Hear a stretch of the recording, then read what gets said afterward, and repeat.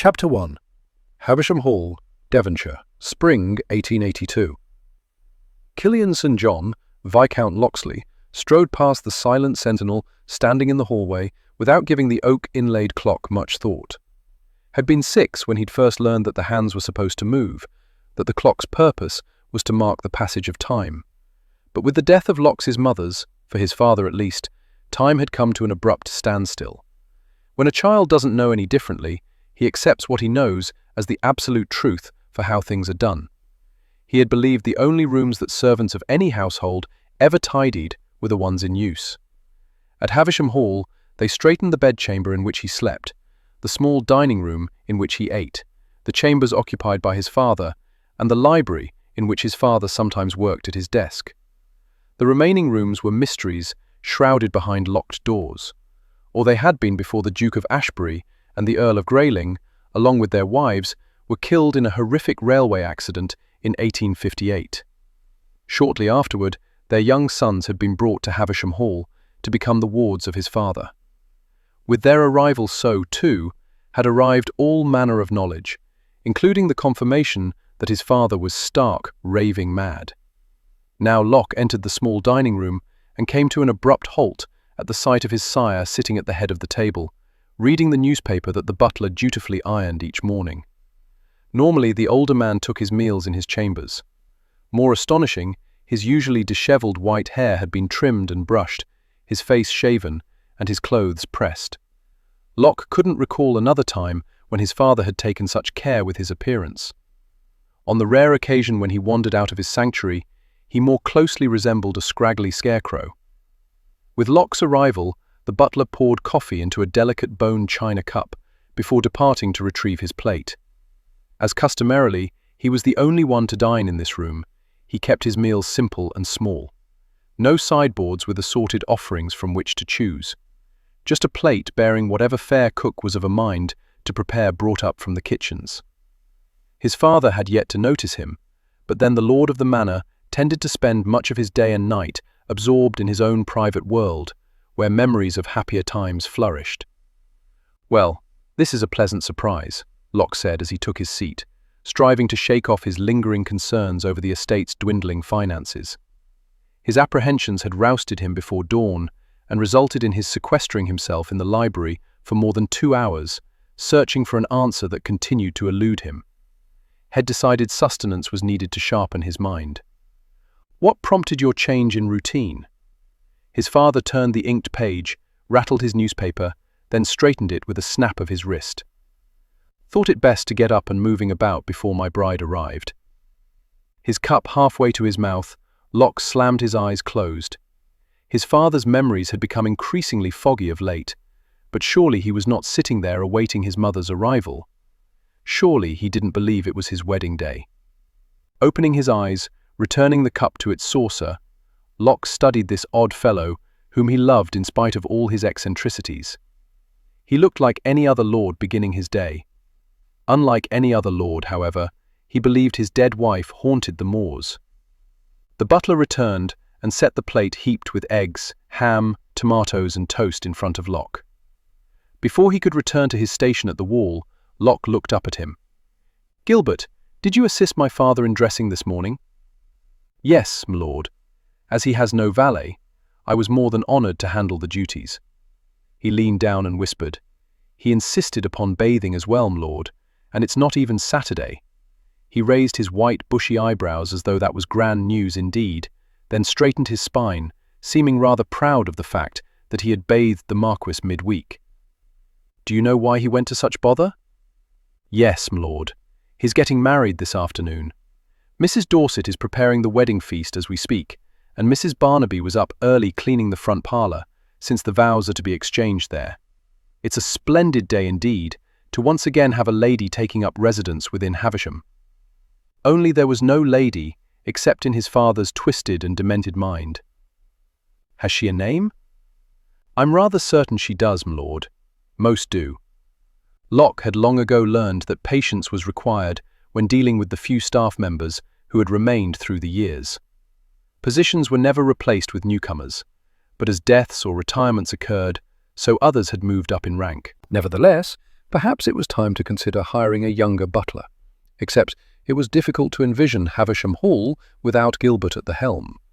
Had been the under-butler before taking over when the previous butler passed in his sleep nearly 20 years ago. Besides, few were better suited to working with and accepting the strangeness that went on within these walls. Would you happen to know what it is? Madeline Connor, perhaps? My mother? If you want to know about my bride, his father snapped, folding up his newspaper and slapping it down on the table, why don't you ask me? I'm sitting right here. Because he didn't relish the sorrow that would overtake his father when he realized the truth of the matter. His bride had been gone for 30 years now. She had perished the night she had fought so valiantly to bring his only child into the world. When does she arrive? He asked indulgently, out of the corner of his eye watching Gilbert retreat to his corner. Around 2. The wedding will take place at 4. He lifted his hand, wiggled his gnarled fingers. I wanted to give her a bit of time to get to know me. Odd that. His parents had met as children, fancied each other from the start, at least according to his father. He arched a brow. So you don't know her? He lifted a slender shoulder. We've corresponded. It occurred to Locke there could be something remarkably more upsetting than his father believing he was residing 30-odd years in the past and on the cusp of marrying Locke's mother. Pray tell, what is her name? Mrs. Portia Gadstone. Locke couldn't help but stare. This development was worse, far worse, than he'd anticipated. A widow, I presume? No, Locke. I'm taking to wife a woman who already has a husband. Think, boy. Of course she's a widow. I don't have time for skittish girls who require patience and educating. I want a woman who knows her way well around a man's body. He could scarce believe that he was having this ridiculous conversation with his father. If sexual gratification is what you're seeking, I can bring you a woman from the village. Why go to all the bother of marriage? I need an heir. Although it was unseemly for a lord to drop his jaw, Locke did so anyway. I'm your heir, with no plans to marry. I never claimed I wouldn't marry. He insisted he would never love. Knowing his father had descended into lunacy after losing the love of his life, he had no desire whatsoever to give any woman his heart and risk traveling the same path. So where is she, this woman you will wed? His father asked, looking around as though he expected her to materialize in a corner at any second. You reached your 30th year 2 months ago. I was married at 26, a father at 30. Yet you're still out sowing wild oats. Not as much as he once had, and if he took his responsibilities any more seriously, he was likely to go mad as well. I will marry, eventually. I can't take that chance. I require another heir. I'll be damned if I'm going to let my greedy cousin Robbie and then his drunkard of a son inherit. I'll not have my title travelling down that branch of our family tree, I promise you. And neither is Havisham Hall. You'll inherit first, yes, but when you draw your last, your brother, at least 30-some-odd years your junior, depending upon the fertility of this girl's womb, will be around to step in.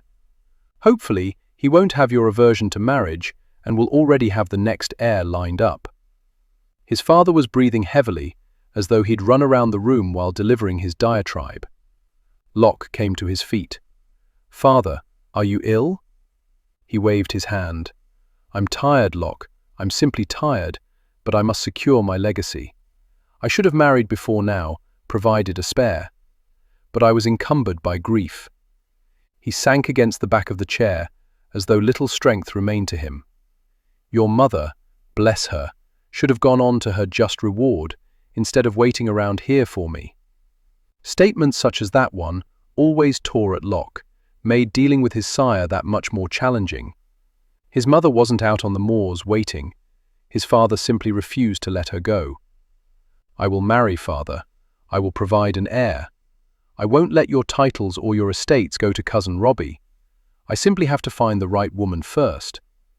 A woman with a churlish disposition he could never, ever love. Mrs. Portia Gadstone could be the one, Locke. I dare say, if you like her when we meet her, I shall be a gentleman, step aside, and give you my blessing to marry her this very afternoon. As though Locke were open to that happening. Unfortunately for Mrs. Gadstone, when she arrived, he would be showing her right back out the door. The Marquis of Marsden is in need of a strong, healthy, fertile woman to provide an heir. Send queries care of this publication. As the coach bounced over the rough road, Portia Gadstone folded up the advert she had clipped from the newspaper and slipped it back into her reticule. Turning her attention to the bleak countryside, she reflected that it wasn't nearly as bleak as her life. Agreeing without compunction or remorse to marry a man whom all of London knew to have lost his sanity pretty much said it all. Her life was in shambles, she was penniless, and she had nowhere else to turn. But marriage to the Marquis suited her plans beautifully. Havisham was a large estate in Devonshire at the edge of Dartmoor, isolated, no one ever visited. The Marquis never left. It was unlikely that anyone would think to look for her there, but if they did, she would be a marchioness, a woman who had gained power. Power she was willing to wield, if necessary, to protect herself and all she loved. The Marquis had sent her funds for her journey, but fearing discovery of her escape, she had purchased neither railway nor coach ticket, opting instead to travel in a mail coach. The driver, a big burly fellow, was kind enough, didn't bother her, and hopefully, after delivering her to her destination, would forget he'd ever set eyes on her. Reaching into her reticule, she removed a hard peppermint sweet from a paper sack and popped it into her mouth. She had been travelling for far too long, was tired and hungry, but nothing good ever came of complaining. Best to just get on with the task, no matter how unpleasant it might be, and she was fairly certain that today would be filled with naught but unpleasantness. But she would push through and ensure the Marquis never regretted taking her to wife. As they rounded a curve, she saw the monstrous building, black as Satan's soul, with towers, turrets and spires reaching for the heavens, looming before her, growing larger each time the horse's hooves hit the ground. It could be no other than Havisham Hall. A chill skittered down her spine. If she had any other choice, only she didn't. With her marriage to the Marquis, she would step into the aristocratic circle, Marchioness of Marsden. She would garner respect simply because of her position at his side, and the child she delivered to him would be safe under his protection. No one would dare harm the child. No one would dare hurt her, ever again. Standing at an upper-floor window, gazing out on the drive, Locke laughed aloud at the scene below him. Shed arrived in a mail coach. A mail coach, for God's sake! Could this farce get any more ludicrous? He couldn't get a good impression of her. She seemed rather small, petite, ample curves. She wore black. That didn't bode particularly well for the success of a marriage. A ridiculously large black hat covered her head, a veil draped over her face. He thought she might have dark hair. Difficult to tell. The burly driver struggled to get a large trunk down from the top of the coach and set it at the woman's feet. He tipped his hat, climbed back up to his seat, and was gone. No one tarried at Havisham. She spun on her heel and began marching with purpose toward the residence. Locke dashed down the stairs. He had to put an end to this madness post-haste. A banging echoed through the foyer just as he reached it. She was certainly determined to make use of the knocker. He swung open the door. Shed lifted the veil, and he found himself staring into the most unusual shade of eyes he'd ever seen. The color reminded him of whiskey, full of temptation, intoxicating, and threatening to bring a man to ruin. "I'm here to marry his lordship," she said in a throaty voice that caused everything below his waist to come to immediate attention. Damn it all to hell. Instead of securing a village wench for his father, he should consider securing one for himself. Obviously, he'd gone too long without a woman if it took merely her voice to get a rise out of him. "Fetch my trunk." Straightening, he drew himself up to his full height, which had him fairly towering over her. "You presume me to be the footman?" She gave him a slow once-over that caused his skin to tighten as though her fingers were trailing along wherever her eyes touched. When her perusal was complete, she turned up her pert little button of a nose. "Butler, footman, it doesn't matter to me. Trunk needs to be brought in. Bring it in. You also presume that Lord Marsden is going to give you one look and still wish to marry you. I have a contract with him. Hell be marrying me, or hell pay a pretty penny." His father might have mentioned that little fact. Obviously, Locke had misjudged all the trouble his father could stir up from within his chambers. Had thought he did little more than gaze longingly out the window, hoping to catch a glimpse of his love frolicking over the moors. "My dear," his father announced, suddenly at Locke's side, taking her hand and pressing a kiss to it, even as he managed to artfully skirt her past Locke and into the foyer. "It's such a pleasure to meet you." Lowering herself into a graceful, deep curtsy, she smiled up at his father as though he were the answer to every childish wish Shed ever made. "My lord, I am delighted to be here, more than I can say." Locke narrowed his eyes. Why would anyone on God's earth take any delight whatsoever in being delivered to hell's small corner of the world? And yet there was an intriguing honesty to her tone that he couldn't deny. Was she that good of an actress? "Locke, fetch her trunk, then join us in the parlour." His father appeared absolutely besotted. Not good at all, if Locke had any hope whatsoever of squelching this arrangement. "I'll join you in the parlour first. The trunk is perfectly safe where it is. No one is going to wander off with it, and I'll be damned if I'm going to miss a single word of this conversation." "You're rather impertinent for a servant," she chastised, with enough edge to indicate she was securing her position as mistress in the manor and reminding him of his place within it. "I would agree if I were a servant. As I'm apparently to become your son before the afternoon is done, allow me to introduce myself. Killian St. John, Viscount Locksley, at your service." He mockingly made a sweeping bow.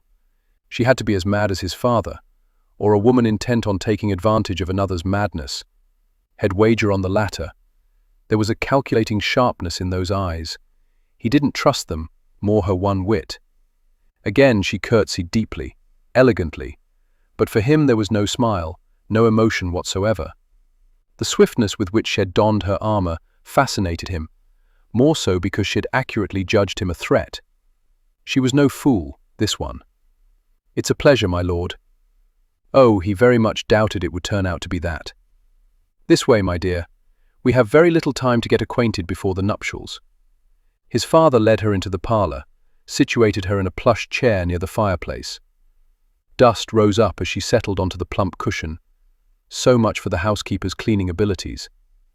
His father took the chair opposite hers. Locke dropped onto the sofa, sitting on the far end so as to procure the best angle for observing her. She was young, couldn't be much older than 25. Her clothing was well made, in excellent condition. No fraying, no tatters. She lifted her arms, reaching for her hat pin, and her pert breasts lifted as well.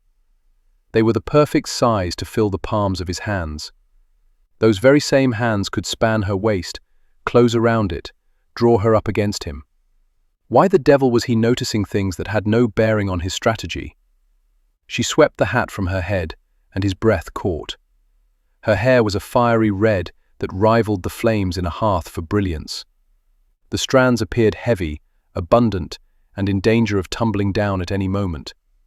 He wondered exactly how many pins he'd have to remove to make it do just that. Not many, he'd wager. 2, 3 at the most.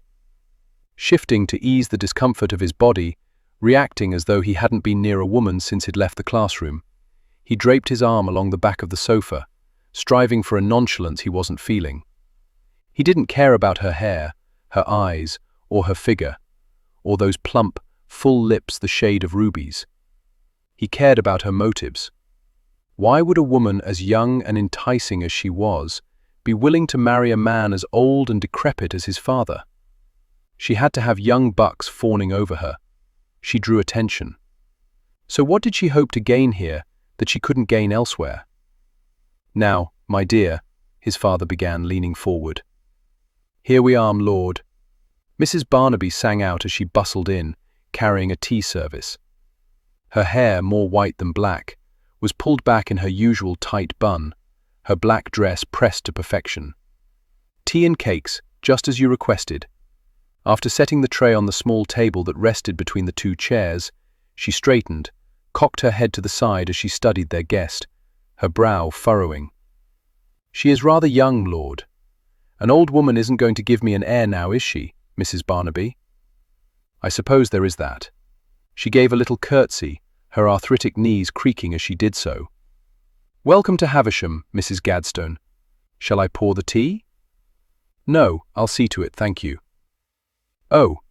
Mrs. Barnaby's shoulders slumped. She was obviously crestfallen to be dismissed before hearing anything of note she could share below stairs. "That'll be all, Mrs. Barnaby," his father said gently.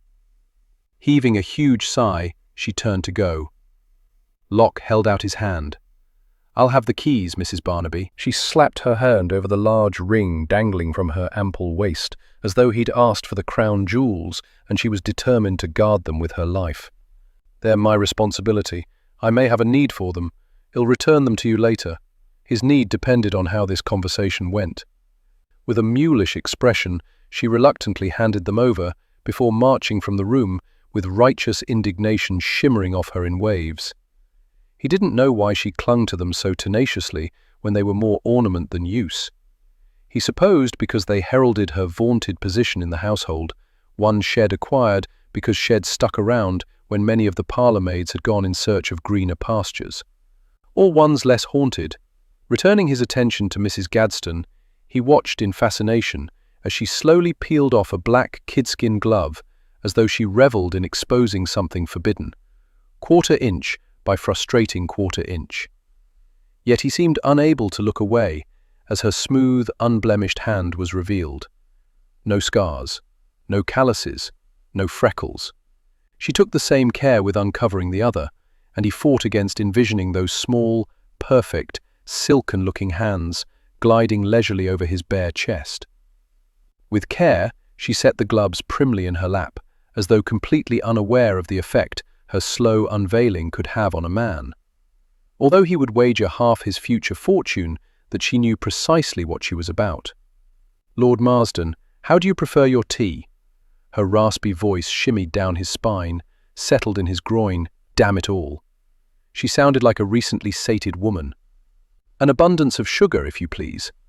Locke watched as she poured, added several cubes, stirred, and offered the teacup and saucer, along with a tender smile to the Marquis, who smiled back as though grateful for the offering, when in fact he detested tea. "And how do you prefer your tea, Lord Locksley? Surely as my mother you should call me Locke." Her gaze came to bear on his, her eyes as sharp as a finely honed rapier. God, she was willing to slice him to ribbons. He'd like to see her try. "I am not yet your mother, Lord Locksley, am I? Have I done something to offend you?" Leaning forward, he dug his elbows into his thighs. "I'm simply striving to determine why a woman as young and lovely as yourself would be willing to lie on her back so a man as shriveled as my father can slide on top of her." "Locke," his father bellowed, "you've gone too far. Get the hell out." "It's quite all right, my lord," she said calmly, never taking her challenging gaze from Locke's, not flinching, not blushing, not so much as arching a thinly shaped eyebrow at him. "I don't see that your father's preferred position for coupling is really any of your concern. Perhaps he will take me standing while coming in at me from behind, or on my knees, or upside down. But I assure you, he will not be shriveled." Then she slowly lowered those damned whiskey eyes to his lap, and he cursed his cock's betrayal. With startling detail, images of him with her in all those positions had flown through his mind.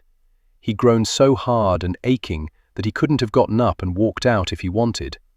And she bloody well knew it. "Tea, my lord."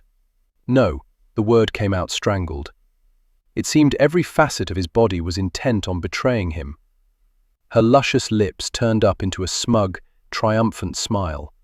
She turned to his father. "May I interest you in a tea cake, Lord Marsden?" Despite the innocence of her words, all he wanted to do was drag her up against him, claim her mouth as his own, and see if it tasted as tart as it sounded. Chapter 2. "Bravo!" Marsden exclaimed, clapping, his green eyes lively. "I dare say, Mrs. Gadsden, you certainly set my son in his place. Well done. Please, you must call me Portia." While standing up to Locksley had gained her some favour with Marsden, it still took everything within Portia to keep her hand from shaking as she handed the Marquis a cake. Tremors were cascading through her like a never-ending waterfall. It wasn't just righteous indignation that was causing her to tremble. It was a strange and unwanted attraction to Viscount Locksley that was igniting every damned nerve ending she possessed.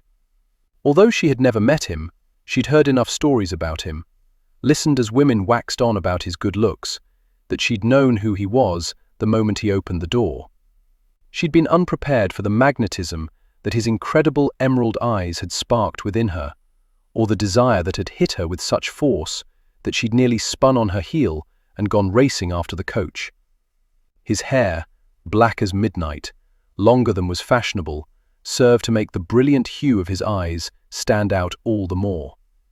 She'd never in her life had such an immediate, visceral reaction to any man. That she found him so incredibly alluring was distracting beyond measure, entirely unacceptable, and remarkably dangerous. In spite of the rude and off-putting manner in which he was doing it, she knew he was striving to protect his father, and couldn't help but respect and admire him for it. Unfortunately for him, she had someone to protect as well, and she was going to do it at any cost, with any means available to her. Her mind, her body, her soul.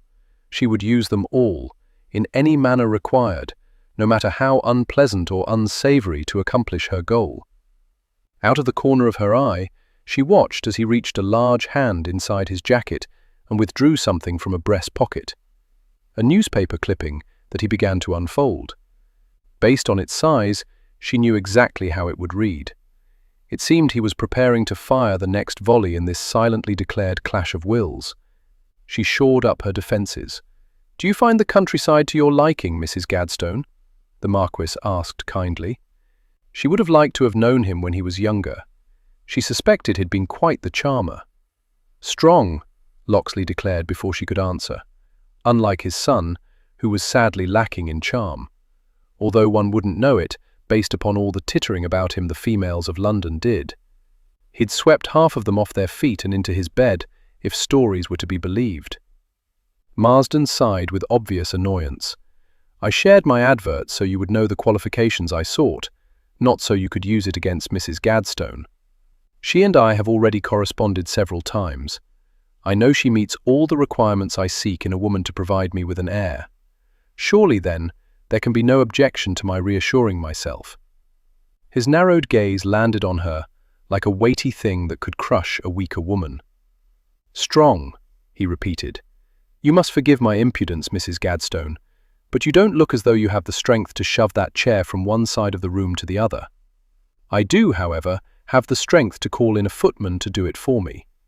How many households have you visited where the head housekeeper serves the tea?" He held up the keys he'd procured earlier and gave them a little shake, their tinkling echoing between them. "Our indoor staff includes only the butler, the cook, and the housekeeper. Surely you have the means to provide for more staff." "We do, but my father is more comfortable with the staff we have." She smiled tenderly at Marsden. "Then I shall be so as well. Hire as many as you like." Locksley's jaw clenched, and she fought to keep her expression neutral. It seemed he wasn't only engaged in a battle of wills with her. There was a sharpness to Marsden that belied the rumours claiming he was mad. Already his protectiveness of her reassured her that she'd made the correct decision in answering his advertisement. "Healthy," Locksley barked. This time, she didn't hold back the smugness. "I have never been ill a day in my life." "Even as a child?" "Even as a child. I was never colicky, never fevered. I still have all my teeth, so they're healthy as well. Would you care to count them?" Regretting that last offer, when his eyes darkened, as though he'd count them by running his tongue over them, she waited with bated breath for his retort, grateful when he merely clucked his tongue and gave his head a small shake.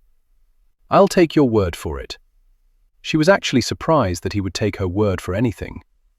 As he studied her, she waited, dreading the last one, hoping he might spare her fertile. Bastard. Here was the tricky part. There was a son, a dear, sweet thing. He died before his first year. Locksley flinched, his eyes filling with regret, as though he wished he hadn't asked as much as she did. "I'm sorry for your loss. It was not my intent to cause you pain." At least he possessed some compassion, even if he was putting her through her paces. She should stop here, but she'd come too far to leave any doubt as to her suitability. While she was marrying the Marquis, it was evident that his son would play a large part in their lives, and he was the heir apparent. She would be providing the spare. It was imperative that she and Locksley not constantly be at odds. The boy was healthy and strong. He died through no fault of his own. The woman who was supposed to see to his care was negligent. She turned to Marsden. "I will hire neither a nanny nor a governess to oversee your son's care. I will tend to him myself. He shall grow to maturity, good and noble, deserving of your family name." "I never doubted it, my dear." He raised an eyebrow at his son. "Finished with your inquest? We have only an hour before the vicar arrives." She wondered how he knew that without looking at his watch. The clock on the mantel was obviously broken. It had shown the time as 43 minutes past 11 when she walked in, continued to reflect the same hour and minutes, even though she felt as though an eternity of interminable seconds had ticked by, id like a few moments alone with Mrs. Gladstone to ensure she understands exactly what it is to which she is agreeing. As I mentioned, she and I have already corresponded. I've told her everything. I'm sure you have. But sometimes a different perspective can cause enlightenment. I don't want you chasing her off. His gaze slid over to her. She doesn't strike me as someone who is easily chased off. Was that respect she heard in his voice? Or a challenge? Picking up the ring of keys, he unfolded his long, lean body. "Allow me to show you what will become your new home, Mrs. Gadsden. I swear to you that I shall behave as a proper gentleman." She didn't want time alone with him, and it wasn't because she feared he'd misbehave. She was relatively certain he wouldn't. Her concern was that he was too handsome by half, too tempting, too masculine. She knew from the gossips that he did not live a life of complete leisure, but was prone to travelling in barbaric, challenging parts of the world. He was broad of shoulder and muscled, but not overly so. There was a sleekness to his form. She could envision him slicing through water, galloping over the moors, hefting an axe to chop wood with equal measure. She should decline, assure him it wasn't necessary. Her mind was made up. As though deducing the path of her thoughts, he angled his chin down slightly, his gaze penetrating. A challenge. Drat him! Slowly she tugged on her gloves. If he offered his arm, she was going to want the extra layer of material separating her skin from his. Rising to her feet, she took a deep, fortifying breath. "I would be delighted to have you give me a tour of the place." "You don't have to go with him," Marsden said. "Not to worry, I'm sure he'll behave. And I do want your son and I to become fast friends." She looked at the son from whom she knew she was best served keeping her distance. "Shall we be off?" He walked over and extended his arm. Swallowing hard, she placed her hand on his forearm. She'd been wrong. The kid skin offered no protection whatsoever from the heat of his flesh, firmness of his muscles, and raw masculinity that radiated through him. If she didn't think he would dub her spineless, she'd step back and tell him that she'd changed her mind. But the one thing she could claim with certainty was that she'd never been a coward. She could hold her own against him, keep a distance between them. The problem was, she wasn't certain she wanted to. When she placed her hand on his arm, his body reacted as though she'd placed her entire naked form against his. What the devil was the matter with him to have such a strong reaction to her nearness? Blast it all, he would be going to the village this very night. He could not stay in this residence, envisioning her in his father's bed. He clenched his back teeth together until his jaw ached. He was not travelling that path in his mind. Leading her into the hallway, he cursed each breath that filled his nostrils, his lungs, with her jasmine fragrance. No common rose scent for her. Nothing about her was common.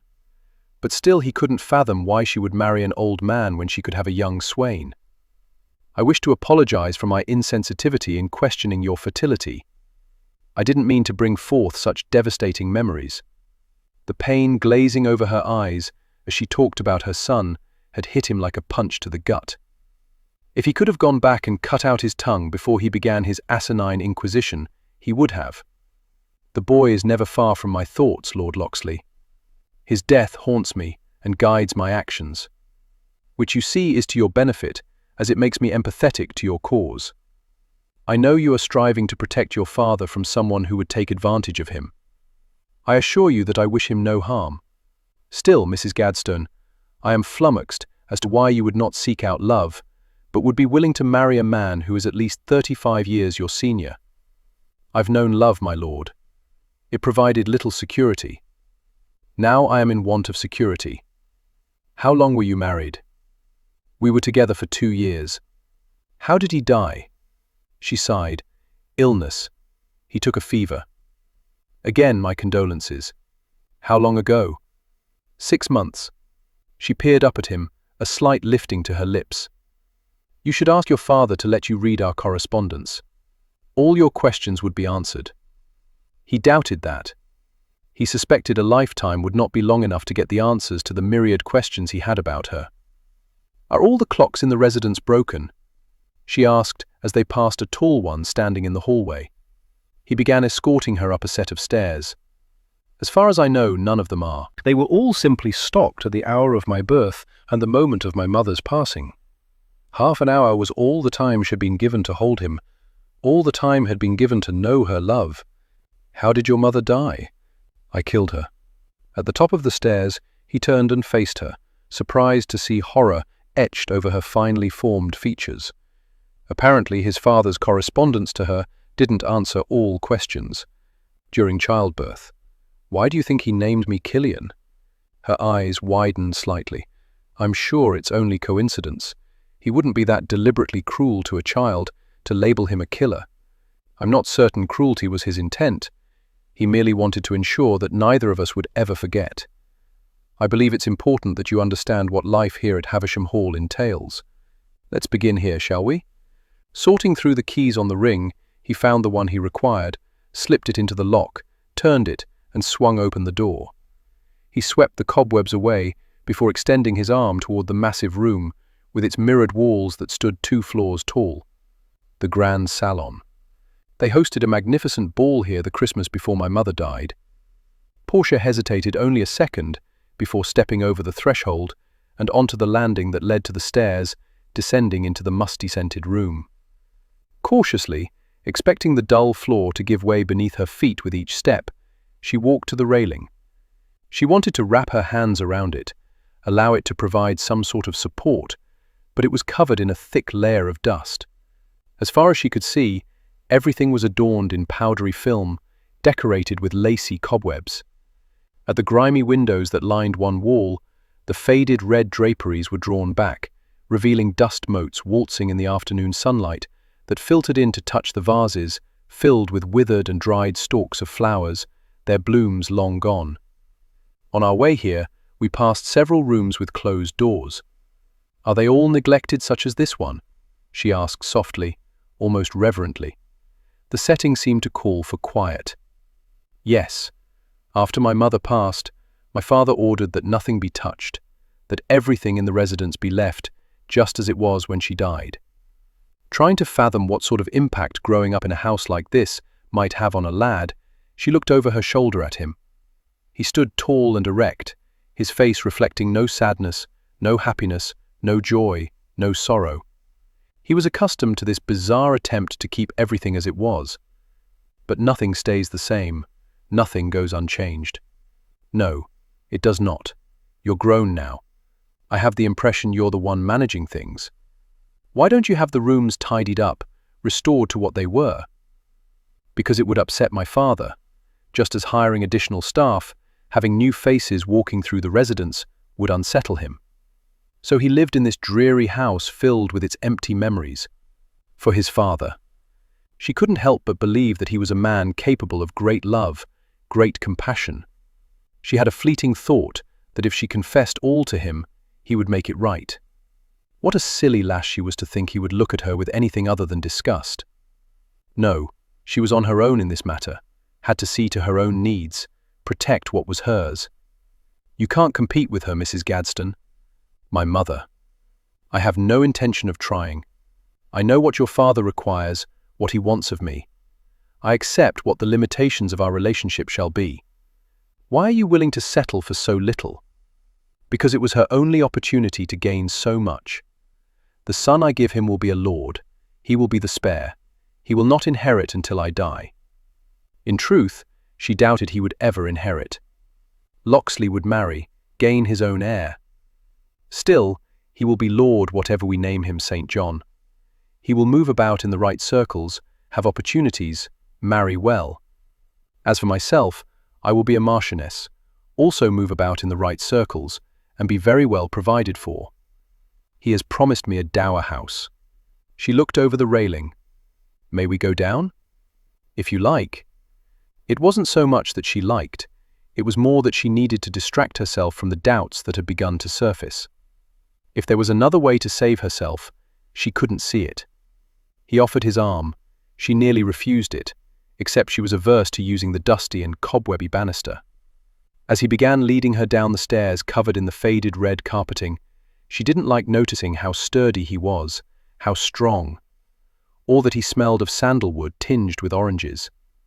Once they reached the center of the room, she reclaimed her hand, turned in a slow circle, and imagined all this room had once been with an orchestra playing in the balcony, guests waltzing, Lord and Lady Marsden entertaining. "What will you do after he's gone?" she asked quietly. Pardon?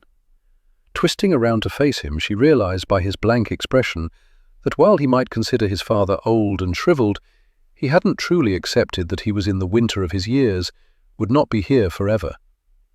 "When your father dies, will you restore this manor to its magnificence?" I hadn't given it any thought. He truly hadn't. She could see it in his eyes, and she liked him for it. What must it have been like to grow up here, alone? Only he hadn't been alone. The Duke of Ashbury and the Earl of Grayling were wards of your father, lived here when they were children. That's correct. They refer to all of you as the Hellions of Havisham.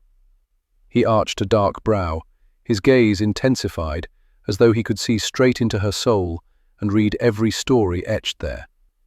It seems you already move about in the right circles. Damn it.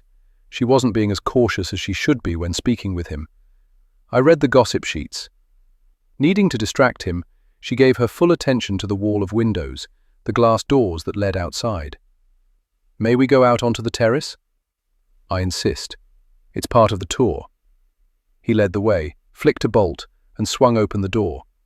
After you. She stepped onto the stone veranda, wandered over to the wrought iron railing, and stared at what had obviously long ago been gardens, but had since been reclaimed by nature. Still here and there remained evidence that great care had once been taken with it.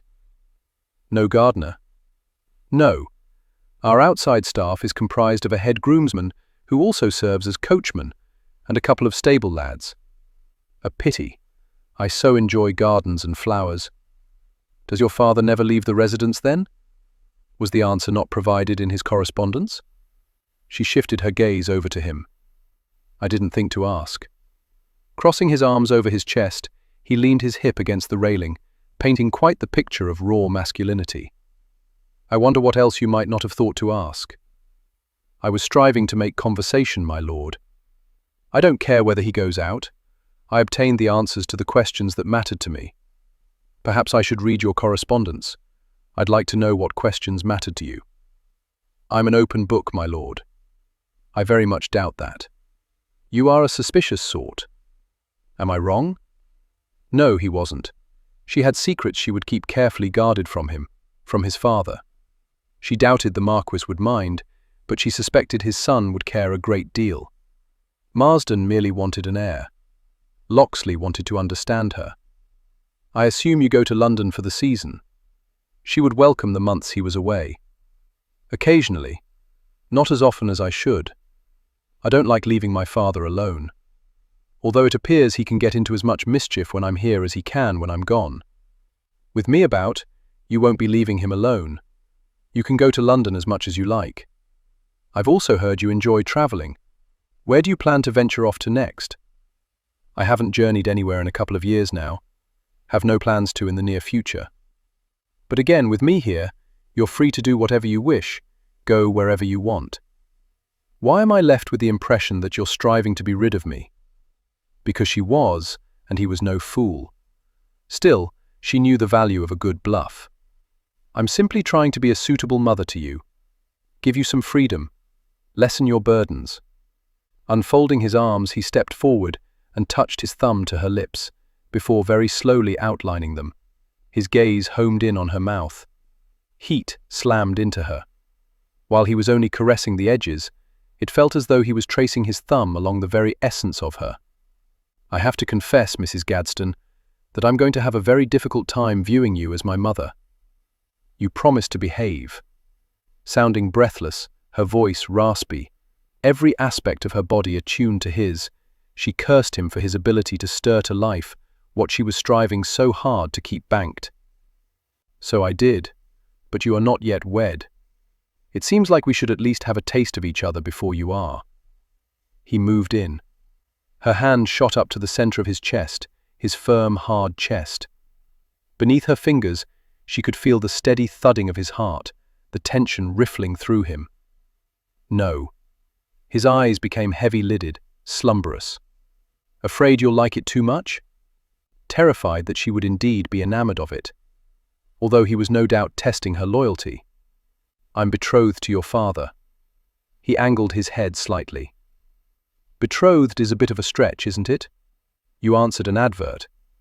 It's not as though he caught sight of you across a ballroom floor, became ensnared by your beauty, and courted you. Before today, you'd never met. Still, we are to marry. What can it hurt to simply have a sample?" In spite of her hand pushing on him, he managed to lean in until his breath skimmed over her cheek. "Hell never know." "Ill know. So you are afraid?" "I'd wager you're as aware of me as I am of you." "You'd lose that wager." "Prove it." His lips, soft and warm, landed at the corner of her mouth. "Prove you're not drawn to me, that there is naught between us." He pressed his lips to the other corner. "Surely your resolve to marry my father will not be undone by one kiss." It was dangerous, so very dangerous. She needed to shove him away, knew it was the wise course, but her strength seemed to leave her while he nibbled on her lower lip. Her eyes slid closed as the heat swamped her. His tenderness took her off guard. It had been so long since anyone had shown her any tenderness, since anyone had enticed her with a light lapping at the seam of her mouth. She couldn't prevent the moan from escaping, and in the sound he must have heard her surrender, because the gentleness receded and his mouth came down on hers, hot and hard, hungry and greedy. She should push him aside, kick him, step on his foot. But the awareness had been shimmering between them since he'd opened the door. He was young and virile. Where was the harm in one last kiss of youth, of being held in strong, sturdy arms, of having her breasts flattened against a firm, broad chest? Everything within her screamed that she should run.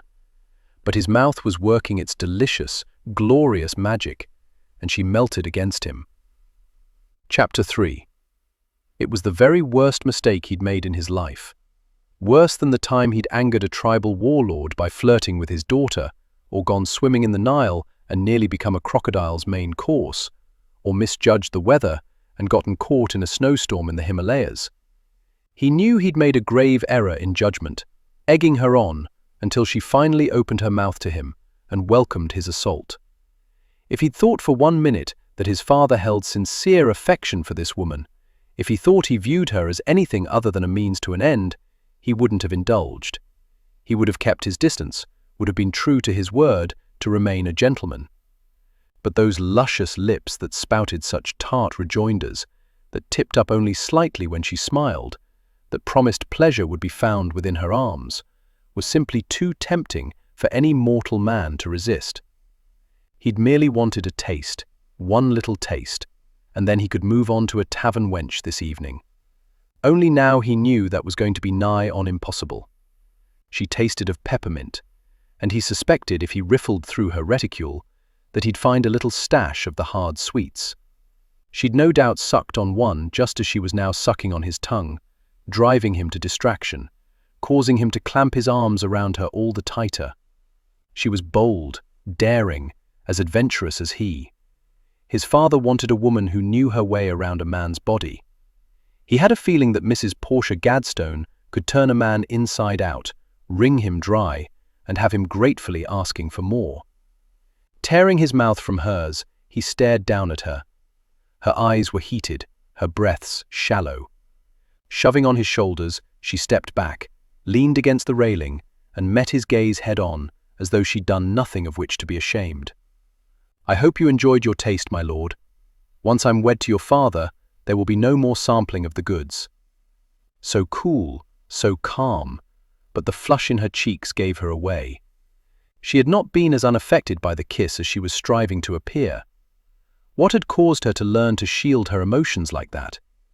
What had transpired to make her so wary of revealing how she truly felt? She gave nothing away, this one.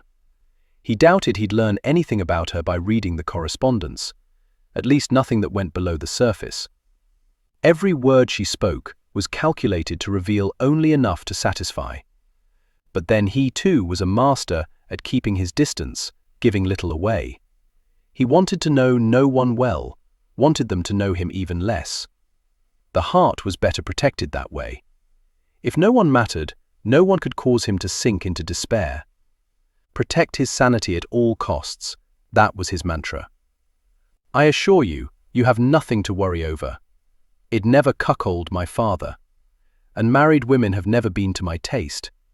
I have no respect for those who engage in deceit." He thought he caught sight of the barest of flinches, although perhaps it was simply relief washing through her to know that once the vows were exchanged, he would give her a wide berth. With a sigh, she glanced around. "I believe I've seen enough, Lord Locksley. Your father is no doubt beginning to worry. I should return to him. Surely after such an intimacy, we can be a bit less formal. Please call me Locke." He offered his arm. "I believe I can make my own way." As though to prove it, she charged forward, her heels clicking over the stones, then the wood as she crossed the threshold. While he followed at a discreet distance, he enjoyed this view of her, the rigid set of her spine, the enticing swaying of her narrow hips. He closed the door to the terrace, followed her up the stairs, and began locking the entrance to the grand salon. "Is that really necessary?" she asked. "With only adults living here, surely it is enough to simply tell them not to open the doors." After securing the door, he turned to her. "Apparently my mother's ghost can't travel through locked doors, so the more of them that are locked, the more likely it is that she will remain out on the moors." She gaped at him, her eyes rounded with surprise. Here now, in all the exchanged correspondence, did my father neglect to mention that the estate is haunted? Surely you don't believe that. Of course I don't, but he does. I'm sure once he's visited your bed tonight that he'll warn you to lock your door after he departs, and to never sleep with a window open. Never go out on the moors at night. Shall snatch you up. Cautions to make young lads behave. But I am no longer a young lad, yet the cautions remain. I suppose I should be relieved then that I don't believe in ghosts either.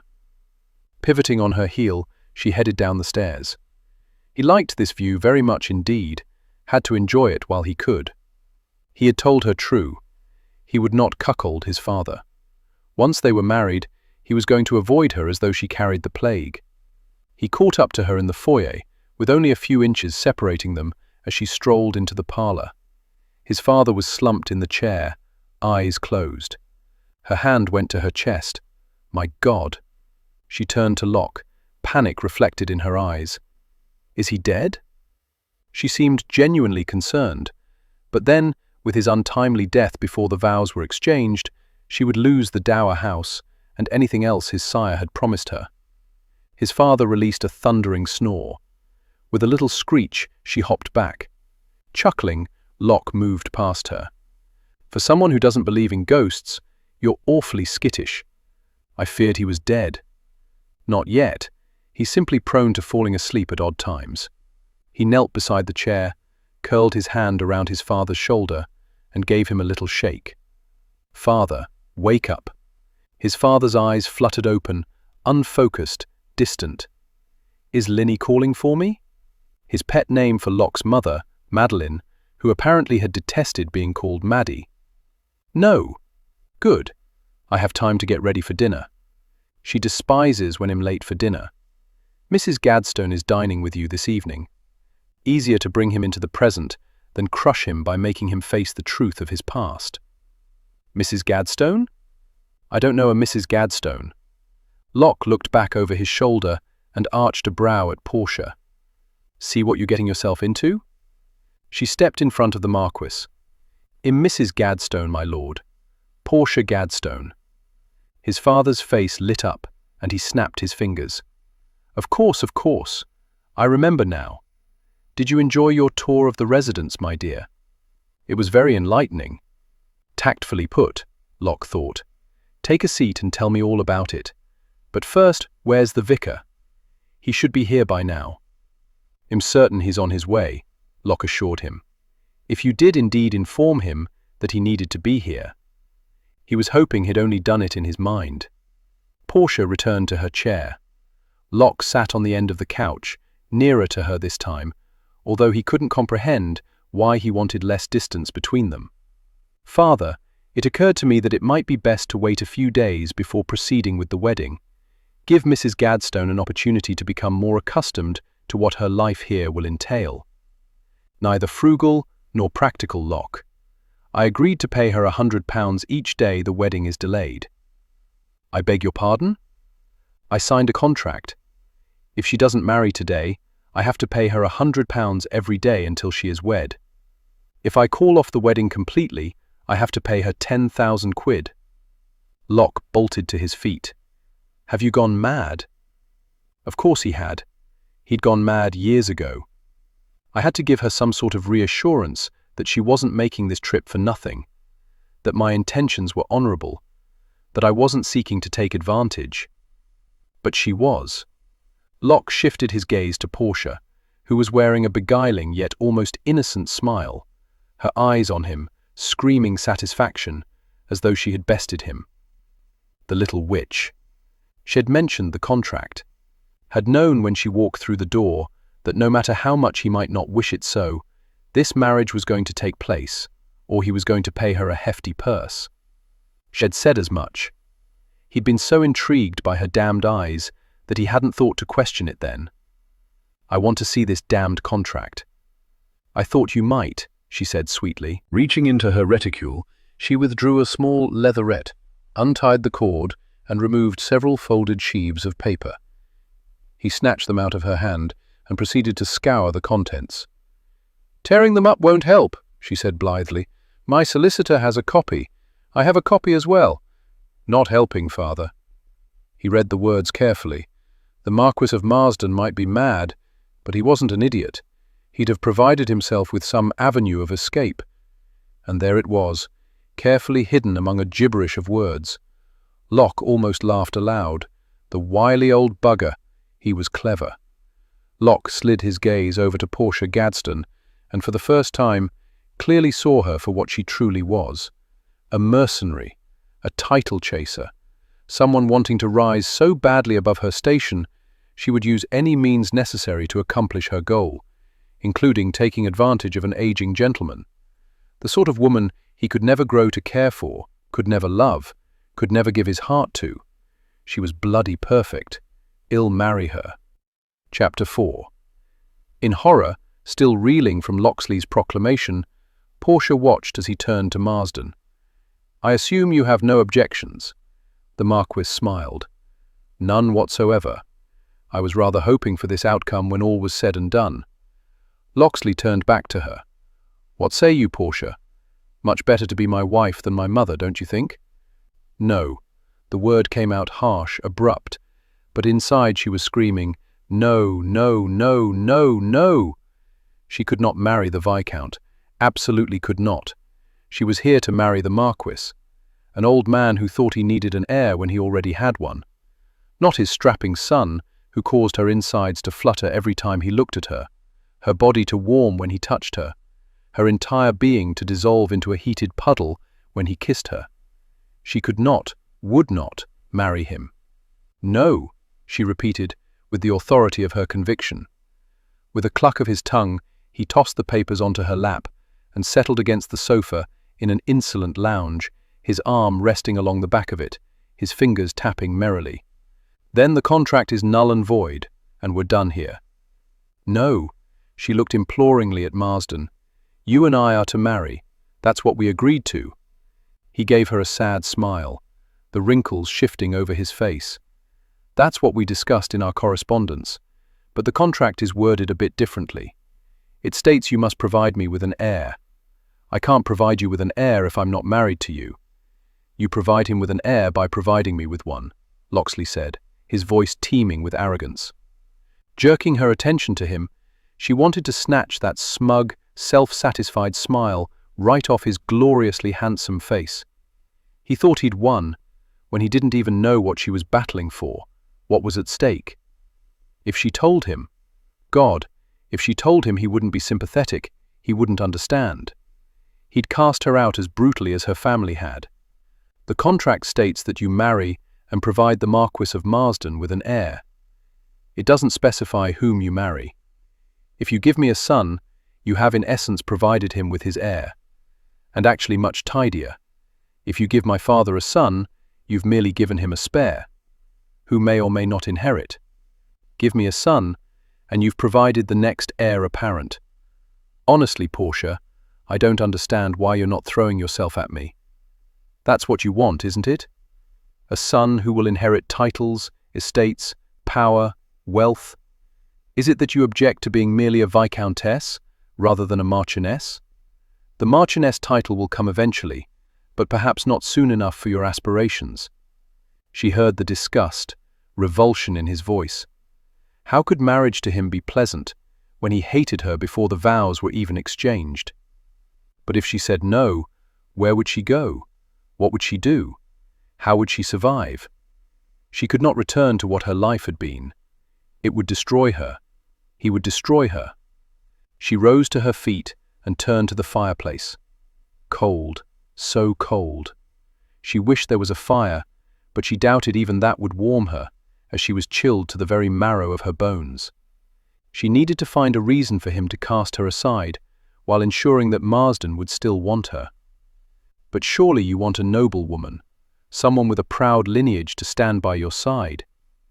It wasn't one of my father's requirements. No need for it to be one of mine. He's a good man, my son, the Marquis said. You couldn't want for better. Oh, I suspect she could. Why don't you go outside and see if you can catch sight of the vicar arriving? Tell him we need a little more time. Jolly good idea. Give you two a moment alone to sort things out. She heard the creak of his bones as he got up, the shuffling of his footsteps as he made his way out. She didn't want to be alone with his son.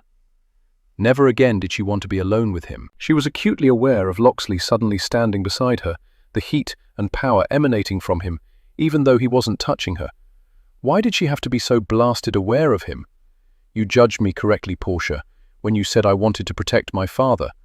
I will do whatever necessary to shield him from anyone who would dare to take advantage of him or wish him harm. I've told you that I don't wish him harm. I will provide him with companionship, another child, an absence of loneliness. I don't trust you not to take advantage of him. As you saw, he's not always in his right mind. She faced him. So you will marry a woman you detest? I have no interest whatsoever in love. I never have. I watched it drive my father insane. I will not follow that path. But I do require an heir. I could hardly do better than a woman who is willing to let me take her from behind, on her knees, or upside down. She slammed her eyes closed. She'd been trying to shock him, put him in his place, get him to leave off. That approach certainly hadn't produced the results she'd wanted. He touched his finger to her jaw. Opening her eyes, she jerked back. He angled his head, mockingly lifted a corner of that wicked mouth. Not exactly the response on the terrace. Damn you. You can't deny there's an attraction between us, so well have that at least.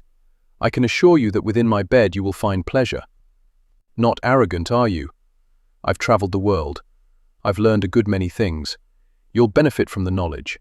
And outside of the bed, well, be polite to each other, respectful. The day will be yours to do with as you please. The night will belong to me. The way his eyes darkened with the last few words told her exactly how the night would belong to him. She didn't dread what he might do to her. She dreaded only that she might not be able to resist falling under his spell. Once before she'd tumbled head over heels for a man who exhibited confidence, boldness, assertiveness, but every aspect of him paled when compared with Locksley. He not only knew his place in the world, but he owned it, commanded it. She suspected he never had doubts, never questioned himself. She was drawn to that self-assurance, like a moth to a bright, flickering flame. He could destroy her so easily if she weren't careful. But without him she hadn't even a glimmer of hope for survival. "Will I have an allowance?" He grinned darkly. "Naturally, my little mercenary. How much? What would please you?" £1,000,000 a month." He laughed, a deep, rich sound that circled around her, through her, and took up residence in her soul. 50, 100, 75. She could make do with that, set aside enough to ensure she would never be penniless again, wouldn't be totally dependent on his kindness. He cradled her face, and this time she stayed as she was, gave him leave to touch her. "You'll never suffer at my hands. I can be quite generous." She almost scoffed. She'd heard that before, lies painted so prettily. Only then she'd been young and naive enough to believe the falsehoods, to embrace them, to pin all her hopes and dreams on them. Never again would she fall under any man's spell to such an extent that she lost sight of herself. Then, in case you need a reminder, there is always this. He blanketed her mouth with his, urging her lips to part. Then his tongue was slowly stroking hers, creating sensations that she wanted to deny brought her any sort of joy. But what was to be gained? She had already lost her advantage. He wasn't going to step aside and allow her to marry Marsden, and she couldn't risk leaving here with nothing. He was suddenly her only hope. If she didn't anger him further, if she pleased him as a wife, perhaps he would protect her with as much vigilance and determination as he did his father. So she rose up on her toes, wrapped her arms around his neck, and flattened her breasts to his chest. He knew her to be a widow. No sense in playing the shy miss. She knew how to pleasure a man. It would certainly be no hardship to be intimate with him. With a growl, he crushed her to him, angled his head slightly, took the kiss deeper. Hunger thrummed through him. Need. He wanted her. She could feel just how badly he did pressed against her belly. She understood it was reckless, dangerous to accept his terms when she knew so little about him except for what she'd heard from the gossips. But he was the lesser of two unfavorable choices. Drawing back, breathing heavily, he skimmed his thumb over her swollen, tingling lips. "Take a day to think about it. It's worth £100 to me for you to be sure." With that he released her abruptly, causing her to stagger back, and headed for the door. For some strange reason, his words erased all her doubts. "I don't need a day." That stopped him in his tracks. He swung back around. "You've made your decision?" Shed made it the moment she answered the advert. She had no choice. Shed never had any choice. "I'll marry you." Locke was taken aback by the sharp relief sweeping swiftly through him. He hadn't realized how desperately he wanted her to say yes. Not that he wanted a wife, but he did want her in his bed, with her luscious mouth and her tart words and her whisky eyes. He liked the way she challenged him, suspected she'd be challenging him every night. They could have fun with each other. Not ideal for a marriage, but not the worst reason either. He held out his hand to her, watched as she inhaled deeply before crossing over to him and placing her hand in his. He squeezed her fingers before wrapping her arm around the crook of his elbow and patting her hand where it now rested on his forearm. "It's vulgar to gloat," she said. "You'd be doing the same if our positions were reversed." He arched a brow at her mulish expression. "You know you would." She gave him a little half-smile that made him wish the vows were already exchanged so he could close the door and take her up against the wall. "I think we're going to get along splendidly," he said, with utter belief and conviction. "We understand each other. Not as well as you might think." He shrugged. "Well enough. I know all I need to know." He didn't need to know her any better, didn't want to know her any better. He wasn't going to come to care for her. She was the means to an end, a bedmate for him, an heir for Havisham. Other than that, he required nothing else from her. As he escorted her into the foyer, the front door opened, and his father stepped through, the vicar in tow, and smiled brightly. She agreed to accept you in my stead." "She did indeed." "Marvelous." He walked over, took her hand, squeezed it. "I could not be happier. You will be as well, my dear, I promise you. Allow me to introduce Reverend Browning." Browning was only slightly older than Locke, relatively new to his post. He didn't know why it bothered him to see the man holding her hand longer than he thought necessary. He wasn't jealous. He didn't care about her enough to be jealous, but he was possessive. Vicar. He hadn't meant for the word to come out as a bark, but it did cause the thin man to jump back, releasing Portia, his face turning an unbecoming mottled red. "Lord Locksley, congratulations. So, shall we get to it?" He glanced over at his bride. "Black seems a bad omen for a wedding. Is there something other than black in that trunk of yours?" She nodded. What woman worth her salt wouldn't have something other than black? He expected she was going to be worth her salt in a good many areas. "Why don't we give my bride a chance to freshen up after her long journey?" He assumed it was long. He suddenly realized he had no idea from whence she'd traveled.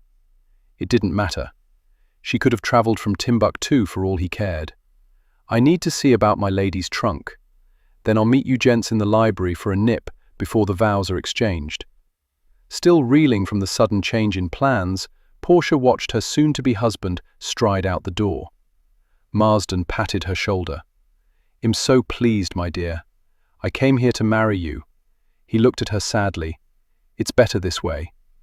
And she wondered if her marrying his son had been his plan all along. She'd equaled madness with stupidity. What a fool she'd been. But then she suspected most desperate souls were easily duped. Locksley strode back into the residence, the trunk balanced on one shoulder. She'd assumed he'd fetch one of the stable lads to cart it up, had obviously misjudged his strength. He could easily kill her if he desired, might consider it if he ever learned the truth of her situation. She would have to tread very carefully where he was concerned. "I'll show you to your room. Precede me up the stairs," he ordered. She almost objected to his tone, but realized he'd no doubt be ordering her about quite a bit. It was the price she was paying for security. She started up the sweeping stairs. "I don't know if I've ever known a lord who can heft a trunk with such ease. It's often to one's advantage when traveling to see to one's own supplies and equipment. I would have thought you'd hire others for that. For some things, yes, but I like to ensure I'm never caught without." At the landing, he said, "To the left." The hallway was wide enough that they could walk beside each other. It was dusted, tidy, but there were no flowers, no little extras to make it pleasant. "My father's chamber is there." He turned slightly to the left. "My mother's is right beside it. It goes without saying you're never to set foot in there." Yet had felt compelled to say it. She wondered if there would ever come a time when she wouldn't be irritated with him. "Where is your bedchamber?" "End of the hallway, last door on the right." "And mine?" "End of the hallway, last door on the right." She stopped walking. He turned to face her, arched a brow. "Will I not have my own room?" she asked. Surely Marsden had prepared a room for her, or had he expected her to share his? His she wouldn't have minded sharing, but Locksley's? She was fairly certain he'd dominate the space. "I don't see the point, do you? You'll be with me all night. Still, it might be nice to have a place where I can be myself." "Are you not being yourself now?" Did he have to read something sinister into everything she said? "I simply meant that my own little sanctuary where I can relax would be very much appreciated. The room is large with a sitting area that should suffice. I won't bother you there during the day. Because you have your library. I will feel as though I'm a prisoner if I am relegated to one room. You can use the parlor." He spun on his heel. "What the bloody hell is in this trunk? It's heavy as the dickens." So he was human after all, not some god who could balance the world on his shoulders. She took grim satisfaction in the knowledge. He reached the end of the hallway. "Can you get the door?" She was tempted to take her sweet time doing it, but she needed to keep him in an amicable mood to ensure things between them became as pleasant as possible. After swinging open the door, she followed him in, watched as he set her trunk at the foot of a massive bed, and had no success not envisioning lying there with his large and powerful body hovering over her. Her mouth went as dry as sawdust. Circling the room, permeated with his sandalwood and orangey scent, she wasn't surprised by the absolute masculinity of it. The dark woods of the furniture, the burgundy-striped paper on the walls, the burgundy cloth covering the chairs and sofa before the fireplace. There was also a starkness to the setting. Only the minimum amount of furniture, no trinkets cluttering any surfaces to provide any insight into his tastes. She supposed that was telling enough regarding his preferences. He cared only for things that were useful. She would have to ensure he considered her useful. "There's no dressing table," she said. "Pardon?" Turning, she discovered him leaning negligently against one of bedposts. Most ladies require a dressing table in order to prepare themselves properly. "I'll see about having one ordered for you." It was quite possible one was sitting unused in another bedchamber, but then as nothing was to be disturbed. "Thank you. Meanwhile, I'll send Mrs. Barnaby up to assist you. I appreciate it. I shan't tarry. Take all the time you need. The vicar's not going anywhere, and neither am I." He headed for the door, stopped, glanced back to her. "It's not too late to change your mind." It had been too late before Shed ever arrived. "Your manner of courtship needs some work." His laughter circled the room. "I think we're going to get along, Portia." "I hope so. It will make for long years if we don't." "We'll be waiting for you in the library. Mrs. Barnaby can show you the way." Then he was gone, leaving her alone with her misgivings. Opening her reticule, needing something familiar to help settle her, she snatched out a peppermint and popped it into her mouth. After placing her purse on the bed, she walked to the window and gazed out on the wildness of the lands surrounding the manor. If the Marquis never went out, perhaps she would be allowed to tame it. And surely in this massive manor, she could claim one small room as her own. She pressed her forehead to the glass, felt the tears threaten, and cursed her weakness to perdition. She was gaining what she wanted, just not the person with whom Shed hoped to gain it. Instead of a few years of marriage, Shed have a lifetime. It would be forever before she acquired her dower house, her independence. Whether or not she and the Viscount got along, she knew the years ahead of her were going to be extremely long indeed. Striding into the library, Locke was greeted with the robust laughter of his father and the vicar. He really thought a man of God should be more solemn, but Browning was obviously enjoying the spirits the Marquis had offered him. Both men were sitting in front of the fireplace, each holding a glass half filled with amber liquid. Locke went to the sideboard, poured himself 2 fingers of scotch, and joined them, pressing his shoulder against the mantel. Appearing far too merry, his father lifted his glass. "Cheers to the groom." Taking a sip, Locke considered. "There is the small matter of the license."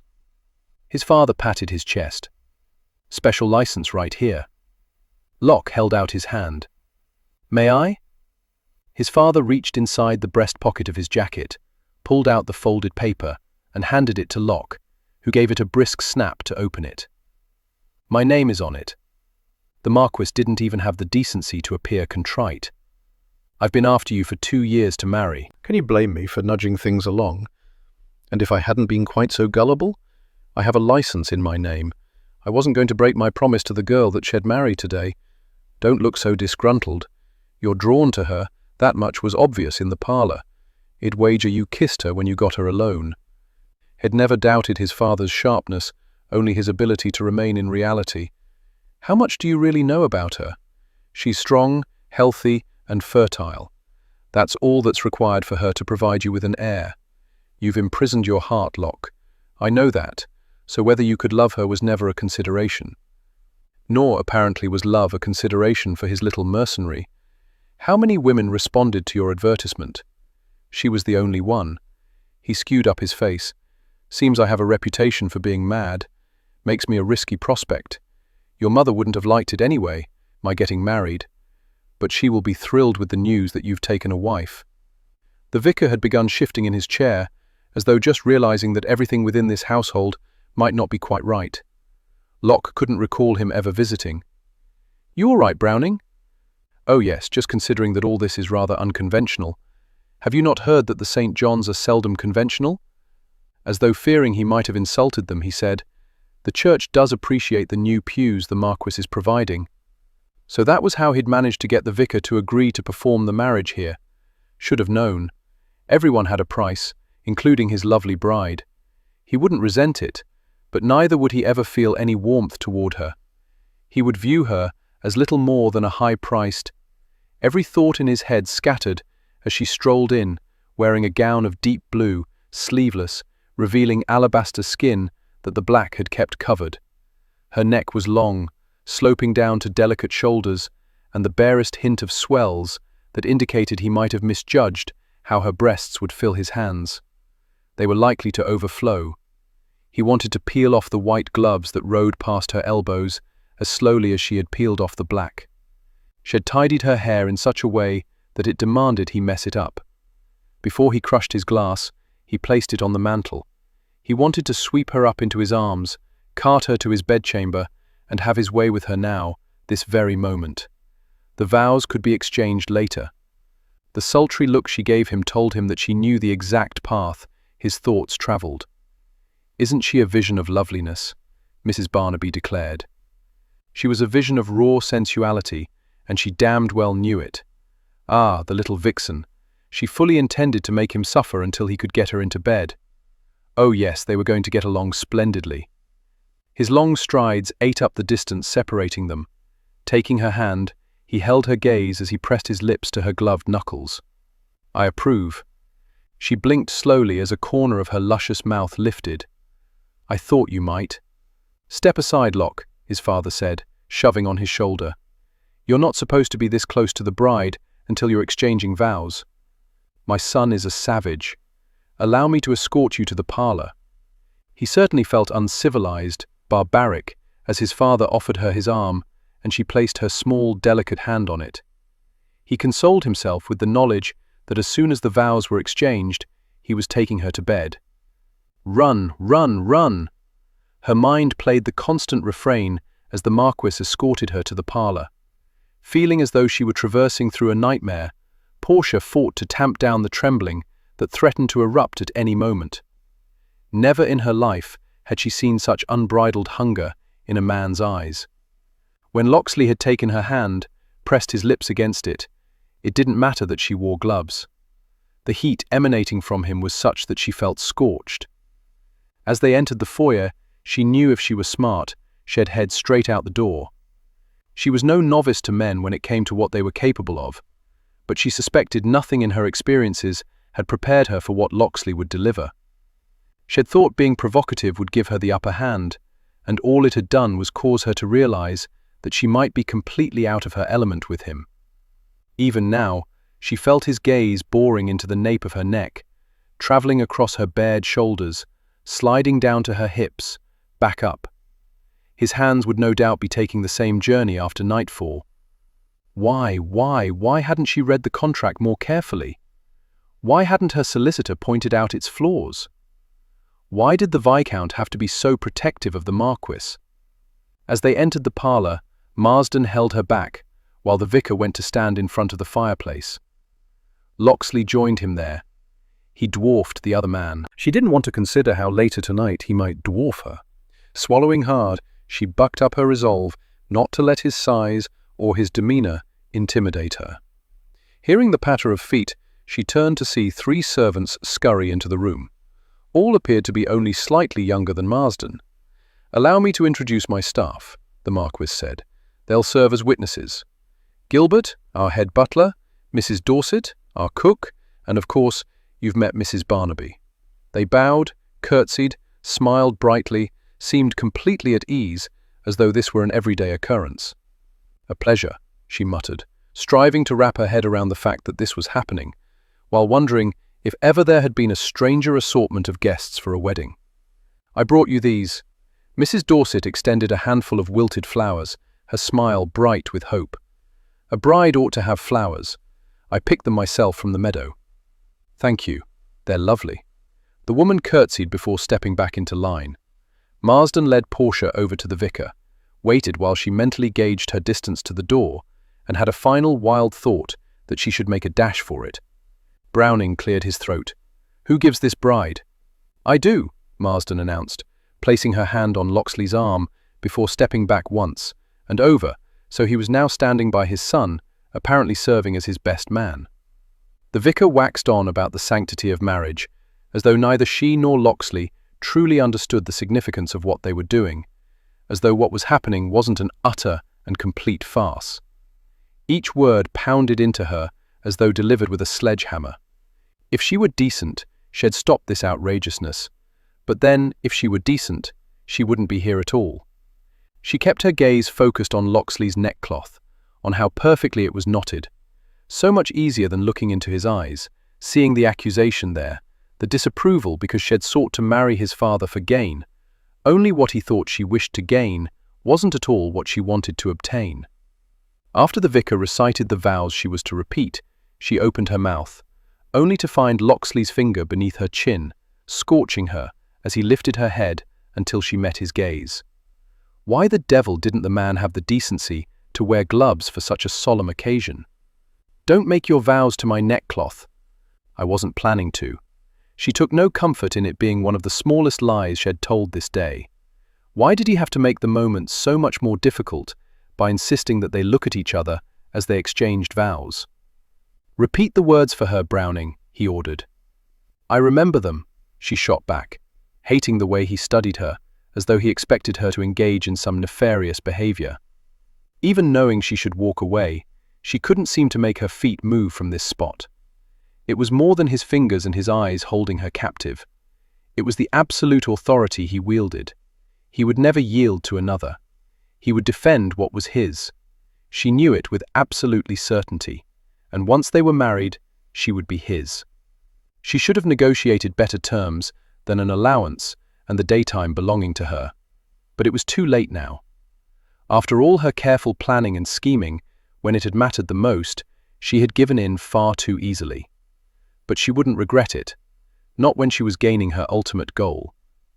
Calmly, and with a voice far steadier than she felt, she reiterated the phrases, grateful that noticeably absent was any reference to love, that at the very least, the promises they were making were honest, not hypocritical. She would cherish, honor, and obey, in sickness and in health, until death. Still she was unprepared for the same vows being repeated in his strong, deep voice, with his eyes boring into hers as though he wanted them branded on her very soul. Finally, his finger dropped from her chin, but even with it no longer supporting her, she couldn't seem to make herself look away from him. "Have we a ring?" the vicar finally whispered. "Ah, yes." Marsden patted his pockets, one after another, as though he'd forgotten where he'd placed it. "Here 'tis." He handed it to Locksley. "Your mother's." With his words, Portia's gut clenched with such force, and so painfully, that she very nearly doubled over. "Are you certain about this?" Locksley asked quietly. "Quite." Solemnly, he turned to Portia, took her hand. She balled up her fist. "I can't." She looked at Marsden, at the hope and joy reflected in eyes as green as his son's. "You loved your wife. Your son and I don't love each other. This is simply a marriage of extreme convenience. You can't truly want me to wear her precious ring. Linny wants you to wear it. I shared your letters with her. She approves of you." Oh God, he truly was mad. Perhaps Locksley was not only saving his father from her, but saving her from his father. Although the Viscount cared not one whit about her, so why would he care if she was saddled with a madman? "Talk some sense into your father," she implored Locksley. "Tie a piece of string around my finger. That'll work just as well. Once he's determined his course, there is no talking any sense into him. But it makes a mockery of what they shared." "No, it doesn't, my dear," Marsden said. "It's a testament to our belief that you'll be a true and good wife to our beloved son." Only she wasn't good. If she had been, she wouldn't have been brought to this moment. If she was good, she'd walk away. Locksley squeezed her hand. "Unfurl your fingers. You can't want to do this." "Neither did I wish to get married today, yet here I am. Open your hand and let's get this done." Reluctantly she did as he bade, watched as he slid her glove down her arm, over her hand, before passing it on to his father. Taking a deep breath, he guided the ring of tiny diamonds and emeralds onto her finger. It fit perfectly, which for some reason made it all the worse. She felt the extreme weight of it, the warmth it had absorbed from his skin as he'd held it. "With this ring, I thee wed," he said solemnly. She lifted her gaze to his, the magnitude of what they'd just done making it difficult to draw in breath. She was married to Viscount Locksley. Not at all what she had schemed to occur. She had an insane urge to apologize, to tell him she was sorry. She would be as good and true a wife as she could be, but that didn't mean that he wouldn't eventually come to hate her, that she might even come to hate herself. "I now pronounce you Lord and Lady Locksley. You may kiss the bride."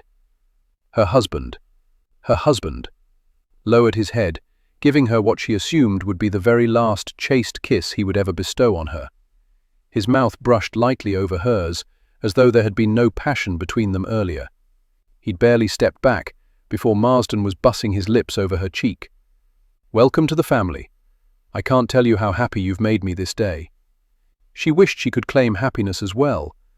Then she found herself surrounded by the servants, pumping her hand, hugging her, offering congratulations. But as she looked over her shoulder at her husband, he was staring at her as though he'd just discovered something about her that he'd rather not know. Chapter 5. Locke hadn't been able to whisk his bride up to his bedchamber following the ceremony because Mrs. Dorset had prepared a feast that would spoil if not served immediately. At the table in the small dining room, he sat across from his father, with his wife. His wife! To Locke's left near his cold heart, and the vicar to his right. As he sipped his wine, he considered the possibility that his mercenary wife apparently was in possession of a conscience. It had surprised him beyond all measure when she had questioned accepting the ring. He'd expected her to take one look at the sparkling jewels and salivate, but she hadn't. She wasn't comfortable with it. Even now, in between courses, she fiddled with it, rotated it as though she wished she could remove it. He didn't think it was because it symbolized she was married. It was because it symbolized love, and between them there was none, not even a glimmer. Nor would there ever be. They both knew it. "Where does your family hail from, Lady Locksley?" Browning asked, and she flinched ever so slightly, obviously not yet comfortable with the address. Another surprise. He'd have thought she'd embrace it, insist on him addressing her as such. "Yorkshire," she said quietly. "The Earl of Grayling's family estate is in Yorkshire," Locke said, wondering why he hadn't thought to pose the same question to her earlier in the day. But then at the time he hadn't cared from whence she'd come. He'd cared only that she depart with all due haste. Evermore. For the first time since they'd taken their seats, she glanced over at him. He didn't know why he took such satisfaction in finally having her attention. "I'm not familiar with it." "You must notify Gray and Ash of your wedding," his father ordered. "Have them come visit. Well, celebrate." "I look forward to meeting your friends," she said. "They're more brothers than friends." He'd been all of 6 when they arrived. They'd grown up together, shared adventures, mischief and loss, the last creating a stronger bond between them than there might have been otherwise. "You're very fortunate to have them then." And he suddenly wondered who was there for her. Most women filled the church with relatives and friends. "We'll have to invite your family to visit as well." Delicately, she touched her napkin to her lips. "I have no family. Not a single relative who would care that you're now a viscountess." Nary a one. And who the devil did she want to impress? Not that she wasn't gaining plenty for herself. Perhaps that was enough. That it was all about her and her child. She wanted any future children to whom she gave birth to have advantages. With him as their father, they certainly would. "Lord Marsden," she began. "You must call me father," he interrupted. "I couldn't be so presumptuous. We're related now. I insist." She bowed her head slightly, as though acquiescing, but he didn't believe for a single moment that she really was giving in to his father's request. She was simply striving to avoid an argument during dinner. Fast learner, his wife. "I wondered if you might be kind enough to tell me a little bit about Locksley as a lad." Why the devil would she ask him to do that? Cackling, his father leaned back in his chair. "Did he not let you have your turn at an inquisition?" "No, I suspect he didn't." Taking another sip of wine, Locke studied Portia, trying to gauge her angle, what she was after. It bothered him immensely that she seemed genuinely interested. She didn't care about him, so what was to be gained by learning anything at all about his past? He didn't like to wear shoes, his father told her. People thought I neglected him because he was always running about barefoot, but he simply refused to keep his shoes on.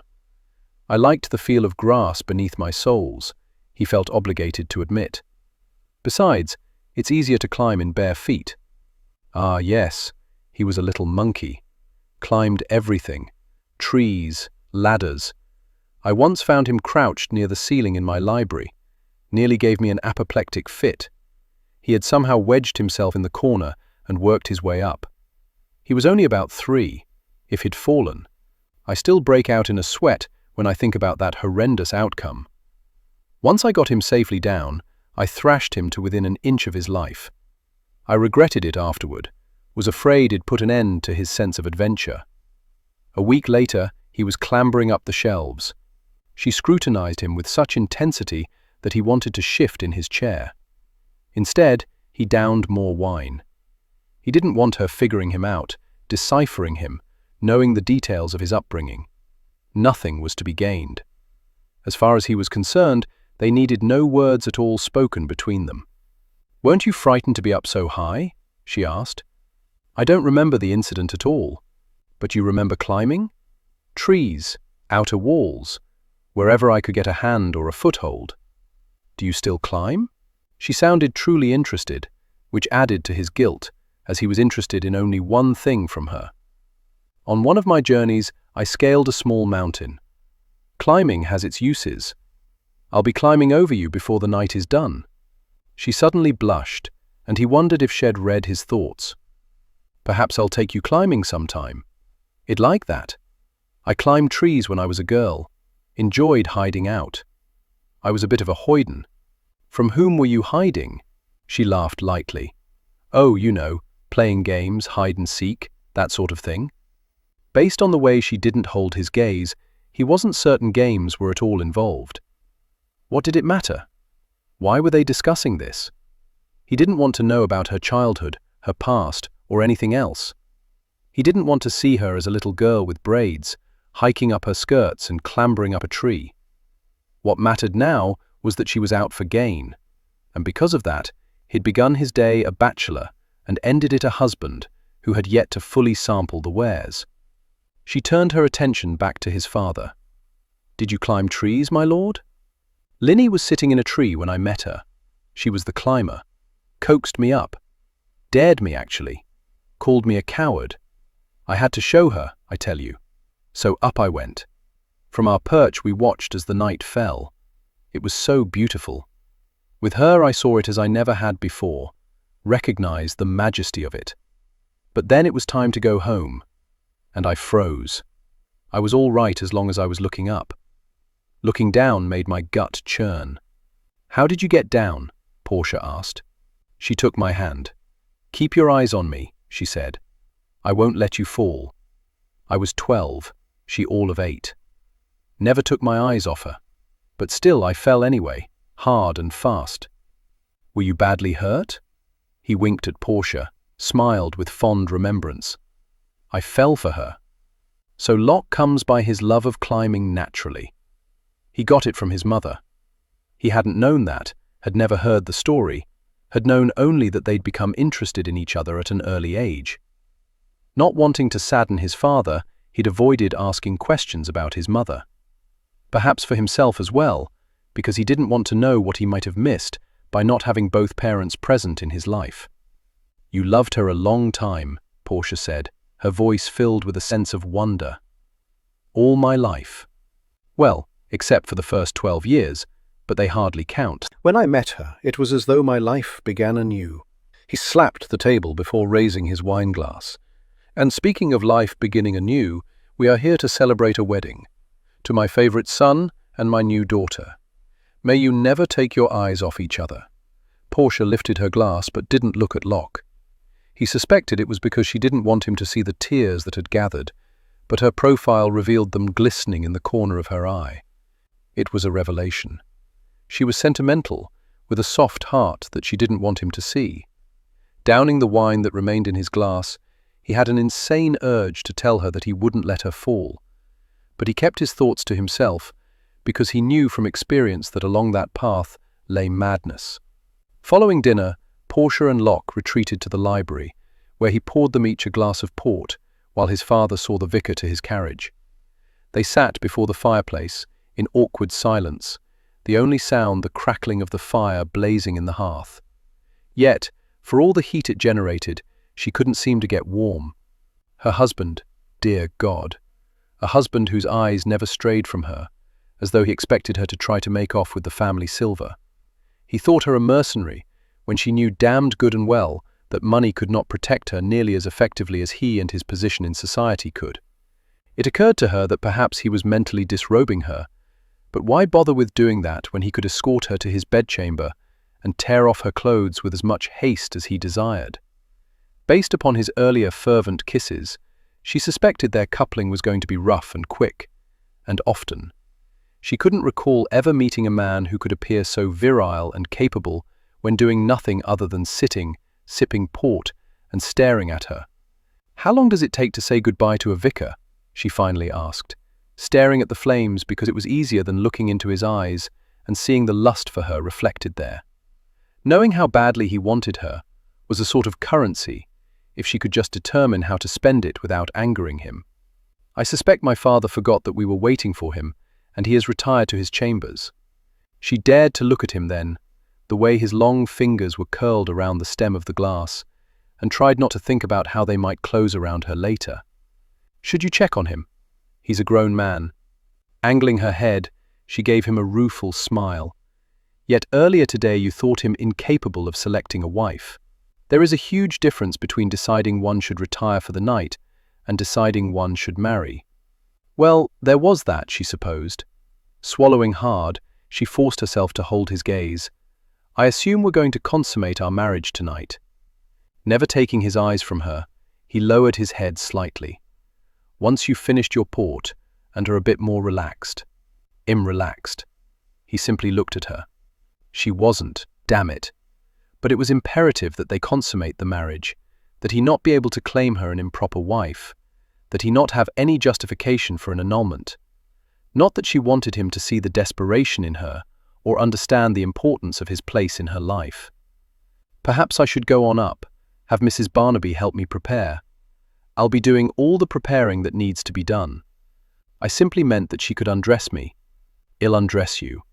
I thought to have a few moments alone, to prepare, to slip into my nightdress." "You won't be needing a nightdress." "At some point, not tonight." "Must you constantly interrupt?" He gave her a devilish grin that held naughty promises. "I see no point in delaying our departure upstairs with words that won't change anything." "Finish your port." She took merely a sip because she wasn't going to be ordered about. She had expectations as well, and they didn't include bending to his every wish. He could just bloody well wait until she was ready. Glancing around, she settled her attention on a distant corner of the room. "Is that where you wedged yourself and climbed to the ceiling?" He didn't even bother to glance back. "As I understand it, yes." This room had an incredibly high ceiling, a huge fireplace, massive windows, and several seating areas. "I can see why your father was terrified. If you'd fallen, you might have broken your neck. But I didn't fall. Would you care for something other than port?" Shaking her head, she took another sip of the thick, sweet wine. "You didn't drink much wine during supper," he mused. "I've never fancied wine overly much. For me, a little bit goes a long way." "I suppose you drink to excess." Although she'd never heard any stories of him being 3 sheets to the wind. "I prefer to keep my wits about me." No doubt because he'd witnessed his father losing his. Although she found herself liking Marsden, thought he seemed sweet. Her own father had been a strict, controlling man. She didn't think Locksley would be living here if his father had been the same. He certainly wouldn't be intent on protecting him to the extreme extent of marrying a woman who before this afternoon he'd never even known existed. "When you were a lad, were you afraid of your father?" "When I was a lad, I feared nothing." He jerked his head back and to the side, indicating the far corner. "Obviously. Do you fear anything now?" going mad, which is surely bound to happen if I delay much longer in taking you to bed. Setting his glass aside, he rose, towering over her. Her heart slammed against her ribs. She quickly downed what remained of her port, frantically wondering if she should ask for another. He held out his hand to her. Such a large hand. No aspect of it appeared soft. She could see calluses and evidence of nicks, tiny scars here and there. She wondered briefly what he did in order to have hands that more closely resembled those of a worker than a gentleman. No doubt they were souvenirs from his adventures. Before she could decide if she should in fact ask him to refill her glass, he took it from her and placed it on the table beside her chair. Leaning in, he wrapped both his hands around her elbows and drew her to her feet. For a woman who spoke so boldly about coupling this afternoon, you seem rather nervous. We hardly know each other. I'm not quite certain what to expect from you. Expect to be grateful you're in my bed, and that our chamber is far from my father's, so he can't hear you crying out in pleasure. You are so blasted arrogant. His mouth slashed across hers as he hauled her up against him. Cloth provided no barrier against the heat seeping from his body into hers, as though he were already beginning to claim her, as though every aspect of him would penetrate her before the night was done. During her short life, she'd experienced rare moments of pure terror. This was one of them.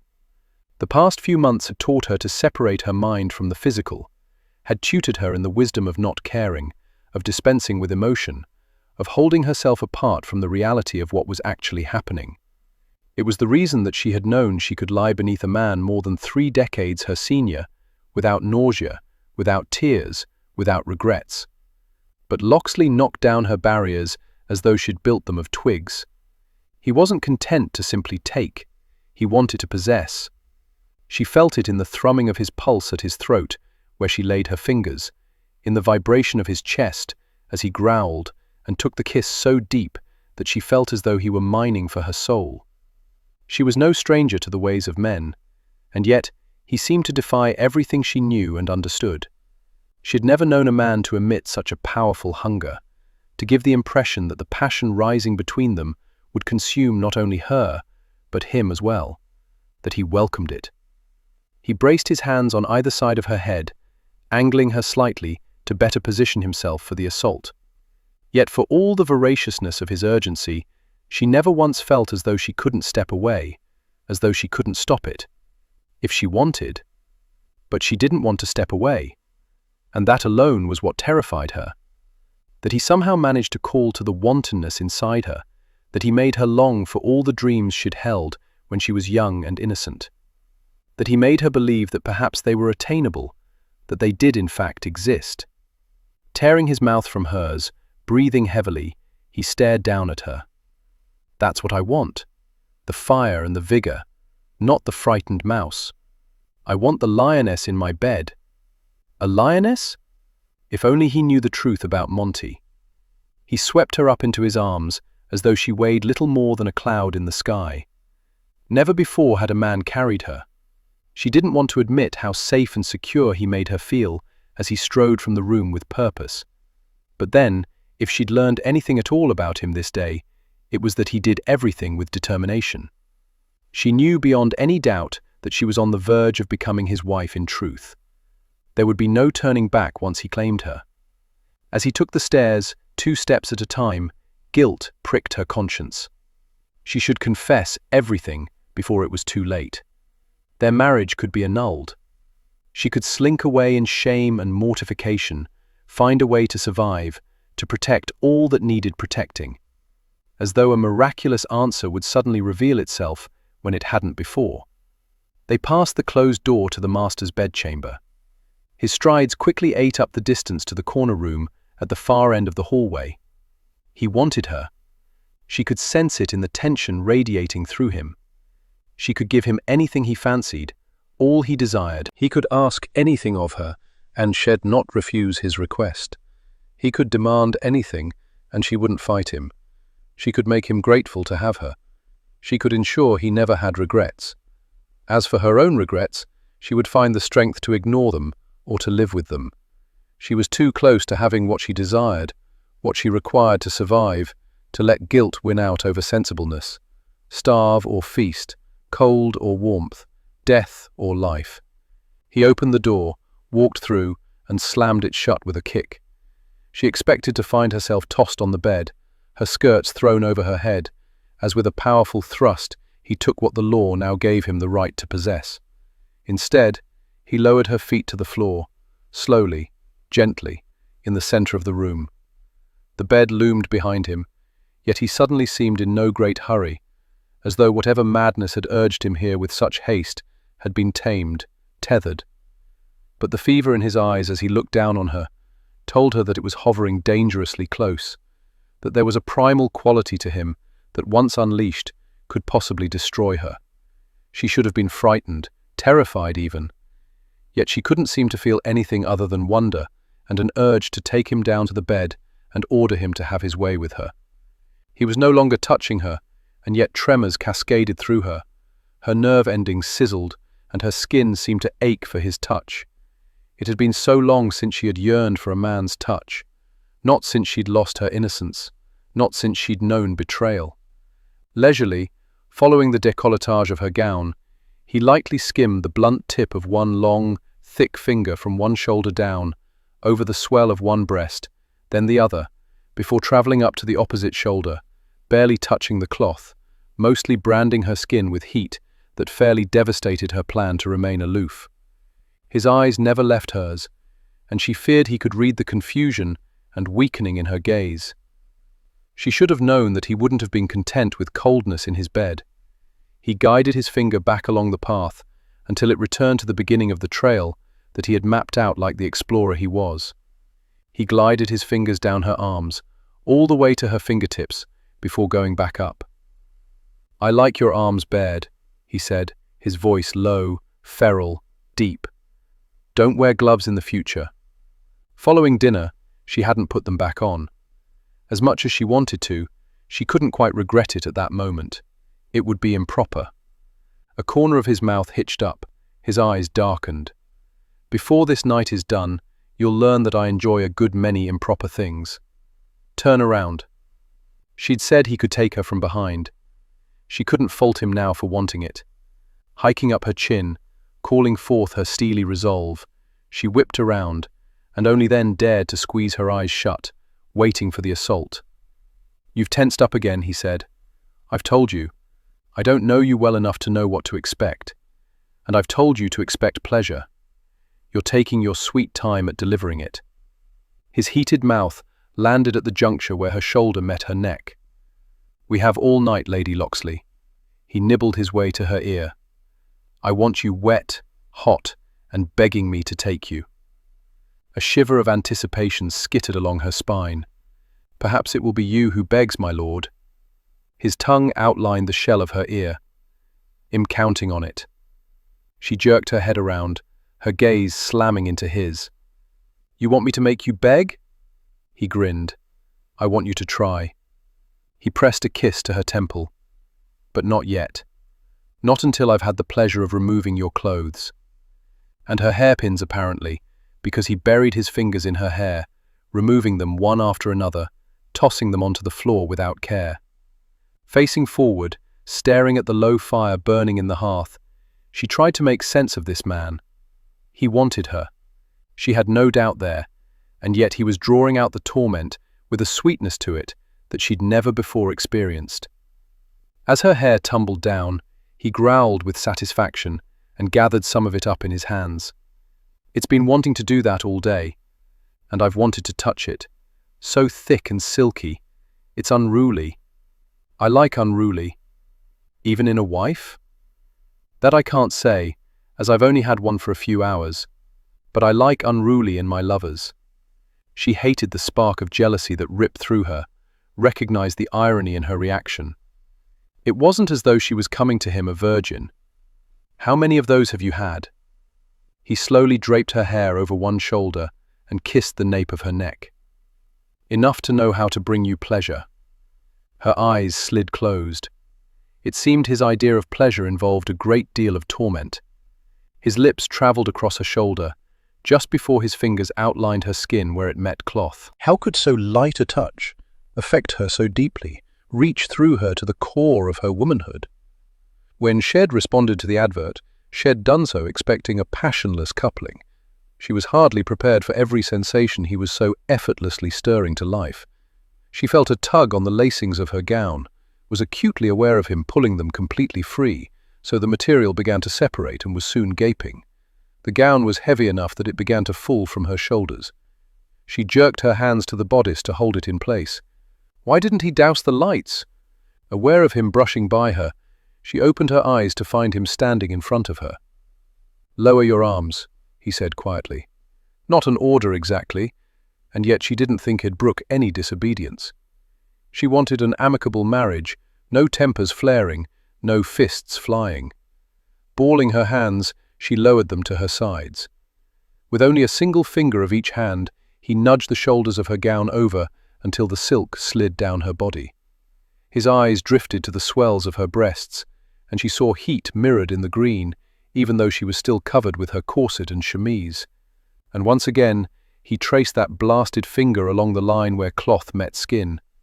She wanted to push her breasts up against his palms, wanted a sure touch, a complete touch, not this irritating teasing that was setting every nerve ending on fire.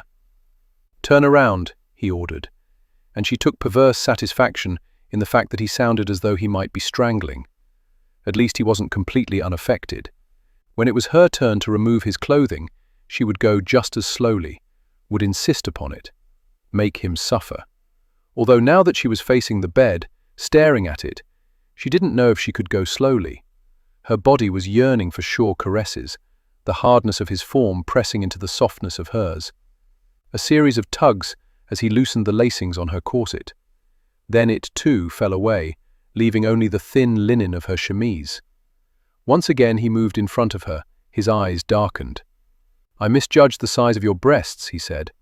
"They're smaller than I thought." "Disappointed?" He slowly shook his head. "No." He cupped her breast, and she couldn't hold back the moan as she nearly sank to the floor, nearly grabbed his free hand and pressed it to her other breast. It felt so good to have the firm touch of his large palm, his fingers gently kneading, as though to test the fullness of what she had to offer. She wanted to shout for him to rip everything else away, to take her to the bed, to take her. This time, when he began to trail his finger along the décolletage, he hooked it beneath the cloth, moving it aside, approaching the mound, and she knew his finger was going to graze her nipple. A horrendous shout, an almost feral cry, startled her, had him cursing beneath his breath before marching to the window and jerking the drapery aside. "What was that?" she asked. He strode to the door. "Wait here," as though she was going to go somewhere in her half-dressed state. "What is it?" But he was out the door, slamming it in his wake. She scampered over to the window, pulled the heavy velvet drapery aside, and glanced out. A nearly full moon coated the land in blue, provided enough light that she could see a shadowy figure in the distance, running over the moors. Then she caught sight of another figure. She recognized the shape of this one. It was her husband, racing from the house, obviously in pursuit of the person she could no longer see. Had it been his father out there? It had to be. She couldn't imagine Locksley rushing out after anyone else. What was the Marquis doing out there? And what had he been shouting? Although she had heard the rumours, she hadn't believed the Marquis of Marsden's, since he wasn't locked up in an asylum, was truly mad. It appeared she might have been mistaken. Chapter 6. Locke didn't know why he bothered to run. He knew exactly where he'd find his father, where he always found him eventually. At the Marchioness of Marsden's grave. Until tonight, he'd never understood why his father had insisted on burying his mother near a tree on their property, instead of in the graveyard beside the church in the village, where all his previous ancestors rested. But after hearing the tale at supper, he was left to wonder if it was that tree in which his father had first met the girl who would eventually become the love of his life. When he saw his father nearing the grave, knew he was going straight there, and wasn't planning to wander about the moors, Locke slowed his gait, settled into a walk. The moon was bright enough that he hadn't bothered with a lantern. He fought not to be irritated with the interruption. Had certainly not wanted to abandon his bride, although he suspected curiosity had gotten the better of her, and Shed glanced out the window to see father and son darting across the moors as though the hounds of hell were nipping at their heels. No doubt by now she was beginning to realize the fate from which had saved her. He was still struggling to understand his rash decision to marry her. To protect his father, yes, but he could have done that by paying the exorbitant fee spelled out in the contract. Perhaps if the income from the mines were flourishing, if he didn't have better uses for the money. No, even then, he would have been hard-pressed to hand over a small fortune to a scheming woman who had done nothing more than answer the advert of a madman. She had no doubt expected to be paid off, although maybe she had in fact gained exactly what she had sought. Difficult to tell with her. What he did know was that had left her smouldering as though she were kindling. He could sense the awareness sparking every time he touched his skin to hers. It didn't matter if it was nothing more than the tip of his finger. She reacted as though had laid his entire naked body against hers. He could hardly wait until he actually did. He wanted to go slowly, to save her, but damnation, more than once, had come close to ripping off her clothes, then tearing off his own. He wanted her on her back, on that bed, staring up at him as he took her. With a groan, he shoved the musings aside. Time for all that later. Right now, he had to deal with his father. As he neared the man lying prone over the grave, he could hear the sobs, the pleas, as though a dead woman had the power to pull him from this world into the next. He didn't think his father was in any real danger out here. There was the occasional adder and fox, but the creatures were more shy than aggressive. As a boy, Locke had once caught sight of a wolf, not that anyone believed him, as wolves weren't known for roaming these parts. For a while, had feared that he was as mad as his father, sighting creatures that didn't exist. But surely if that was the case, he would have imagined seeing it again. The beautiful creature had mesmerized him, so he didn't expect to find his father attacked by some wild animal. But he was frail, and a night out on the moors could serve him no good. Locke stood, waiting until the sobs diminished, but the laments continued on. "Why won't you come for me, Linny? The boy is wed, he won't be alone." So it was more than want of an heir that had prompted today's theatrics. "I'm ready, come and take me." Grinding his teeth together, Locke fought not to hear the desperation in his father's voice. Finally, when he could no longer stand listening to his father's pleas, he knelt and rested his hand on the Marquis's shoulder. "Father, it's time to return to the residence." "Why doesn't she come? You're married now." "My job is done." So had been correct regarding today's little drama. It had all been devised as a means to secure a wife for Locke. "I just want to be with her again," his father said. "The fog is rolling in. The chill is going to seep into your bones. You'll catch your death. We need to leave." "I can't." He released another sob, one that sounded as though it had been torn from his chest. "I can't leave her again. She'll come for me if I just stay here." "No, father, she won't. We need to go," Locke insisted. "Leave me here. For God's sake, this time just leave me here." "I can't. I can't leave her. Not again. Don't make me." How many times had they had this conversation? How many times had Locke followed him out here? How many times had he waited until the dampness of the fog soaked through their clothes, chilled their bones? But now his father was too frail to stand up to nature's harshness. With resignation, Locke cradled his father in his arms. Ignoring his feeble protests, he stood and began trudging back toward the manor. Normally, after his father retired, Locke secured the lock on the door to the bedchamber in which his father slept. Tonight, his mind had been on Portia, on escaping into the haven her body offered. Had overlooked how quickly his father's mind could slip from reality. His father didn't fight him. The sobs diminished, retreated completely just as they reached the manor. Locke made his way down the various hallways and up the stairs. He strode into the master bedchamber and set his father on the bed. "Let's get you out of these damp and soiled clothes." As Locke began removing them, his father barely responded, merely stared at the window. "I miss her, Locke. I miss her dreadfully." "I know. You can't know. You've never loved a woman. You can't understand how she can become a part of your soul, a part of your whole. When she is gone, she leaves behind an emptiness, a void that no one else, nothing else can fill. Then he was glad not to love, not to give that much power to any one person. When he had his father down to his drawers, Locke retrieved his nightshirt, slipped it over his head, and began working his rail-thin arms into the sleeves. "Was I wrong to force you to marry?" the Marquis asked. "You didn't force me. We could have paid her off, or I could have allowed you to marry her. You like her, then?" "I think she will prove an interesting distraction, and she is certainly comely enough. Perhaps you'll come to love her," his father murmured, almost distractedly. "No," Locke assured him. "I married her because I know she is the sort I could never love." "How did you deduce that in the small bit of time you were with her?" "She is a title hunter." "I think you're wrong there. No doubt she is hunting for something, but I doubt very much that it's a title." He didn't like the uncertainty that slivered through him. He had judged her accurately. He was rather sure of it. It doesn't matter any longer.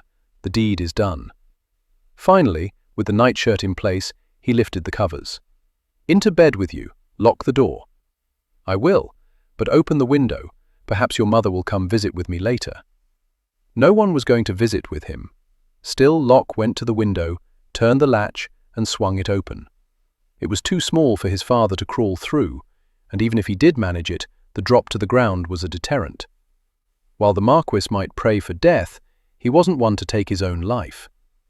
Returning to the bed, Locke tucked the covers around his father before lowering the flame in the lamp. "Good night, father." He turned for the door and came up short at the sight of Portia standing just within the threshold. He wondered how long she'd been there, what she might have overheard. Not that it mattered. Had been honest with her regarding why he'd married her. She'd be a fool to have illusions otherwise. "Hello, my dear," his father said. "I wanted to make sure you were all right." Her gaze darted between him and his father, so he wasn't quite certain upon whom she was checking. She had changed into her nightdress. With her gown and petticoats gone, he could see that she was a bit more slender than he'd realized, seemed a bit more vulnerable. He shook off that thought. There was absolutely nothing vulnerable about the woman who had challenged him that afternoon. "Fine, my dear. Just tired." His father waved a hand. "Go on, Locke. See to your bride. I'll wait here for your mother." Closing his eyes, he sighed as he shook his head. When he opened them, he wasn't pleased to see the pity reflected in Portia's expression. "Sleep well, my lord," she said before stepping into the hallway. Joining her there, Locke closed the door and twisted the key. "Is it safe to lock him in?" she asked. "Safer than not. Gilbert will unlock it before the sun comes up." He was taken aback by the concern in her eyes. Had he been asked, he'd have stated that she cared not one whit about anyone save herself, but she certainly seemed to have some trepidation where his father was concerned. "Hell be fine. It's better than having him out roaming over the moors. If he hadn't shouted, we might not have known until morning, and who knows what sort of state he would have been in by then." "So he goes out often?" He tilted his head. "I'm usually able to catch him before he makes it out the door. Tonight, I was otherwise preoccupied." A lamp in the hallway provided enough light that he could see her blush. She straightened her spine, angled her chin. "I suppose we should get back to it." He wondered if it were possible for a woman to sound less delighted at the prospect of being bedded. Perhaps he'd been going a bit too slowly for her tastes. Once he had her clothes removed, she was going to be very glad to be with him. But first, after traipsing after my father, I'll need a bath before I rejoin you. He thought it was relief washing over her face until she said on a breathless sigh, "Oh, a bath would be lovely." He cursed himself for not considering that after her travels, she might have preferred to do more than change her clothes. "I usually bathe in a room just off the kitchen. I could haul the tub up here." "No need for that. I'm perfectly happy to use whatever room is most convenient." He'd expected her to be more demanding, more insistent that she be pampered. He didn't like these unanticipated aspects to her that he was discovering, wanted her to be precisely the sort of woman he had judged her to be, one who always put her own needs, wants, and desires first. "It'll take me a while to get the water warmed. I'll come for you when it's ready, shall I? You'll do it yourself? I'm not going to wake the elderly servants this time of night.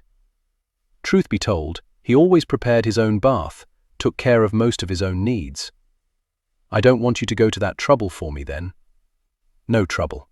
I need prepare only one bath. Well bathed together. There was that blush again, only this time it was a ruddier hue. It wasn't very gentlemanly of him to take delight in making her blush, and yet he did. It made him want to smile, and it had been a good long time since he'd honestly, completely smiled, since there had been any true joy in his life, not since his father's wards reached their majority and moved back to their ancestral estates. Oh, he had a jolly good time when he saw them in London, or when they travelled, but the joy, here within this manor, on this land, was practically non-existent. He'd been content with it. It was the way of things. Yet he suddenly felt this tiny spark of something he couldn't quite identify, realized he might enjoy moments with her out of the bed as much as he was going to enjoy them in it. Her gaze slowly roamed over him, and his body tightened in response to her perusal. When she did finally get around to touching him, he was likely to explode. "Considering your immense size," she said, "I don't see how the two of us can fit together in the tub. It's a rather large tub." It was one of the few indulgences he'd allowed himself, specially made so he could stretch out in it. Although it took heating several cauldrons of water to fill it, he never minded. He enjoyed taking a leisurely bath. He was going to enjoy it all the more with her in there with him. She nodded. "I'll need to put up my hair. As I said, it'll take a while to prepare it. I'll come for you." Her lips lifted into the smallest of smiles. "I'll be waiting." She spun on her heel, heading back toward their bedchamber. Guilt pricked his conscience, made him uncomfortable. "Portia." She turned back to him. Swallowing, he cleared his throat. "I don't know how long you were standing there, what you might have heard. I have no illusions regarding your opinion of me, my lord, or what it is you want from me. To be quite honest, I fully expected you to merely toss my skirt over my head and have your way with me. I'm quite relieved to discover you're willing to give me some consideration. You married me thinking I would force myself on you. I married you, knowing that women have very little say in how they are treated." He was not going to ask about her marriage. She'd said she loved the man. Surely he had not abused her. "I told you that you would find pleasure in my bed." Men often lie, Lord Locksley, or they overestimate their ability to. Please, with such a poor opinion of men, why the devil was she here? "Yet you sought another marriage?" "As I mentioned, I sought security." That small smile again, as though she were amused by a private joke. Men also tend not to listen when women speak. "I'll be waiting for you." When she walked away this time, he didn't stop her. He wasn't going to feel guilty because she was fully aware that for him, this arrangement was based on nothing more than the physical. Considering how little they cared for each other, he could probably dispense with the bath, but he wanted a long, leisurely coupling, and he wanted more than one before the night was done. Turning on his heel, he headed down the stairs. He might have offered to bring his father a girl from the village, might have considered finding one for himself earlier in the day, but the truth was that he wasn't in the habit of taking advantage of women in the area, even the willing ones. He had an obligation to see to their welfare, not to take advantage. He acquired his pleasures in London, and he hadn't been there in a good long while. So he was quite looking forward to being intimate with his young bride, especially as she knew her way well around a man's body. His father had the right of it there. No skittish female, but one who it seemed might be able to show him a thing or two, although he still hadn't quite figured out how to take her upside down. In the kitchen, he set 3 cauldrons of water on the stove to begin heating before going into what had long ago been designated as the bathing room. He filled the copper tub halfway. Once the water on the stove began boiling, he'd pour it into the tub. He liked his bath hot, steaming. He wondered if it would be agreeable to his wife. His wife. Barking out his laughter, he wondered how it was that term came to be associated with him. Bending over, he spread his arms wide, grabbed either side of the tub, and laughed again. Normally, he was not prone to rash decisions, and he'd certainly not awoken that morning intending to be married by day's end. Yet it had come to pass. What the hell had he been thinking? He couldn't deny that she was a fetching wench, and he hadn't minded the notion of having her in his bed. But to take her as his wife, when he knew absolutely nothing about her, except that he could never love her. He should have paid her off. With a bit of effort, he could have bargained her down to a reasonable amount. Chapter 7. Portia couldn't remember the last time she'd slept so deeply, so soundly. Feeling completely rested was almost enough to make her believe she was safe. With a low moan and a languorous stretch, she slowly opened her eyes to a room awash in faint light, and her husband at the washstand, slowly guiding a straight razor up his neck and over his chin. He wore only trousers. Her mouth went dry as she took in the sight of his broad shoulders and muscled back. She'd seen and felt the evidence that he didn't spend his days lounging about, but still the perfection of his bronzed physique was a bit unsettling. Not an ounce of excess marred him. He was all corded muscle, ropey sinew and strength. She was quite mesmerized, observing the play of his muscles as he shaved. "You're awake, I see." His deep voice sliced through the quiet. Her gaze slammed into his, reflected in the oval mirror hanging above the washstand, and she wondered how long he might have been watching her. Her cheeks warmed. "You didn't wake me for my bath," seemed cruel. He tipped his head back, began scraping up the other side. "You seemed lost to the world. A bath is waiting for you when you're ready. It won't take Mrs. Barnaby any time at all to warm it." Taking a deep breath, she tried to regain her equilibrium. "I suppose you're coming back to bed?" She was grateful the words came out strong and forceful, giving no hint whatsoever that she was quivering with the thought of him shucking those trousers and climbing on top of her. A corner of his mouth hitched up, his gaze never leaving hers, even though the razor began to move along his jaw. "The sun is up. I missed my chance." Even knowing that the room wasn't lit with candles, she sat up and stared at the window. It couldn't be much past dawn. Her gaze fell on the pillow beside hers, indented from where his head had rested on it. He'd slept with her, but she was in a cocoon of blankets. He couldn't have touched her if he'd wanted. She jerked her gaze back to him. "But we must consummate the marriage." Running the towel over his face, he turned from the mirror, his grin broadening. "Anxious to have me, are you? I simply want to ensure that everything is legal, that you can't annul this marriage on a whim." She hated the way he scrutinized her, as though he had the means to explore her soul, every hidden nook and cranny of it. He angled his head to the side. "Am I going to learn something today to make me want to undo this marriage?" No, of course not. Hopefully, he'd never learn of it. She'd do all in her power to ensure he didn't. But as I mentioned yesterday, I sought marriage for security. I can't feel secure if you can claim that I have not seen to my wifely duties. Duties? With a shake of his head, he reached for his shirt, draped over a straight-back chair. "You've convinced me that we must wait for tonight, as it appears I'll need more time than I thought to ensure you don't view our coupling as a duty."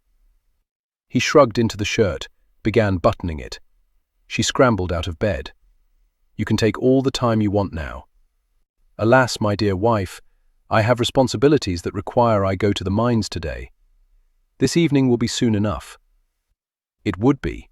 She knew that. She was being silly to worry over this one aspect. What would one more day hurt? Besides, it would give her a chance to grow accustomed to the notion that she would be bedded by a young, virile, and exceedingly masculine husband, rather than a bent and wrinkled one. She could shore up her defenses, so she didn't give the impression that he had the ability to control her with a touch. He snatched up his neckcloth. "You don't have a valet," she said, a statement, not a question. "You met all the indoor servants." She crossed over to him and lightly slapped his hands aside. "I'll do it. I hadn't considered this advantage to having a wife." "You're mocking me, teasing. There's a difference. Yesterday you didn't strike me as one who would tease. You didn't strike me as one who would do for others." She lifted her gaze to his, once more unsettled by how thoroughly he seemed to be studying her. "It seems we were both wrong." She patted the knot. "There," and snatched up his waistcoat. He turned for the mirror, lifted his chin slightly. "You did an excellent job." I used to do them for Monty. Holding out the waistcoat for him, drawing it up over his arms, onto the shoulders, she grimaced at the slip of her tongue. He was far too distracting. But with any luck, perhaps he hadn't paid any attention to her words. He faced her. Monty? It seemed luck wasn't going to favor her today. She began buttoning up the black silk. My husband. Do you miss him? A muscle jumped in his jaw as it tightened, making her think he wished he'd bitten back the question. No, she answered honestly, picking up his jacket, holding it up so he could turn and slip his arms inside. Only he didn't turn. I thought you loved him. I did. Just not so much at the end. She didn't know what had possessed her to admit that. She'd hated Monty by the end, despised him once she discovered the hurt he was capable of inflicting, realized he wasn't deserving of her affections. For a moment, it appeared Locksley might say something else, express his sorrow that the love had not been long-lasting. Instead, he merely presented his back. She nearly laughed at her foolishness for thinking he might have cared one whit that her heart had been broken with such callous disregard. The day before, Locksley had claimed to have no interest in love. Truthfully, neither did she. It had stolen away her family and brought her to ruin, still had the ability to destroy her and wreck what she was striving to accomplish if she wasn't careful. The jacket went into place beautifully, obviously tailored expressly for him. There was no reason to, and yet she couldn't seem to stop herself from gliding her hands across his shoulders, as though she needed to straighten the cloth. He stepped away, brushed at one arm, although she could see no lint there. I have to go over some papers at my desk for a bit, then I'll go into breakfast. You're welcome to join me after your bath. He looked back at her. Although your presence isn't required. After all, it is the daytime. If I don't see you there, rest assured that I shall return by nightfall, and the marriage will be consummated with all due haste. If it was going to be done hastily, they might as well do it now. She could make that happen. Will you help me dress? Mrs. Barnaby can see to that. I have no interest whatsoever in putting clothes on you, only in taking them off. With that, he walked out, closing the door in his wake. She took a deep breath. For the briefest of moments there, she'd feared he might be a danger to her heart. Thank goodness she'd judged correctly yesterday. He was exactly the sort of arrogant ass she could never love. When she had awoken with that soft moan, it had taken everything within him not to pounce on the bed and take her then and there. It hadn't mattered that his face was lathered, or that she'd distracted him to such an extent that he very nearly sliced open his jugular. He could think of worse ways to go than with that luscious sound ringing in his ears. How could a woman be so gloriously sensual upon awakening? Standing at the window in the library, watching as the fog began to dissipate, he admitted that he didn't have any paperwork he needed to see to. He just wanted to give her time to bathe and perhaps join him for breakfast. He could have also delayed going to the mines, but being within reach of her without touching her would have tested his sanity. While she had offered herself during the day, they'd made a bargain he intended to keep. The day was hers, the night was his. One exception would place them on a slippery slope, and she might decide he shouldn't have all the nights, and he had no plans whatsoever to give up a single one of those. When he finally made his way to the breakfast dining room, he was disappointed to discover it empty save for Gilbert, who immediately poured his coffee before heading out for his plate.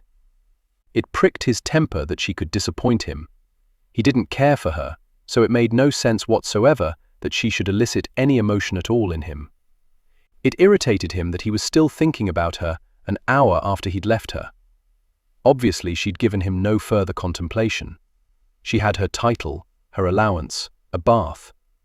The last thought flew from his mind as she walked in, her cheeks flushed and pink, her dress a dark blue, buttons up to her throat, down to her wrists.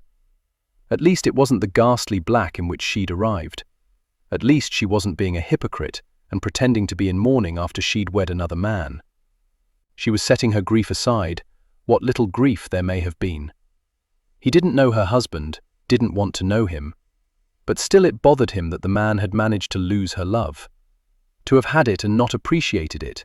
to have not strived to hold on to it. He shook his head, refusing to travel that path, and came to his feet. Moving to the chair opposite his, he pulled it out. Her flush deepened. "You don't have to wait on me. Just a simple courtesy for my wife." She approached slowly, cautiously, as though she expected him to toss her on the table and have his way with her. With that particular thought crossing his mind, he realized he might have been unwise to invite her to breakfast. As she sat, he inhaled the lingering fragrance of clean skin, her bath, and a fresh application of jasmine. His body reacted as though she'd begun undoing that enticing row of buttons. He moved quickly back to his chair before Portia could see how she affected him. Although when he was finally settled and looking at her, she gave him a secretive little uplifting of her lips that signaled she knew the impact she had on him. He rather feared he might be blushing. Damn it all to hell.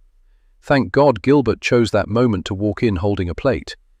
"Give it to Lady Locksley," Locke said, casually picking up the newspaper as though enough wits remained to him that he could make sense of anything he might read. "Good morning, m'lady," Gilbert said. "Would you prefer tea or coffee?" "Tea, please."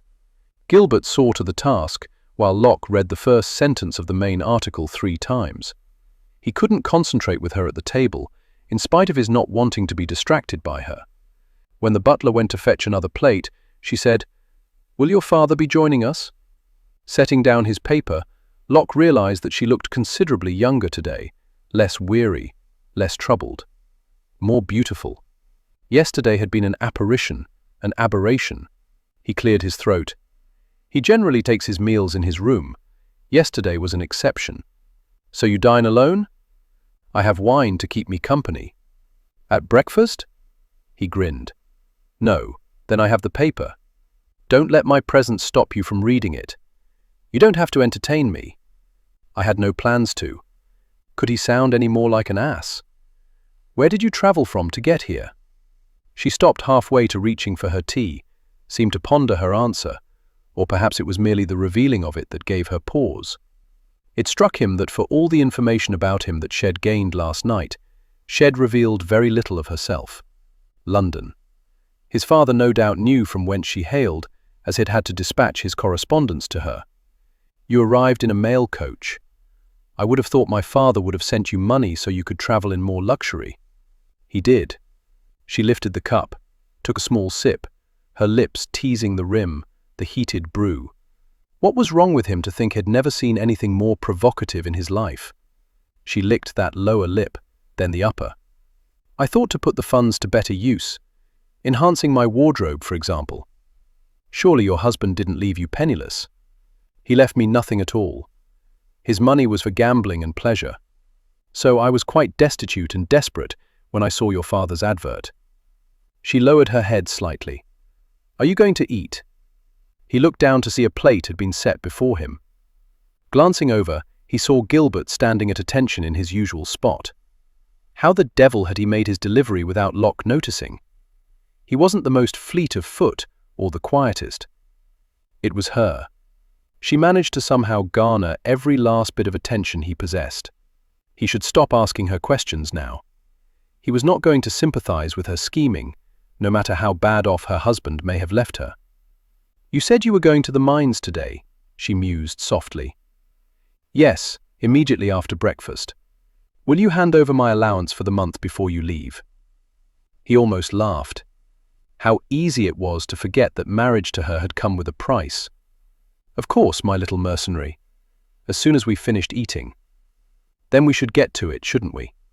She turned her attention to the creamed eggs.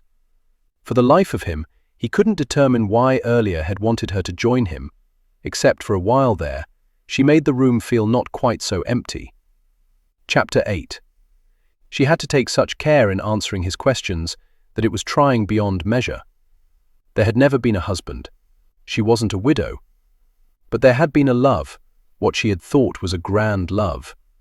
What a fool she'd been. She wasn't going to make the mistake of falling in love again. He had no interest in it, and neither did she, which should have made them perfect for each other. Instead, it served to tie her stomach into knots. She could have coerced the Marquis into caring for her. She didn't stand a chance of doing that with his obstinate son. Yet she felt this insane urge to be as honest as she could with him. If he ever discovered the full truth, he would at least see that she had limited her deception as much as she was able. Of course, if he discovered the full truth, it would all be moot, as he was likely to kill her anyway.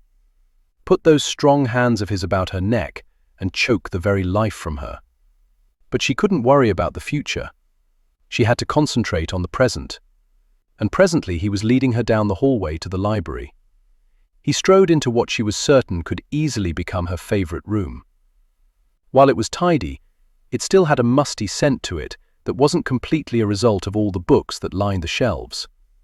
She wondered how long it had been since the room was aired, the carpets beaten, and the draperies washed. He walked over to a painting of dogs on a hunt, flipped it aside as though it were a door, and revealed a safe.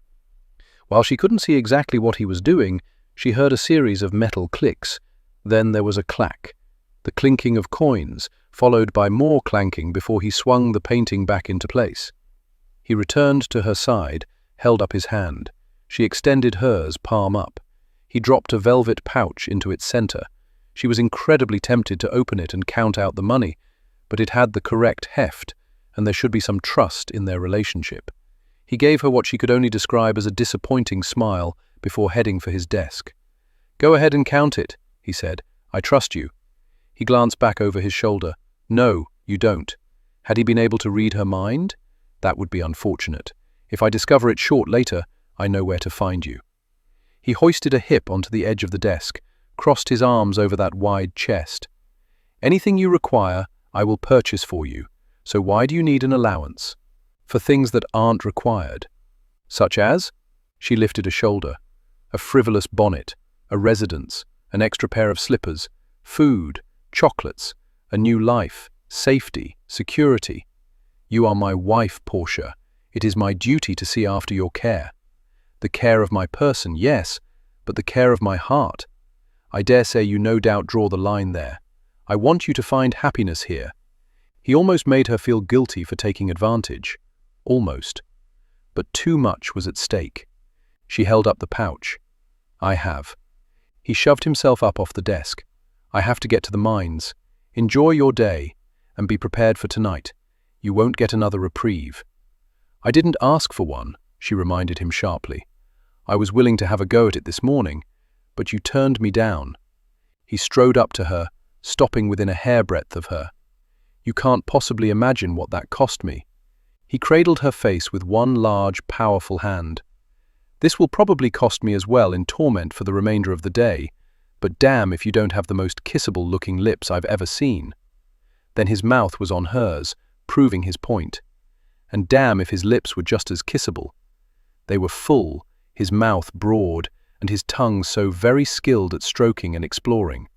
She found herself flattened against him, not certain if she'd stepped into him or he'd drawn her near. It didn't matter.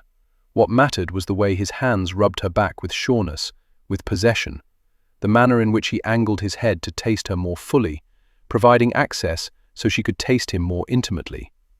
Whatever he'd eaten for breakfast was washed away by the dark coffee he drank. She wasn't surprised he didn't begin his morning with tea. She suspected he was a man of strong desires in all matters: spirits, food, coffee, women. He wouldn't take her lightly or gently.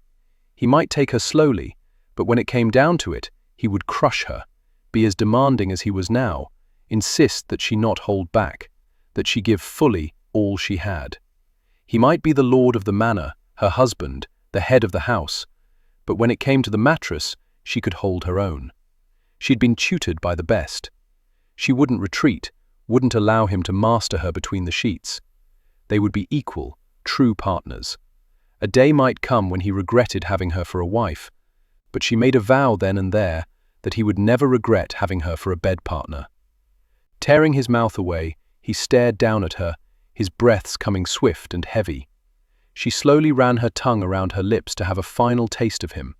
His groan was that of a tormented creature as his eyes darkened. "Until tonight, Lady Locksley," he ground out before spinning on his heel and charging from the room. She could do little more than gape after him. She'd fully expected him to shove her onto the desk and take her there. Dear God, but he was a man of incredible restraint and strength of purpose. She'd not be able to bend him to her will easily. On the other hand, it was that very aspect of him that excited her. He could stand his ground against anyone. He could safeguard her, as long as she gave him a compelling reason to want to protect her. A child would accomplish that. She needed to ensure they consummated their marriage tonight. With her coins nestled in her skirt pocket, she spent half an hour in the library looking over the books, striving to find something to read, to occupy her time. But it wasn't the assortment of literature she wanted to explore. It was the residence itself, even if it was nothing more than a series of locked doors, except that the locks had keys. She made her way down to the kitchens and found Mrs. Barnaby rocking in a chair in her office, sipping a cup of tea. "Mrs. Barnaby," she said. The older woman's eyes widened, and she shoved herself to her feet, her bones creaking along the way.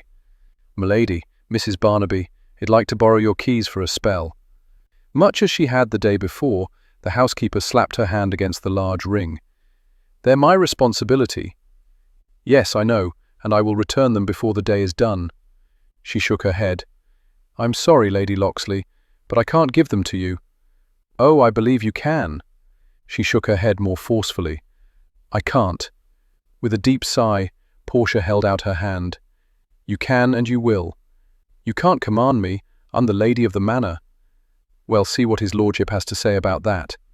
Before Portia could respond, the woman was rushing faster than Portia had thought her capable, out of the room. "His lordship has gone to the mines," she called out after her. "Not the Viscount," Mrs. Barnaby shouted over her shoulder. "The Marquis. He won't stand for this at all." Portia almost called her back, almost rescinded her request, but it was a matter of pride now. She would not be cowed, nor would she bother her husband with this.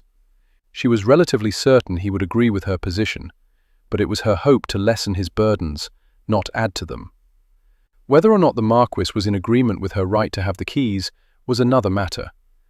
She suspected it had to do with where his mind was this morning.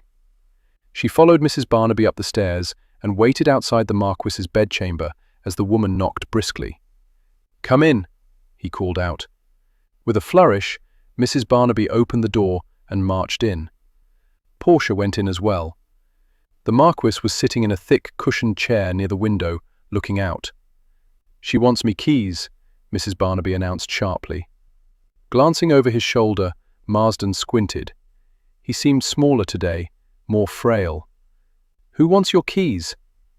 "Lady Locksley." "Lady Locksley?" Oh dear Lord, had he already forgotten who she was? She stepped around Mrs. Barnaby. "My lord." "Ah, yes." He held up a gnarled finger. "Lady Locksley. If she wants the keys, Mrs. Barnaby, give them to her." "But she's not the Marchioness. She's not the lady of the house." "She is my son's wife. He manages our affairs now, which makes her the lady of the house. Give her the keys. We don't know what she might do with them." "I suspect, Mrs. Barnaby, that she's going to unlock a door." "I could do that for her." "Obviously she wants to do it for herself. It is not our place to question the Viscountess, so hand over the keys." With a mulish expression similar to the one she had given Locksley the day before, Mrs. Barnaby unhooked the ring from her waist and held it out toward Portia, who took it, feeling as though she had just won something significant. "I need them back," Mrs. Barnaby said, looking as though she were on the verge of weeping. "Yes, of course. I'll return them later this afternoon." With a harumph, the housekeeper marched from the room. Portia tiptoed over to stand nearer to Marsden, although had given his attention back to gazing out the window. "I'm sorry we had to disturb you with that little misunderstanding," she said softly. "Mrs. Barnaby is a good soul, but she is set in her ways. She's gone a long time without a mistress to answer to, considered herself the mistress of the household. My fault as I never corrected her. Damage was done by the time Locke finished his travels and settled in to take care of things. It's not a problem. She and I shall work things out and get along just fine. I'm sure you will, my dear." His gaze drifted back toward the window. Portia sat in a chair opposite him. "We missed you at breakfast." You and my son need time alone to get to know each other better. I saw him ride out earlier, going to the mines, I suspect." He winked at her. "Did he give you our air last night?" She supposed when one got to a certain age, he no longer felt the need to censor his tongue. "I fell asleep." A stunned expression crossed his features. "I thought he'd have more enthusiasm, be more virile. I didn't think he'd be so sloth-like that you'd be able to go to sleep as though he wasn't even there." She released a self-conscious laugh. "No, that's not it at all. He was preparing a bath after his journey onto the moors. I was waiting for him and drifted off." "Ah, and he was too polite to wake you?" He shook his head. "A man shouldn't be that polite on his wedding night. Prepare yourself. Hell be twice as randy tonight." Her cheeks grew so warm she was surprised they didn't ignite. She had a need to turn the conversation away from being bedded by his son. "Are you searching for your wife?" He shook his head. "She doesn't come out during the day. Son doesn't agree with her. So I just wait, watch the shadows move with the daylight, lengthen as it weakens, until the darkness brings her back to me. You loved her very much." "She was everything. Still is." He wrinkled his nose. "She gets angry at me. Says I wasted my life." But Ash, Albert and Edward all married for love, even if Albert and Edward married the same woman. She knew that Albert had died, and Edward had married his brother's widow in Switzerland, which had created quite the scandal among the peerage, and now Locke is married. "I didn't do bad by them, so how could I have wasted my life?" "I don't think you did," she said with conviction. "You're a sweet thing. Locke will come around to loving you." Her chest tightened. "I don't require his love, my lord." "We all require love, my dear. The more we think we don't need it, the more we do." Again, another topic she wanted to leave behind. "Would you like for me to read to you?" He shook his head. "Go do whatever it was you wanted to do with the keys. I wish to explore the residence a bit, but I won't disturb anything." He nodded, a faraway look coming into his eyes, and she suspected that she'd lost him, that he was out on the moors with his love. Standing, she leaned over and pressed a kiss to the top of his head. He barely acknowledged her. Clutching the keys, she walked from the room, wondering where to start. With the bedchambers, she could find one to secretly make into her own, except that Locksley was correct. When would she use it? Every hour of the night would be spent in his bed. Surely there was another room that would serve better. A small library, a sitting room, a parlour, a little haven hidden away where she could escape to find peace. She wouldn't have to tell anyone about it. It would be her private sanctuary. And as the Marquis appeared to not wander about, her actions weren't likely to upset him, as he probably wouldn't stumble across whatever room she decided to clean. And cleaning it would be the first order of business. She'd seen evidence of the neglect when Locksley had shown her the ballroom, and it was repeated in every room into which she stepped. Cobwebs, dust, decayed flowers, the suffocating odour of disuse. She needed a room with an abundance of windows so she could air it out quickly. But as she wandered from various parlours and sitting rooms to drawing rooms and conservatories, melancholy began to take hold, to blot out any optimism. She could envision a time when all these rooms were well maintained, warm and welcoming. They would have brought pride to the Marquis and Marchioness. An even greater sadness washed through her as she realized that Locksley would have known none of what had once been. He grew up with the abandonment and dilapidation. Locks on doors couldn't contain it. Knowing what rested on the other side of the doors, she could now feel it seeping into the hallways. It might have been better for all had the structure burned to the ground after the Marchioness passing. Then she opened a door that made her grateful the residence still stood. Light filtered in through a narrow parting between the draperies, but it was enough for her to see that she had stepped into a magnificent music room. Windows lined one wall. Near them rested the largest pianoforte Shed ever seen. So grand. Or it would be if the dark wood was polished to a sheen. She approached with the reverence it deserved. It had been years since Shed set fingers to keyboard, not since Shed left home. Shed offered to play for Monty, but he'd explained that when it came to her, he was only interested in the music of passion that was created between the sheets. Shed been flattered, swept away by the notion that he wanted her so badly. It was a while before she understood that being wanted for only one purpose created a very lonely existence. The type she would have with Locksley. At least he was honest with her, being forthright that he wanted from her only what Monty had wanted. But Monty had wooed her with pretty words and promises of love. Even if Locksley offered them, she was too wise now to believe them. She would not open her heart to him, merely her thighs. As she neared the piano, she wanted to weep because it had gone years without being played, without anyone listening to the glorious music with which it would fill the air. Unappreciated, unloved, its potential unrealized. Tapping a key, cringing as a tinny sound reverberated, she wasn't surprised it was in need of tuning, but that could be handled easily enough. Slowly she began to turn in a circle, stopping when she noticed the life-size portrait of a woman hanging over the massive stone fireplace. She wasn't particularly fetching, but there was warmth in her eyes, her smile. Portia had never known anyone to grin during a sitting, yet she couldn't imagine this woman without a happy expression. Finding herself drawn to the painting, she took a couple of steps nearer.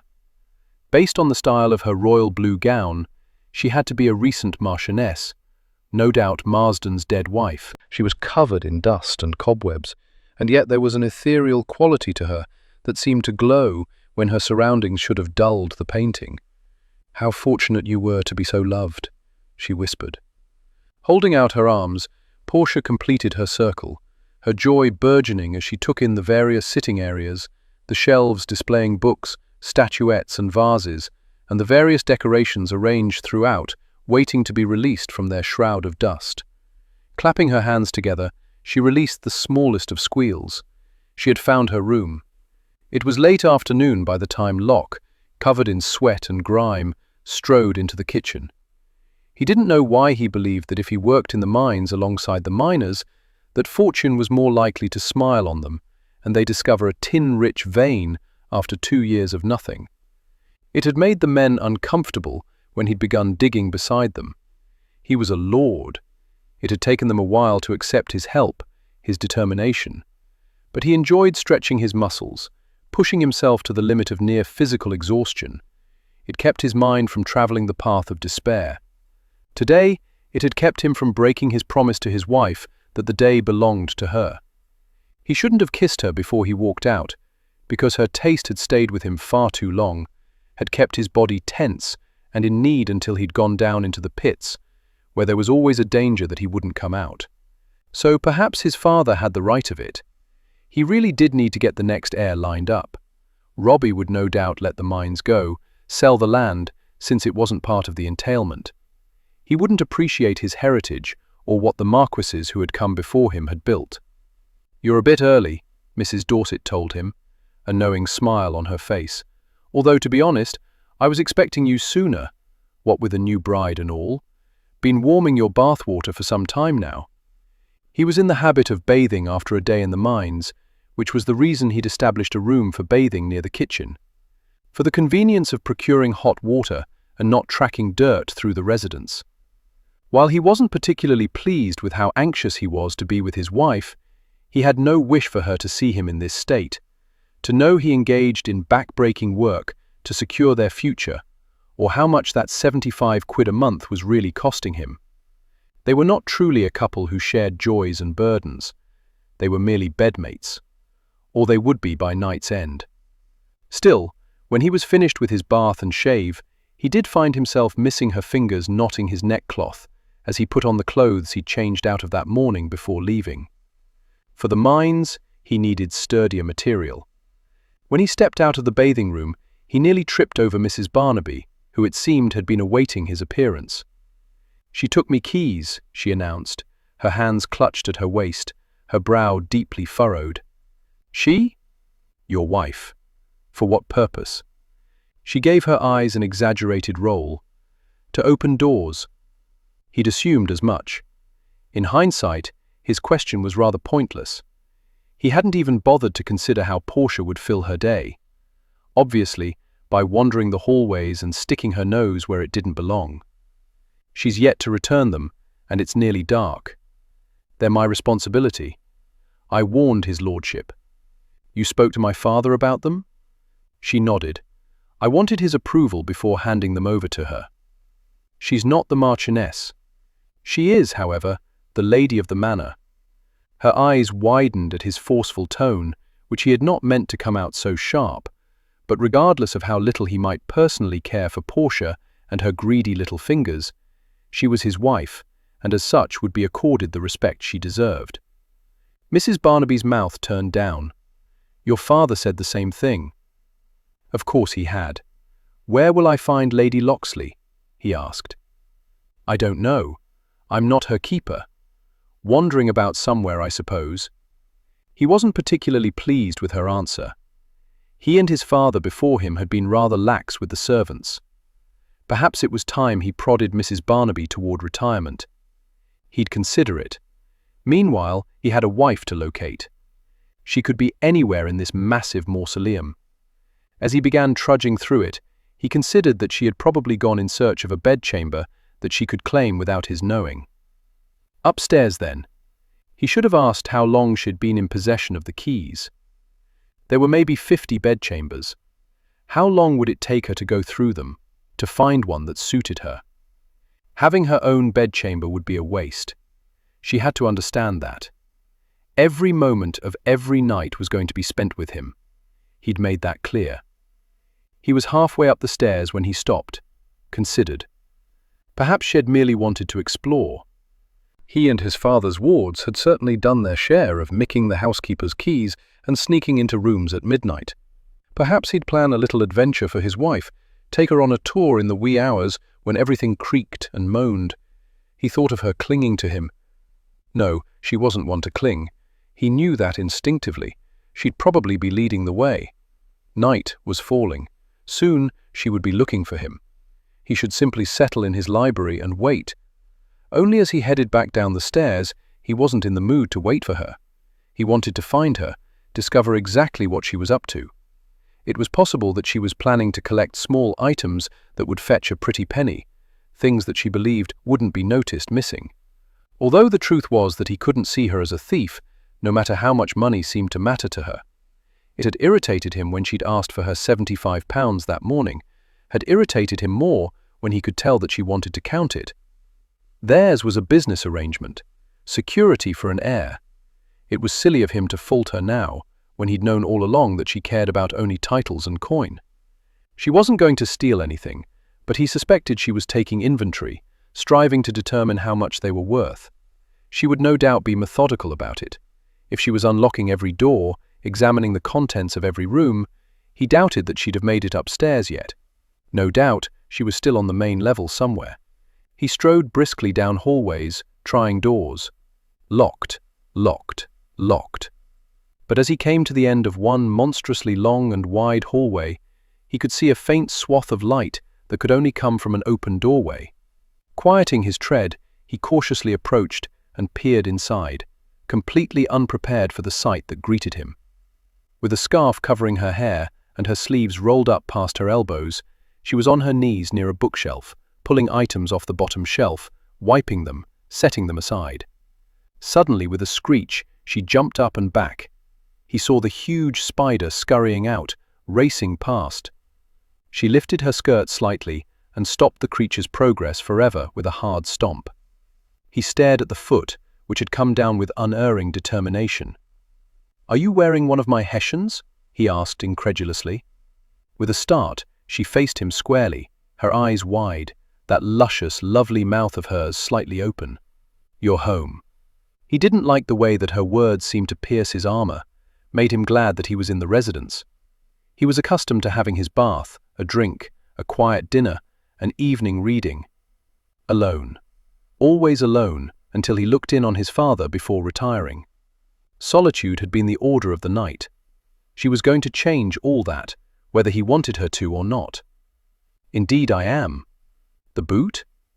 Raising her skirt, she extended the foot, turning it one way then the other, as though surprised to find the polished black leather encasing a good part of her leg.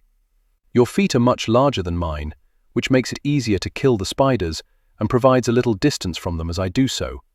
She glanced up at him. "There are an inordinate number in here. and they are remarkably large, and beastly ugly. Cardinal spiders, no doubt. They say Wolsey had an aversion to them. Smart man. Approaching her, he wondered why it was that he found himself drawn to her more than ever. She more closely resembled a street sweeper than the wife of a lord. Yet drawn to her he was. "You have a spider web in your hair." "What?" "No." She began slapping at her head. He grabbed her wrists. "Hold still." Although she looked fairly petrified, she moved not at all. He wasn't even certain she was breathing. Those whiskey eyes held a measure of trust that he didn't want to disappoint. Somehow she seemed more vulnerable, with the trail of dust along her cheek. He didn't like her appearing in such a state. He preferred her strong and tough. He brushed the back of his hand across the silken strands that rested against her hair and scarf, drawing them away. "There. All gone. I hate spiders." "Then you despise going into the mines?" Her brow furrowed. "Do you go into them?" He hadn't meant to disclose how he spent his day. "Occasionally. After all, we own them. Therefore, it behooves me to give them a look." A change in topic was in order. "What are you doing in here?" I would think that answer is obvious. With the danger of the spiders gone, she was back to her tart self. Much easier to deal with. "Then I suppose the better question is, why are you doing it when I've already stated that change upsets my father? Surely this room is far enough away from him that he'll never know what I've done." She stepped away, swept her arms wide, as though to encompass everything surrounding them. "It's such a glorious room. How could I leave it in disarray?" She rushed over to the piano. The fading light cast her in silhouette, and yet still he could see her brilliant smile. "Isn't this gorgeous? Or it will be once I've polished it. I could play for you in the evenings." I had a different sort of play in mind. Her shoulders slumped, and all the exuberance seemed to leak out of her as air did from a balloon. "Yes, of course. Silly of me to think we might have more." She trailed a finger along a curved edge, inhaled deeply. Disappointment radiated from her. He hated that he'd killed her smile. "Do you play?" She glanced over at him. "I do. Not since I left home, so I'm terribly out of practice, and the pianoforte needs tuning, so it would no doubt not be a pleasurable experience for you. But this room, it must have been so magnificent once." He fought to convince himself that she wanted that magnificence for herself, that she wanted the grandness of this room to enhance her own majesty, and yet he couldn't quite persuade himself of the truth of that. There was an honesty in her voice when she spoke of the room that made him think she was being more candid with him at that moment than she'd been since he opened the door to her yesterday afternoon. It had nothing to do with baubles, coin, title, or gain. She saw this room as it might have once been. All his life, he'd strived not to see any of the chambers as they'd appeared in the past, hadn't wanted to see the potential in them, had never wanted to envision laughter echoing between the walls, joy spreading to the ceilings, gladness sweeping along the floor. These rooms merely served as evidence that no good could come from love, that it was best to avoid. "Is that your mother?" she asked tenderly, cutting into his thoughts. He didn't want her to be tender or soft. He wanted her to be as cold as the coins she craved. Still, he followed her gaze toward the portrait hanging over the fireplace. His father possessed a miniature of the same woman that he always carried with him and sometimes showed to Locke. Her eyes, her smile always drew him in. As a lad, he'd resented her for dying, for leaving him. It was many years before he understood she'd had no choice. Staring at her behind a film of grime, he could understand why his father had loved her. Even though she existed now only in oils, her image seemed vibrant. She possessed the ability to warm his heart, to make him feel guilty that he hadn't accepted Portia's offer to play the pianoforte for him. Yes, I didn't think so at first, but the more I've gazed at her from different angles, I've decided she was very beautiful. Beautiful enough to drive a man insane. Losing her drove him insane, not her. There is a difference. He looked over at her. A corner of her mouth and one brow tilted up ever so slightly. "You would go mad if I were to die," she said teasingly. Slowly he shook his head, unwilling to take this matter lightly. "I'll not give you my heart, Portia. I was clear on that aspect of our relationship. We can have the marriage annulled tomorrow if you went into this arrangement believing you could somehow acquire it." She paled, no doubt at the mention of an annulled marriage that would deny her all she sought to gain. "I have no illusions regarding what you want of me, my lord. I suppose we should make haste toward the consummation of this marriage." Why was it that her haughty tone could make him feel like such an ass, when it should merely confirm why she'd sought the marriage with his father to begin with? He touched the dirt on her cheek, and she went still, so very still. With his gaze following, he trailed his finger along the smudge that journeyed past her mouth to her chin. "You're in need of a bath. I'll cart the tub up to the bedchamber. You don't have to go to that bother." He didn't want her to be considerate, damn it. He needed her to demand spoiling. "As you no doubt discovered this morning, the bathing room stays chilly." Pressing his thumb to her chin, he rubbed at the dirt, wondering why it fascinated him, why he liked seeing her in such a disheveled state. "Mrs. Barnaby wants her keys returned." "Of course. I'll see to that immediately." He moved his thumb up to her lower lip, stroked it, considered nipping at it, but if his mouth got anywhere near hers, he was likely to toss her on top of that piano she seemed rather fond of and possess her then and there. That would certainly give it a polishing. But she needed a bath.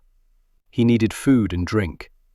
And he didn't want to take her quickly or roughly. Not the first time, anyway. Every other aspect of their relationship might be stiff and awkward, but he wasn't going to tolerate it in the bedchamber. That required patience on his part. He would live with the torment of not possessing her for now. But before the night was done, he would claim her body as his own. As he escorted her from the room, Portia was a bit surprised, based upon the way his eyes had darkened as he'd rubbed her chin, that he hadn't tossed her on a nearby sofa and hefted up her skirts.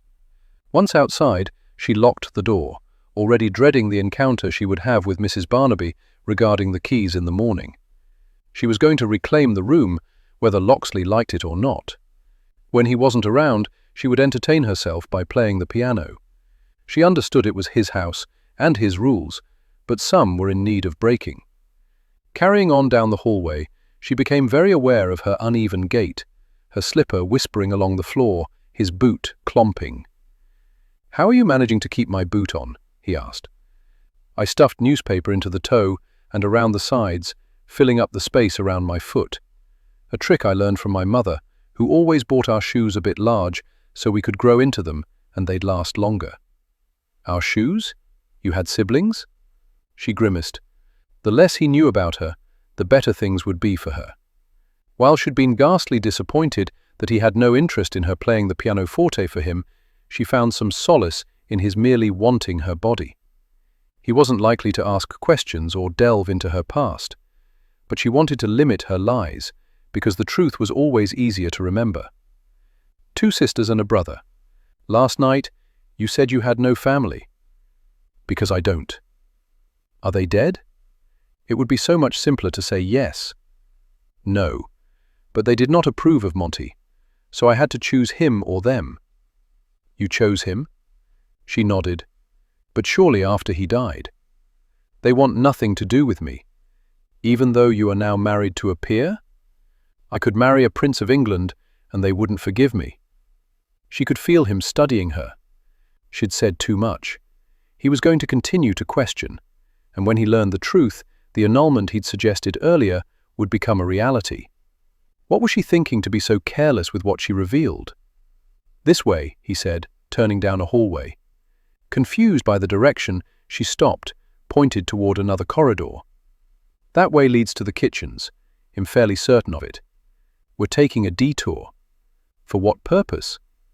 It's not a woman's place to question her husband, or any man for that matter, she was well aware. If she'd questioned Monty, she might not have found herself in this unconscionable position. But she wasn't going to make the mistake of trusting blindly again. "You did not strike me as the sort who would want a sheep for a wife. As you're well aware, I didn't want a wife at all." There was that, she supposed. So when he started off again, she followed. She'd opened the doors in this hallway earlier in the day. She knew they contained nothing nefarious, nothing that should give her cause for worry. But you require an heir, so eventually you would have wanted a wife. Not wanted, never wanted, but eventually I would have taken one. So my arrival simply moved up your timetable. Stopping in front of a door, he faced her. Don't say it as though it was a small matter and you did me a great favor.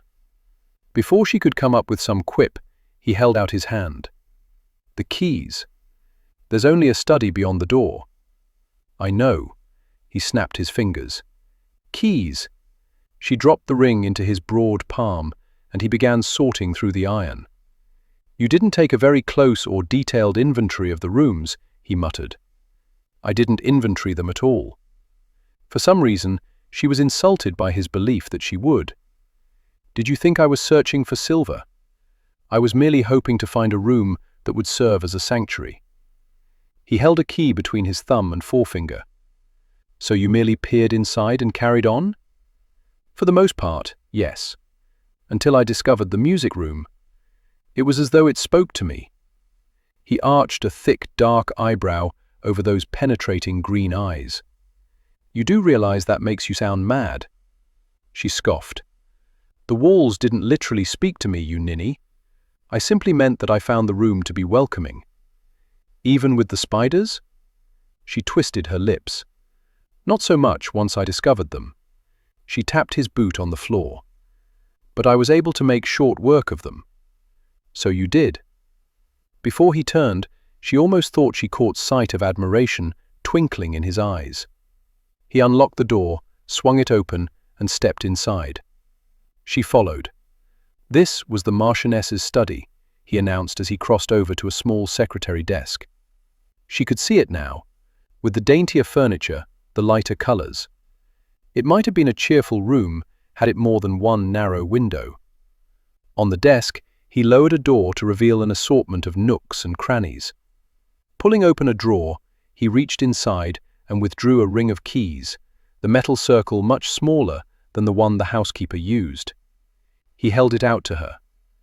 So you don't have to bother Miss Barnaby for the keys in the future. She stared at the offering, wondering why her eyes were stinging. He was doing more than handing her bits of iron. He was demonstrating that he trusted her, that she had a true place within the household, in his life. He was handing her freedom, more than she had had in a good long while. Slowly, reverently, she took them from him. I don't know what to say. There's nothing to say. You're the lady of the manor. You're entitled to a set of the keys. Of course he would ruin the gesture with a curt tone, but she wasn't going to let him dampen her spirits entirely. How did you know they were here? I'll tell you during dinner. Meanwhile, I'm quite famished, and you still need your bath. I'm looking rather forward to the telling. She turned to go. Remember, he called after her, don't wear gloves. She glanced over her shoulder, giving him her most wicked smile. I haven't forgotten. As a matter of fact, I intend to wear very little except for my gown, less for you to bother with later. Ponder on that during dinner. With her mismatched footwear, her exit wasn't nearly as poised as she would have liked, but his low groan, bowed head, and fingers digging into the desk behind him managed to give her a great deal of satisfaction. The night might belong to him, but it was going to belong to him only on her terms. Chapter 9. She was going to drive him mad. He was fairly certain of it as he sipped his scotch, stared out the window of the library into the darkness, and waited for her arrival. After hauling up the tub and water, had been incredibly tempted to lounge against the wall and watch as she removed her clothes, as she stepped into the bath, as she dribbled water over her skin. But if he'd stayed, he doubted that she'd get so much as her tiniest toe wet before he had her on her back. He yearned for her with a fierceness he didn't want to acknowledge. Never before had any woman affected him as she did, so had walked out simply to prove more to himself than to her that he could. He never would have expected to find Portia on her hands and knees cleaning. Granted, Mrs. Barnaby was no spring chicken, and her efforts yesterday with the parlour had been sadly lacking, but she had made the room habitable, and she was the housekeeper. It was her job to keep house. But Portia had begun seeing to things herself, had been uncomfortable with him preparing her bath. She didn't want to be pampered. He hadn't expected that, didn't know quite what to make of her. Every woman had ever been with had wanted to be spoiled, had insisted upon it. In fact, they'd wanted constant compliments, numerous baubles, and his undivided attention. Based upon Portia's reasons for being here, what she hoped to gain, what she sought, she should seek to be spoiled more than any woman had ever known. But she had been covered in dust and cobwebs, with grime on her face and hands. Something was wrong with him for finding that so incredibly sensual. Wives of lords did not crawl about in the muck, yet she had seemed comfortable with it. Who was Portia Gadsden St. John? A bit late to be wondering that, old chap. He didn't want to be intrigued or fascinated by her. He didn't want to know her. He merely wanted to bed her, slake his lust, ensure she earned the title that marriage to him had gained her. Hearing light footsteps, he glanced over his shoulder. Christ, she was gorgeous. If she entered a ballroom wearing that deep purple gown that revealed her shoulders so enticingly and suggestively, she would have had 100 suitors. Why answer an old man's advert? What did it matter now? She was his wife. You did away with the Hessian, I see, he said as she approached, her satin slippers occasionally peering out from beneath the hem of her skirt. You're here now. I'm sure you'll save me from any hideous 8-legged creatures. He had the passing thought that he would save her from anything. Based on the flow of your skirts, it appears you're not wearing petticoats.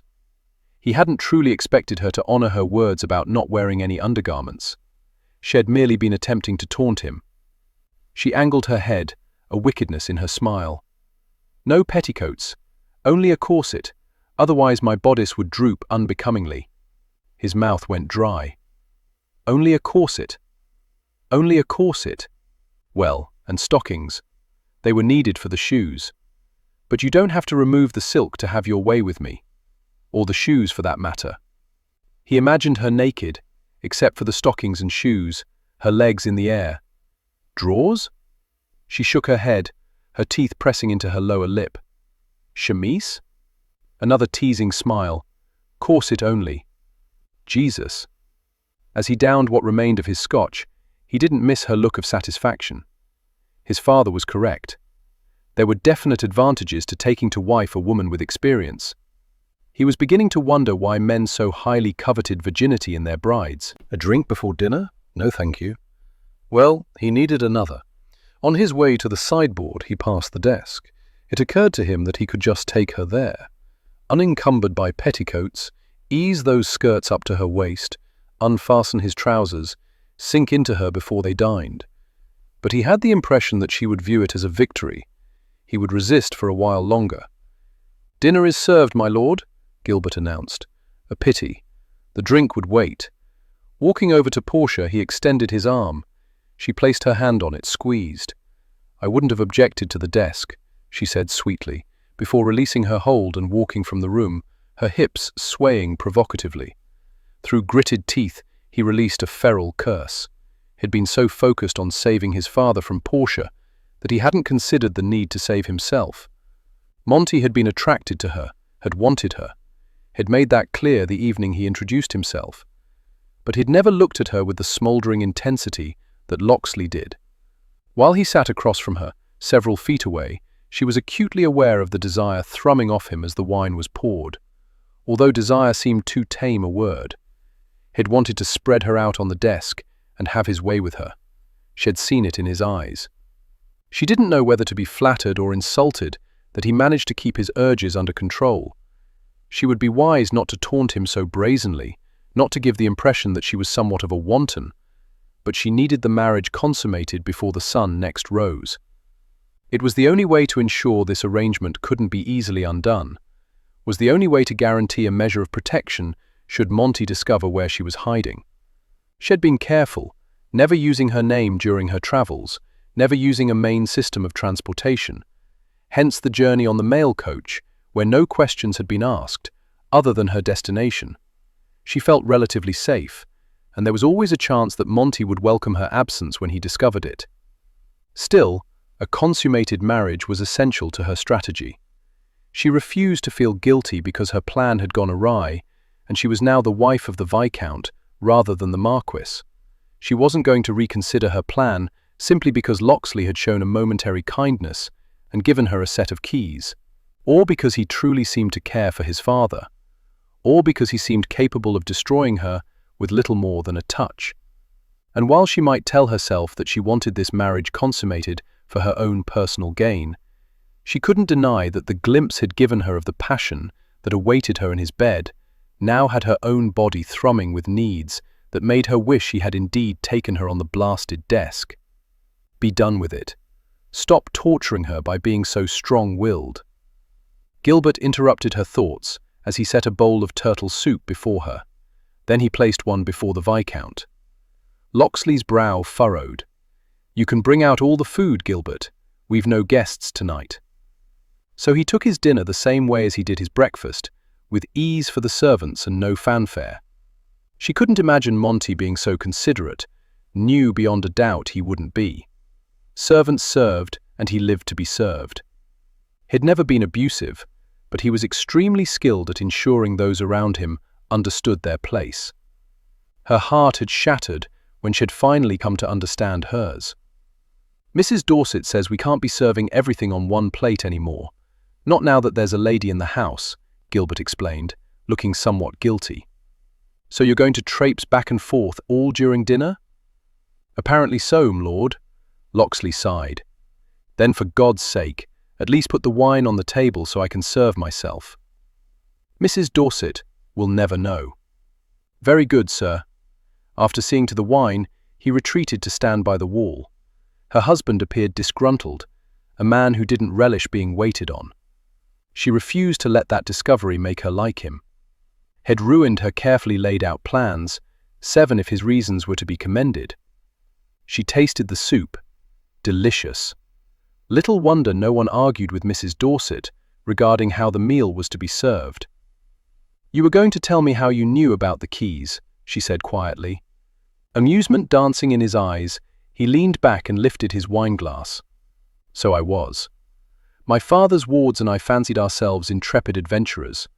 We'd nick the keys from Mrs. Barnaby after she fell asleep and explore the various rooms during the late hours of the night. With the size of this place, that could have taken years." He nodded, sipped his wine. "Nearly 3, as I recall. We were like archaeologists, sorting through the rubble of an archaic civilization, cataloguing our finds, but ensuring that nothing appeared disturbed." While he said it with ease, she didn't miss the sadness and guilt that briefly touched the green of his eyes. The archaic civilization had been his parents' life. She wondered what it had been like to grow up with so little known of the past, and when you grew up, you continued to explore, but moved on to the world. For a while. "Do you miss it?" Gilbert took their bowls, disappeared through a doorway. Locksley tapped his wineglass. "I do hope she didn't prepare an abundance of food. I don't like waste. I'll speak with her tomorrow, shall I? Approve the menu. Ensure it's not too much." He nodded. "You'll no doubt find her easier to deal with than you did Mrs. Barnaby. A woman who ruled a kitchen? She very much doubted it, but she'd been raised to manage a household. She could take on this task easily enough. You didn't answer my question. Do you miss travelling? Sometimes?" He gave her a tantalizingly wicked grin. "But then exploring is going to be in my very near future, isn't it, Lady Locksley?" Heat flushed her skin. "Must you always turn the discussion in that direction? You're the one sitting there without your drawers. It's quite lovely, actually. The silk of my gown against my nether regions." He laughed darkly. "God, you are a tease.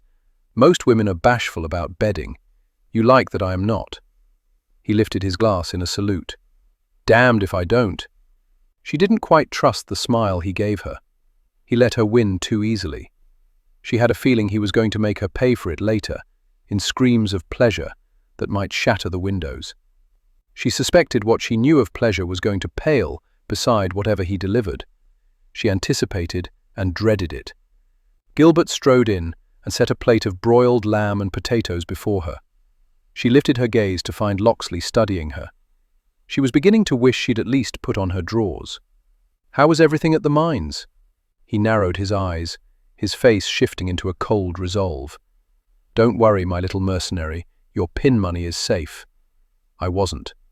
She stopped, unable to blame him for his low regard for her. She'd certainly given the impression that she was merely here for gain. His dislike and distrust of her provided her with a shield. But it was becoming quite heavy to keep in place. "I was merely asking after your day, if you found it satisfactory. That is what good wives do." A corner of his mouth tilted up. "Are you planning to be a good wife?" Within reason. He laughed deeply. "At least you're honest." Only she wasn't. She wished she could be, but his opinion of her was low enough as it was. Instead of taking her to bed, he'd rid himself of her. With all due haste. "I want things to be pleasant between us. Once we're finished with dinner, they're going to be very pleasant between us." She released a very unladylike snort. Again, must your mind always go there? She wanted a man to desire her for more than her body. Marsden would have wanted companionship. She should have insisted that she marry the Marquis. Not that this stubborn, obstinate man would have allowed it, no matter what reasons she gave. "I thought of you for a good part of the day," he said quietly. She rolled her eyes. "Bedding me, I'm sure." "Sometimes." He shifted his gaze to his wineglass, trailed his finger slowly up and down the stem, just as he would no doubt be trailing it over her before long. Seemed he wasn't the only one whose mind continued to journey to bedchambers. "Sometimes I find myself wondering what truly brought you here." His gaze, compelling and demanding, slammed into hers. If she thought for a moment that he truly cared, that he would be decent about it, she might confess all. "Your father's advert." She hated that the words came out on a croak. "Did you know they call him the Mad Marquis of Marsden?" She gave a slight nod. "Is that the reason you spend so little time in London?" "How do you know how much time I spend in London?" "I believe I mentioned the gossip sheets. Truth be told, I'm rather addicted to reading them. You and the other hellions are frequently reported on." She creased her brow. "How did the moniker come about, by the way?" "We tended to break the rules in our youth, but were always forgiven. Our pasts made us such tragic figures we could get away with a good deal of bad behavior. You were also known for being reckless." "We were indeed. Ash almost became a lion's dinner once. And of course Albert died on safari, leaving Edward to inherit the title after pretending for months to be Albert. It was madness. I remember it in the papers. It created quite the scandal when his duplicity was discovered." "It did. Then he did something even more audacious by taking his brother's widow to Switzerland and marrying her. They're not quite accepted yet, but people are beginning to come around. When they visit here, I shall expect you to welcome them. Of course, I am not one to cast stones." He held her gaze. "And why is that, Lady Locksley?" She stilled, her breath timid about leaving her lungs. "I know what it is to be disgraced, ostracized, cast out." "Had a few stones cast your way?" he asked. "More than a few. As I mentioned, my family did not approve of Monty. His did not approve of me, but our love was grand enough that it didn't matter.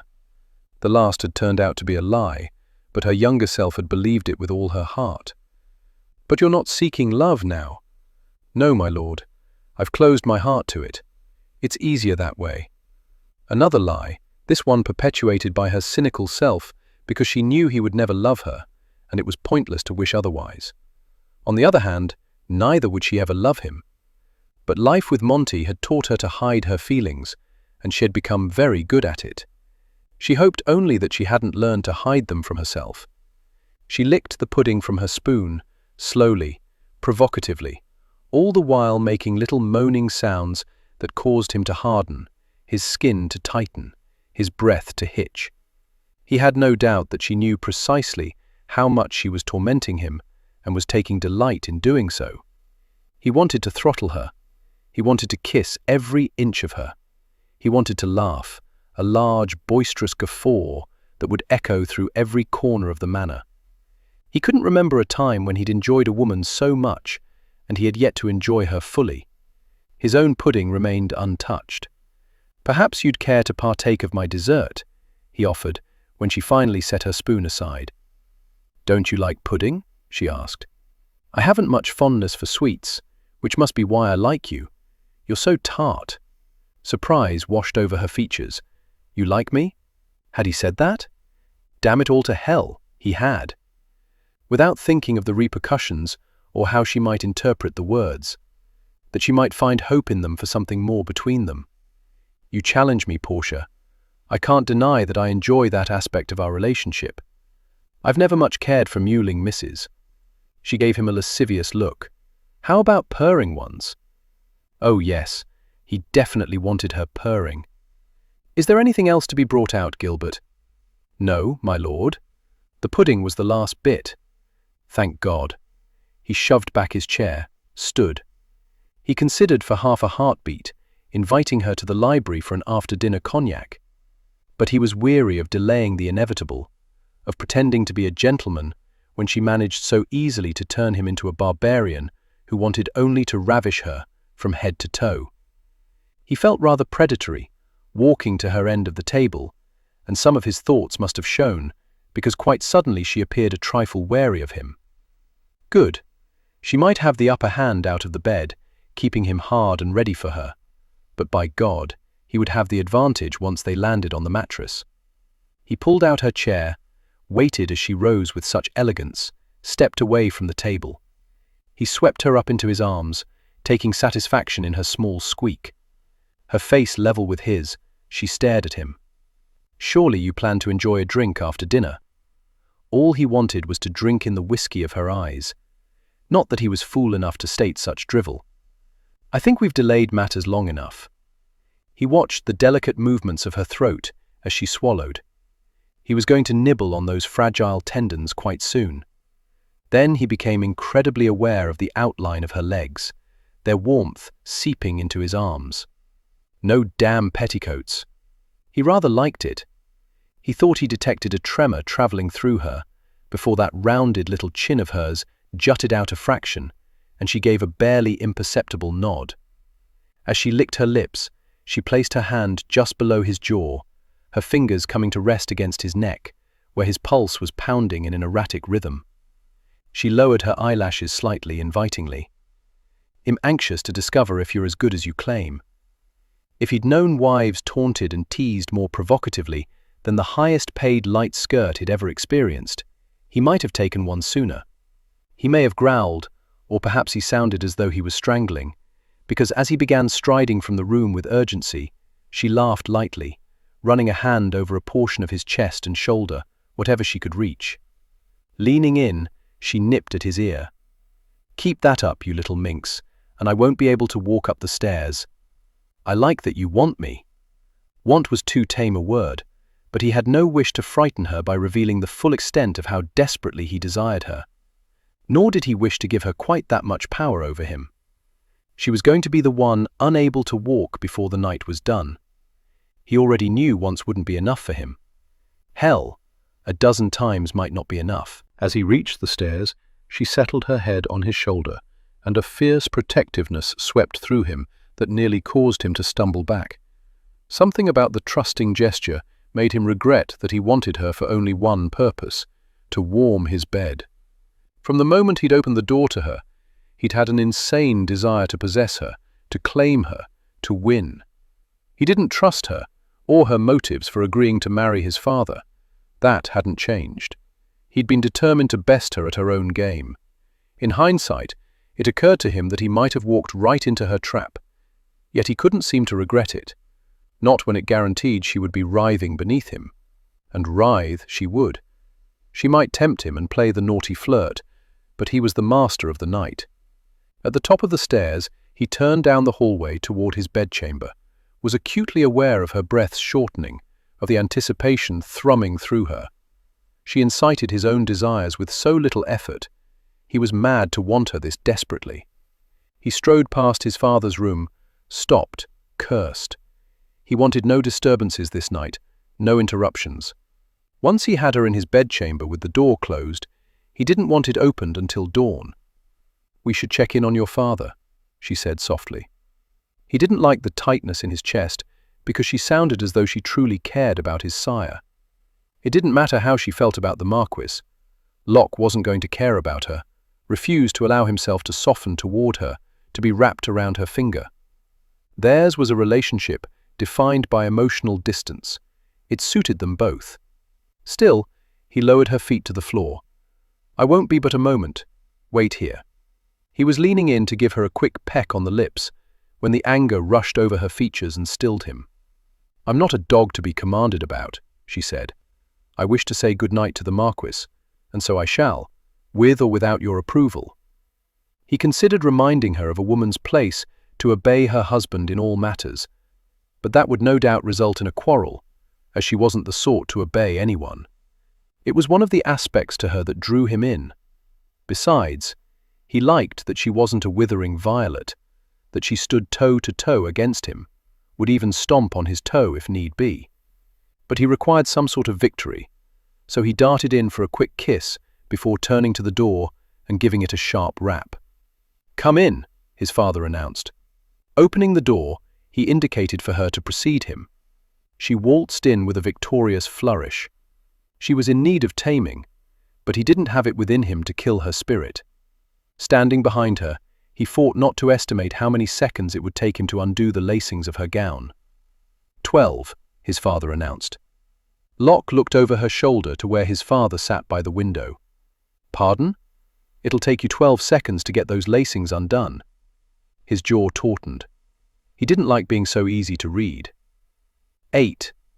"We're not here to discuss my lacings," she chastised, and he liked that she didn't wither or stammer with the knowledge that they were discussing what was to come. "We're here to see if you require anything before we retire." "An heir, but I'll get that after you retire. Honestly, my lord, you need to expand your interests.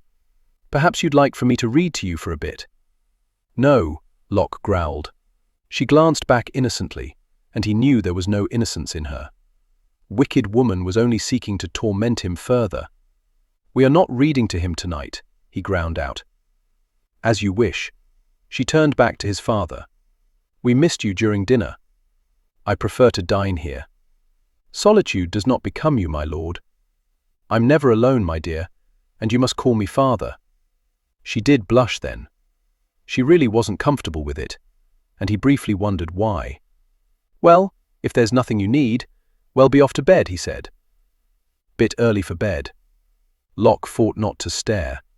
Had they not just been discussing her lacings and an heir? "I've had a long day." The wrinkles on his father's face shifted downward. "I saw you riding out, to the mines, I assume. You've been going there a lot lately. Is something amiss?" He didn't plan to discuss the troubles with him ever, but especially not tonight. "Everything is fine."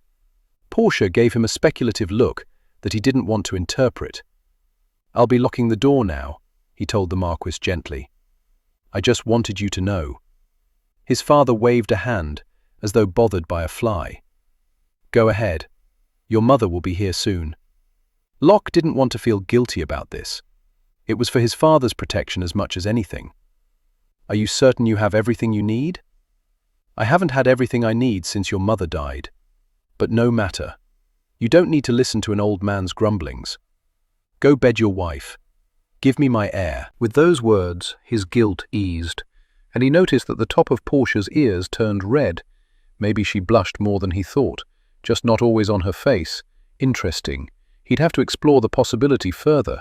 He liked the idea of her blushing in other areas. Walking forward, she kissed his father on the cheek. "Sweet dreams, my lord." "Father," the Marquis insisted. She smiled, nodded, tried to look contrite, but she didn't repeat the word. Locke had a feeling she never would. She walked past him, out the door. "She's a beauty, isn't she?" his father asked, regaining Locke's attention. "Prettier than your mother, but don't tell your mother that." He patted his chest. "Your mother's beauty was all inside. Portia has a good bit in there as well. Don't forget to look there." The woman was a conniving vixen. That his father failed to see it only reaffirmed that Locke had made the correct decision in marrying her. She would have had his father wrapped around her finger 5 seconds after the marriage papers were signed. "I require only that she warms my bed. I don't have to like her for that. Don't be a fool, Locke. Open that damned heart of yours, so I can live my life in misery should she die. Not likely. Sleep well, father." As for himself, he didn't plan to sleep a single wink. Chapter 10. Standing in the hallway, she fought to ignore his telling his father that he didn't like her. She took some consolation in the fact that he didn't seem to despise her, and he'd given her the keys. There might be no affection lost between them, but theirs would be a civil relationship, at least outside the bed. She suspected it was going to be quite untamed within it. Stepping out, he closed the door, turned the key, waited a heartbeat, as though needing a moment to shirk off the pall that came over him after spending time with his father. Then he faced her, giving away nothing, none of his doubts, his concerns, his troubles. "What's wrong at the mines?" she asked. His jaw tautened, his eyes narrowed. "Nothing is wrong at the mines." You answered so quickly, so tersely, that I was rather sure you didn't want to discuss the matter with him. I didn't. He took a step nearer to her. "My father loves his mines. Get him started on them, and he can go on for hours. I have little patience for it tonight." He lifted her up into his arms and began striding toward his bedchamber. "Seems you haven't any patience at all," she said. "Be grateful for it." So brusque, and yet he wasn't a hard man, a man she should fear.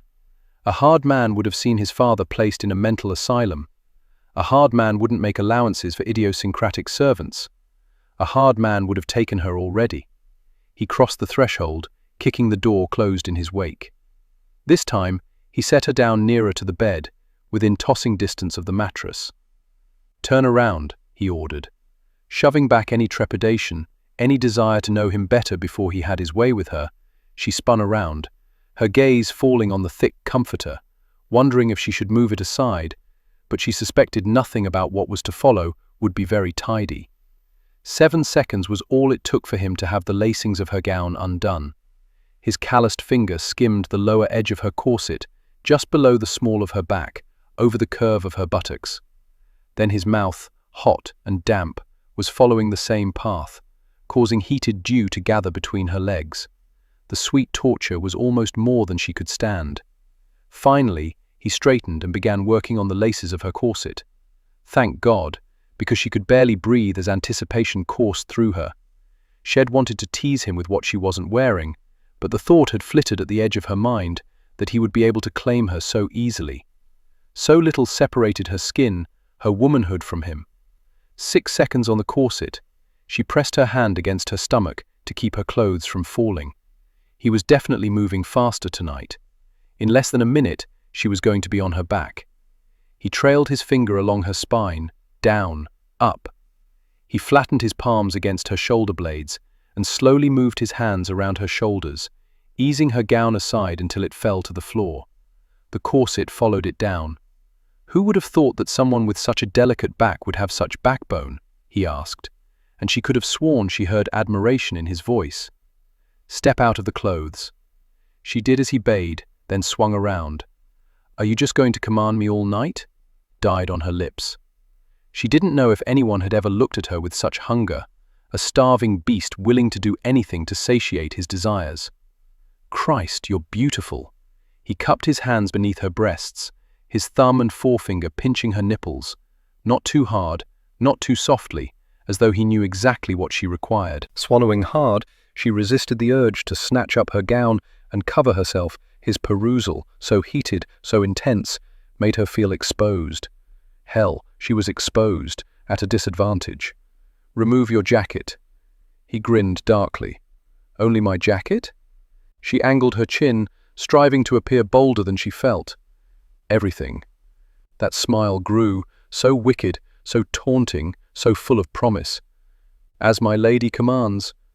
She hadn't really expected him to obey, had never truly felt an equal in her relationship with Monty, but Loxley didn't lord himself over her. He tossed his jacket to the floor. His fingers went to the buttons of his waistcoat. Without thinking, she stepped forward and covered his hands with hers. She could feel the tension radiating through him. What was he trying to prove by not yet taking her? That he could resist her charms? She could sense how difficult the battle was. She should take pity on him. Too bad that she wanted his surrender. I'll do it. Never taking his eyes from hers, he lowered his head in acquiescence, spread his arms wide. She didn't mistake the gesture for submission, knew it was merely a pause in the war. We don't have to be at odds, she said quietly as she worked on the buttons. We're not. I dare say, We have the same goal, getting you bedded." He shirked out of his waistcoat, sent it flying to where the jacket had landed. She unknotted his neckcloth. "Yet I feel we're going about it as though it were a competition." His hand came to rest just beneath her jaw, and with the slightest of prompting, he tilted back her head. "You want to best me." She did, damn it! She wanted him to yearn for her, to beg, to be at her mercy. She wanted to be in control because she hadn't been before. After pulling his neckcloth free, she tossed it aside. "You don't love me." She unbuttoned his shirt. "You will never love me." She removed the black onyx-studded cufflinks, cradling them in her palm, not certain what to do with something so obviously expensive and well-crafted. He scooped them up, carried them to the bedside table, set them down.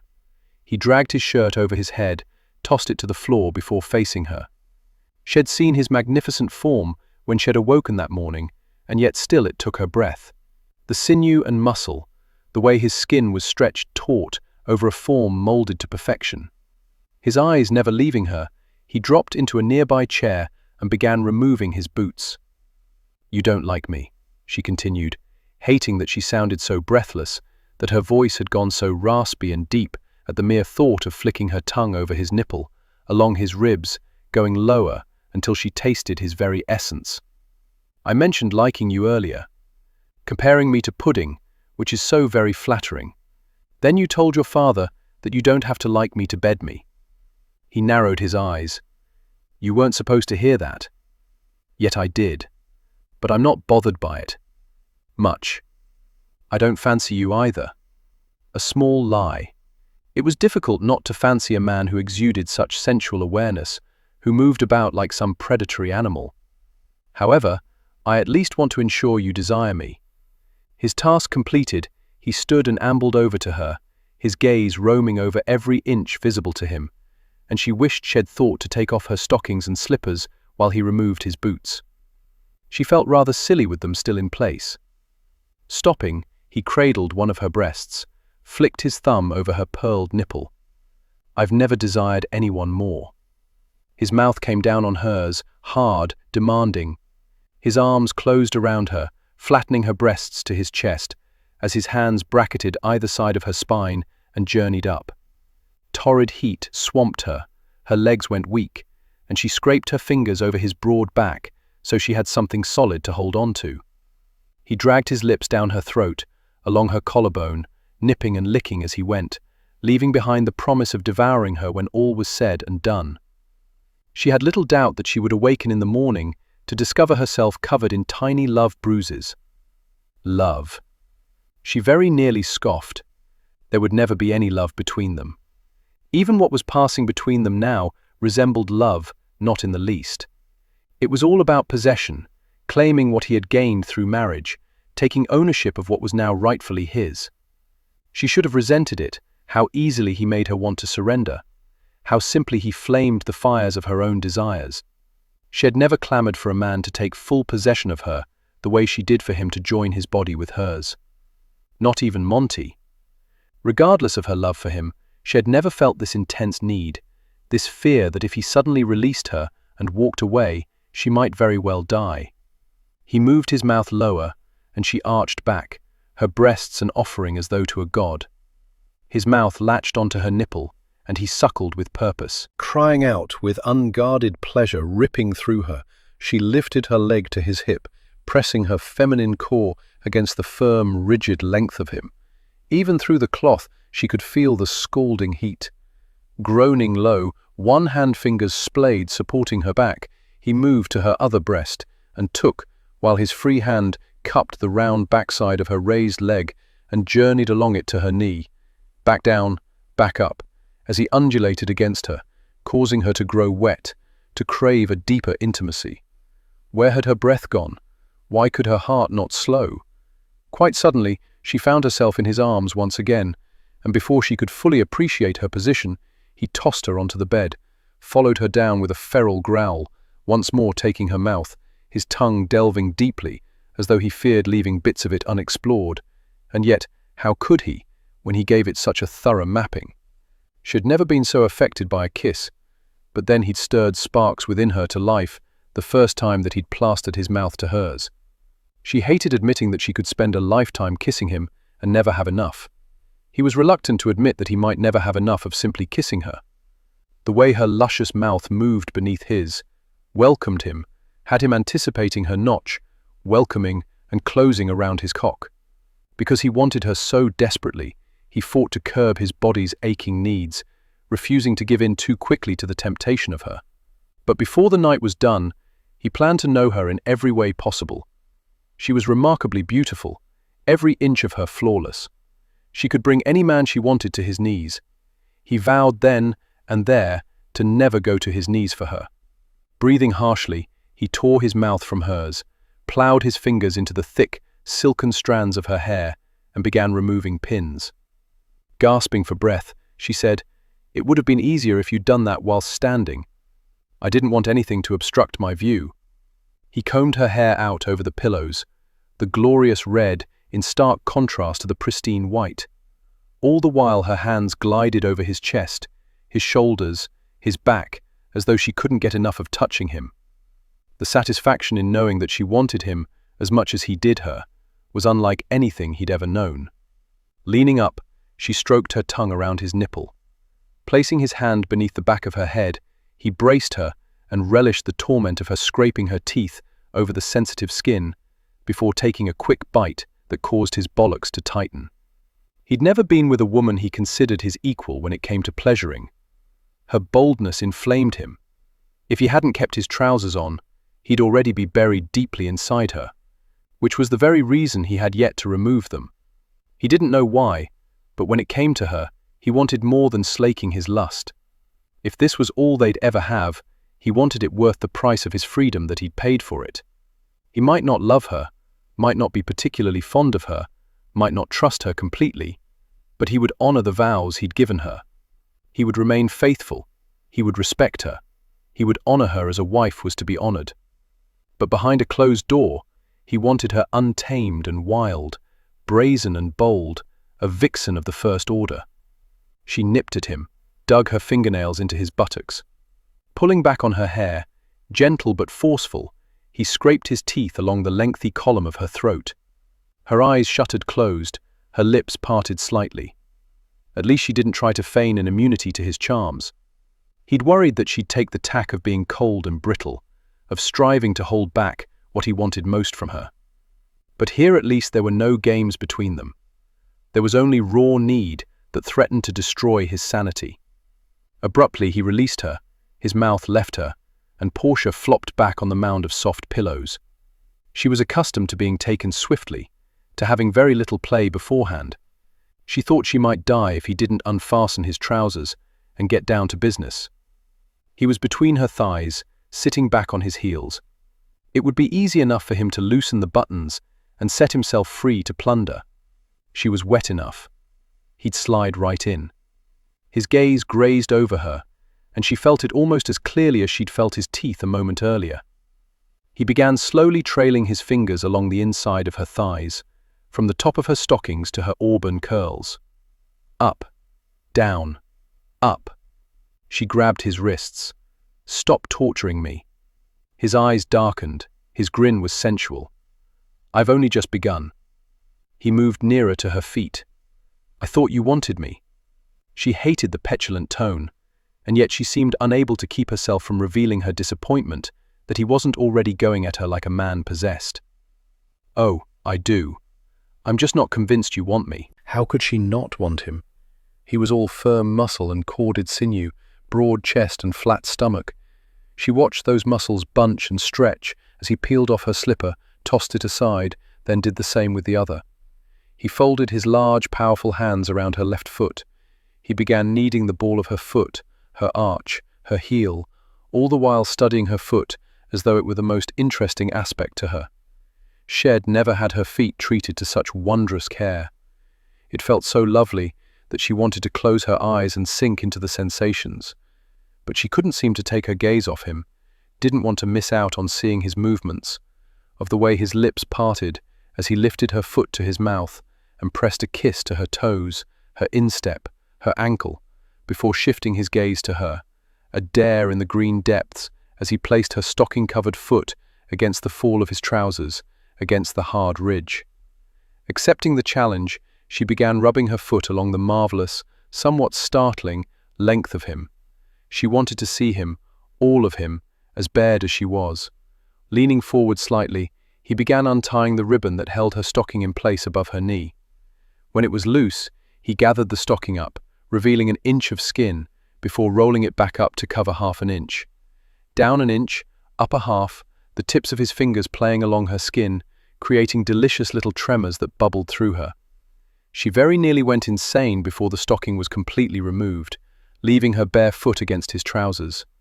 She pressed harder, taking great satisfaction in the tautening of his jaw. Without waiting for him to give attention to her other foot, she placed it on his chest, gave her toes freedom to circle his nipple. This stocking came off with such speed that she wouldn't be surprised to discover it torn when she gathered it from the floor later. With a feral growl, he spread her legs wide, settled onto his stomach, and blew a cool breath, stirring the curls between her thighs. Then his mouth was on her, his fingers parting the folds, his tongue slowly stroking. She cried out at the unexpectedness of the pleasure that rippled through her. She squeezed her eyes shut, not wanting to see him gloating at her reaction. But how could he gloat when his mouth continued to work its magic, suckling and nipping, stroking and flicking the swollen bud? When she finally opened her eyes, she saw no reveling, simply a man intent on creating wave upon wave of sensation. Sliding his arms beneath her thighs, lifting them slightly, he cupped her breasts, his fingers toying with her nipples. Her hips rocked up, giving him easier access, and he took. The build was slow, yet intense. She plowed her fingers through his hair, scraped her fingers over his sturdy shoulders. Head promised her pleasure. Shed certainly not expected him to deliver it like this. She hadn't even known this was possible. She felt more treasured at that moment than Shed ever felt with a man she loved. Tears pricked her eyes. Tears because she'd been a fool. Tears because she was probably a fool now to give her body free rein to experience all the sensations that Locksley was bringing to life within her. With his tongue, his lips, his fingers, his murmurs, he urged her to let go, to fly. Long, slow strokes of his tongue, rough velvet to silk, two of his fingers slipping inside of her, spreading her before his tongue licked at her quim. He explored so thoroughly, so intensely. She wanted to resist the lure of complete and total release, and at the same time, she wanted to accept this absolute, unselfish gift. Her body stretched, reached, surrendered. Pleasure ripped through her, through every nerve ending, every muscle, every inch of skin, from the tips of her toes through her scalp, tingling, expanding, contracting. Squeezing her eyes shut tightly, she cried out a benediction, a curse, as her body convulsed and her limbs thrashed about.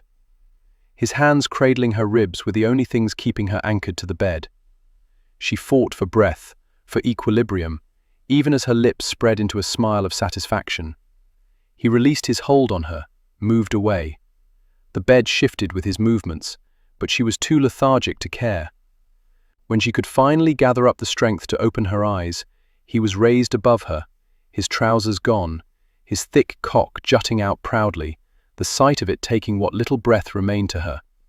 He was magnificent, powerful. "You seem to enjoy that," he said. "Don't be so smug," she ordered. He laughed darkly as he bent his elbows, leaned down, and nibbled on her lips. "I knew things between us would be good in bed. Only they hadn't been good for him, not yet. And she needed that, needed him to spill his seed inside her." Pushing herself up, she pressed her mouth to his throat, lifting her hips, aware of him hovering so near. "Take me, make me yours." With a growl, he thrust his hips forward, his shaft sliding sure and deep, stretching her, filling the valley between her thighs. "Oh, Christ," she murmured. She thought it should have hurt, because he was much larger than what she was accustomed to, and yet it ensured that she was glistening with dew, more than ready to receive him. She didn't want him being that considerate, didn't want to like him. It would all be so much easier if she felt nothing at all for him.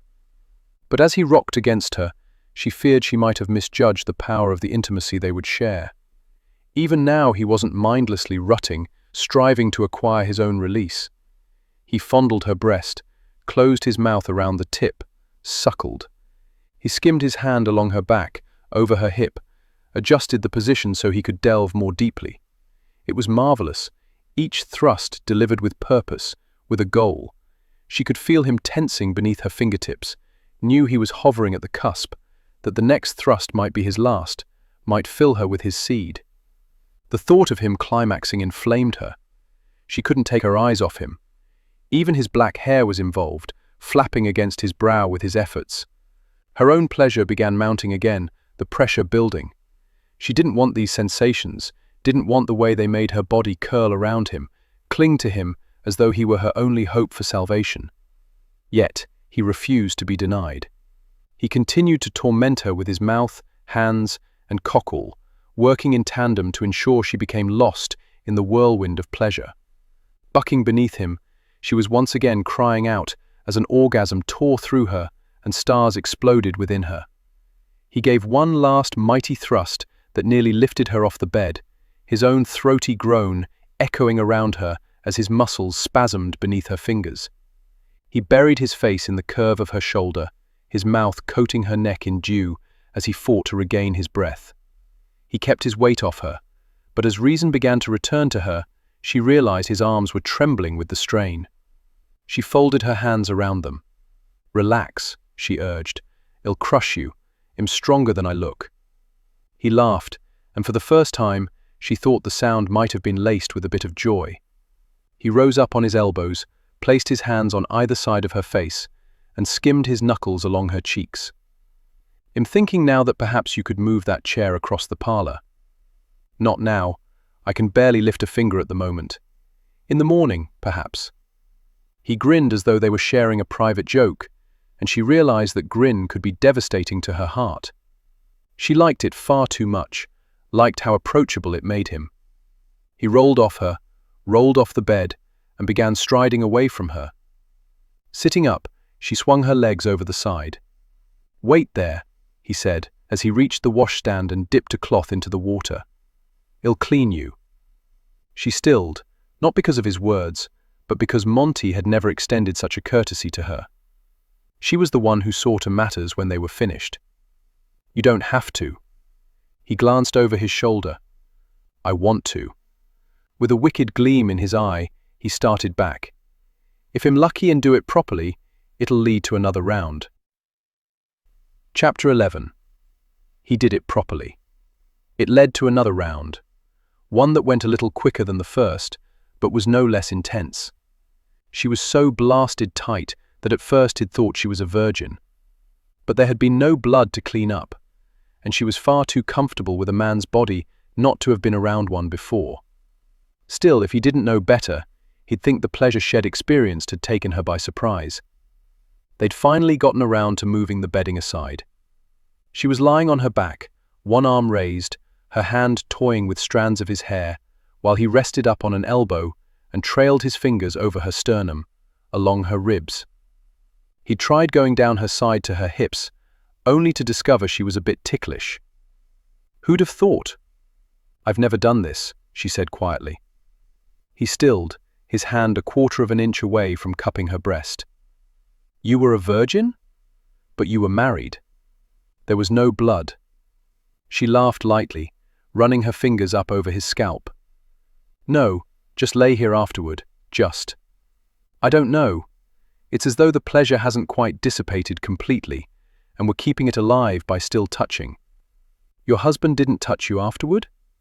He wanted to bite his tongue for asking the question, hated even more the spark of jealousy that ignited within him because another man had known her as he had. She shook her head. He always fell asleep right after. He cupped her breast. "And you?" She lifted a shoulder. "Would watch him. Feel lonely." She emitted a sound that was part scoff, part laughing, being silly. "I don't want to talk about before." He didn't want to know that she had found her love less than satisfactory, that she might have learned it wasn't worth the pain it could bring. He bracketed her ribs, felt her stiffen, no doubt in anticipation of his going along her side to torment her with tickles. Another night he might. Not tonight. Tonight was about building trust, so every night would be as good as, or better than this one. Afterglow, he said. Pardon? A woman I once spent time with described the way she felt after sex as a glowing, told me I couldn't leave her or fall asleep until the glow went away. She would refer to it as the afterglow. It does rather feel that way. Was she pretty? She shook her head. I'm sorry, you don't have to answer that. He liked that she sounded almost jealous.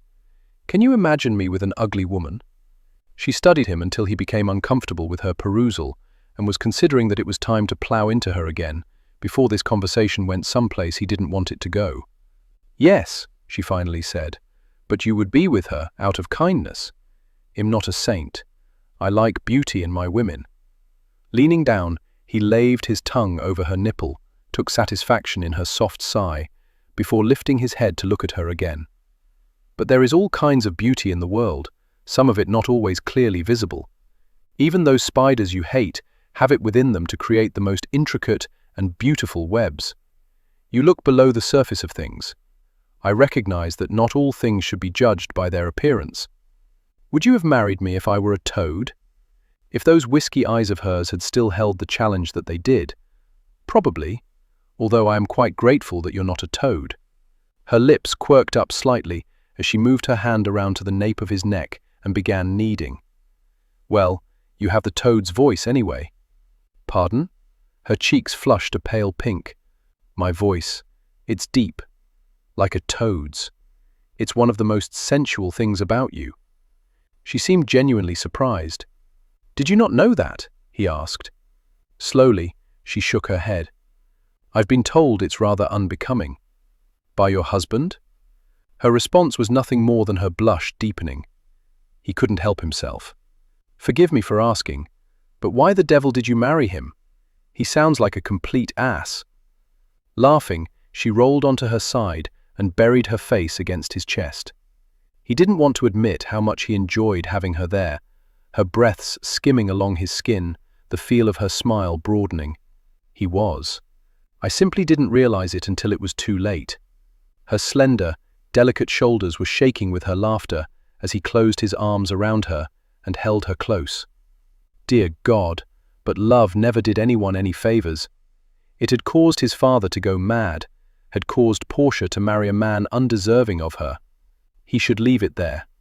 He knew all he needed to know, and yet his competitive nature refused to remain silent. Did you find satisfaction in his bed? Her laughter abruptly stopped. She tilted her head back, while he tipped his down. He didn't know why it was imperative that he look into her eyes when she answered. Even if her answer was none of your business, go to the devil.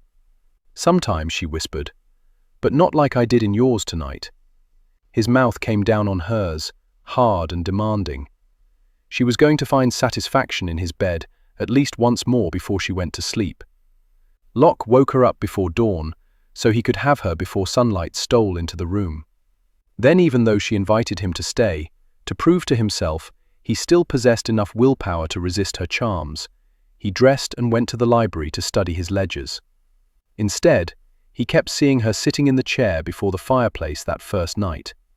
They would probably spend many a night there, either there or in his bedchamber or wandering the hallways.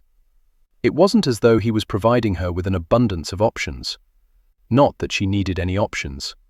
She was there to warm his bed, provide him with an air. She wasn't supposed to make him want to laugh. She wasn't supposed to make him want to give her more. Nor was she supposed to make him glad for her presence when he walked into the breakfast dining room after growing tired of staring at her empty chair in the library. She was dressed in the dark blue shed worn the day before, which he supposed signaled that she was going to tidy up the music room a bit more. He refrained from lifting her skirts to see if she was again sporting one of his Hessians. "Good morning," he said as he took his seat. "Again?" She blushed. "Good morning, my lord. I didn't have the opportunity to voice the words earlier. You communicated quite well without them, and provided me with a good morning indeed." He nearly laughed watching Gilbert turn red as a beet while he poured Locke's coffee. "I'll get your plate, my lord," he said gruffly, before quickly vacating the room. "I think you embarrassed him," Portia said, lifting her teacup. "I'm not certain he's ever had a woman." Her eyes widened. "Truly? It's not as though Havisham is teeming with opportunities for dalliances. Why do you think I travelled the world? For the adventures. Most women are an adventure." She began slicing her bacon. "In comparison, I'm certain I pale. Looking for a compliment?" Lifting her head, she held his gaze, shook her head. "No. He might have let it go if he hadn't known about the ass shed married. I've never been more intrigued by a woman. But you must have known some exotic women." "A few, and if we keep talking about them, perhaps I'll remember them well enough to change my answer." "None were memorable?" "Not since she walked through the door." Gilbert re-entered and set the plate before Locke, then took up his position by the wall. Locke had no desire to discuss his conquest in front of the butler, or to give the impression there was a need to reassure his wife. Servants weren't supposed to have opinions, but still he didn't want the old gent's censure. He scooped up some egg. "I've a need to go to the village. I realize the day is yours, and I don't mean to interfere with that, but I thought you might want to come with."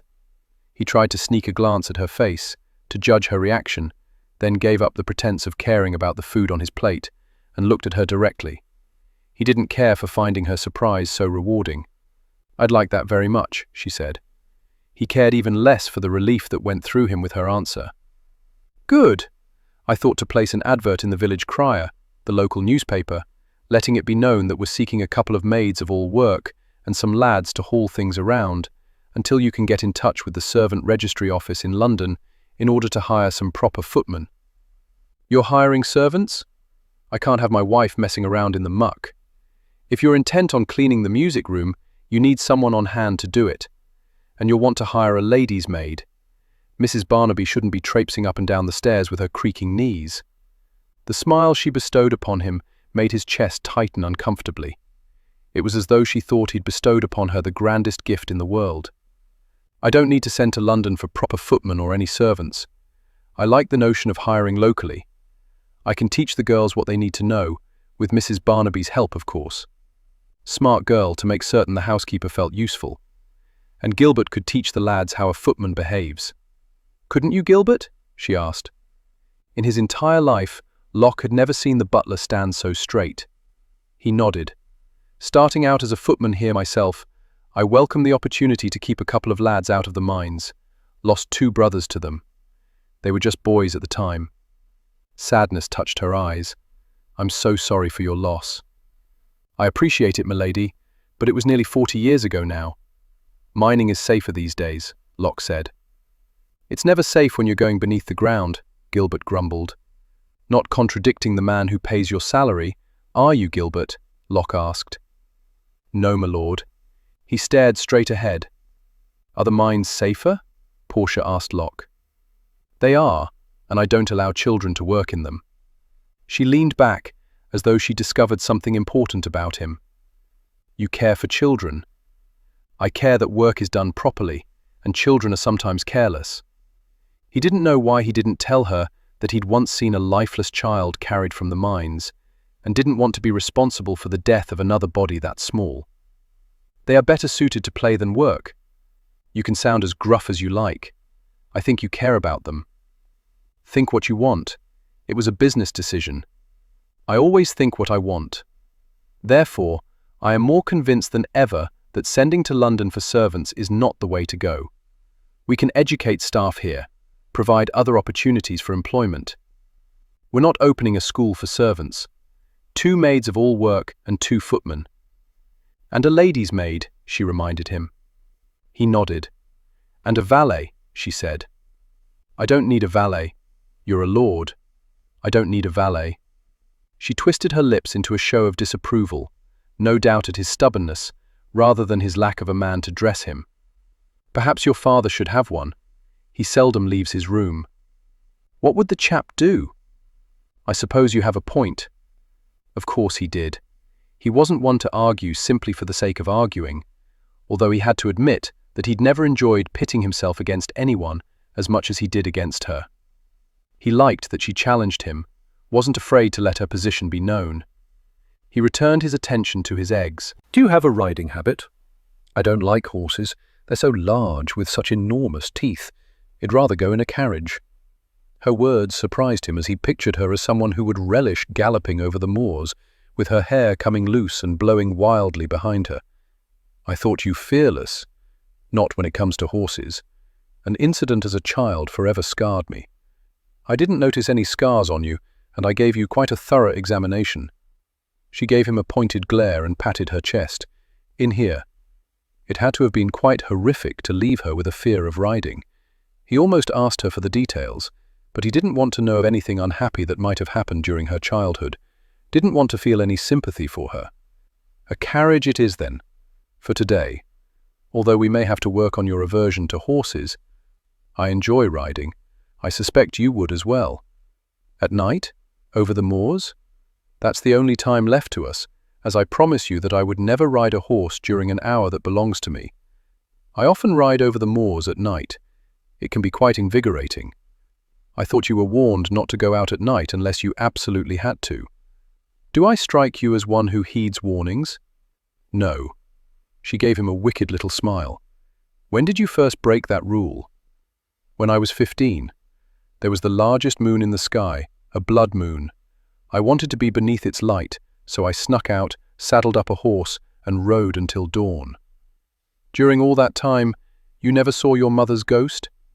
Not once. Maybe when you snuck out, she snuck in. I doubt it.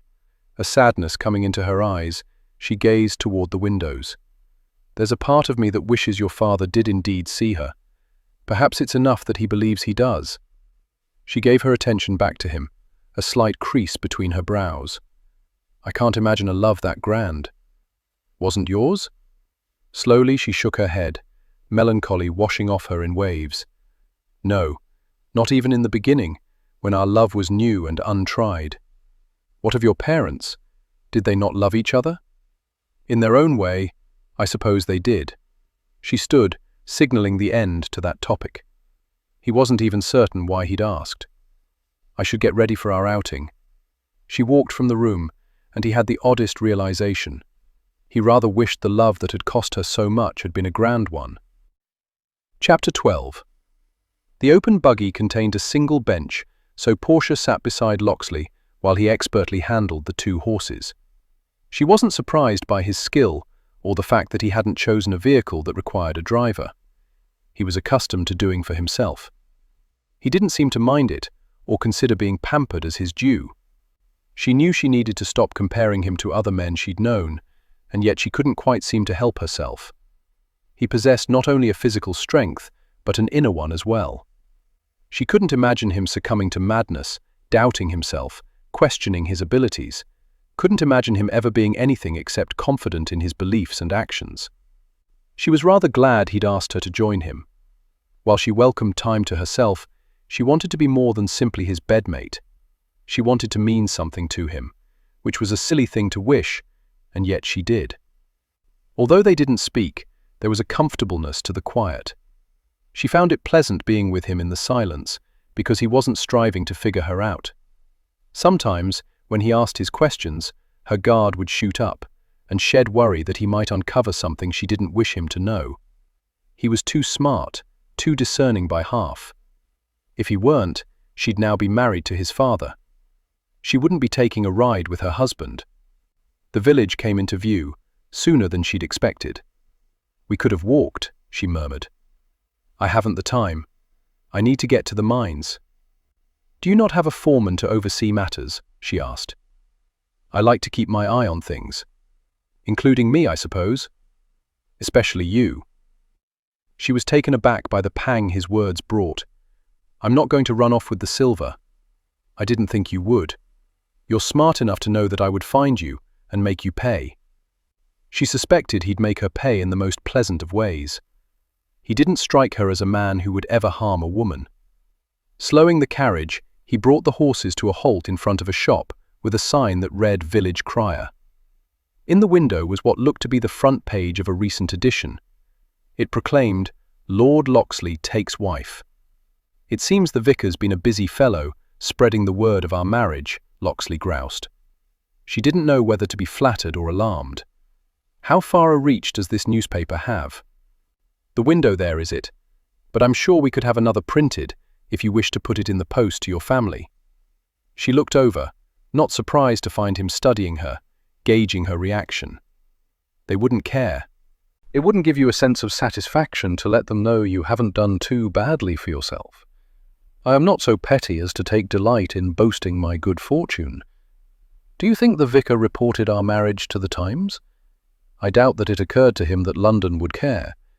It would occur to your father. Unlikely. His life centres around Havisham. He doesn't care who knows I'm married. He only cared that I married. Locksley climbed out, secured the horses, and walked around to offer her his hand. Are you disappointed not to have your newly acquired position heralded? She didn't blame him for thinking so poorly of her, but she was growing weary of it, especially after last night, especially when he had seemed to be glad they were together. Placing her hand in his, she tilted up her chin. But it is heralded. The entire village must know. Although no one wandering the streets was rushing over to congratulate them, which bothered her not in the least. Shed merely wanted to be reassured that news of her nuptials had not yet reached the Times. The possibility that it might never appear in the London paper brought her more relief than he could ever know. She was safe, secure, protected, hidden away exactly as she wanted. She stepped down, went to remove her hand, only his fingers closed more securely around it. "Why am I always left with the impression that you're not quite honest with me?" he asked. "Why am I always left with the impression that you're an incredibly suspicious sort?" she offered in rebuttal. She wanted to respond that Shed never lied to him, but there had been a thing or two that Shed told him that wasn't completely true or exactly as Shed revealed it. "If I weren't, you'd be married to my father. Can you deny, after last night, that you're glad you're not? I suspect I'd get more sleep if I were married to him." He grinned, and she refrained from reaching up to touch the corner of that luscious mouth that had done such wicked things to her after the sun had set. "I suggest you nap when we return to Havisham, if sleep is what you covet, as you'll have even less of it tonight." "And when will you sleep, my lord?" "When I've had my fill of you." "Are you challenging me to ensure you never do? Would you accept if I were?" She began to curl her lips into her sauciest smile, then stopped. She had no desire to play games with him, to be to him what she'd been to Monty. "I'd give it my best if that's what you wanted." His eyebrows knitted together. "What were you thinking just then?" She shook her head. "Something silly. Impossible. We should get to our errands, shouldn't we? Before people begin speculating as to why we're merely standing here as though we're a couple of fools. You may be many things, Portia, but foolish is not one of them. I'd bet my life on that.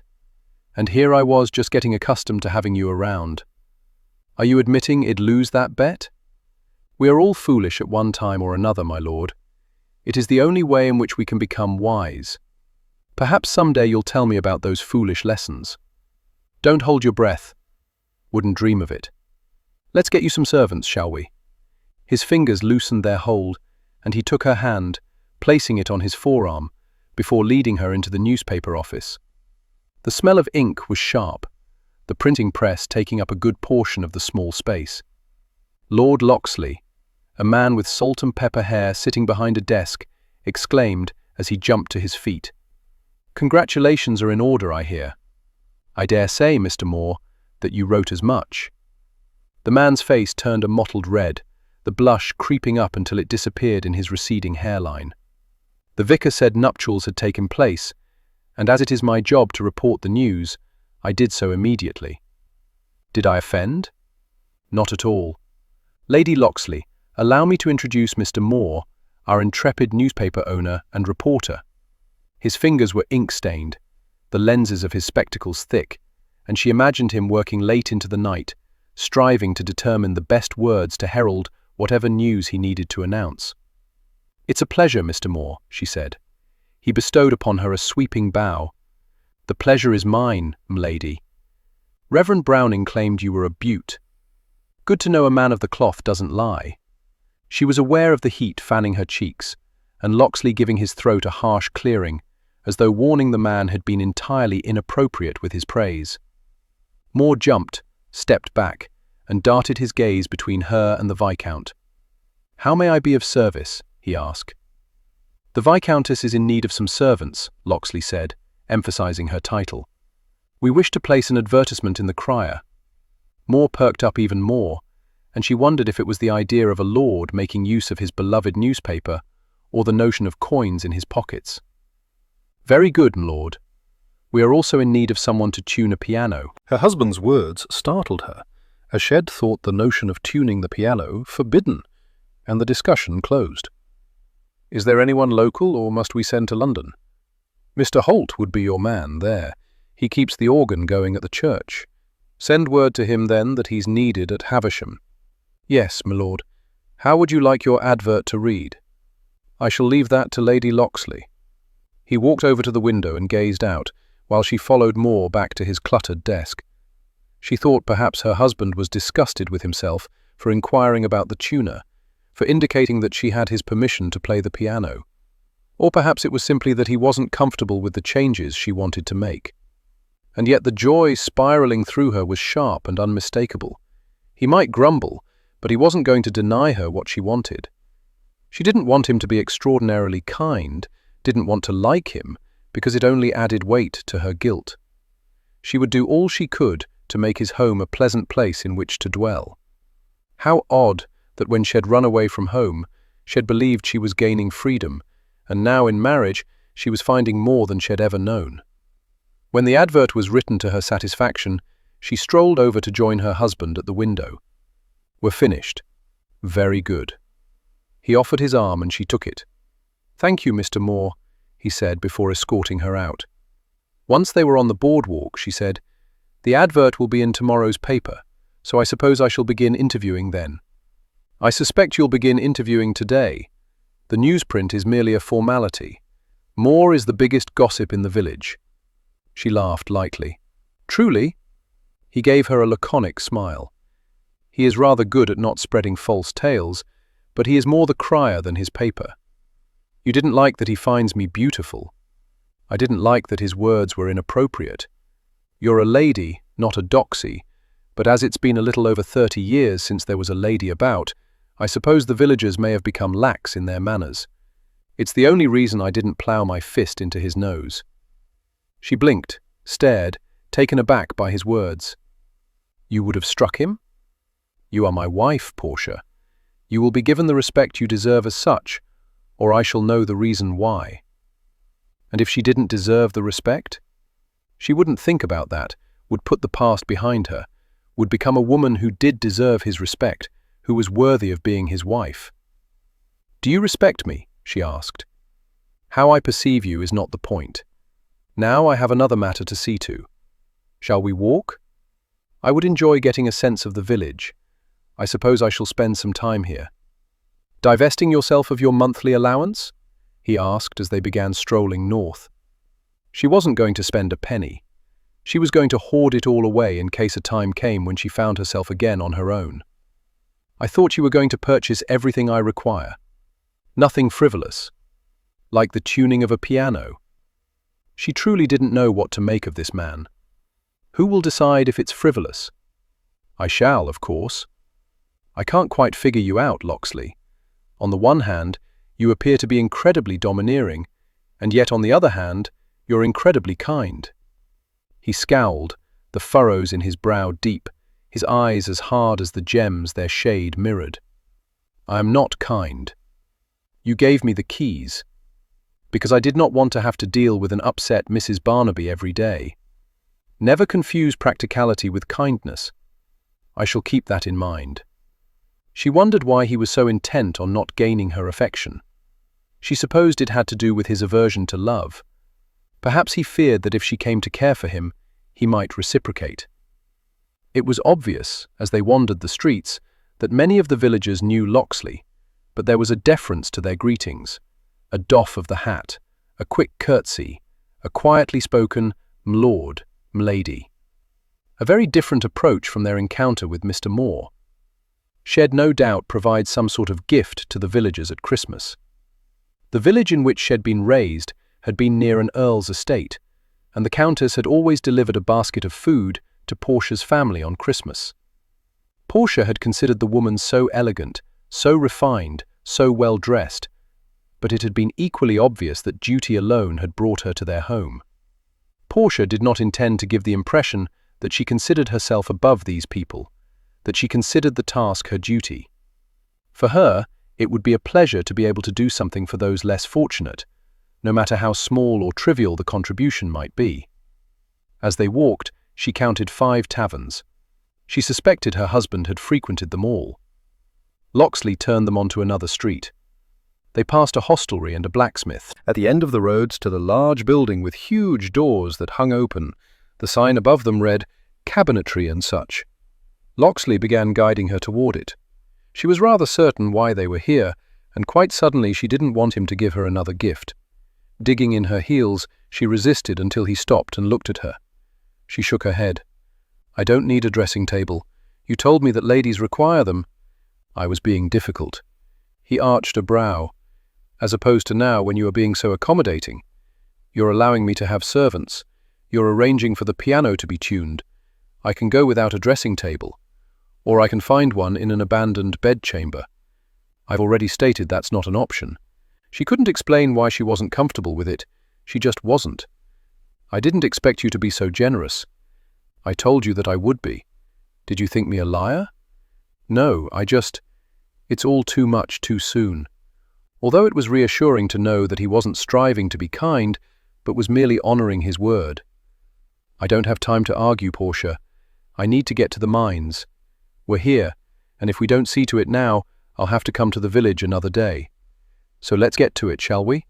He didn't wait for her to answer, but simply placed her hand back on his arm and led her into the massive building. Wood shavings littered the floor. The tart fragrance of cedar filled the air. 3 men were working. 2 of them appeared to be a bit older than Locksley, the last considerably younger. One of the older men stopped planing a plank and walked toward them. A fine layer of sawdust covered his face and clothes. "My lord," he said when he reached them. He bowed his head toward her. "Milady, congratulations to you both on the recent nuptials." She supposed her clothing gave away that she was the new Viscountess. The last thing she'd ever expected was to be considered nobility, regardless of her marriage. "Thank you, Mr. Wortham," Locksley said. "We're here as Lady Locksley is in need of a dressing table. I thought you might be up to the task." "Indeed, my lord, it'd be honoured. I'd wager it's been nearly 30 years since we fashioned anything for Havisham Hall. That privilege went to my father." "Then it seems we're long overdue," Locksley said. "Perhaps, my lord." Wortham's gaze darted between her and Locksley. "However, the last piece we made for Havisham was never delivered. And it just happens to be a dressing table. The Marquis was having it made for his wife. He shifted his weight from one foot to the other, as a surprise for after. He cleared his throat. She gave birth. Then he didn't want it. But we've kept it. Would you like to see it?" "Yes," Locksley said succinctly. Wortham turned. Locksley took a step to follow him.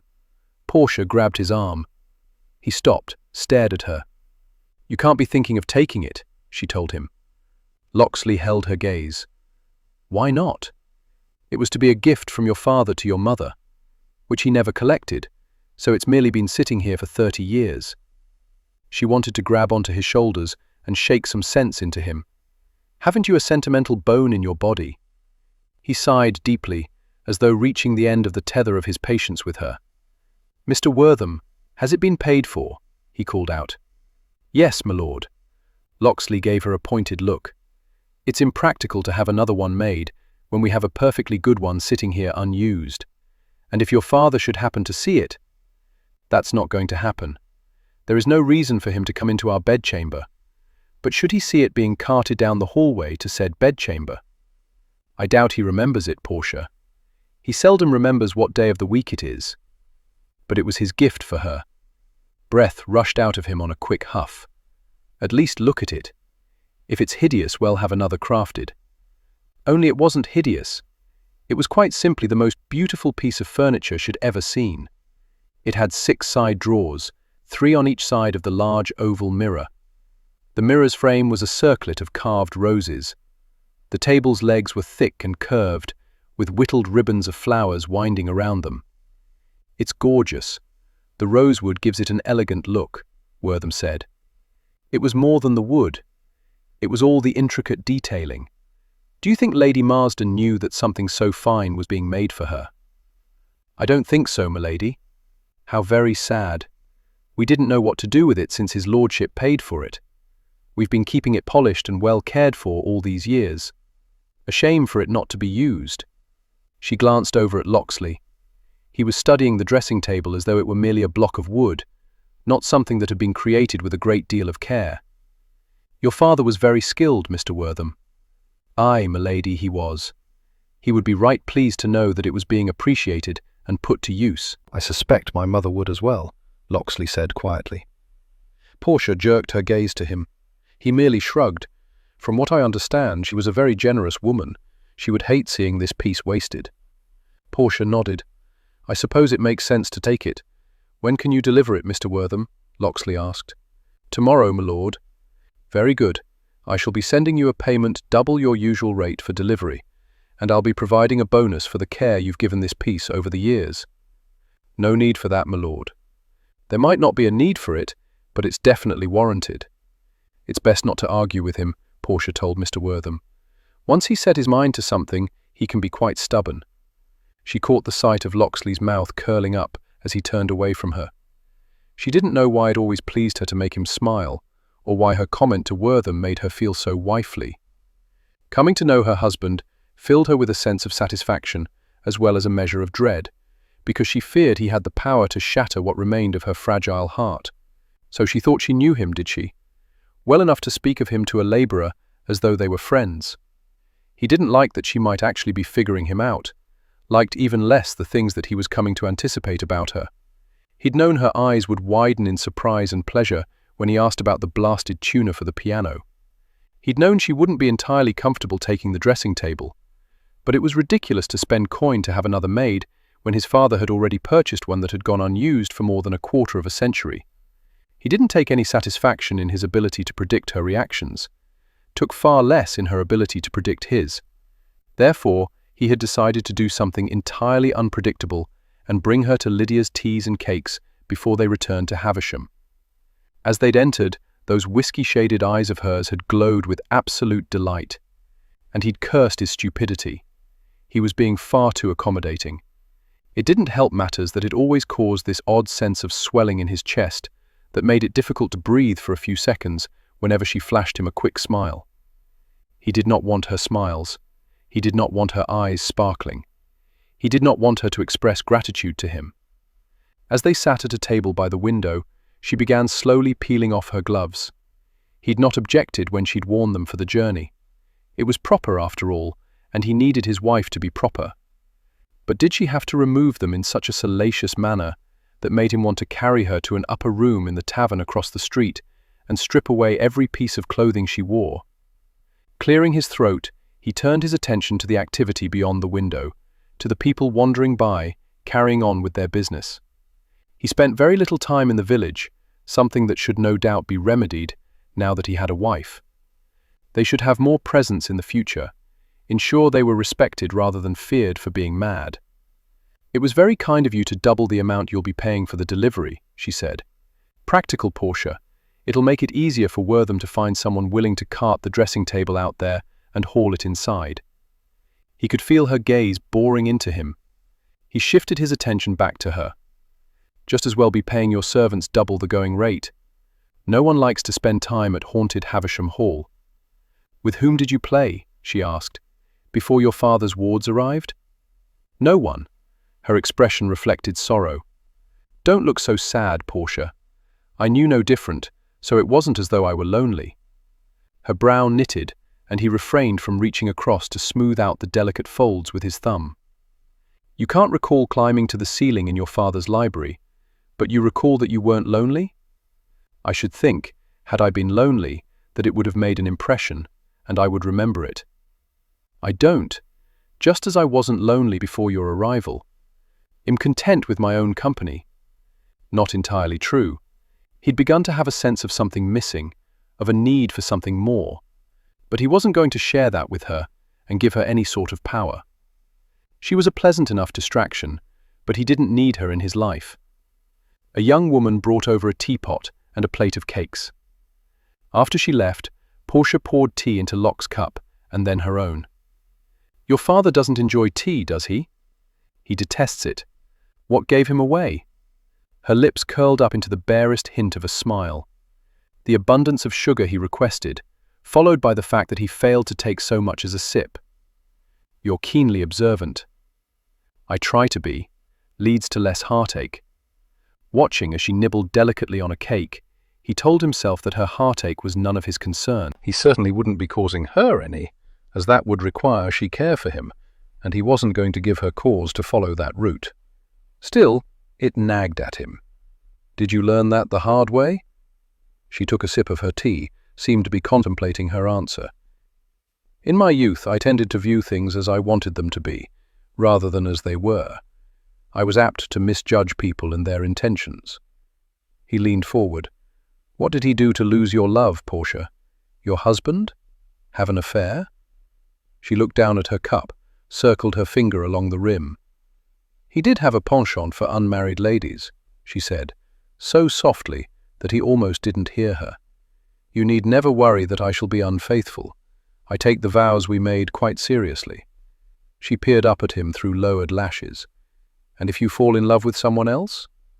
"I've told you, love is not for me, so that shan't happen. I have found that love is not quite so easily controlled. In my 30 years upon this earth, I've not even felt the spark of it." "Not true. You love your father. Otherwise you wouldn't be as protective of him as you are." "I'm merely exhibiting a son's duty." Biting her lower lip, she shook her head, rolled her eyes. "You're delusional if you believe that. He did love his father, loved Ash and Edward, and had loved Albert, missed him still. But a woman? He'd never loved a woman. He'd long ago closed his heart to the possibility of harbouring deep feelings for any lady." "Milord? Milady?" a feminine voice asked hesitantly. Welcoming the interruption to his thoughts, to this discussion, he turned to the young woman clasping her hands in front of her. Her dress was modest, a bit frayed at the cuffs and collar, but she was tidy. Not a single strand of her blonde hair was out of place. He shoved back his chair, stood. "Yes? I'm Cully Smythe. I don't mean to interrupt, but I heard you were seeking a maid-of-all-work. I'd like to apply for the position, and I was wondering if it would be all right if I come out to the manor this afternoon to see about it." "No need to wait," Locke said, drawing the chair back farther. "Take a seat, Miss Smythe. Lady Locksley can interview you now." "Now?" his wife asked, her eyes huge and round. "Why not? We're here. She's here." And her arrival had effectively ended an unwanted conversation. Besides, he was anxious to see how Portia conducted herself, since it was unlikely he'd be present for the other interviews. "Yes, please sit, Miss Smythe," Portia said. After assisting the woman, Locke turned his attention to the outdoors, trying to give the impression that he wasn't the least bit interested in what was going on, when in truth he had enough curiosity to kill a dozen cats. He didn't know why every single aspect of Portia fascinated him. He wanted to watch her interacting with other people. He wanted to observe her from afar, but near enough to listen. "Have you any experience?" he heard her ask Miss Smythe. "I've kept me das house for 2 years now, ever since me mum passed." Out of the corner of his eye, he saw Portia reach across the table and place her hand over Miss Smythe's in a comforting gesture that for some unaccountable reason made his chest tighten. "I'm sorry for your loss," she said softly, with genuine sorrow reflected in her voice. "I know it's very hard to lose your mother. How old are you?" 17. "If you come to work at Havisham, you will reside there. Do you fear ghosts, Miss Smythe?" "Not as much as I fear going hungry." "Is that a possibility?" True concern in Portia's voice indicated she would be a fair mistress.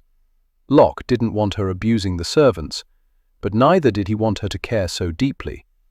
Everything he learned about her contradicted what he'd originally assumed, and that unsettled him. "Aye," Miss Smythe said.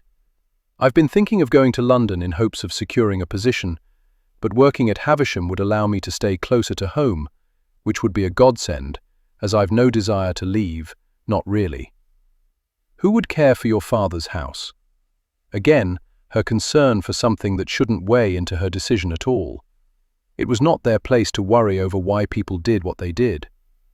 My sister, Miss Smythe answered. She's old enough now to manage things. Did she style your hair? I like it very much. No, m'lady, I fixed it myself. Would you consider serving as my lady's maid, rather than a maid of all work? Locke shifted his attention back to the table. He could see only Portia, but her expression was soft, hopeful, filled with kindness nowhere near the cold expression shed exhibited when he'd questioned her that first afternoon. If she had looked at him like she now looked at Miss Smythe, he could have resisted her, seen her as a danger to his heart, and easily sent her on her way with a heavier purse. Oh, m'lady, I'd be putting on airs to go for a position such as that. Portia smiled. Exactly why I want you in the position, Miss Smythe. I appreciate modesty. Locke almost scoffed. Portia didn't have a modest bone in her body.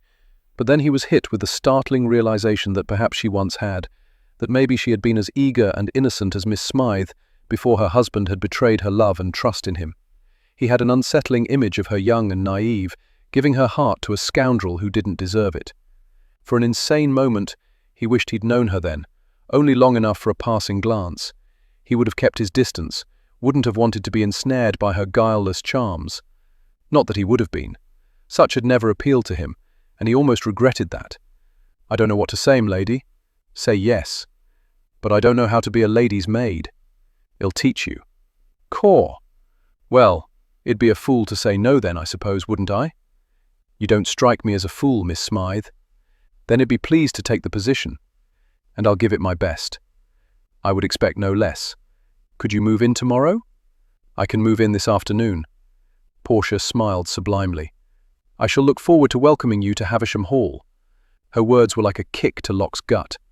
When was the last time that anyone had been welcomed to Havisham Hall? He'd be hard-pressed to say his father's wards had been welcomed, at least at first. Other than Ash and Edward, with their families, no one ever visited Havisham. No one was ever welcomed there. His mind reeling with his awareness of the change to routine that Portia was bringing to Havisham, he barely acknowledged Miss Smythe's leaving. Are you all right? Portia asked. Again her concern, except it was directed at him, and he didn't want it. He nodded brusquely. Yes, but we've delayed our return to the manor long enough. You should finish your tea. I'm finished. She began to scrape back her chair. He darted over to assist her. When she was standing, he said, It was very kind of you to give her such an elevated position in the household. She was desperate approaching us here, not willing to wait until an appropriate time, not willing to risk losing her chance to gain a position. She'll work hard to further herself. Perhaps she was merely ambitious. She shook her head. No. I know the look of desperation and the lengths to which one will go when backed into a corner. Besides, I like her. I think we'll get along famously. Skirting past him, she headed for the door. Following after her, he hoped she hadn't come to know the look of desperation while gazing at her reflection in a mirror. Chapter 13. He thought about Portia while he was at the mines. He thought about her while he galloped his horse over the moors toward the manor. He thought about her as he bathed, while he strode through the hallways in search of her, fairly certain where he'd find her. In the music room. He wasn't disappointed. Crossing his arms over his chest, he leaned against the door jamb and simply watched. Standing on a ladder, dusting his mother's portrait, she was dressed much as she'd been the day before, sans his Hessian, as she now had two strapping lads, one about 6 inches taller than the other, to deal with the pesky spiders.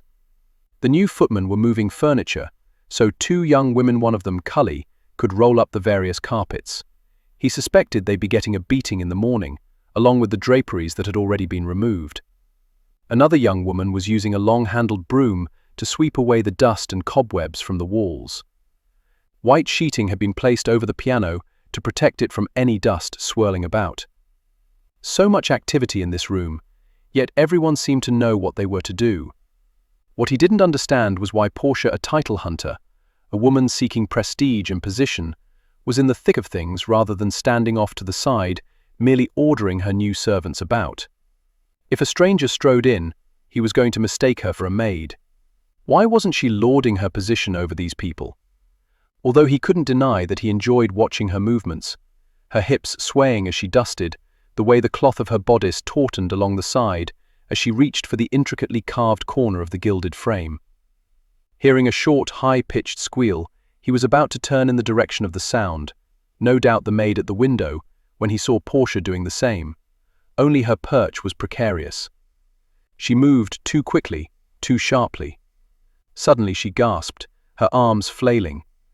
He'd managed only half a dozen frenzied leaps in her direction before she landed in the arms of the taller footman, who grinned stupidly down on her as though he'd acquired the prize at some county fair game. Locke was completely unprepared for the rage rampaging through him, because the man was holding his wife. It didn't matter that he'd saved her from harm.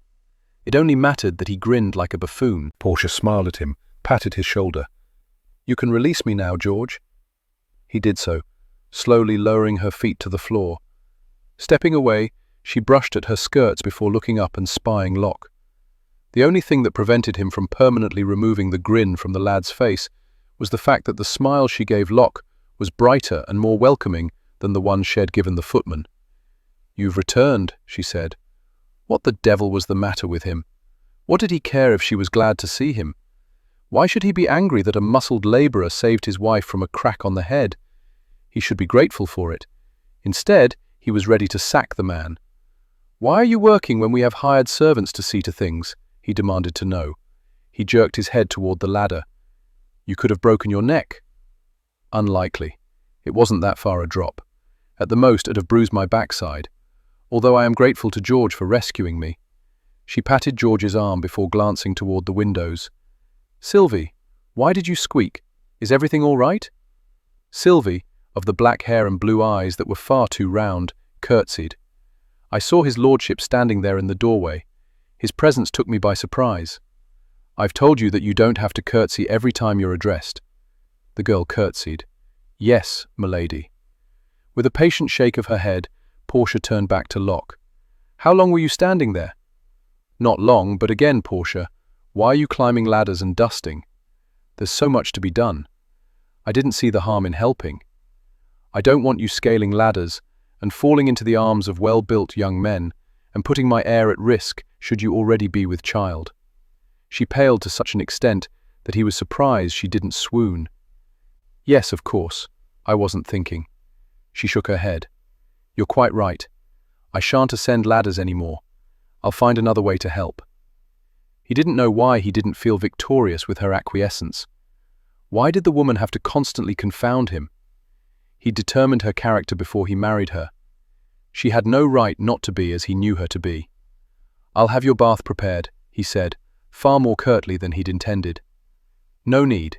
George and Thomas can see to hauling the tub and water up, since you want them doing their job." As long as they weren't imagining her in that water. What the devil was the matter with him? He'd had women in his life and never experienced jealousy, even when he was fully aware that he wasn't their only lover. But this was different. She was his wife. They'd exchanged vows. So it wasn't jealousy he was experiencing, merely conscientiousness of a certain expectation from her and those around her. The male servants shouldn't be lusting after her, grinning at her, or cradling her in their arms. Training was definitely in order. He'd speak to Gilbert about it. "You're quite right," he said now. "Well, have the footman see to it." "Very good. Allow me to introduce you." She turned to the others in the room and clapped her hands. "Please come forward." They did as she bid, albeit a bit hesitantly. "Queue up," she ordered. "Straight line, stand tall." Once they were positioned to her satisfaction, she moved to one end. "Cully you've met, of course." He nodded toward the girl. "Cully, my lord." A quick bob of a curtsy. "Sylvie," who gave him 3 curtsies. He assumed she would have curtsied until her knees gave out if Portia hadn't placed her hand on her arm and said, "That's sufficient."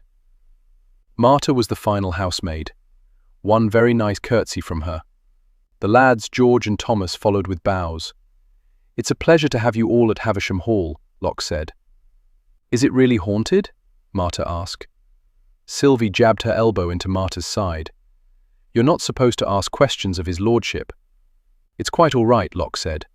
"But no, it is not haunted." "I've seen her ghost on the moors," George said. "Merely swirling mist, I assure you," Locke told him. "But you don't contradict his lordship," Portia said sternly, "'cause the nobility is never wrong." There was a snide quality to his tone. Before Locke could bring him to task, Portia was standing before him. "George, have I misjudged your readiness for this position?" The lad clenched his jaw, shook his head. "No, milady. I shall hope not, but bear in mind that I shan't tolerate any behaviour that is not to my liking, nor shall I keep in our employ anyone who vexes me or his lordship." "Yes, milady, but I did see her. It might be best to keep that to yourself." "Yes, milady." She faced Locke. "Did you wish to add anything?" He slowly shook his head. The woman was mercurial. One moment she was acting as though she were the servant's equal, and the next she reasserted herself as mistress of the household. A chameleon of sorts. During his travels, had seen enough creatures with the ability to blend into their surroundings that he knew they could be quite dangerous, had the sense that the same could be said of her. "No, I believe you handled it well enough." "Right." She clapped her hands again to gain everyone's attention. "As it's nearly nightfall, I shall begin my preparation for dinner. Cully, come with me. Sylvie and Marta, assist Mrs. Dorset in the kitchen. Thomas and George, report to Mr. Gilbert once you've seen to my bath. Will you be waiting for me in the library, my lord?" As though there was any place else for him to wait. "Yes, I will." It would take her a while, though, so he decided to visit with his father. He went to the library first to secure them each a glass of scotch, before making his way to the master bedchamber. He knocked on the door, waited for his father to invite him in. Once inside, he handed his father a glass, leaned a shoulder against the window near where his father sat, and watched the sky turning a darker grey and shadows spreading over the land. "I wanted you to know that we've hired a few servants," he told his father. "I'm aware. Portia introduced them to me earlier. That George is going to be a handful, I think. Bear's watching. She can keep him in his place." "Is that respect I hear in your voice?" his father asked. He sipped his scotch, kept his gaze on the land. "Merely an observation." "Careful, Locke. You're going to start liking the girl." "I don't dislike her." He placed his back against the wall, studied the amber liquid in his glass. The rich hue reminded him of her eyes. "She's comfortable ordering people about. She's equally comfortable doing the work. One moment she gives the impression she's a country lass, the next she takes on the airs of the nobility. What is her background exactly?" His father remained silent. Locke glowered at him. "No harm in telling me." "Commoner," as she said. "What of her husband?" "Well off enough that she managed a household. At least she claimed to manage one. Yet he left her with nothing. Men are not always the best that they can be. Nor, unfortunately, do they always appreciate the women in their lives. Or he was young enough to think there was plenty of time to make arrangements for her in the event of his death. That's probably it. You never expect to go young. Always time to see to business later. Locke glanced back to the moors. "Almost dark now. I should like to read the letters that she wrote to you." His father chuckled low. "That would be too easy. If you want to know something more about her, ask her. Talk with her. Have a discourse. Flirt." He glared at his sire. "A man doesn't flirt with his wife." His father looked at him as though he'd caught him doing something he shouldn't. "Don't be a fool, boy. Of course he does. He's obtained her. What's the point?" "The point is to make her eyes sparkle like the rarest of jewels, to bring colour to her cheeks, to cause the corners of her mouth to turn up ever so slightly, to let her know she is appreciated, still regarded as special, worth the effort, to give her cause to fall a little bit more in love. I flirted with your mother until the day she died." He lifted a slender shoulder, rounded with age. "Still do from time to time." It took everything within Locke not to roll his eyes. "Trust me, she felt bloody well special last night in my bed." His father didn't refrain from rolling his eyes, did so with a great deal of exaggeration and obvious disappointment. Courtship is just as important outside of the bed as in, it in some ways more so. I have failed miserably in educating you when it comes to women. I am well educated in regard to women. When it comes to their physical pleasure, I've no doubt. But a relationship requires more than that to flourish. Lock down the remainder of his drink. He needed nothing to flourish. You should join us for dinner. You need time alone with your wife. I have all night to enjoy her without company. And you do enjoy her. No point in not admitting it. More than I expected. Then I shan't interfere. You wouldn't be interfering. I suspect she'd welcome your presence. His father scratched his chin, the scrape of his fingers over bristle, creating a soft, grating sound. Not tonight. Perhaps we should hire a valet for you. His father shook his head. Gilbert serves well enough. Shouldn't you be with your wife now? She's preparing for the evening. But yes, I should be off. He pushed himself away from the wall, headed for the door. Lock. He turned back. If you want to know more about her past, ask her. I suspect she'd welcome your interest. I know all I need to know, Father. I was merely making conversation. It's an unwise man who lies to himself. Then he supposed he was going to go to his grave as an incredibly unwise man. Chapter 14. 3 evenings later, after returning from a day at the mines, Locke was disappointed to find the door to the music room locked. He'd grown accustomed to finding his wife there, to having a few minutes to observe her before someone spotted him lurking in the doorway and gasped or shrieked in surprise. In spite of his assurances that no ghost was hovering about, it seemed some were still expecting the sudden appearance of a wraith. He didn't much like that he anticipated seeing Portia at the end of the day, that she had so quickly become an intricate part of his life. He awoke with her in his arms, and if he were fortunate enough to find the sun had yet to appear, then he began his morning with a rousing sexual encounter. She was the most enthusiastic partner he'd ever known, or perhaps it was simply that he took such satisfaction in pleasuring her. Her moans and cries inflamed his desires. Even now, standing before the blasted locked door, he wanted her. But he wouldn't take her, not until they dined. He was determined to maintain some control, to not let her see how desperately he wanted her naked and beneath him.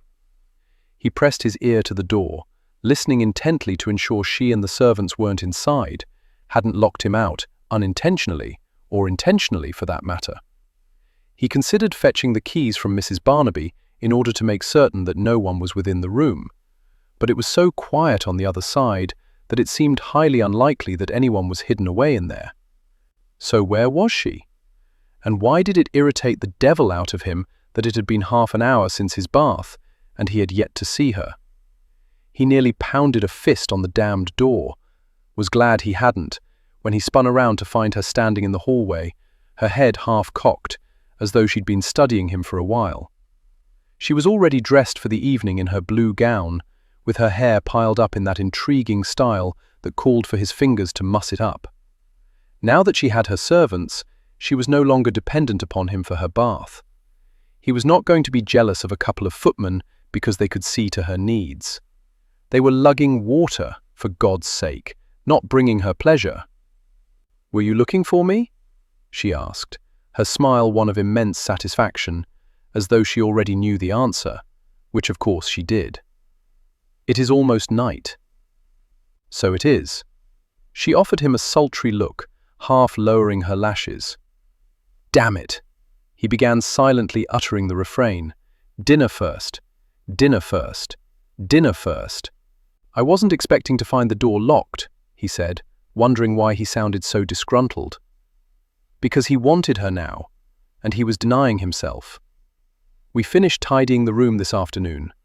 I thought I would give it an official unveiling after dinner, perhaps even play for you." He began stalking toward her. "What sort of games did you have in mind?" Pressing her lips together, she rolled her eyes. "I meant the pianoforte. It's been tuned, sounds quite marvelous now." He didn't stop until his legs were brushing her skirts, and his hand was cradling her jaw. Perhaps one song. Then his resistance broke, and he claimed her mouth as his own. He didn't understand this need to possess her that continually rifled through him. Perhaps it was the eagerness with which she welcomed him, the speed with which she wrapped her arms around his neck or pressed her body to his. Perhaps it was the fervor with which her tongue explored and demanded that he not hold back. Her zeal when it came to passion was equal to his. He didn't set the tempo or nurture a spark into a flame. She matched him step for step. She created a conflagration with her first touch. She was bold and daring and intrepid within the bed and out of it. He thought of his father's advert. He'd sought the wrong things in a wife. And yet somehow Locke had ended up with one that exceeded expectations. He tore his mouth from hers, stared down into those smouldering whiskey eyes. Her lips were wet and swollen. He was going to make other parts of her wet and swollen after dinner. He cringed. No, after a tune in the music room. One tune. To humor her. To give the impression of being a good husband, instead of the randy one he was. Christ, by now he should have lost some interest in her. The novelty should have worn off. Instead, it all seemed to have increased tenfold. If he believed in witches, he might have thought her one. "I need a drink before dinner," he stated, striving for a neutral tone that wouldn't give away the war raging within him, to go ahead and have her now, here in this hallway, up against a wall. "I'll join you," as though she had a choice. He could see through the windows at the end of the corridor that darkness had fallen. She was his now, absolutely and completely, until the sun once again emerged. Anticipation was an aphrodisiac. Portia could not help but believe that as she enjoyed her dessert, she had been tempted earlier to unlock the door, to share with Locksley, then and there, the results of her and her servants' efforts. But all through dinner she tingled with the awareness of what was to come. While she knew it was quite likely he would not be as taken with the room as she was, now that it was put back together, her enthusiasm for sharing it was not dimmed. It was her sanctuary. She had made it so, with each spider killed, each cobweb swept away, each fleck of dust removed, every inch of wood polished, every bit of cloth and carpet beaten until the years of neglect faded away. With that one room tidied and vibrant again, she could envision the magnificence that had once encompassed the entire residence. It was a shame, a crime even, that this house had been left to ruin. She wanted to give back to Locksley what it had once been. That he had grown up with such decay and neglect saddened her beyond all reason. She knew he fancied her for only the physical comforts she could provide, but she viewed him as more, wanted more between them. She had no doubt that it would be slow in coming, but perhaps in a few years, once she had filled his life with the laughter of children. If for no other reason, this residence needed to be set to rights, so their children would know joy and comfort and gladness. This wallowing about, allowing the residence to continue its slow decline, could not stand. She wouldn't allow it, even though she knew she had to move unhurriedly and with caution to bring him over to her side of things. She might have entered into this marriage as a last resort, but she was determined that neither of them would ever regret it. As she took her final bite of pudding and set aside her spoon, Thomas moved in to take the dish away. She wasn't certain where Gilbert had found the livery for the footman, or Mrs. Barnaby had secured the clothing for the maids. As the servants now reeked heavily of cedar, she assumed the items had been packed away in cedar chests somewhere, simply waiting for the day when the residence would be brought back to life. She looked to the end of the table.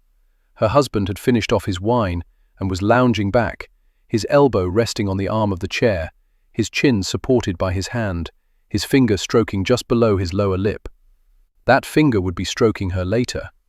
"What are you thinking?" she asked. "I'm not certain I've ever witnessed anyone exhibiting such pleasure while eating dessert. In the beginning, I thought it was because you'd gone a while without sweets, but if that were the case, you should be accustomed to it by now. But I can actually see your excitement building as we near the end of the meal. We had dessert only on rare occasions when I was growing up. My father was a strict man who didn't believe in indulging in practices that brought pleasure. You don't have seemed to have adopted his beliefs." She shook her head. "I believe we must secure happiness where we can. I'm happy when I eat pudding, and where is the harm? I'm also happy when I'm playing the piano. Shall we adjourn to the music room?" He shoved back his chair, stood, and began walking toward her. "I'll want to drop by the library first for a bit of port." He stopped by her chair, pulled it out, and extended his hand. Not until she was standing did she say, "I added decanters of liquor to the music room." A corner of his mouth quirked up. "You're very good at determining my needs." She smiled. "I try." The way his eyes darkened, she doubted she'd make it through the first song before he was whisking her up to his bedchamber.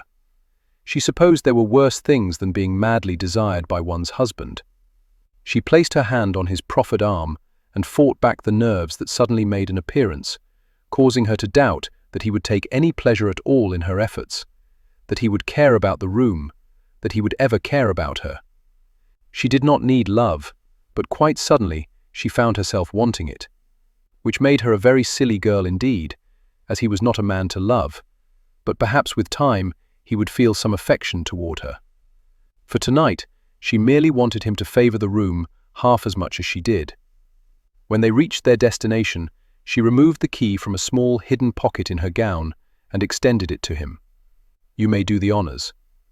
With a tilt of his head in acknowledgement, he took the offering, unlocked the door, and swung it open.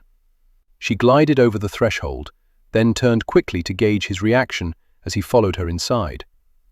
Locke was familiar with the surroundings, of course, had explored them as a boy, and had watched her and the servants working to tidy things up. Yet, he was unprepared for the magnificence that greeted him.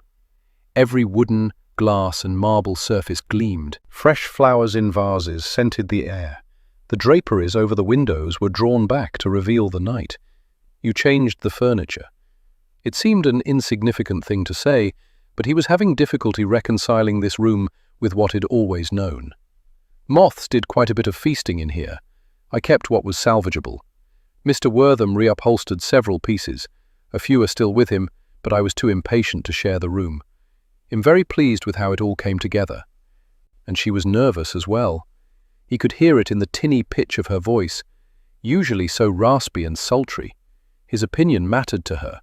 He didn't want to matter to her, didn't want her to matter to him. But he couldn't deny her the truth. "You've done a remarkable job." He glanced over at the portrait over the fireplace. He'd never known the colors to look so rich, for the painting to seem so lifelike, that for a moment it appeared his mother might actually step off the canvas and into the room. He took several strides toward it. "I was very glad to discover it was merely dust dulling the portrait," Portia said. Other portraits were scattered on the walls throughout the room, but his mother's dominated. "I wish he'd known her," Portia mused softly. "My father seldom spoke of her. Perhaps you should ask him about her. It will only make him more sad." He spun toward the corner where he had earlier spied the decanters. "Would you care for something to drink?" "No, thank you." He poured himself a finger of scotch, downed it, poured 2 more fingers' worth before facing her. "Does the room upset you?" she asked. It didn't upset him, but it did unsettle him. He was accustomed to the decay. This was change. Perhaps he wasn't that different from his father. He didn't like alterations. "It will take some getting used to, I suppose. Would you prefer to return to the library to finish your drink?" He wanted to go to their bedchamber, but to do so would make him feel as though this room had somehow beaten him. It unsettled him further because she was able to tell that he wasn't completely comfortable here. He didn't want her to know him that well. So, while he might want to leave, he would stay. "I would like to hear you play the piano." The smile she gave him took his breath, and he could not comprehend why her husband would have wandered. He, himself, had an irrational urge to do whatever necessary to keep her smiling. "Make yourself comfortable," she said, before spinning on her heel and strolling to the shining instrument. He suspected she had polished it herself, with care, using strokes very similar to the caresses one gave a lover. As he settled into a nearby chair, not a single speck of dust rose up. Before his mother's death, he suspected all the rooms had been kept as pristine. He had a momentary flash of thought that his father had done his mother a disservice to allow the residence to fall into neglect. It had never mattered before Portia arrived. There was no one to see it except for those who resided within these walls. And what did they care? It bothered him to realize that perhaps they should have cared a great deal. He refocused his thoughts on more pleasant matters, on Portia, as she lowered herself to the bench. "I'm a bit out of practice," she said, "so don't judge too harshly." He almost responded that he wasn't one to judge, but they would both know that for the lie it was. He'd judged her before she'd even arrived at Havisham Hall, before he knew the colour of her eyes or the shade of her hair, before he knew her tart tongue could slay him with words and kisses. "I have made it a habit to avoid musical entertainments as much as possible, so I have little against which to compare you. So please proceed in the knowledge that I am not likely to be disappointed." She placed her fingers on the keys. He sipped his scotch and waited. Her eyes closed. The first chord struck deep, reverberating throughout the room, and what followed was a haunting melody that wove through him and threatened to draw him in. He watched the way Portia swayed with the movements of her fingers. Her head tipped back slightly, and she seemed to be lost in ecstasy without him. He refused to be jealous of a damned musical instrument. But dear God, to observe her was in itself a sexual experience. He was beginning to understand what she might have felt when she strode into this room and first saw the abandoned piano, why she had needed to set this chamber to rights. It had called to her soul, and now she was setting that soul free, absorbed by the music that she so skillfully created. He shouldn't have been surprised. From the moment she had walked through the front door, she had thrown herself into everything with complete abandon, whether it was besting him during an inquisition, kissing him, tidying a room, eating dessert. She possessed a passionate nature that he had barely tapped into. At this moment, she mesmerized him, drew him in as though she had woven a web around him and was gently tugging him forward. He didn't want to be on the edge observing, he wanted to be in the midst of her passion, wanted to experience it, enhance it. Setting aside his glass, he stood. As quietly as possible, so as not to disturb her, he crept toward her. When he was near enough, he knelt and wrapped his hand around the hem of her skirt. Her eyes flew open, and she stared down at him. "Keep playing," he ordered, lifting her skirts and positioning himself between her legs. Keep playing? Was he mad? If not for the wicked challenge in his eyes before he disappeared beneath her skirts, she might have kicked him out of the way. Instead, she returned her fingers to the keys while he bracketed her hips and slid her to the very edge of the bench. She struck a wrong chord, cringed. She was not going to allow the kisses he was trailing along the inside of her thigh to distract her. It mattered not that she could scarcely breathe, or that she was suddenly so warm she could have sworn the room had caught afire. Then his mouth landed on the bud of her desire, and she nearly came up off the bench. Instead, she pounded the keys as his tongue circled, as the pleasure mounted. She dropped her head back, unable to concentrate on the tune, simply striking random chords. What did it matter when he was doing such wicked, wicked things, when he was distracting her, causing her to be perched on the threshold of so many incredible sensations, swirling through her, urging her to cry out. "Locke, what the devil?" With a screech at the sound of Marsden's voice, Portia leaped to her feet, heard a mash of chords striking as Locksley's head hit the underside of the piano. With a harsh curse, he crawled out from beneath her skirts, out from beneath the piano, until he was standing beside her, none too pleased by the interruption, based upon the hard expression marring his face. "What were you doing down there?" the Marquis asked.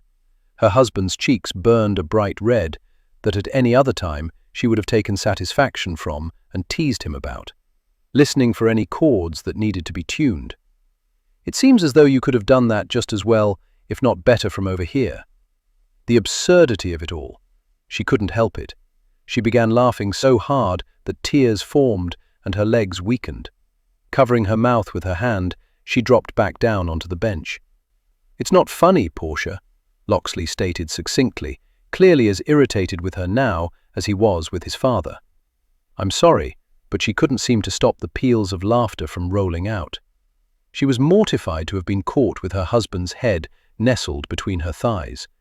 It was either cry or laugh, and she had learned long ago that it was always better to laugh. Taking a deep breath, working to stifle the chuckles, she pressed her palms against her burning cheeks. They were no doubt as red as Locksley's. "What the deuce are you doing here?" he asked his father. "I heard the piano." He took a step forward. had obviously donned his jacket quickly, as one side of the collar was tucked under, caught beneath the cloth at his shoulder. I thought it was Linny playing. She loved to play the pianoforte. She was so good at it. I'm not very good, Portia felt compelled to say. You were wonderful. Will you play for me? Before she could answer, he added, Lock, fetch me some scotch.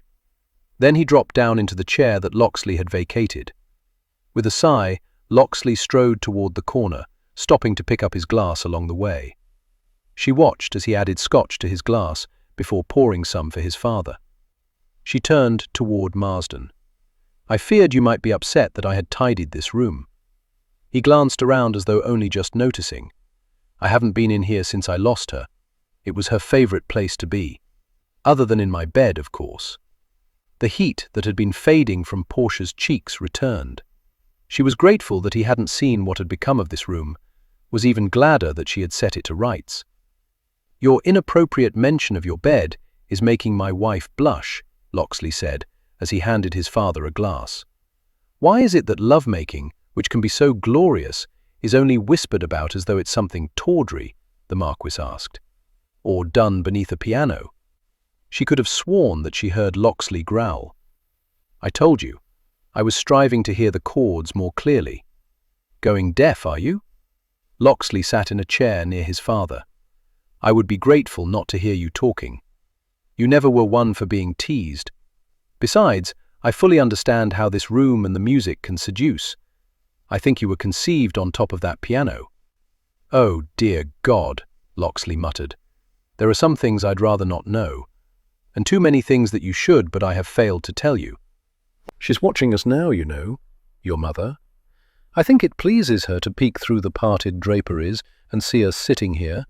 She watched as sadness drifted slowly over her husband's face and knew that he was bothered by his father's fantasy that the Marchioness of Marsden was still able to look in on them. Shall I play now? She asked, hoping to brighten Locksley's mood. Marsden lifted his glass. Please. Rather than play from memory as she had done before, she used the sheet music that had been in a position on the piano to indicate that it was probably the last song to have been played, or perhaps it had merely been queued up to be played in the future. It didn't matter. She was rather certain that at some point the Marchioness of Marsden had performed the tune for her husband. As her fingers flew over the keyboard, she dared a quick glance at the Marquis. He looked at peace, his eyes closed, his mouth turned up ever so slightly at the corners.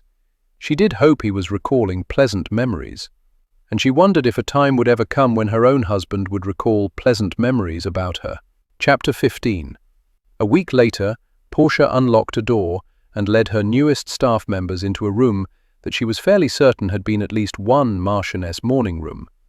At the far end, the windows jutted out to create a little alcove, with bookshelves along the wall on either side. She could imagine herself curling up, book in hand, in one of the two large plush chairs near the windows and reading to a little girl nestled in the other. Let's get started, shall we?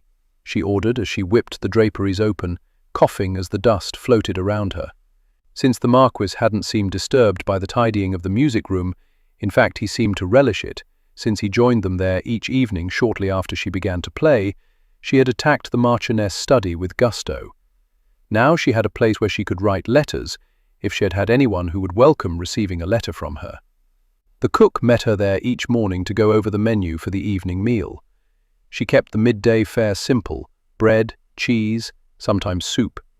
She would have a tray carried up to Marsden's bedchamber, and she would take her meal there. Without much prompting, she could entice him into speaking about his love.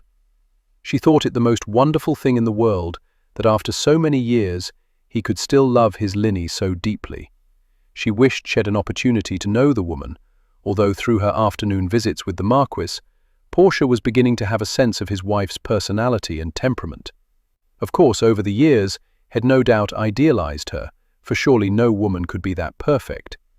But she had obviously been perfect for the Marquis. Unlike Portia, who was the absolute worst choice for a wife that the Viscount could have made. Although of late, she was finding it a bit difficult to keep up with him in the evenings.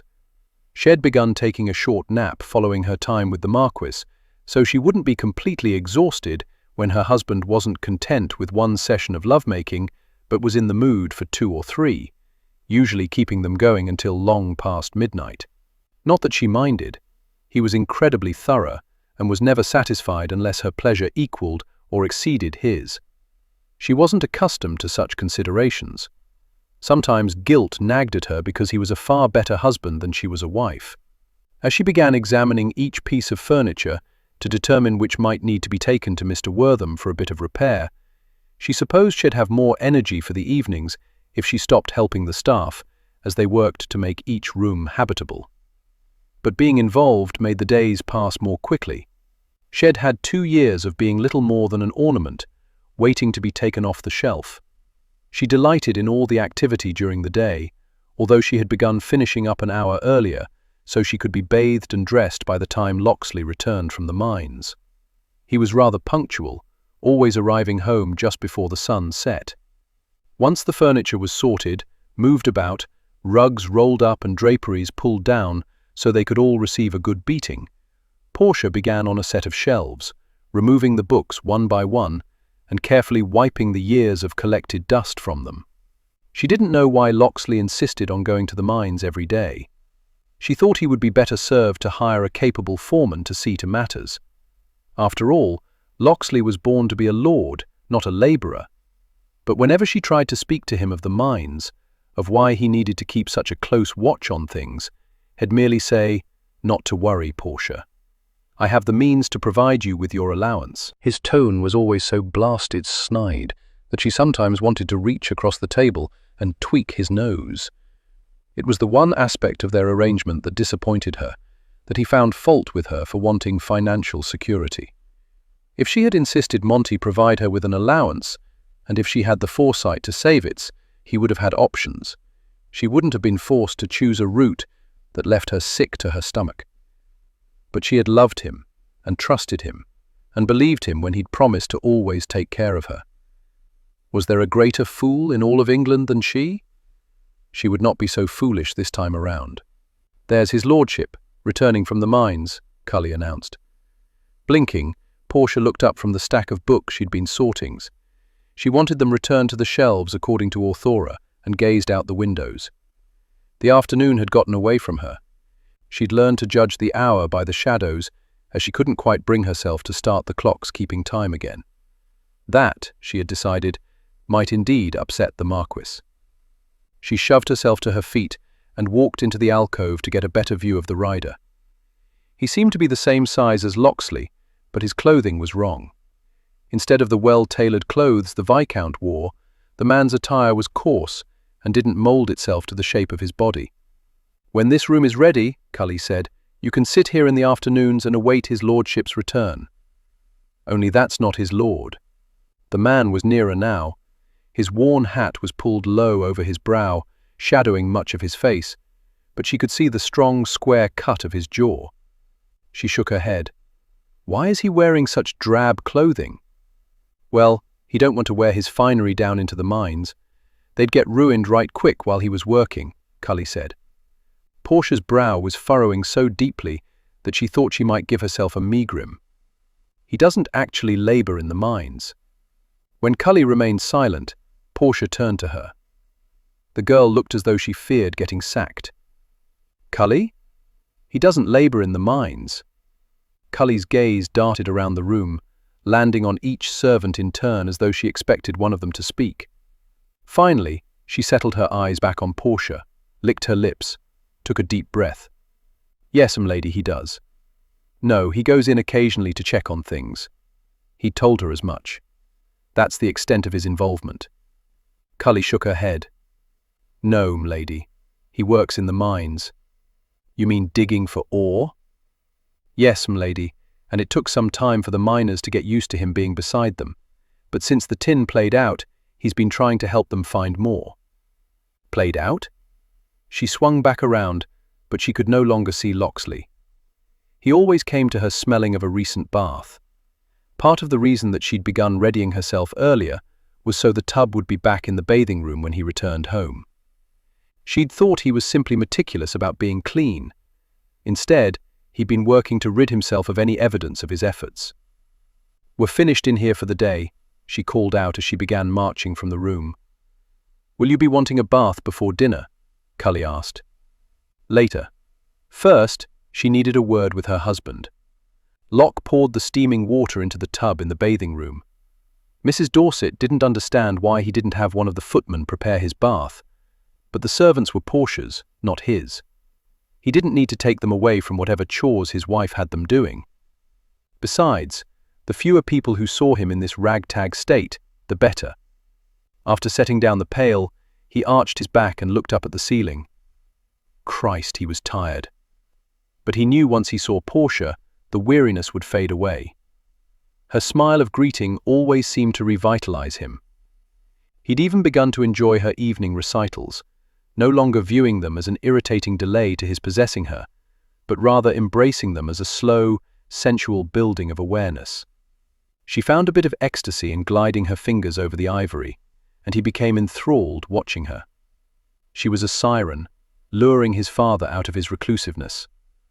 Each evening, he made his way down to the music room. Locke had begun pouring a scotch and setting it on the table beside his father's favourite chair in anticipation of the Marquis' arrival. Sometimes his father spoke of the love of his life. In the past several nights, Locke had learned more about his mother than he'd learned in all the years prior. Apparently, she'd been a bit of a hellion herself, brave, strong, and bold. He'd only ever known his father as a broken man, but perhaps he wasn't quite as damaged as Locke had always thought. Groaning, he stretched his arms overhead, then lowered his fingers to the water. Too tepid. Another bucket of boiling water should do the trick. Swinging around, he came up short at the sight of Portia standing just inside the doorway. He'd already set aside his dirt-covered jacket and removed his gloves, but grime had settled into the creases of his face and neck. He was well aware of his disheveled and horribly smelly state. Her gaze roamed slowly over him as though she'd never seen him before. "You work the mines," she stated quietly, but with confidence. He'd known sooner or later she might learn the truth of it. He'd have preferred later, but considering that she now had a few additional servants, and each of them were no doubt related to someone who laboured in the mines, he saw no point in denying the truth, although he wasn't going to confess it either. Apparently, she had the wisdom to accurately interpret his silence. "Does your father know?" she asked into the silence that followed her earlier words. "No, and I prefer that he not. I also prefer that you leave so I may see to my bath. How long has it been since there was any tin? I'm not discussing the mines with you, but rest assured you will receive your allowance." "Damn you, Locksley!" She cut in with such vehemence that he snapped his head back as though she'd slapped him. Although God help him, the fire burning in her eyes was an aphrodisiac that might have drawn him in if he wasn't embarrassed that she'd learned the truth of his days. "Do you honestly believe that's the reason I'm asking? You're a lord. You're not supposed to be digging in the mines. I'm another set of hands for which I don't have to provide a salary. So it's been a while." Her tone reflected a fact in the same way a solicitor might make his case before the bench. Why did he feel as though he were the one in the prisoner box? She took a step toward him. He backed up, slammed into the tub, cursed, pushed out the flat of his palm to still her. "Don't come near me. I reek to high heavens and am likely to cause you to swoon." A corner of her mouth tilted up. "I'm not as delicate as all that. Why didn't you tell me?" "Because it's not your business." Now she was the one to jerk back, as though she'd been slapped. "I'm your wife. Your job is to warm my bed and provide my air. That is the extent of your wifely duties. The estate, the management of it, the income are my duties. Nothing is to be gained by discussing them. A lessening of your burdens, perhaps. More likely in adding to them, as you'll no doubt begin pestering me for details, or resenting if I suggest you not spend so frivolously. You'll not do without Portia, so I don't see that you need to concern yourself with my troubles." She gave a brusque nod.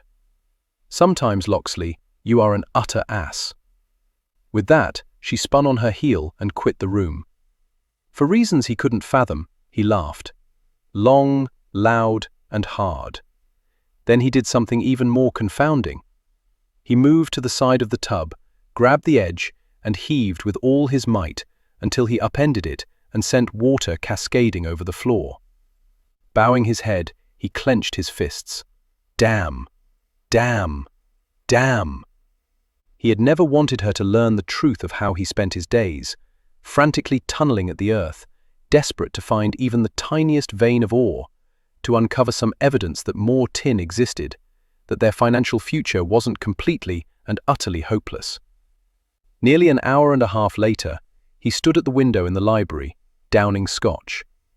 He'd come straight here from the bathing room, now wearing the clothes he'd donned that morning, before changing into the sturdier and rougher attire that he sported when going to the mines. Portia was correct. He'd been an ass, was still in danger of behaving as one, because he couldn't shake off the anger that riveted through him now that she knew the truth of his situation. He was embarrassed that he got his hands dirty, that he engaged in back-breaking labor that no gentleman should, that he hadn't paid more attention to the mines when he reached his majority, that he hadn't noticed sooner that his father was not the best steward for the estate, that he returned to the manor each evening covered in sweat and grime. It was bad enough the local villagers knew, but he could envision Portia in London attending a tea, tittering with a group of ladies, laughing at the notion of him working for his supper, as though he hadn't been born into an elevated position in society. Hearing the footsteps, he turned slightly and watched as she charged into the room, wearing the deep blue gown that always made her appear so incredibly striking, that always made him want to remove the silk in all due haste. It taunted him now because he suspected she was going to object when next he went to touch her with hands that toiled. She had married him assuming him to be a gentleman, but a gentleman did not spend his day in the dank and chilled air beneath ground. A gentleman didn't stink of labor rather than play. He hadn't been certain she'd join him for dinner now that she knew the truth. He hated the relief that swamped him because she was here, that she wasn't leaving him to stew in solitude. She came to an abrupt halt before him, her whiskey eyes searching his features, and he wondered what she saw now when she looked at him. A man who feared he might be a worse steward than his father, a man who shouldn't have taken her to wife, who shouldn't be striving to get her with child when he wasn't certain if the lands would ever again be profitable. He shouldn't yet be bringing an heir into this world, and yet he seemed incapable of not ploughing into her each night. For a while, when he was lost in the heat of her, his troubles faded away. Yet they always returned with the sun, always. His thoughts slammed to a halt as he realized she was holding something toward him. Glancing down, he saw resting in her palm the velvet pouch that he'd handed her the morning after they'd married. "I'm returning the coins to you. I'll keep a tally of what I'm owed, and you can pay me the amount when the mines are again profitable. I don't need the coins returned. Still, I'm returning them. I don't want them." She spun on her heel, marched to the desk, and tossed them onto the center of it. "I'm giving them back. You don't have a choice." The growl that echoed through the room was that of a wounded animal. Portia spun around to see Locksley charging toward her. She almost hiked up her skirts and ran, but she'd fled twice before in her life, and nothing good had come from it. This time she stood her ground. He tossed his glass aside. It landed on the rug without shattering. Then his hands were on her waist, and he was lifting her onto the desk, coming to stand between her legs. His green eyes were feral, filled with rage. She thought she should have been frightened, but she trusted that no matter how mad he might get, he wouldn't hurt her. His pride was bruised, scored, battered. She could see that now. Wished she'd understood earlier what it was costing him to toil in the mines. Why could he not see how remarkable it made him that he didn't simply sit back and hope for the best? That, like her, he would do what he must to right a horrendous situation.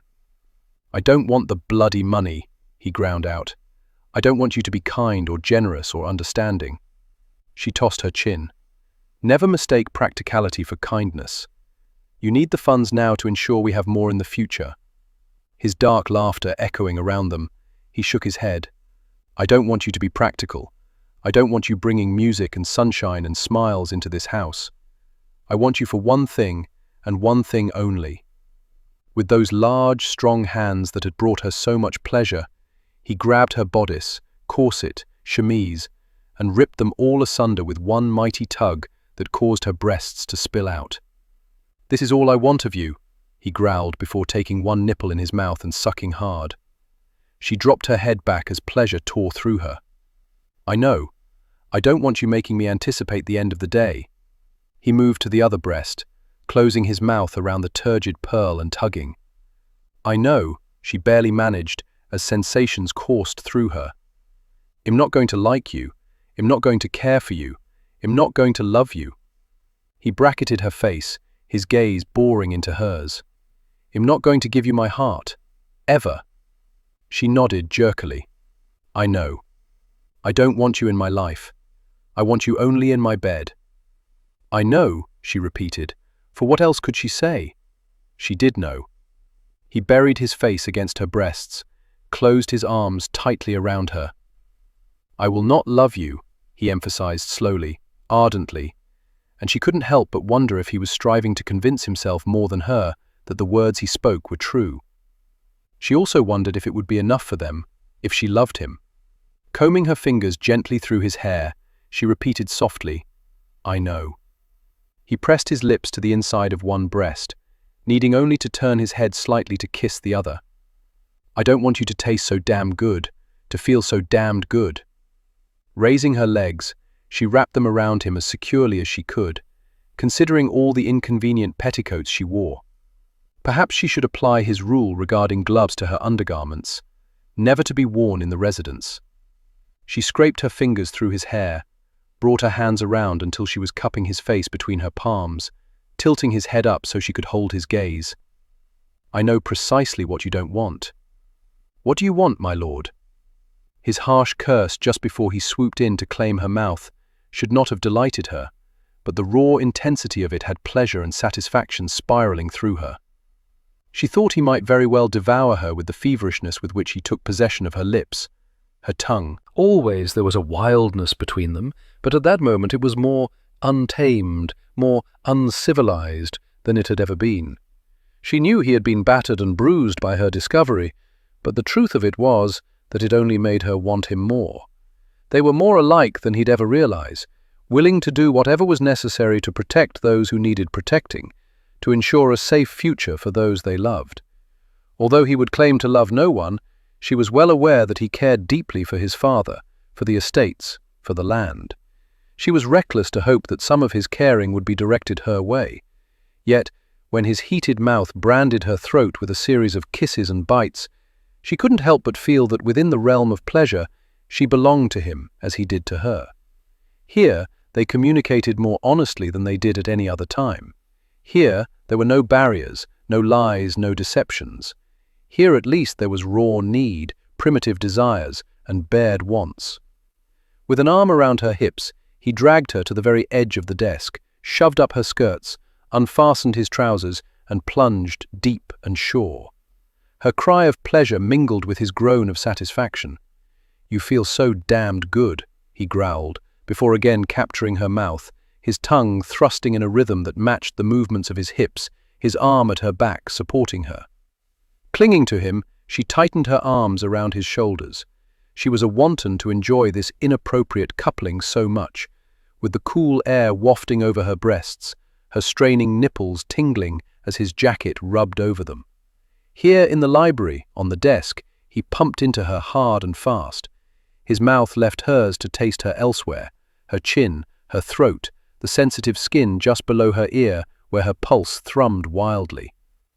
Trying to hold back her cries, she bit her lower lip, but the action did nothing to muffle her scream when she finally came apart in his arms, trembling with the force of her release. His groan was that of a conqueror as he tensed, pouring his seed into her. With her legs, she squeezed his hips, tightened her muscles around him. He jerked, grunted before dropping his head to her shoulder. "You have ruined this desk for me," he said, his breaths coming in hard, short bursts. "How can I work here now without seeing you sprawled over it?" "I'm not sprawled." Lifting his head, he held her gaze briefly before lowering his eyes to her breasts. "You can't go into dinner like that." She laughed lightly. "No, I suppose I can't." Stepping back, he lowered her skirts, then began to fasten his trousers. She didn't want to acknowledge how bereft she felt with his leaving. He whipped off his jacket and draped it over her shoulders. She had barely clutched the opening closed when she suddenly found herself in his arms, being carried from the room. "I can walk," she said. "After the way you cried out, I assume you're far too weak. Your legs are still trembling." She felt the heat suffuse her face. "You weren't so quiet yourself, you know. And whose fault is that?" She didn't bother to hide her smile as she laid her head against his shoulder. Gilbert stepped into the hallway. "My lord, dinner is." "Lady Locksley all right, my lord?" "She has come apart at the seams, Gilbert." Portia slapped her hand over her mouth to stop her laughter from erupting. "My lord?" "My London seamstress is not as accomplished with a needle as I was led to believe," Portia said, surprised she was able to keep her voice so steady. Her stitching didn't hold as it should. "As you can well imagine, Gilbert, Lady Locksley has had quite a shock." "We'll be dining in our bedchamber. Have Cully bring up a tray in an hour." "In an hour, sir?" Gilbert asked, as he managed, in spite of his arthritic knees, to hop out of the way as Locksley barged past him and into the foyer. "An hour, Gilbert. I need to settle my wife's nerves first." Once they were headed up the stairs, she took his earlobe between her teeth and nipped gently, relishing his groan, but wanting it to sound more tortured. "When we get to our bedchamber, you might as well rip everything off. It's beyond saving." His responding growl served to make her wish he'd walk faster. Had never known a woman like Hereva. Following along with his tale about the seams, she matched Lady Godiva for boldness, and he could well imagine her riding naked through the streets without a single blush forming anywhere on her person. And damned if he didn't want her again with a fierceness that made him feel barbaric. After he kicked the door to his bedchamber closed behind them, he did precisely as she suggested, and ripped what remained of her clothing from her body. There was something immensely satisfying and feral in the rasp of rending satin and silk, in the way that Portia simply stood there and let him have his way with her, her eyes smouldering with needs that matched his own. When she was completely bared, he lifted her back into his arms, carried her to the foot of the bed, and tossed her onto her stomach, leaving her legs to dangle over the mattress. Breathing heavily, she rose up onto her elbows and gazed back over her shoulder at him as he tore off his own clothes, buttons popping off and pinging onto the floor with his haste. So desperate to possess her, he'd considered merely unfastening his trousers again, but he enjoyed too much the feel of her silken skin against his. He was going to take her fast and hard, but by God, he wanted no cloth between them this time. When he'd shed the last of his clothing, he stepped between her thighs, parted them with a spreading of his own legs. Leaning over her, he layered a series of kisses along her shoulder, following the curve of her neck. "You said I could take you from behind," he rasped. Her eyes heated. "So I did." He bracketed her hips, lifted them slightly, and plunged into the molten depths, her cry of satisfaction echoing between them. He slid one hand around until he brushed the tight curls at her apex, then parted the folds and pressed a finger to the swollen nubbin. He applied more pressure, caressing her outwardly while slowly stroking her inwardly. She whimpered and wiggled. He rained kisses between her shoulder blades, could feel her tightening around him as her whimpers turned to throaty moans and her breaths became uneven.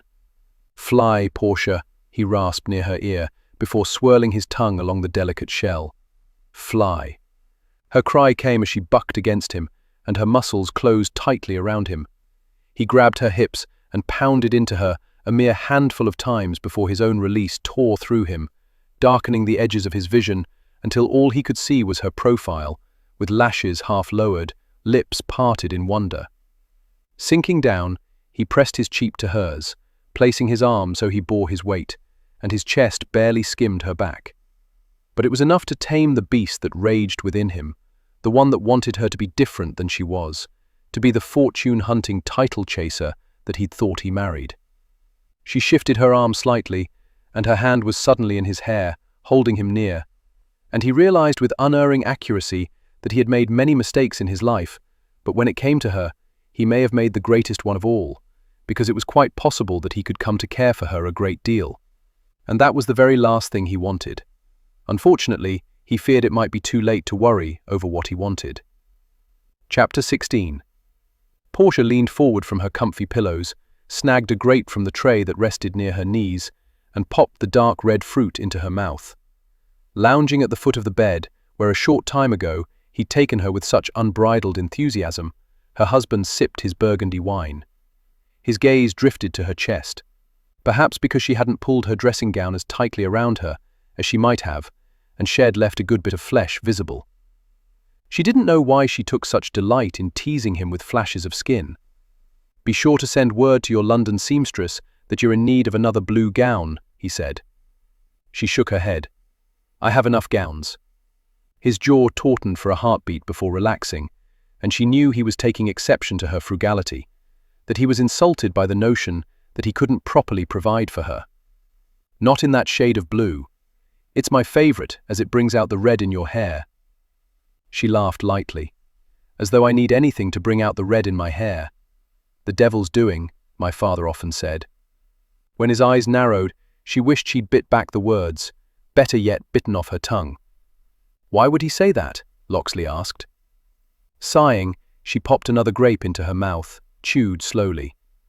She didn't think the tray of fruit, cheeses and sliced meats had originally been prepared for supper, but she suspected Mrs. Dorset had decided simpler fare was required for dinner in a bedchamber.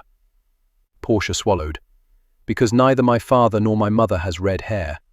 Hers is a dark brown, his blonde. Although I always thought his moustache hinted at red when the sun hit it just right, but he never acknowledged that." "Did he accuse your mother of being unfaithful?" "No, he merely thought I had more of the devil in me than I should, and on occasion believed he could beat it out of her."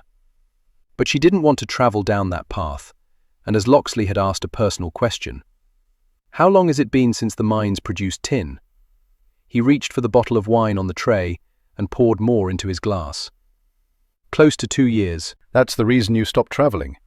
He took a sip, nodded. It seemed prudent. The mines were still producing, but their output was dwindling. In all his years of hiding away here, my father never neglected the estates, but the steward expressed concerns that the Marquis wasn't taking the diminishing income seriously. He lifted a shoulder, dropped it back down. "I realized it was time I stepped up to the task. I discovered I liked the challenge of it, especially as everything wasn't moving along swimmingly well. I think I might find it boring if there was nothing to worry over." She suspected he would. A man who scaled mountains certainly wouldn't be content to merely stroll over even ground. "Then about 6 months after I took over, the mines stopped producing altogether," he added. "And you began to work in them," she stated. "I thought I might have more luck finding what the miners had missed, not to mention that it drove me to distraction to be sitting about waiting for word that a new source of ore had been struck. The lords I've known wouldn't have cared. They'd have continued to play and let their fathers worry over it. Then I suspect they'll find their estates in ruination when they inherit. Things are changing for the aristocracy. I don't think we can blithely go on without recognizing that we are on the cusp of becoming obsolete. There will always be an aristocracy, but our role is diminishing, or at the very least, our carefree lifestyle must change. We can't continue to be pampered without realizing it comes at a cost." He placed a slice of ham and some cheese on a cracker and ate it as though to signal the end to the conversation. But she wasn't yet ready to let it go. "I can't imagine you were ever pampered. Not here, not really. We had so few servants. I like doing for myself. One of my first evenings at a gentleman's club, I was in the drawing room, sitting near the fire, enjoying a bit of brandy. An older gentleman, an earl, was sitting nearby. He called a footman over because the fire needed stirring and a log added. And I thought, if you're chilled, then get up off your bloody ass and stir the fire yourself. Here, we never called a servant into a room to take care of something we could take care of ourselves. It was both enlightening and disturbing once we began moving about in London." Adjusting a pillow behind her back, she settled against it. "You must have ground your back teeth that first afternoon when I said I would call in a footman to move the chair for me." He studied her intently, so thoroughly that she felt a need to squirm, and it was all she could do to hold still. "You lied that afternoon, Portia. You wouldn't call in a footman, you'd move it yourself. Why did you wish us to think otherwise, to see you as a snobbish, haughty woman? Like your earl who wouldn't stir his own embers. Every aristocratic woman I've met comes across as quite helpless. I thought the same behavior would be expected of me." What else did you lie about? So much. With a low fire crackling on the hearth, her body sated by pleasure and food, her husband speaking with her as though she were his equal, she almost told him everything. But what good would come of it now? The pleasantness between them would shatter, utterly and completely, never to return. Of that she was certain. You should tell your father about the mines, she said instead, shoving any possible confession into the furthest corners of her mind. He flashed a quick grin that reflected both his expectation, that shed avoid his question, and turned the tables back on him, and his disappointment that she had. He was beginning to know her far too well, but all the deciphering of her actions wouldn't uncover her secrets. He doesn't need to be worrying over them. But if, as you claim, he managed them quite well until recently, he might have some insights to offer. He's not going to know precisely where we'll find more ore. It's not as though he has the ability to see through the ground and into the earth. So you'll just keep digging and being frustrated when your efforts reap no rewards. For now, I'm not ready to give up on it. Somewhere there must be more. And until then, he'd simply continue to tear into the earth alongside the miners, to put himself at risk. She'd heard of cave-ins. Is it safe? We reinforce the walls as we go. There hasn't been an accident in years. She nodded, but took very little solace from his words. While she admired his determination to go into the mines and work beside those who toiled and provided an income for the estate, she also detested that he placed himself in danger. For what? A few bob? She wanted to lessen his burdens, but suspected she'd only added to them. I could let a footman and maid go. I can let them all go. We're not quite destitute yet, Portia. Speaking of the servants, are you finished here? He waved his hand over the tray. Yes. Shall I ring for someone to take it away? I'll see to it. He rolled off the bed, picked up the tray, and carried it over to the low table by the fire.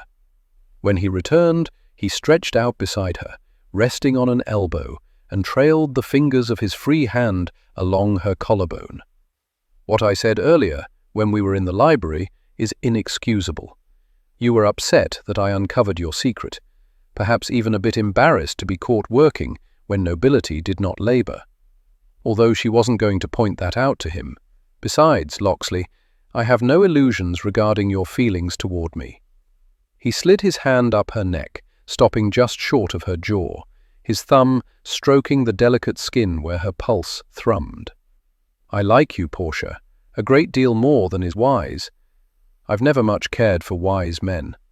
He flashed her a grin.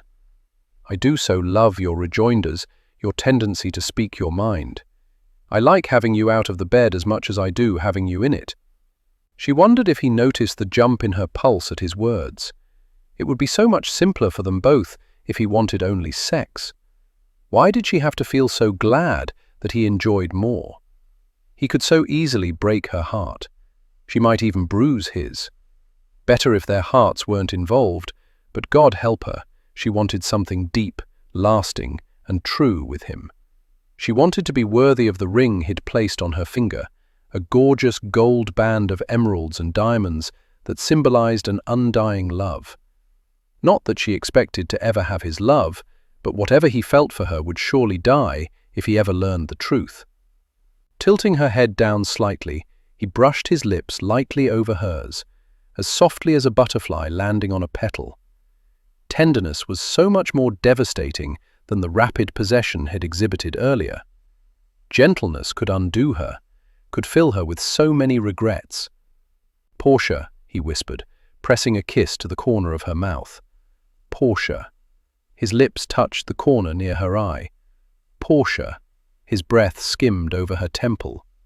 Killian, she breathed out on a soft sigh as her eyes closed and she began to melt down into the pillows, the mattress.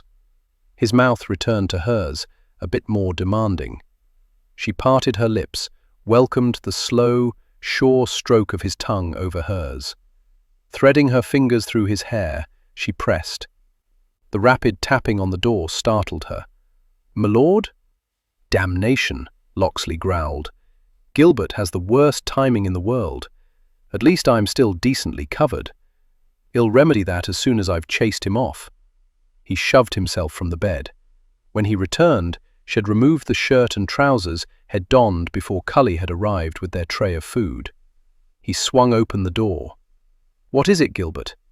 "His lordship is in the dining room waiting on you." "My father is in the dining room?" "Aye, he won't let us begin serving him until you and Lady Locksley are there." "Did you tell him we're dining in our bedchamber this evening?" "I couldn't tell him that, my lord. It might put images in his head of other things going on in here. A decent sort doesn't discuss bedchambers." Her husband heaved a great sigh. "I'll be down in a moment." He closed the door, pressed his forehead against it. "It seems we're dining again," Portia offered.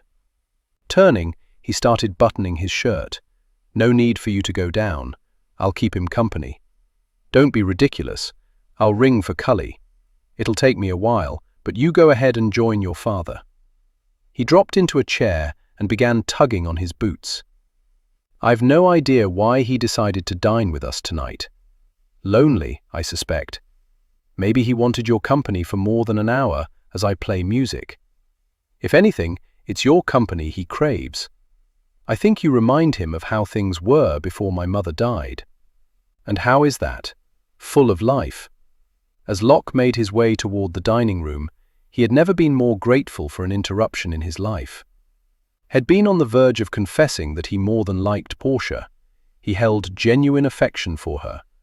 Once those words were spoken, there would be no going back on them.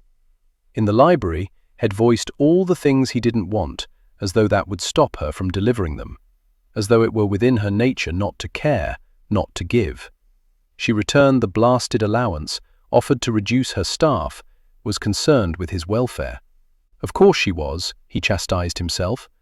Until she provided an heir, she was in danger of losing all this.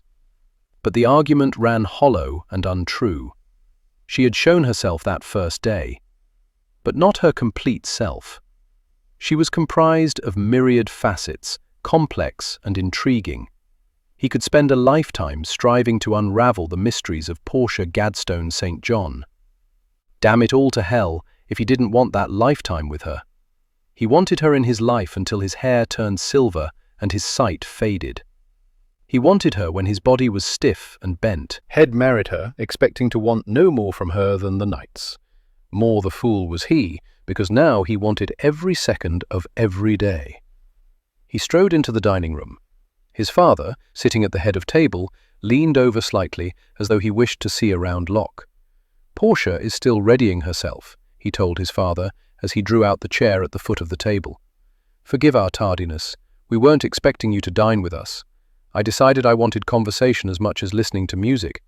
She's changing things, Locke, more swiftly than I expected."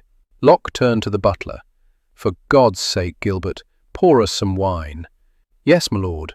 Once the wine was poured, Locke took hold of the stem of his glass, swirled the burgundy contents. "I can tell her to stop, to leave things be." "Does she do what you tell her?" Locke couldn't stop the smile from spreading over his face. "Not usually, no.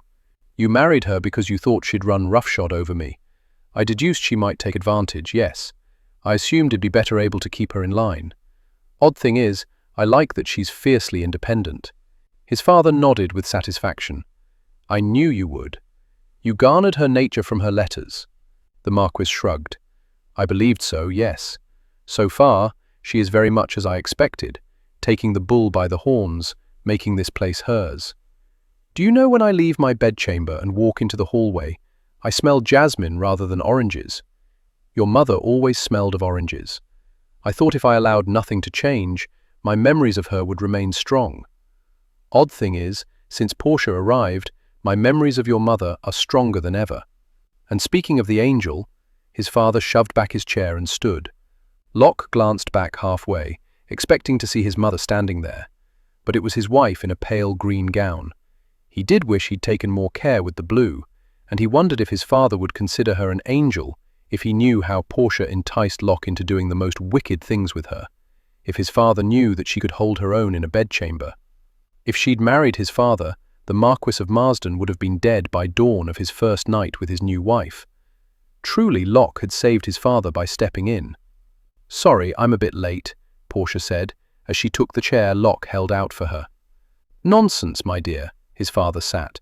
"I should have alerted you that I had decided to begin joining you for dinner." Portia's gaze swung between Locke as he settled into his place and his father. "So this is to become a regular occurrence? If you don't mind." "Of course not, although we tend to dine a bit earlier." His father's brow furrowed. "Have you already eaten then?" "Only some cheese and fruit," Locke assured him. "I'm famished now."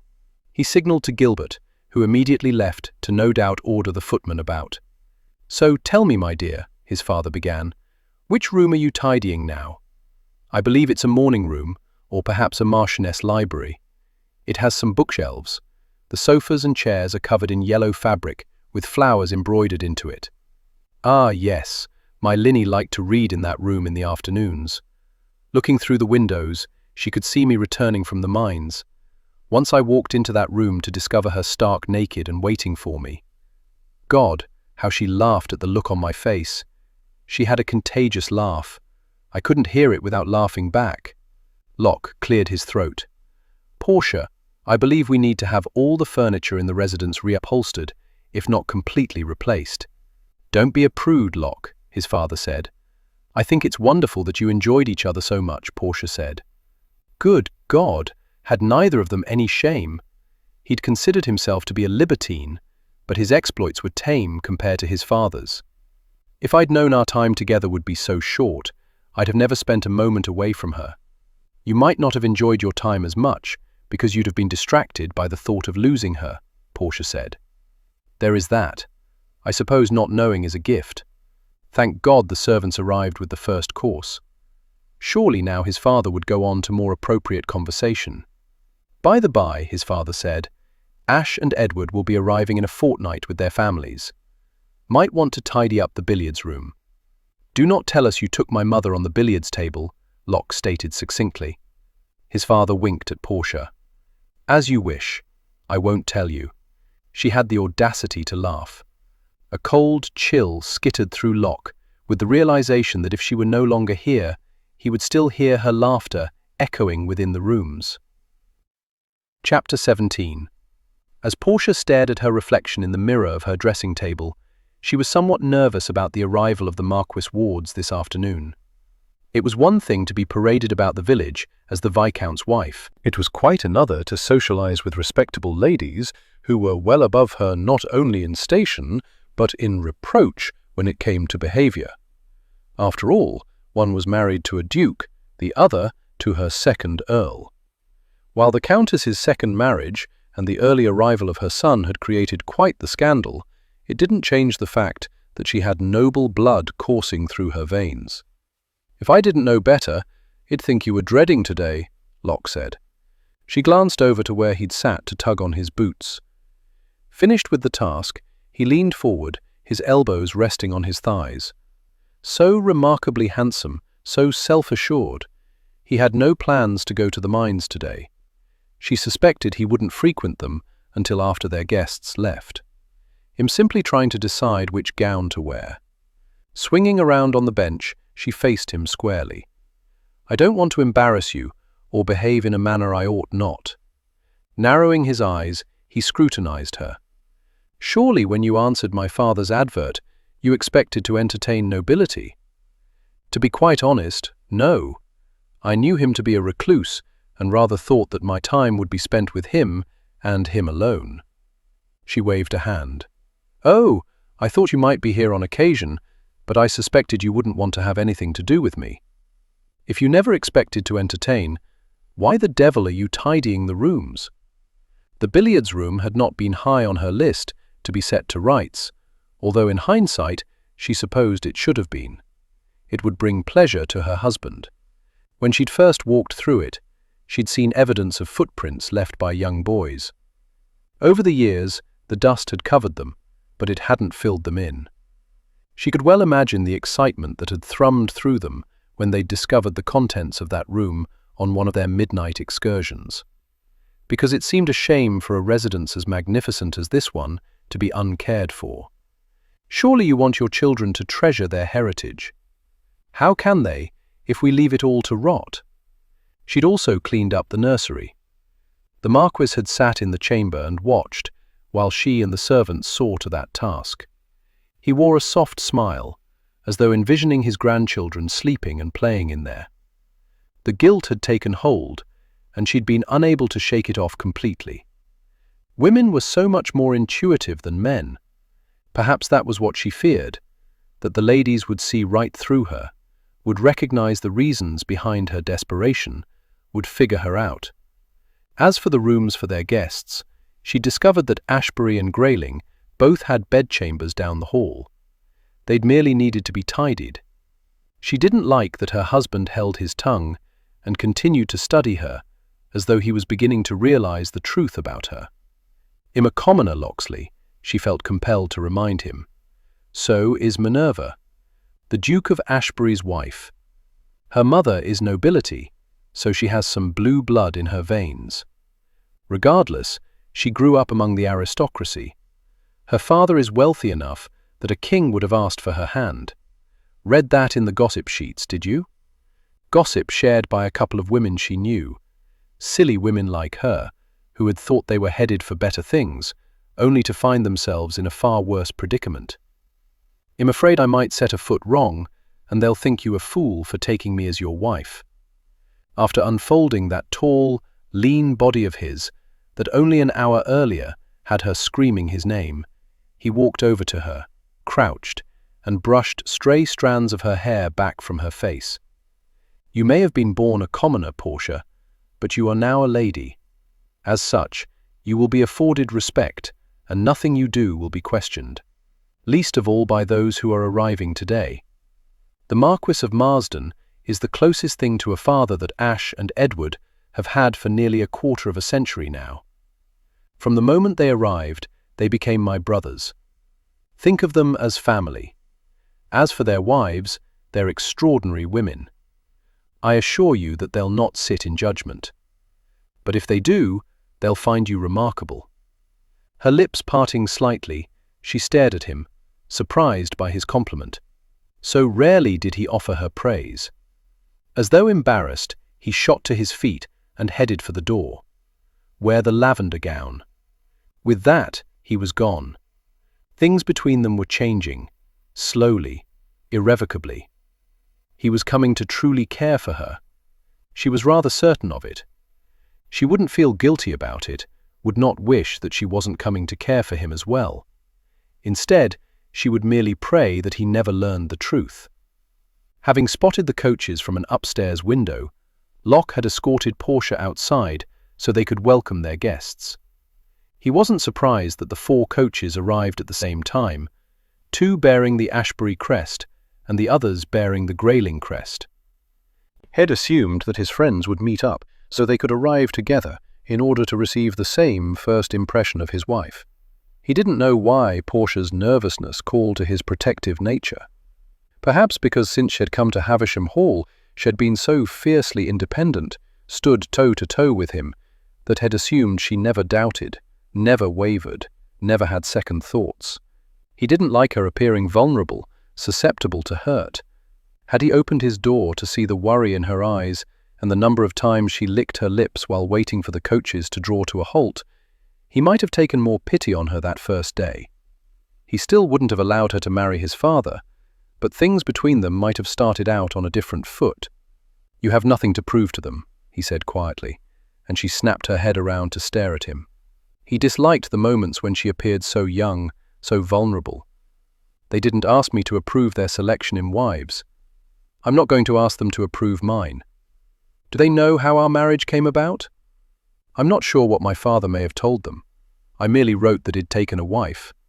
Just a bit of information in case they visited.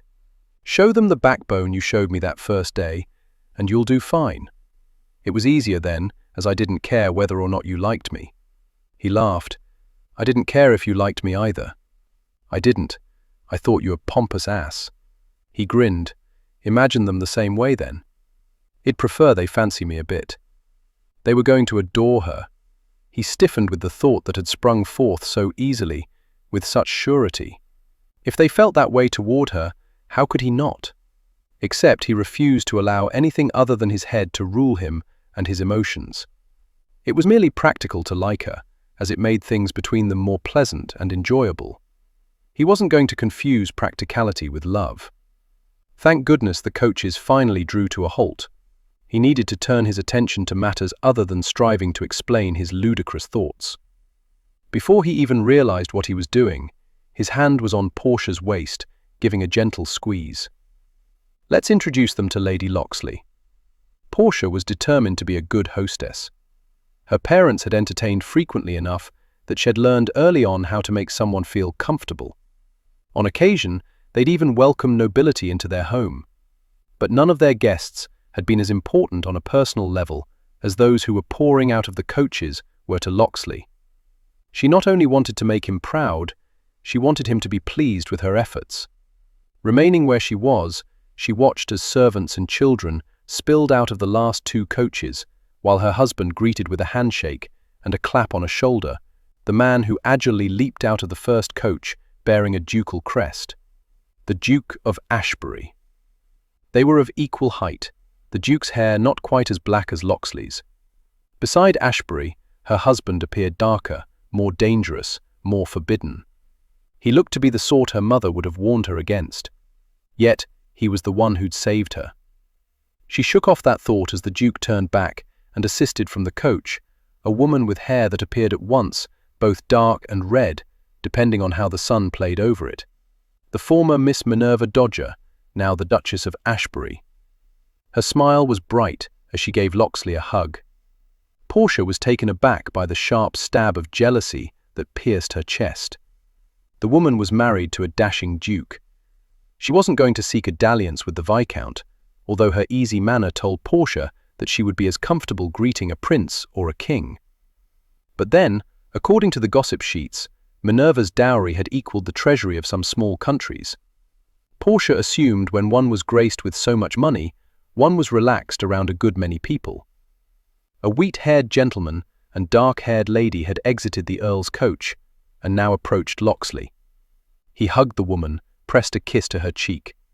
The Countess of Grayling, who had won the hearts of two earls.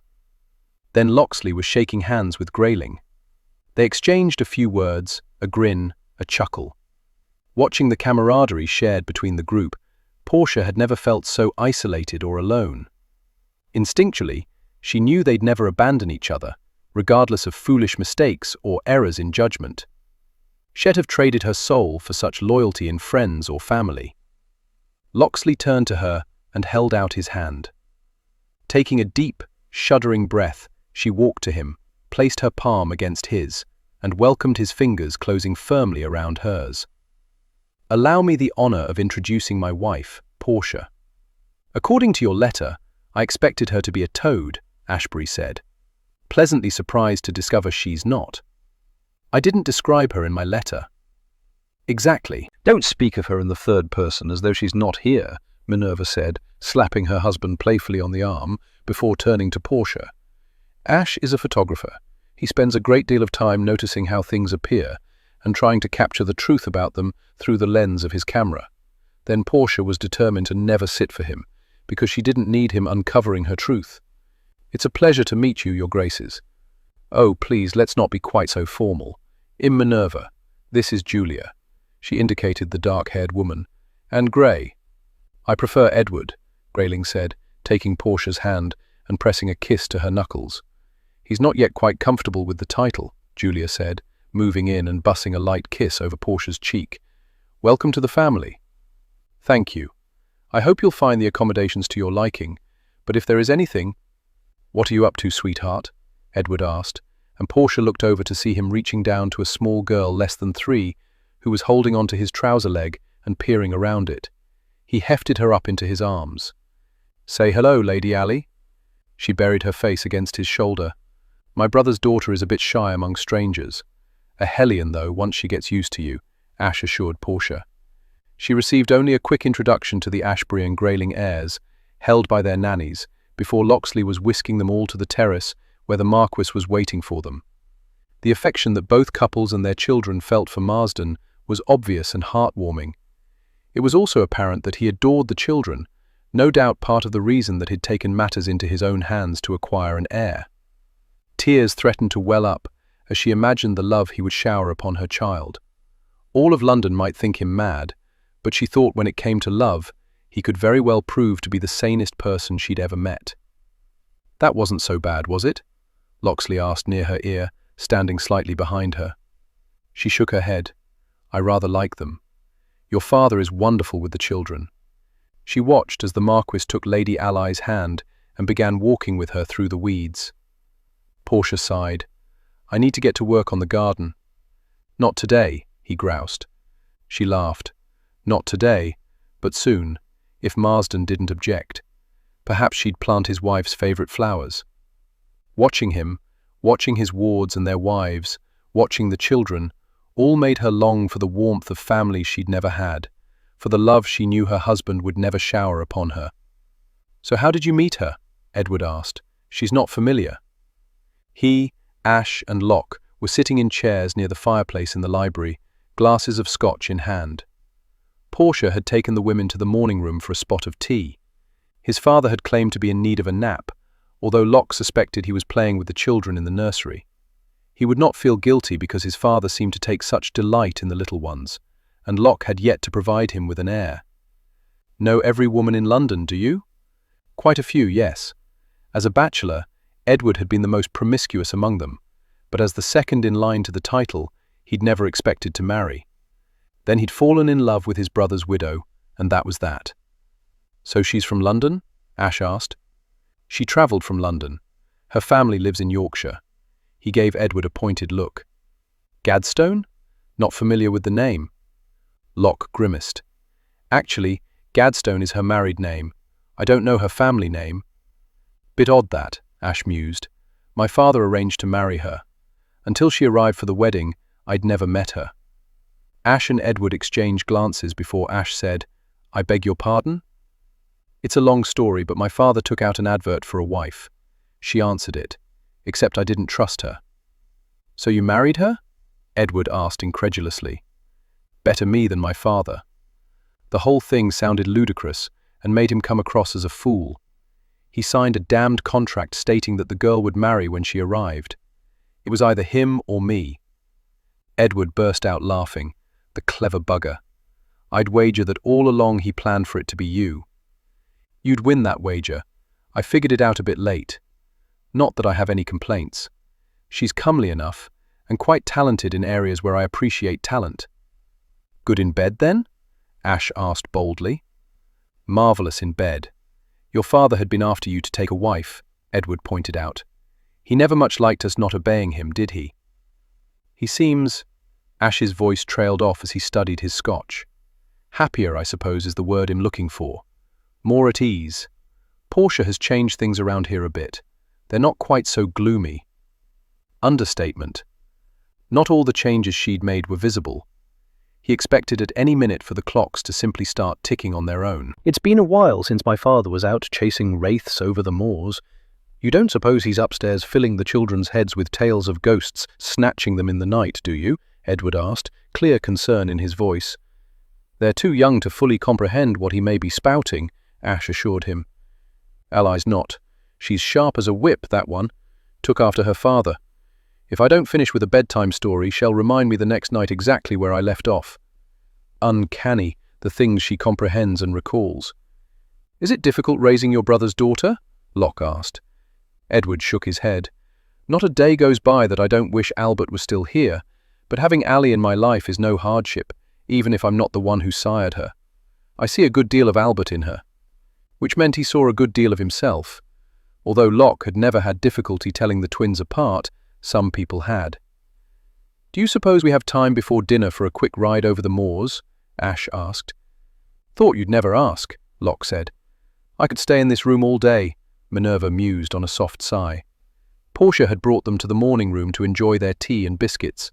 They were sitting in the area near the windows that would be jutting out into a garden if they possessed one. It would no doubt be next year before she had flowers blooming.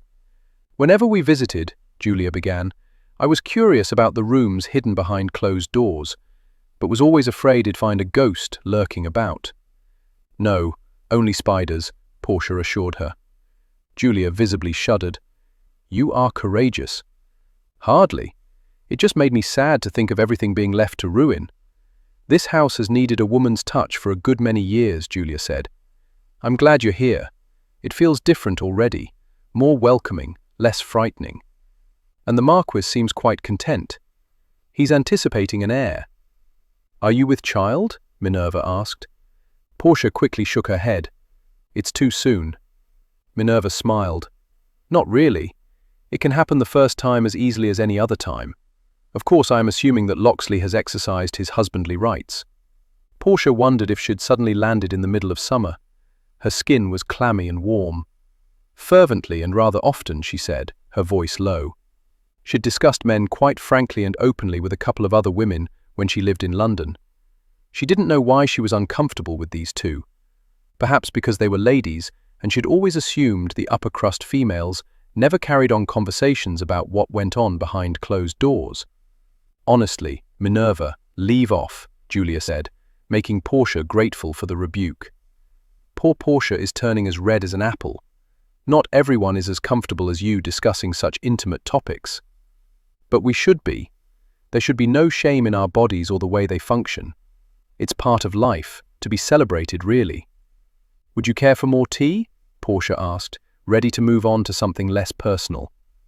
I hope I didn't offend, Minerva offered. No, not at all. Oh, there they go, Julia said. Portia looked to the window where her guest was gazing out. She saw Locksley and the others galloping off over the moors. You say that as though you expected it. Turning back to her, Julia smiled softly.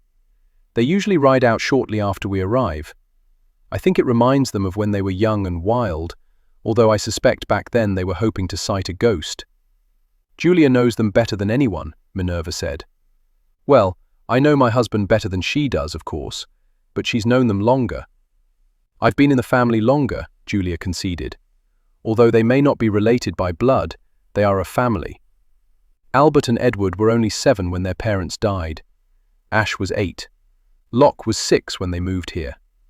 Portia eased up to the edge of her chair. It must have been strange for him. He told me that he was alone before they arrived, had no other children with whom to play, not even from the village. As I understand it, yes, he was quite isolated here. The Marquis was still in the depths of his despair over the loss of his wife, even though it had been years since her death. He never abused them, though. You won't hear one of them say a bad word about him. Still, she tried to imagine what it had been like for Locksley. Perhaps he climbed walls to gain his father's attention. What was he like when you met him? Julia laughed. Younger than he is now. I suppose it's been 8 years or so since I met him. He was always more contemplative than the others. Quieter. Not one to engage in idle conversation. Not that the ladies seemed to mind. As long as he danced with them, they didn't care if he didn't speak at all. Although actually, he seldom attended a ball. She shook her head. To be quite honest, he hardly ever spent any time in London. I think he prefers the solitude and barrenness of this place, although I dare say there probably isn't quite as much solitude now that you're here, Minerva said. By the by, how did you manage to capture his attention and lure him into marriage? Portia released a deep sigh. She didn't really want to go into the details. The Marquis arranged it. I required security. He required an heir. Locksley obliged. I don't think you'll find a marriage in all of Britain that is based on more convenience than ours. But you love him, Minerva said. Portia felt as though Minerva had slammed her balled fist into the soft area just below her sternum. She was no longer a young, naive girl foolish enough to fall in love with a man who would never truly love her. No, she did wish the word rang truer, sounded more firm. You do realize he cares for you, Julia offered. Once again, Portia was feeling warm, almost dizzy. She forced out the words. I assure you that he holds no deep affection for me. Julia and Minerva exchanged a knowing glance. My dear, I believe you're wrong there, Minerva said. Based on the way Locksley looks at you, I'd say he was besotted. She shook her head. He couldn't love her. It would make things more difficult if he did. She'd married him because she'd known he'd never love her. It was so much easier when he wanted from her only one thing, when he viewed her as merely a bedmate, a body to be used. That her silly heart might long for his love was merely wishful thinking. It wasn't practical, and her head knew it to be a terrible notion. "You're wrong," Portia insisted. "He has sworn to never love." "She has a point, Minerva," Julia said. "It is his favorite mantra to repeat. He can repeat it all he likes. The heart hardly ever listens to what we tell it. It has a tendency to go its own way. He might not be madly in love, but I'd wager my entire fortune that his heart is not locked up as tightly as he might wish." Contrary to what Minerva might believe, Portia knew that did not bode well for her future.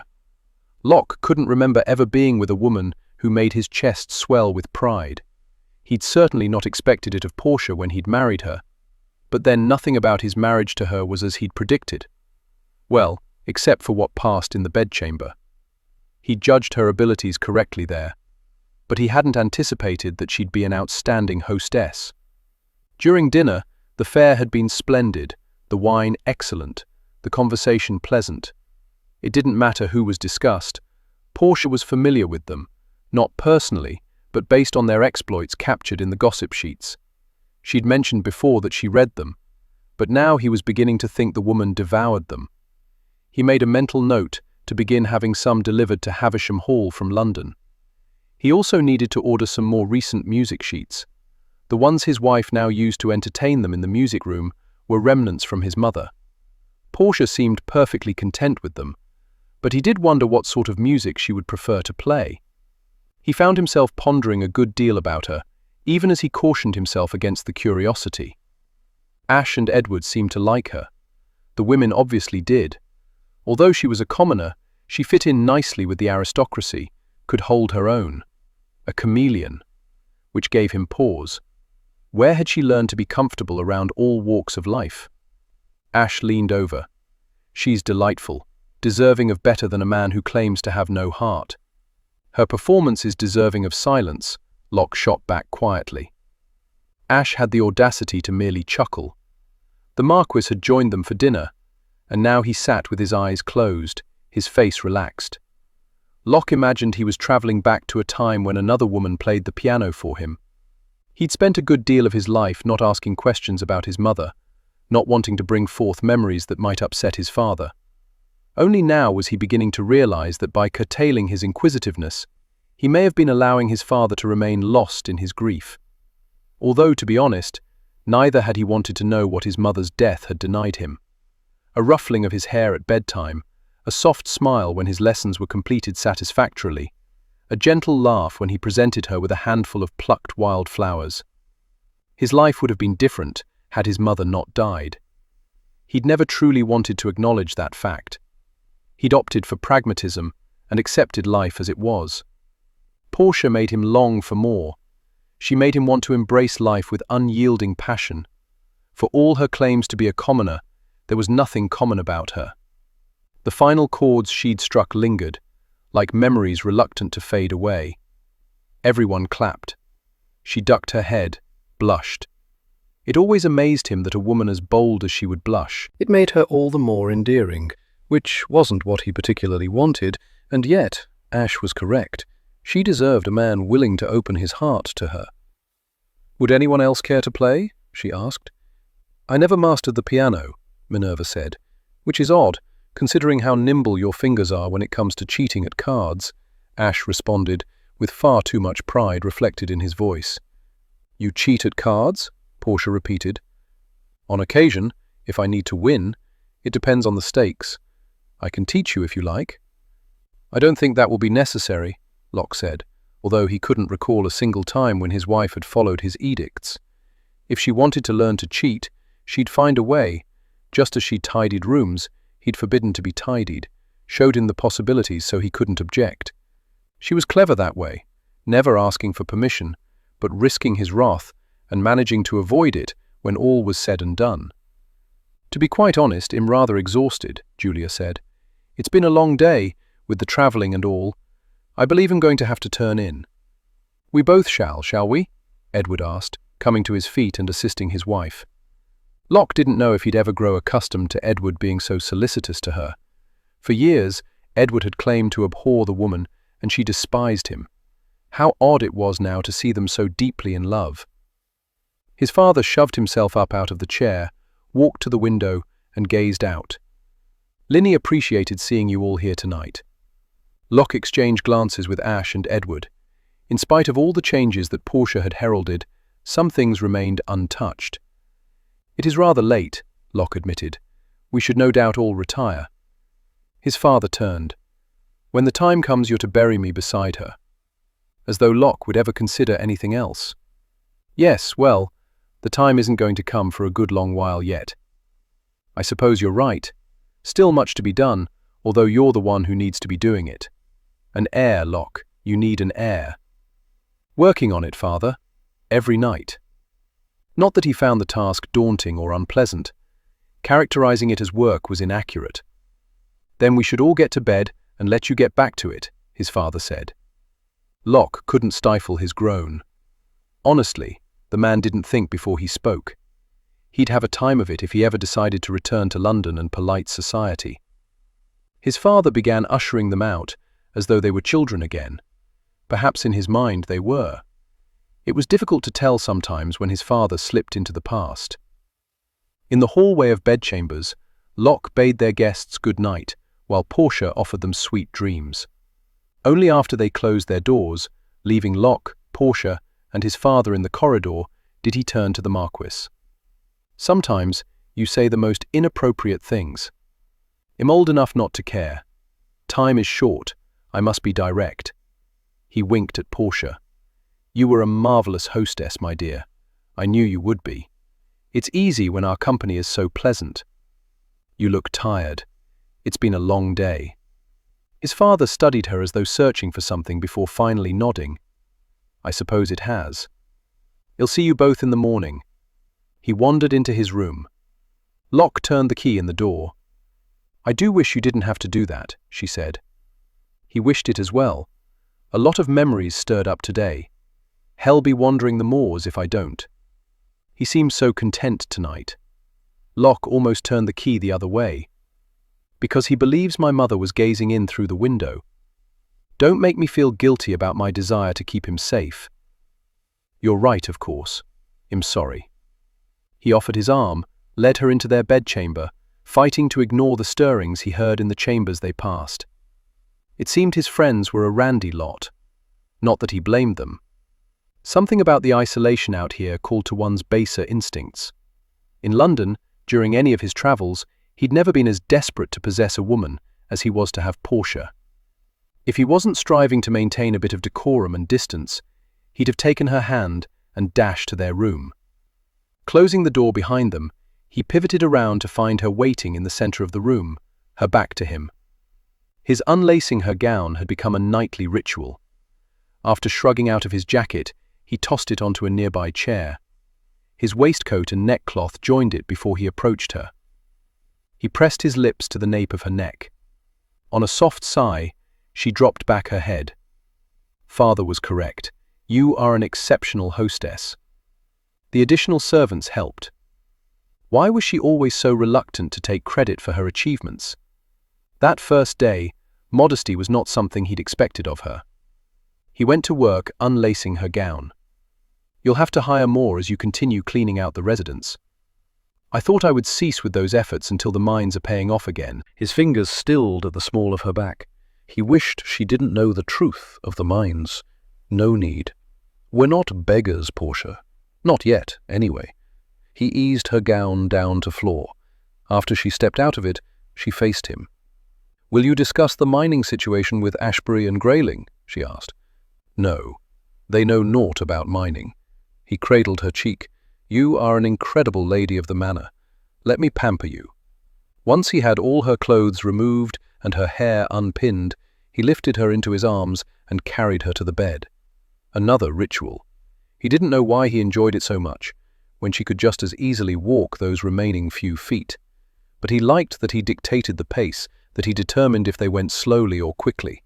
"Roll over onto your stomach," he ordered. She didn't object.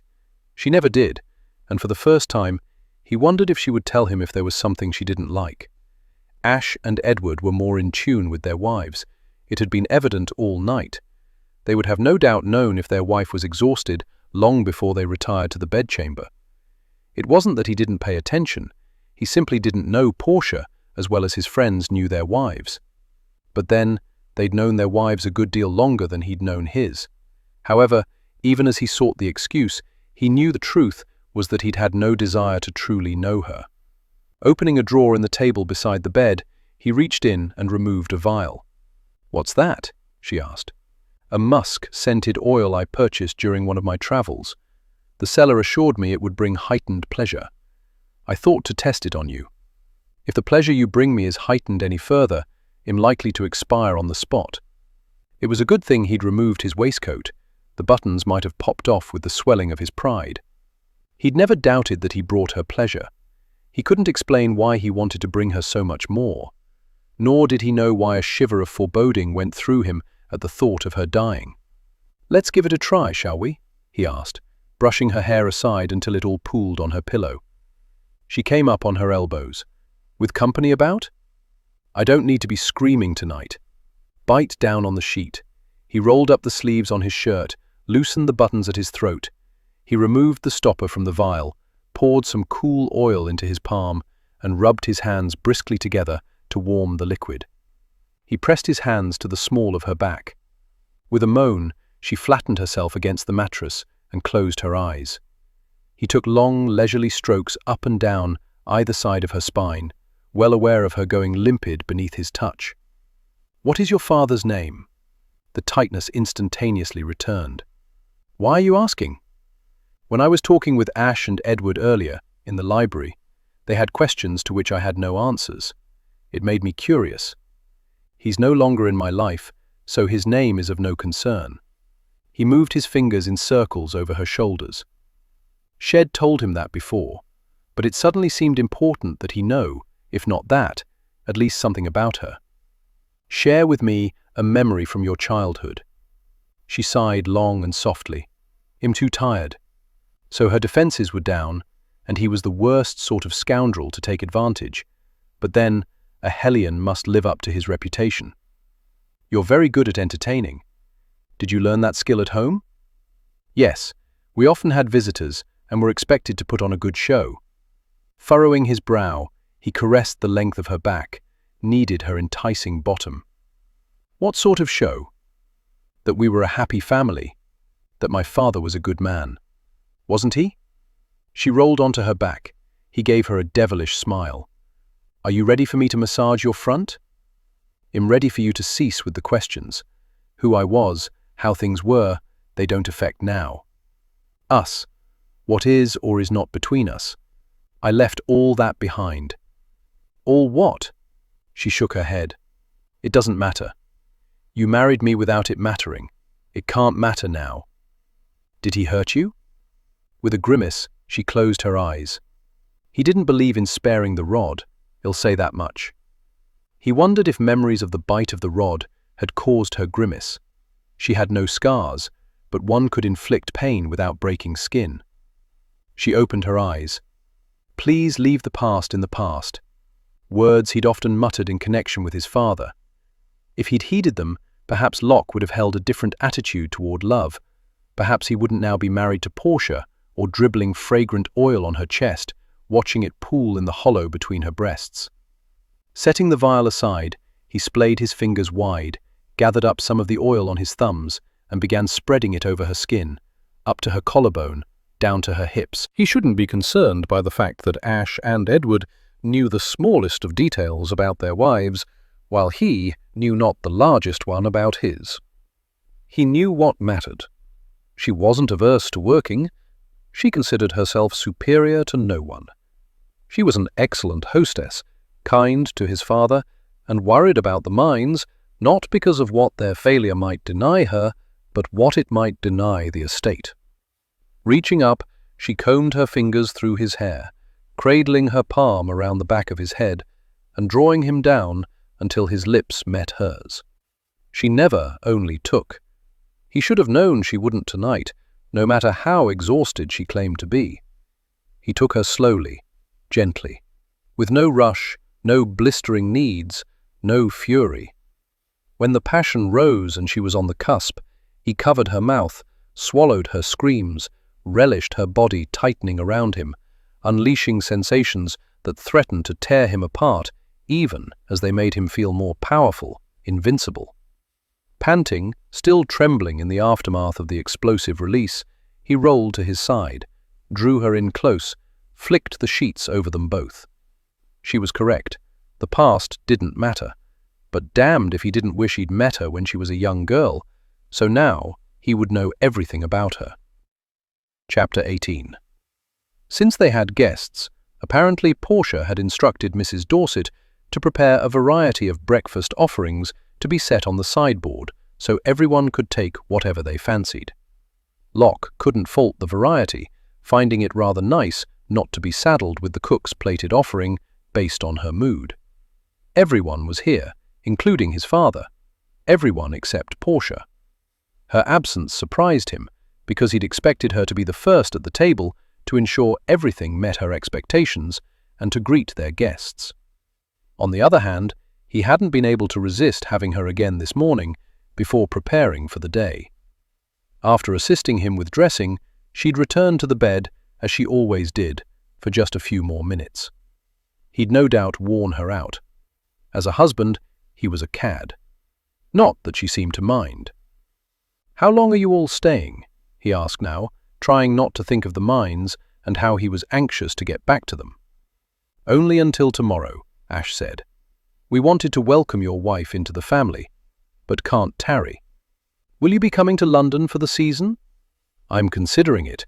He might actually anticipate attending balls, having the opportunity to dance with Portia, to walk in with her on his arm.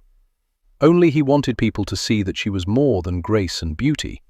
He wanted them to see all that she was capable of accomplishing. He wanted them to see her as a hostess, the lady of the manor. Was he actually considering asking her to arrange a ball in his London residence? Because his father had never returned to London after his wife died, the residence in town had never been abandoned, although neither was it truly alive. Portia would change that. She would whisk down the hallways and through the rooms, brightening them with her presence alone. She would Cully entered the room at a rather fast clip, but then the girl tended to move quickly, no matter what she was doing, a trait Shed no doubt adopted from her mistress. Once reaching him, she bent down. "Her ladyship's not feeling quite up to snuff this morning," she said quietly, yet her voice still seemed to carry as everyone perked up. "She won't be joining you for breakfast. She wanted you to know so you could carry on with your day and not be waiting about for her." He was on his feet before he'd even realized he'd tossed down his napkin. Portia never became iller, so she'd claimed, too smugly for it not to be true. So what the devil was wrong with her, and why was his heart hammering and his stomach roiling as though he were the one who was ill? She'd been fine this morning. She'd buttoned him up and knotted his neckcloth as she did each day. That she'd wanted to return to bed for a few minutes had been no cause for alarm. "Well, see to her," Minerva offered, as both she and Julia pushed back their chairs and stood. Ash, Edward, and his father were quick to follow. "She won't want to interrupt your breakfast," he insisted. "If it's what I think it is a lady's condition, I doubt she'll want you charging in there either." A lady's condition? The meaning of those words slammed into him. Of course, her menses. He'd given no thought to the fact that they'd been together for nearly a month now, and he'd been able to enjoy her every night. Minerva was correct. Avoiding this aspect of marriage was appealing, as he'd not considered that marriage meant being with a woman during her time. "All right, yes, I'd appreciate you seeing to her." "Very good." Minerva gave her attention to Cully. "Bring some tea with honey and some crackers to her ladyship's bedchamber." The ladies disappeared through the doorway. The gentlemen retook their chairs. "You looked a bit ill yourself there for a moment," Edward said. "She doesn't get ill, so I was concerned." "You're beginning to care for her," his father said, his smile nearly a gloat. "Don't be ridiculous. She serves a purpose, nothing more." He reached for his coffee, noticed his fingers trembling, and returned his hand to his lap. His reaction had nothing to do with any warm feelings he might have toward her, but merely the inconvenient timing of the situation. Still, as the others began talking, he couldn't stop looking at the archway, and wishing that he'd been the one to go to her. "Why didn't you tell him what you truly suspect?" Julia asked, as they headed up the stairs. "Because it's not my place to tell him, but based on your question, I'm assuming you think the same thing." Minerva had suspected it from the moment she'd been introduced to Portia. One of the reasons that she was so very skilled at cheating was that she was so very good at reading people and situations. Portia had a glow to her that had nothing to do with marital bliss. When they reached the last door, she rapped briskly on the wood, waited until Portia bade them to come in, then turned the knob. They entered to find their hostess curled in a fetal position, her face pale, her eyes dull. "Oh, I thought you were Cully," she said, pushing herself up. "Don't get up," Minerva said, rushing over and pressing her back down. "We only wanted to check on you, not disturb you. Your maid said you're not feeling well. When I'm moving about, I get a bit nauseous. I thought resting for a while might help." Minerva beamed at Julia, who nodded. "My incapacitation is hardly worth grinning over," Portia said somewhat grumpily. "We're smiling because you're exhibiting signs of being with child," Minerva told her. Portia shook her head. "It's too soon." Julia moved around the bed, lowered herself to the mattress, and took Portia's hand. "When was your last menses?" Minerva had never known anyone who looked so reluctant to answer a question, but then some ladies were embarrassed by their body's needs and functions. She herself had never been particularly shy, but she understood their prying might not be particularly welcomed, in spite of its good intentions. "I can't remember." Portia blinked several times, pressed her lips together, as though she was striving to solve a difficult answer on a quiz. "Sometime before I arrived here." "And you've been married for a month," Julia said softly. "I would say there is a good chance you are with child, wouldn't you, Minerva?" "I would, yes." She, too, sat on the edge of the bed and clasped Portia's hand. The new Viscountess looked positively frightened, as though she'd been caught doing something she ought not. "But the nausea? Isn't it too soon? I was nearly 2 months along when I began to feel ill, but I think all women are different," Julia said. "What about you, Minerva?" "I agree, we're all different." Julia laughed. "No, I mean, when did you experience nausea?" "Nearly right from the start." "Have you had any other signs, Portia?" "I have been tired of late, but I just thought it was because I was working so hard to get things ready." "There you are then," Minerva said. "I'd say Marsden is going to get the grandchild he craves. He'd waited as long as he could."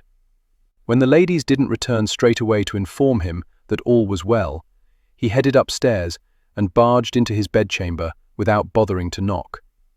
That Minerva and Julia were sitting on either side of Portia, holding her hands, caused cold dread to wash over him. While he'd never witnessed a deathbed scene, what he saw was exactly how he imagined it would be. Portia's cheeks held no rosy hue. Her eyes didn't light up with challenge at his arrival. His father liked Portia immensely. He didn't know if his sire would survive losing her if she were to succumb to an illness and become another woman who had died too young within this residence. "I'll send for a physician," he barked, despising that he seemed unable to react with any sort of rational thought. "I don't think that's necessary," Minerva said, rising to her feet, smiling softly. The smile unmanned him. "What's wrong with her then?" "Well, let her tell you." As Minerva and Julia walked out, he tried to take solace in the fact that neither of them seemed particularly worried. Yet he seemed unable to get his heart to stop its thundering within his chest. As he began striding toward the bed, his wife pushed herself up. He quickened his pace, getting to her in time to help fluff up the pillows behind her back. Straightening, he stood stiffly before her. "So what illness has befallen you?" Her lips turned up ever so slightly.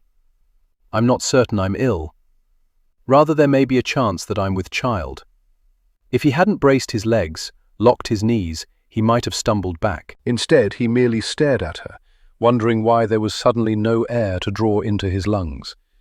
He didn't want a child cutting his time with her short, didn't want to consider that, like his mother, she might die in childbirth. It had taken his father 3 years to get his marchioness with child. Locke suddenly realized he wanted at least that long with Portia. More. So soon? She flinched, lowered her gaze to her lap, and plucked at a thread on the duvet.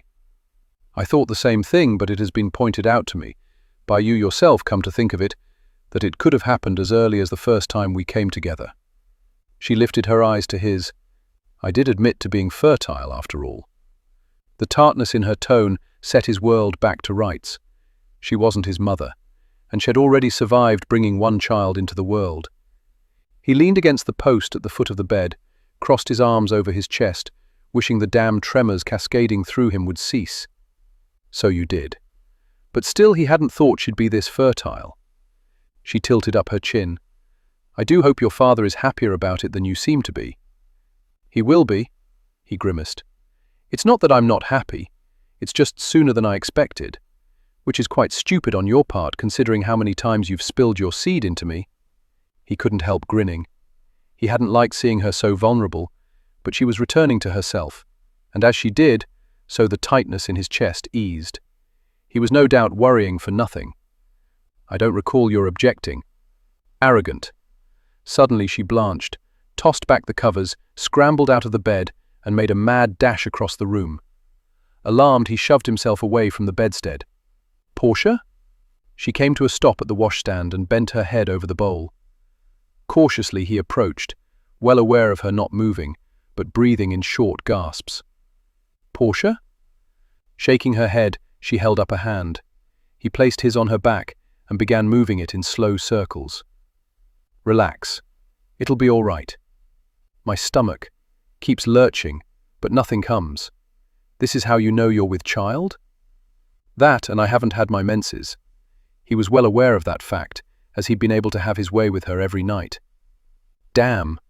His seed probably had taken root the first time. She closed her fingers into a fist. Her breathing became easier. I'm sorry you're not feeling well, he murmured. This is nothing compared with what's to come. He didn't want to contemplate what she would endure to bring his child into the world, the risk she was taking to give him a bloody heir. He rather wished he'd kept his trousers buttoned. Was it very painful bringing your first child into the world? Beneath his fingers she stiffened. Whatever a woman suffers is worth it. He doubted that his mother would agree. A knock sounded on the door. What? He barked, not welcoming the intrusion. The door opened and Cully peered in. I brought the tea and crackers for her ladyship. The Duchess thinks it'll help settle her stomach. Right. Put the tray on the table beside the bed. With a rapid patter of heels over wood, Cully rushed across the room, set down the tray, and made a hasty exit. Does she always move about so quickly? Locke asked. I think your brusque tone unnerves her. I was merely trying to discourage anyone from disturbing you. With a deep sigh, she straightened. I think you accomplished that. I'm going to give the tea a try. She wandered back to the bed, climbed into it, and took the china teacup from the tray. He returned to his position, leaning against the bedpost, and watched as she blew lightly over the tea. His body reacted as though she were blowing lightly over him. At a time such as this, he was an absolute cad. How long will you be feeling under the weather? He asked. Difficult to say. The nausea shouldn't last much longer, I shouldn't think. I'm already feeling better. It may return tomorrow, and any number of days after that. I suppose it's my body adjusting to carrying life. Christ! Life! A life they'd created together. Even knowing the entire purpose behind this ludicrous arrangement had been to provide the next heir, Locke had never truly contemplated the responsibility of it. You don't seem very happy by the prospect of a child, she said quietly before sipping her tea, her eyes never leaving him. It seems ridiculous to say it, but I hadn't given you getting with child a great deal of thought. I'm not unhappy about it. She blinked coquettishly. Well, that makes me feel loads better. Portia. What could he say? He hadn't expected his seed to be so competent, although to be honest he'd never before tested his own fertility. Before her, he'd always sheathed himself when with a woman. I'm delighted with the prospect of an heir. Could be a girl. He was taken aback by how much the possibility of a daughter pleased him. One with Portia's vibrant red hair and whisky eyes. One who would live out her life as a spinster because he wouldn't let a man get within 3 feet of her. I would like that. Her eyes searching his face, she lowered her cup. "Would you?" "I would." He cleared his throat, searching for a way to reassure her that he was not dissatisfied by the developments. "He'd be equally pleased with a boy. As long as the child is healthy and you survive," flashed through his mind. He realized that worry over her was tamping any sort of joy he should feel at this moment. "And you don't find the experience too much of an ordeal?" "You're thinking of your mother," she said tenderly. Why was it that she seemed to know him far better than he knew her? Him strong and healthy, but her words offered no assurance, because as far as he knew, his mother had been strong and healthy as well. "I won't die." Pushing himself away from the post, he moved up, leaned over her, and bussed his lips over hers. "I'll hold you to that promise." Then he strode out before he said something sentimental that he'd come to regret. He was not opening his heart to the woman.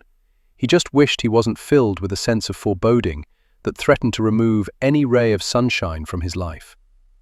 The Marquis' reaction was exactly the sort that any woman would want. He was ecstatic. Portia was certain that if he had his clothes as well tailored to fitting his body as his son did, then his buttons would have popped off his waistcoat when Locksley announced in the music room that evening, following dinner, that she was with child. She was surprised everyone had held the news to themselves, but she supposed they wanted a wonderful moment for Marsden. "Bravo!" he exclaimed, lifting his glass of scotch. "I knew it wouldn't take you long, my dear." She'd been noticing changes for some time now, lacking energy in the afternoons, her stomach feeling a bit queasy in the mornings, but she had kept it all to herself because it felt far too early to announce a baby was on the way. Even now she wasn't quite comfortable with it, but Minerva and Julia had forced her hand. She was most surprised by Locksley's reaction. His mother's death had obviously affected him more than she'd realized, no doubt more than anyone thought. She had sensed his worry that morning when he learned of her condition, and it had tempered any excitement he might have felt at the possibility of acquiring his heir.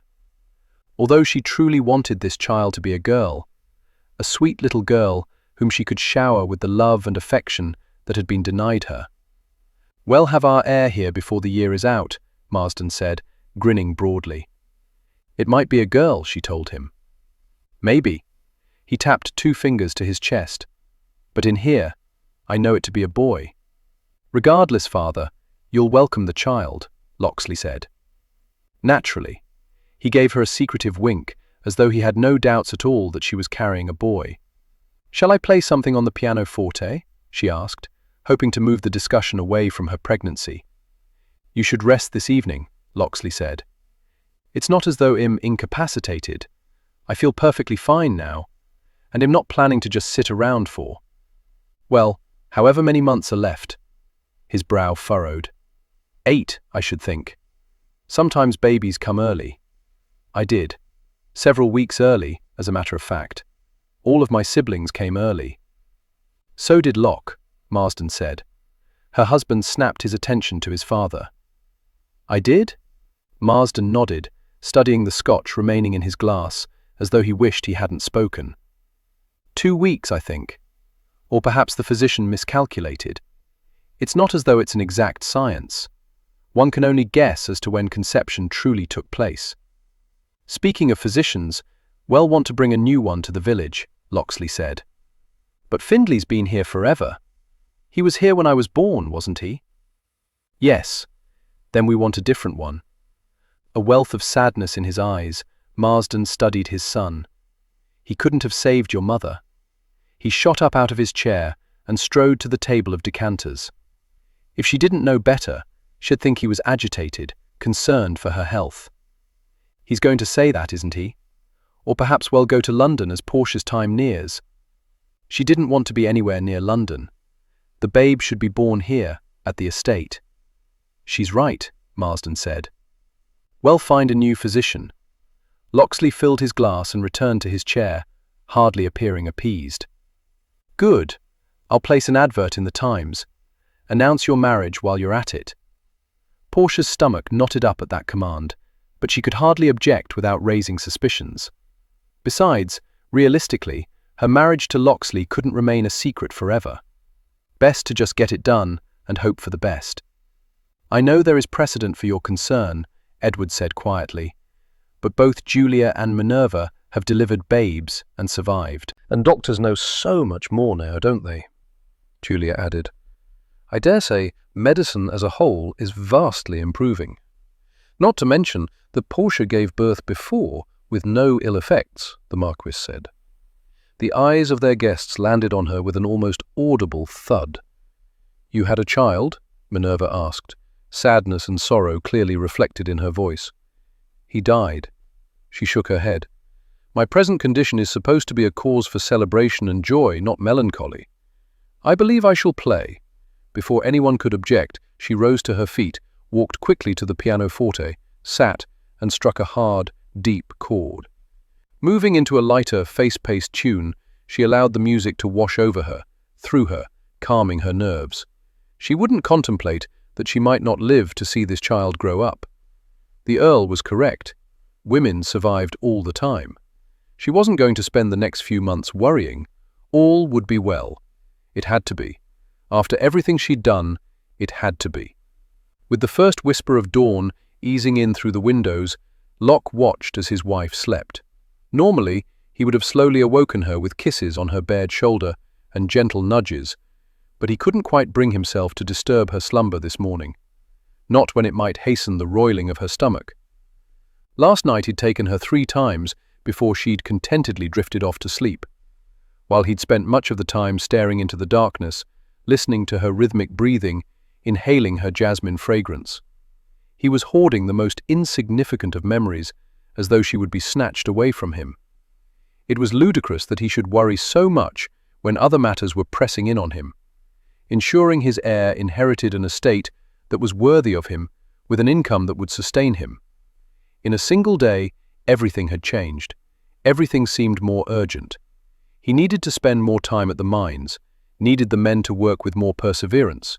It was more imperative than ever that they find an ore-rich vein soon. He would double his efforts, lengthen the hours they toiled. But even as he contemplated longer hours, time spent away from Portia, something within him rebelled. He wanted more hours, more days, more months with her. Why did his seed have to be so damned potent? Her eyes fluttered open, her lips curled up into a soft smile. Lost interest in me now that I am with child? He loved her voice first thing in the morning, when it was raspy from sleep, hoarse from disuse. It added a sultry element to her cries of pleasure that always caused his body to tighten all the more. Last night should have convinced you otherwise. Why haven't you woken me then? His gaze drifted down to her stomach, and he wondered when it would begin to round, when he would look at her and see the evidence of his child growing within her. After yesterday, I wasn't certain you'd be up for it. She scraped her fingers through his hair, drawing his attention back to her eyes. The nausea didn't hit me until later. Still, we haven't much time with our guests leaving soon. I should probably... She sat up, the sheet slipping down to her waist, leaving those lovely breasts of hers exposed. Pushing on his shoulder, she forced him back down to the mattress before swinging a leg over him and straddling his hips. Leaning down, she nibbled on his lips. I'm not fragile. The woman's appetite was as insatiable as his. He'd never known anyone like her. Nor could he resist her. 3 hours later, after a lazy coupling and a leisurely breakfast, he was standing on the drive between Portia and his father, watching as the coaches carrying his childhood friends and their families disappeared down the lane. It's good to see them doing so well, his father said. They're happy. That's what matters most. And they have their heirs. He patted Locke's shoulder. You will too, soon. He began to wander off, not in the direction of the manor, but toward the area where the Marchioness had been laid to rest. Locke had little doubt that he was going to spend some time talking to his mother's headstone. He'll be disappointed if it's a girl, Portia said quietly. I doubt it, he assured her. Did you not see the attention he gave Ali? She looked up at him. Will you be disappointed? As long as she didn't die, he'd be pleased. Why would I be disappointed when it means we'd just have to try all the harder? She smiled as a blush crept up her cheeks. Will you be going to the mines? How are you feeling? She seemed surprised by his question. He'd noticed during breakfast that she merely nibbled on a piece of toast and sipped her tea. The queasiness comes and goes, although I think I shall lie down for a while. I can stay. No, no sense in that when there's nothing you can do. I'm not ill, Locksley. This will all pass. He was torn between wishing her pregnancy would pass quickly and that it would take forever. The distraction of the mines would be welcomed, would occupy his thoughts, so he could ward off all the worst-case scenarios that fought to intrude on his peace of mind. Chapter 19. May arrived with weather warmer than usual. Portia couldn't bear the thought of cleaning rooms when she could enjoy the sun warming her face. Kneeling, inhaling deeply, she took satisfaction in the fragrance of freshly turned earth. Except for a brief respite for lunch, she'd spent the day working on bringing the garden back to life. The next time they had guests, she wanted to be able to invite them for tea on the terrace. So earlier that morning, once Locksley left for the mines, she had gone into the village, visited with those who had gorgeous flowers blooming, and asked for some cuttings from their favourite plants. She'd never been the beneficiary of such generosity from strangers, and she'd left feeling as though she were accepted by the villagers, as though she truly belonged here. Then, when she returned to Havisham, she set the servants to work. The footmen and stable boys were making great progress, hacking at the brambles and overgrowth. The maids were pulling up the unwanted vegetation. The Marquis, bless him, was turning over the soil with a shovel, creating a narrow path that lined the terrace. She was following along behind him, on her knees, using a trowel to prepare a place for each cutting and potted plant, carefully setting it into its new home, and gently filling in the hole. She did hope they would survive. "How do you know about gardening?" Marsden asked, taking a break from his toils and resting an elbow on the shovel. "My mother. The only time she ever seemed truly happy was when she was in the garden. Sometimes she would let me help when she was planting or pruning. My Linny loved flowers. Although she wore a wide-brimmed straw hat to shade her face, she raised her hand to shield her eyes from the sun as she glanced up at him. Based upon what you've told me of her, I'm not surprised. I imagine these gardens were beautiful once." He crouched beside her. "They were. I shouldn't have let them go. She'll be pleased to see you're bringing them back. But we must hire a gardener. This area is massive. We can't have you doing all the work, and those servants are going to grumble about these labours if you keep them at it too long. Maybe once the plants are flourishing, we'll hire someone. No need to wait. It's not as though we can't afford it." She wasn't quite certain his words were true. It had been a few weeks since she'd learned the truth, since she watched Locksley return in the evenings and noted the dejected slump of his shoulders. His bath always seemed to refresh him, and there was never any evidence of his worry when he joined her for the evening. He assured her that they weren't beggars, but she suspected they'd find themselves in a spot of bother if they didn't watch their spending. "I'll discuss it with Locksley," she said, hoping to steer Marsden away from the topic of their finances. "I like that the two of you talk things over. Linny and I decided everything together. She was my partner in all ways." She would. Bells began pealing. "Christ!" Marsden muttered, shooting to his feet with a speed that astonished Portia. "What is it?" she asked. The maids lifted their skirts and began running away from the manor in the direction that Locksley went each morning. The footmen, still holding on to their shovels, followed on their heels. Trepidation sliced through Portia, and she pushed herself up. "What is it?" "John, ready a carriage!" Marsden shouted at the coachman. Portia grabbed the Marquis' arm and asked again, more forcefully, "What is it? What's happened?" "There's been an accident at the mines." Riding in the carriage with the Marquis at the reins, Portia arrived at the mines to discover her worst fear realized. Locksley was one of the ones trapped when a ceiling collapsed. The Marquis had charged into the fray into the mines to assist, which terrified her, although she understood his need to be of service. She could do little more than offer water to the workers, who periodically emerged to rest for a bit, while others, refreshed, took their place. She paced alongside the other women, wrung her hands, and whenever gruesome thoughts of the worst possible outcome hovered at the back of her mind, she fervently squashed them. Locksley had travelled the world, had no doubt been in far more dangerous situations, and emerged unscathed. He would survive this. "Not to worry, m'lady," Cully said, standing beside her. The workers wouldn't still be in the tunnel if there was no hope. It could collapse further, taking them all. Aye, but we mustn't think like that, and I've never known you to see the dark side of things. Shall I go in and see if I can determine what sort of progress has been made? She shook her head. No need to put more people at risk. Besides, those coming out would surely share news if there was news to share. They're a stoic lot, not wanting to raise or dash hopes, so they keep their thoughts to themselves.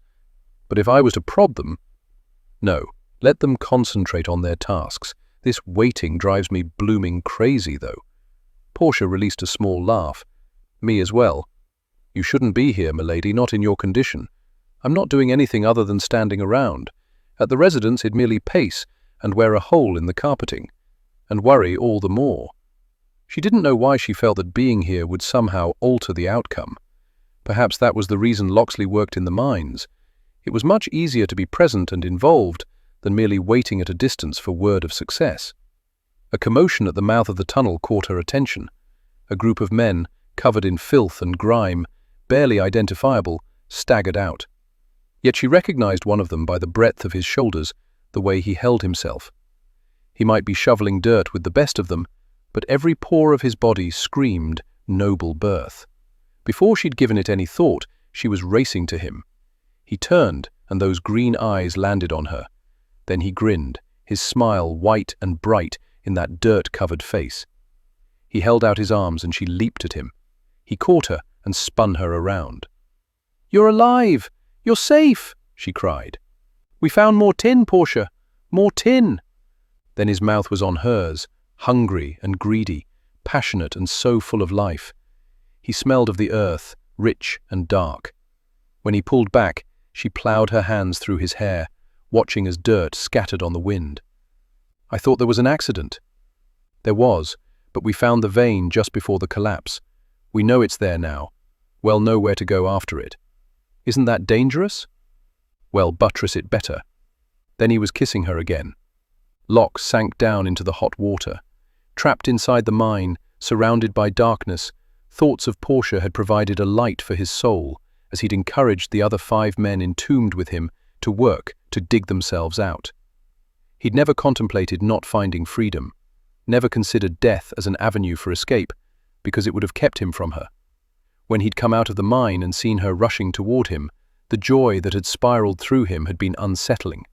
She was coming to mean too much, and yet he couldn't quite push back the emotions, no matter how dangerous or risky to his sanity they might be. Now, hearing the door open, he glanced back over his shoulder. He shouldn't be so grateful for Portia's arrival, but damn if he wasn't. "I thought you could use a drink," she said as she handed him a glass filled with amber liquid. "Indeed I could." He swallowed a good portion of it, welcomed the burning in his chest.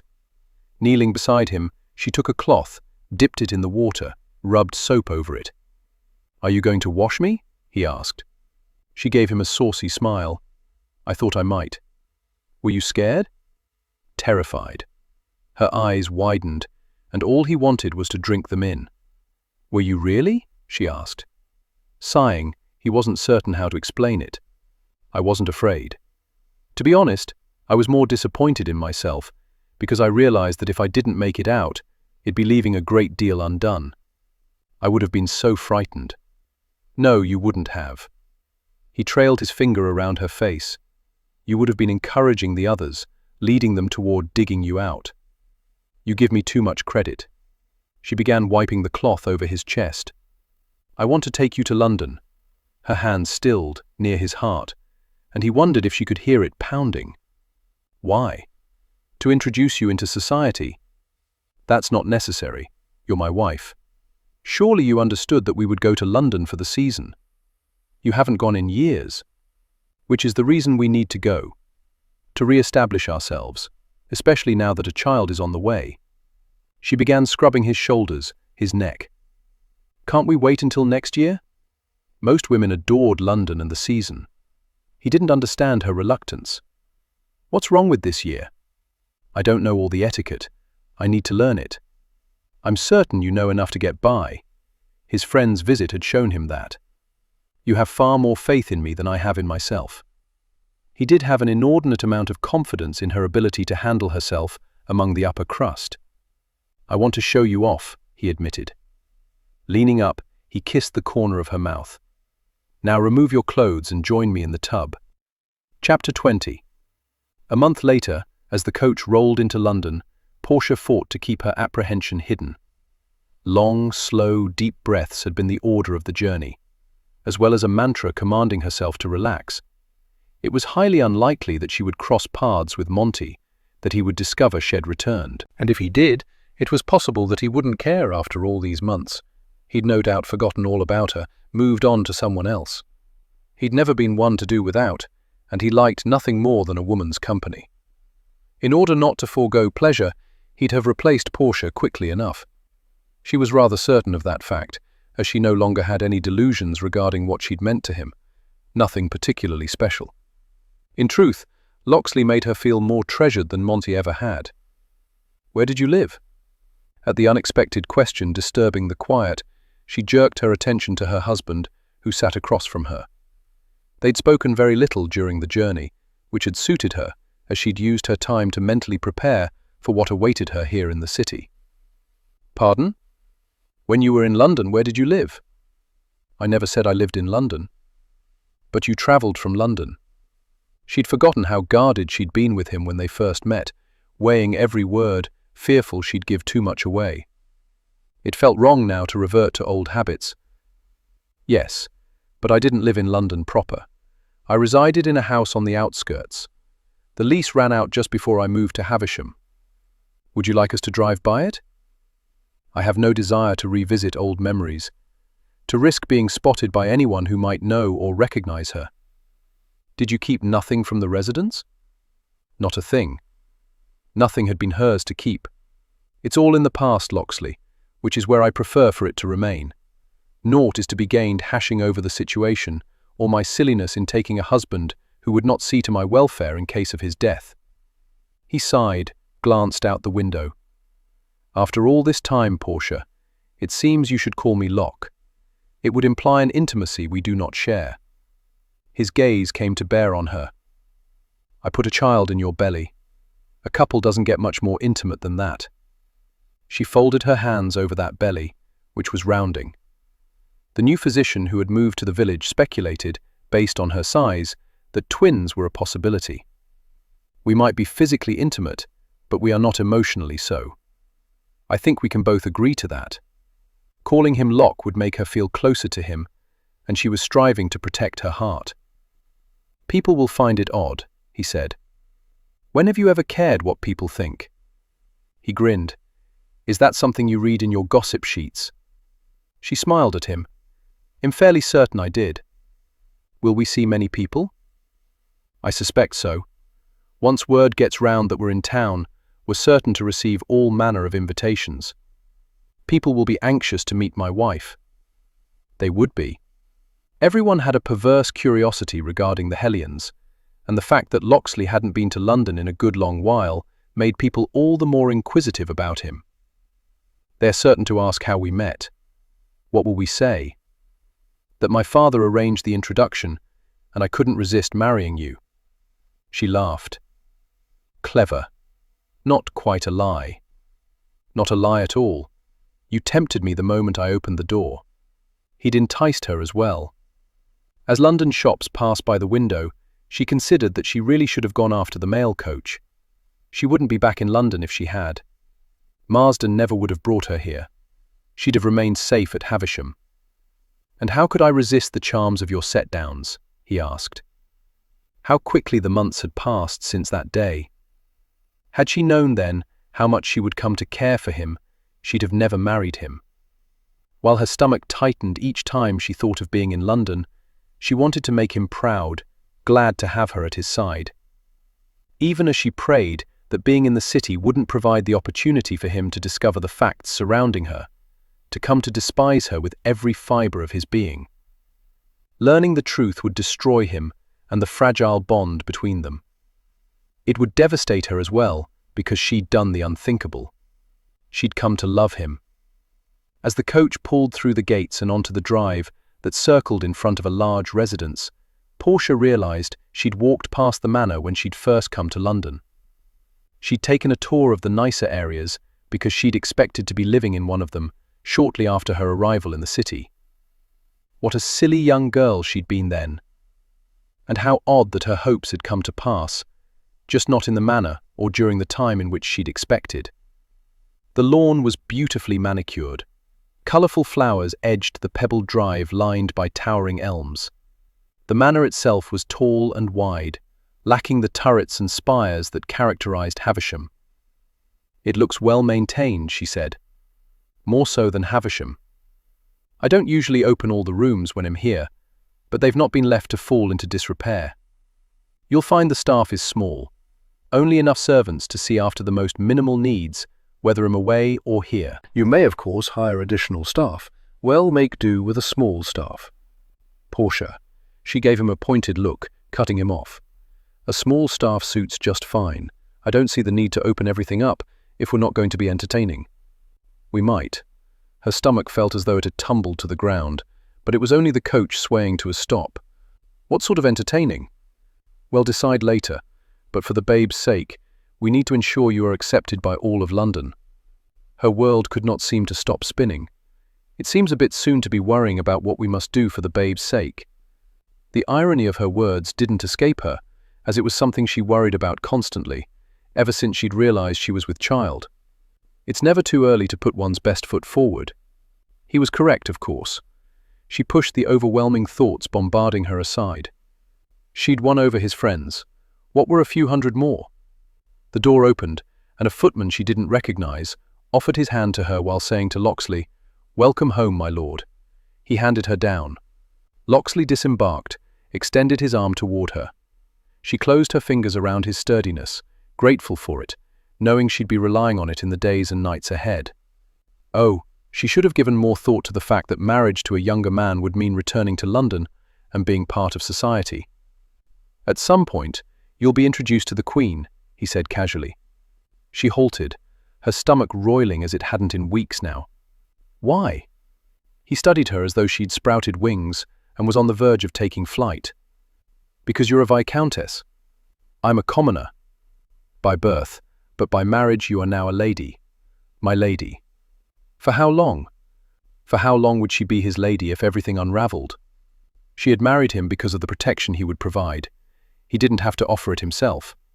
She merely needed to use the threat of him to ensure no harm befell her. He was correct. She was a lady now. She couldn't be treated as though she was worthy of nothing. And if she were to make a favourable impression on the Queen, well, that sort of alliance could serve her very well indeed. With a perfunctory nod, she said, "I shall need a new gown." He grinned, the wide, satisfied one that he always bestowed upon her whenever he thought he'd won his way, the one that made her sometimes willing to relent, simply to see it appear. "Replace the blue while you're at it." It was a frivolity, and yet she couldn't quite bring herself to object when she considered the pleasure it would bring him. Such a simply request, really. There were times when she was astounded that she could please him so easily. He led her up the steps and through a doorway where another footman stood holding the door open. Walking into this residence was nothing at all like walking into Havisham.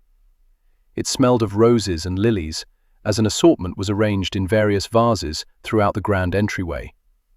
On either side were rooms, doors open, draperies drawn aside, so sunlight could spill through the clear windows.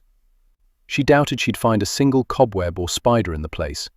Farther down, wide stairs swept up to the next level. A stately man approached and bowed his head. "Welcome home, my lord." Locksley placed his hand over hers, where it rested on his arm. "Lady Locksley, allow me to introduce Burns." "It's a pleasure," she said. "The pleasure is all ours, my lady. I've assembled the staff." As she made her way along the line of servants, each greeted her with a curtsy or a bow and a reverent welcome. No one here was going to challenge her if she wanted the keys. Just as she finished meeting the last servant the scullery maid, the footman walked in, carrying their trunks.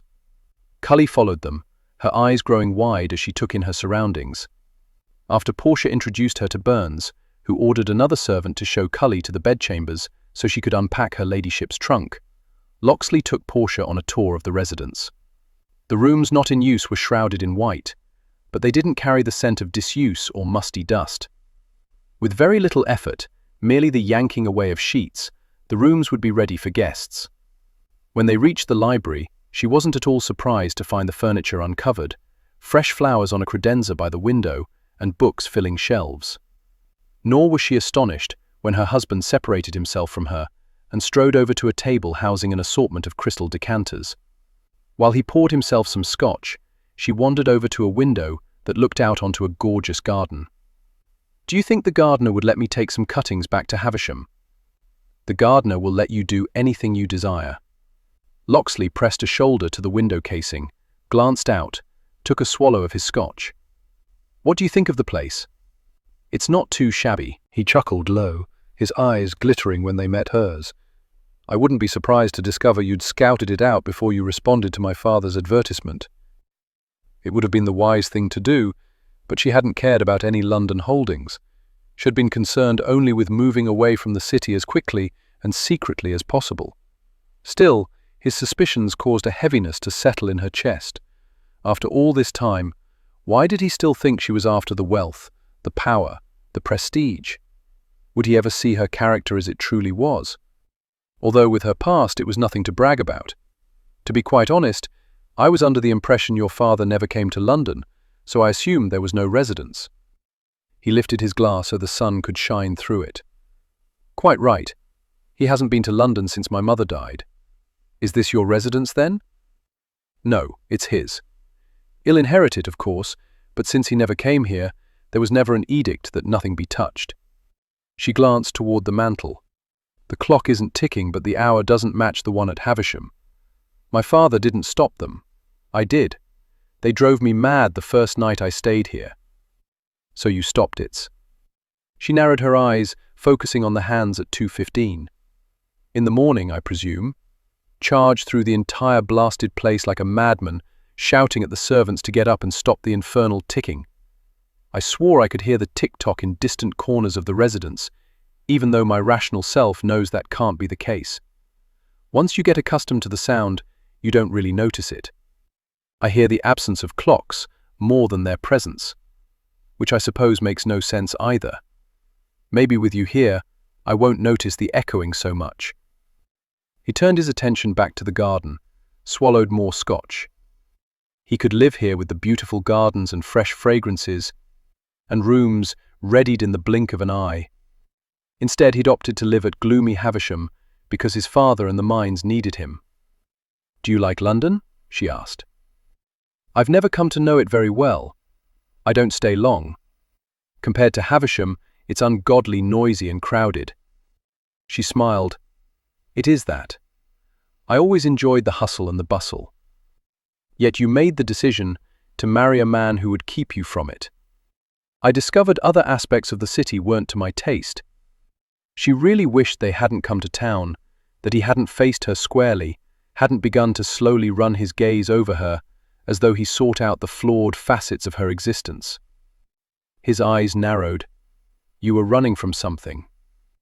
"Poverty," she answered, twirling toward the center of the room. "I should probably check on Cully, make certain." "It was more than that," he said quietly. "You're beautiful enough, clever enough, resourceful enough that you could have enticed any man with means into marrying you if you set your mind to it. You could have stayed in London. All that required work and effort. Answering your father's advert was the simplest solution. You're not one to take the uncomplicated route. I also suspect there was nothing at all easy in deciding to marry an aged man rumored to be mad." She swung back around.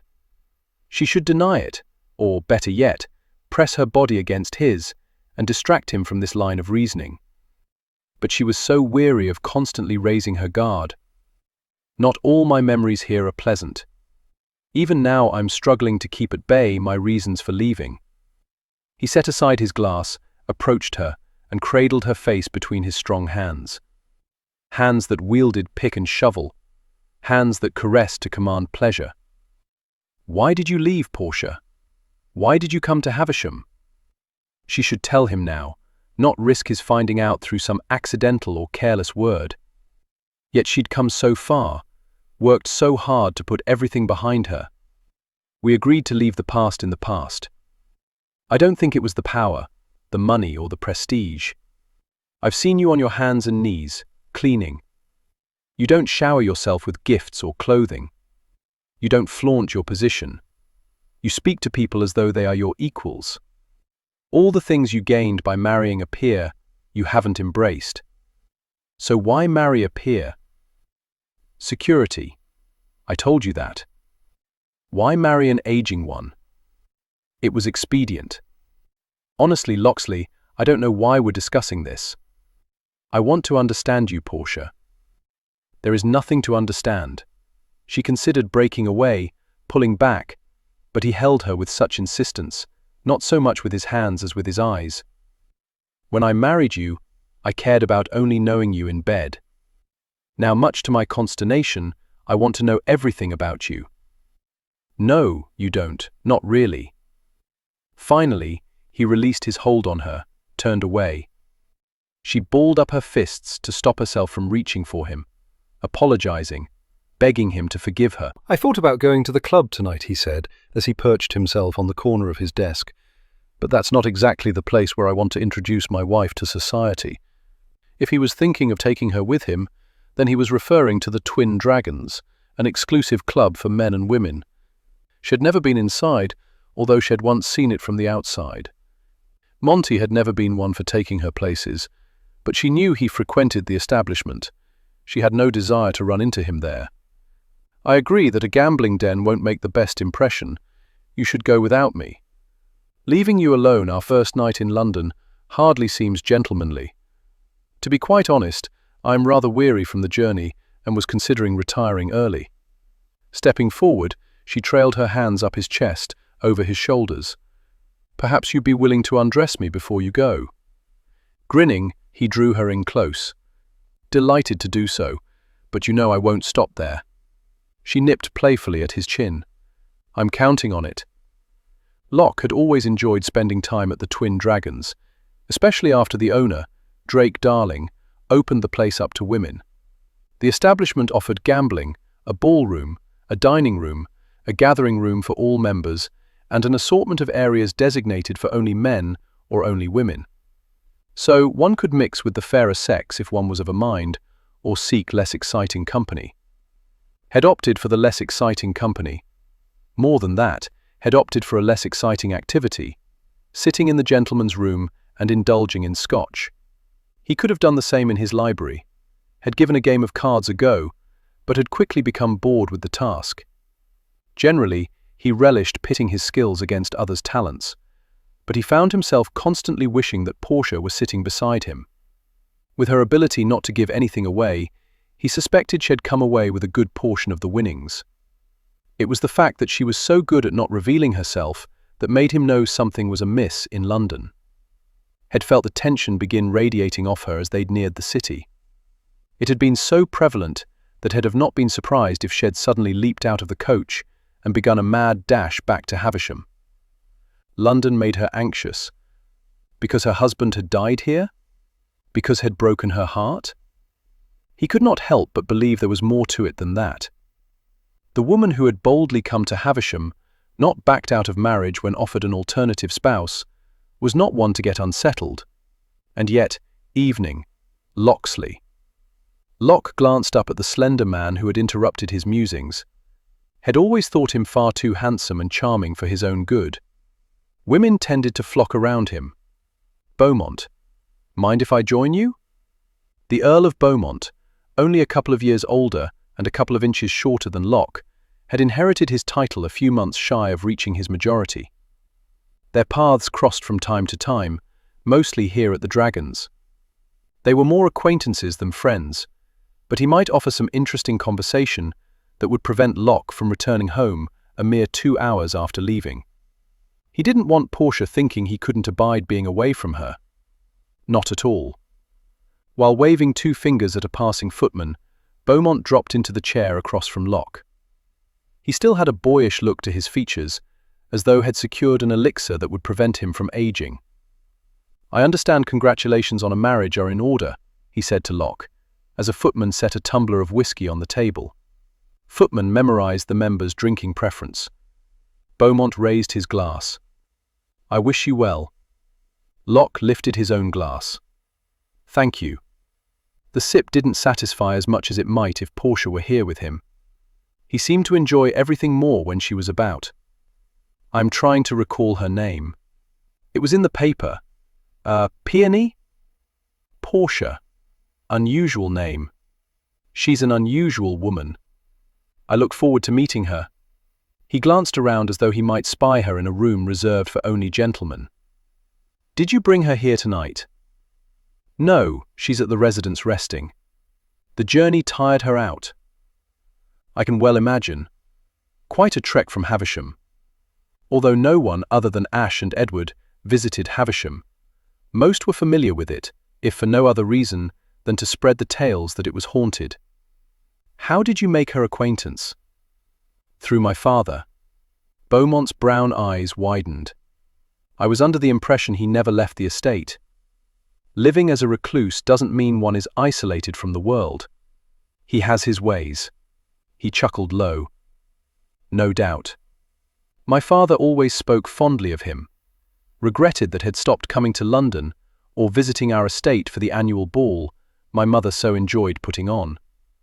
Locke had attended a couple of the balls.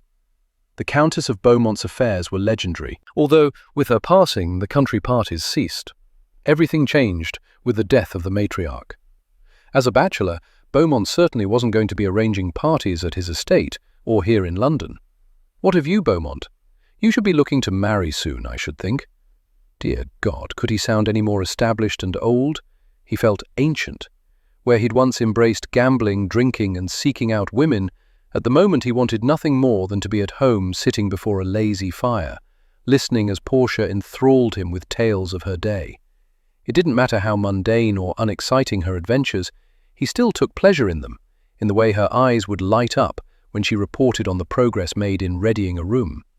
"I have set my sights on a couple of ladies, to be sure. I shall probably settle on one of them before the season is done, get on with it, as it were. Like you, I do require an heir." Settle on one of them? It sounded atrocious and terribly unfair to the girl, and yet hadn't Locke thought the same thing when he decided to take Portia as his wife? He'd considered her perfect, settled on her, because he'd thought he could never love her. Christ, she deserved better than that. He shot to his feet. "Off somewhere?" Beaumont asked. "I must apologize for my abrupt departure, but there is a matter that requires my attention." Not a matter, but a lady, one who it seemed was coming perilously close to holding the key to his heart, no matter how much he wished it otherwise. While Locksley had left her sated, Portia had been unable to fall asleep after he left. She'd rung for Cully and dressed for dinner, although she hadn't much liked dining alone. Now feeling rather like a wraith, she wandered through the hallways, striving to get a better sense of the place. The difference between this residence and Havisham Hall was striking. Not a single door was locked. She didn't need keys to access anything. Every room, even the ones not in use, held flowers. But they didn't hold what she was truly searching for: company. She missed Locksley, damn it all. Something about the night made her all the more lonely and bereft, made her question if she should be here not so much in London, but with him. While living in London, she'd harbored so many dreams of love. Once she left, she thought she'd given up on them, but they were working hard to surface. The love of her child would be enough to sustain her, or so she hoped, because she was finding herself yearning for the love of a man. She made her way to her bedchamber, hers and hers alone. She didn't like that Locksley's was beside hers, even if only a door separated them. How silly she'd been that first day, to be forlorn because she wouldn't have a room of her own. She doubted she'd be able to sleep without his arms around her. Perhaps she'd simply read until she heard him return, and then slip into his bed and seduce him. She rang for Cully, grateful to get out of her confining clothes. She was going to have to do away with a corset very soon. Should probably visit a seamstress while they were in town to acquire some better-fitting frocks. It seemed every aspect of her was changing. Even her shoes were beginning to feel tight. "Will there be anything else, m'lady?" Cully asked once she'd finished brushing out and braiding Portia's hair. "No, I'll see you in the morning. It's exciting being in London." Portia didn't share her enthusiasm. She wished to be anywhere else. "After you help me dress in the morning, You can take the day off, go exploring." "Truly? I'll get you some pin money from his lordship." Cully smiled brightly. "Thank you, lady. Have one of the footmen escort you around. There are some bad elements in this town. You'll want to avoid them." "Aye, I will." She bobbed a quick curtsy. "Good night, lady." With a smile, Portia shook her head and wandered to the window. She didn't know if she'd ever convince Havisham's newest female servants that they didn't have to curtsy to her all the time. Looking out, she could see the fog rolling in, the street lamps eerily glowing through the mist. Holding herself, she rubbed her hands up and down her arms, trying to shake off a sense of foreboding. As she began to turn away, she caught sight of a coach drawing up in the drive. Her husband leaped out before it fully stopped. Alarm raced through her. Something was wrong, she was quite sure of it. Had he somehow discovered the truth? Or had word of something dire come from Havisham? She dashed into the hallway, was halfway to the stairs, when he suddenly appeared on the landing. "What's wrong? What's happened?" she asked. His long strides ate up the distance between them. "I've discovered I don't like to go places without you." The joy at his words hit her, just as he swept her up into his arms. Laughing, she tightened her hold on his neck. "It was so lonely here without you." "Lonely?" He carried her into the room, set her next to the bed. "Before you, I didn't even know what the word meant. Surely there were others at the club to keep you company. Boring people who spoke of new farming methods, the scourge of new wealth, their fascination with American heiresses, and tennis tournaments at Wimbledon. I've never played tennis." He was kissing her neck while loosening the buttons of her nightdress. "I'll teach you. But for now, I have another sport in mind, one in which you excel." Heat rushed through her body at his compliment. She knew they were well matched between the sheets, but she liked having the confirmation that she pleased him. The soft cotton shimmered along her skin, pooling on the floor. He attacked his own clothes as though they were an enemy to be vanquished. She brushed his hands aside. "We're going to have to hire a valet just to maintain your clothing. I spend half my day sewing your buttons back on. Give the chore to one of the maids. I like doing it." When he was away in the mines, it made her feel closer to him. She'd done what she'd promised herself she'd never again do. She'd fallen for someone, for him, even knowing that he had the power to destroy her. When his clothes were piled in an untidy heap, he lifted her onto the bed and joined her there, hovering over her, looking down on her, holding her gaze as though seeing her for the first time. Lowering himself to his elbows, he grazed his knuckles over her cheeks. Then he claimed her mouth as though he owned it. She was his. He almost said aloud the words that reverberated through his soul. She belonged to him in the same manner that clouds belong to the sky, and leaves to the trees, and ore to the earth, part and parcel, a piece of the whole. He was not one for poetry, yet for her, he wished he had the ability to write sonnets. He wished he'd met her at a ball, had courted her, properly with flowers, strolls and rides in the park. But romantic gestures were as foreign to him as love. He'd never wanted emotional entanglements, yet he couldn't deny that she had the ability to tie him up in knots. Sliding his mouth from hers, he grazed his lips along the underside of her chin, relishing her soft moan. She was so quick to burn. He loved that about her. From the beginning, she'd never played hard to get in the bedchamber. She'd welcomed him, responded, given back. Was it possible to love things about a person without loving the person? So many things about her brought him pleasure. The way she laughed, the way her eyes smoldered when he kissed her, the way she smelled after she left her bath, the fragrance she carried on her after he pleasured her. Bracketing his hands on either side of her ribs, he scooted down until he could easily take the tip of her breast into his mouth. With an urgent whimper, she lifted her hips, pressing her womanhood against his abdomen. He'd never been one to boast of his exploits or to rank his encounters with women. He accepted that each would be different, not better or worse, simply different, and he always found enjoyment in the differences. He could have a lifetime of bedding her and never grow bored. But tonight he didn't want to bed her. He wanted to make love to her. He wanted to kiss every inch of her, stroke every line and curve, taste every aspect of her. He wanted her scent, heated with passion, filling his lungs. He wanted her cries filling his ears. He wanted to begin anew, exploring her as though she were a novel discovery. Dragging his tongue from the tip of one breast to the other, he was aware of her thighs pressing against his hips as though she feared she would fly away if she weren't secured.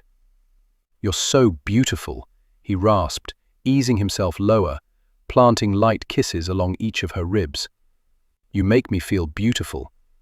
He wanted to give her so many gifts, the gift of touch, the gift of pleasure, the gift of a shattering orgasm. He wanted her falling apart in his arms, wanted to hold her afterward as she came back together. For her, he wished he were a romantic, wished he knew the fine art of wooing.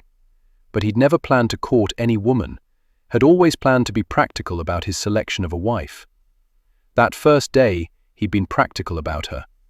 He'd seen a woman whom he could never love. Only now did he realize that he hadn't seen at all. He'd been blind. Something was decidedly different tonight. She wasn't certain exactly what it was. The need was more intense, deeper.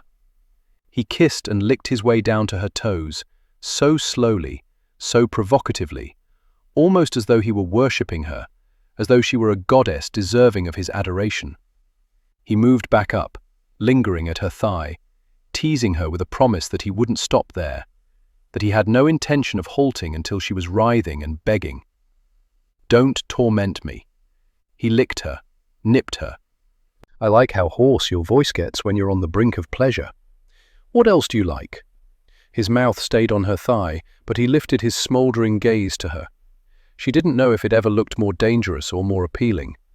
"I like the way you taste."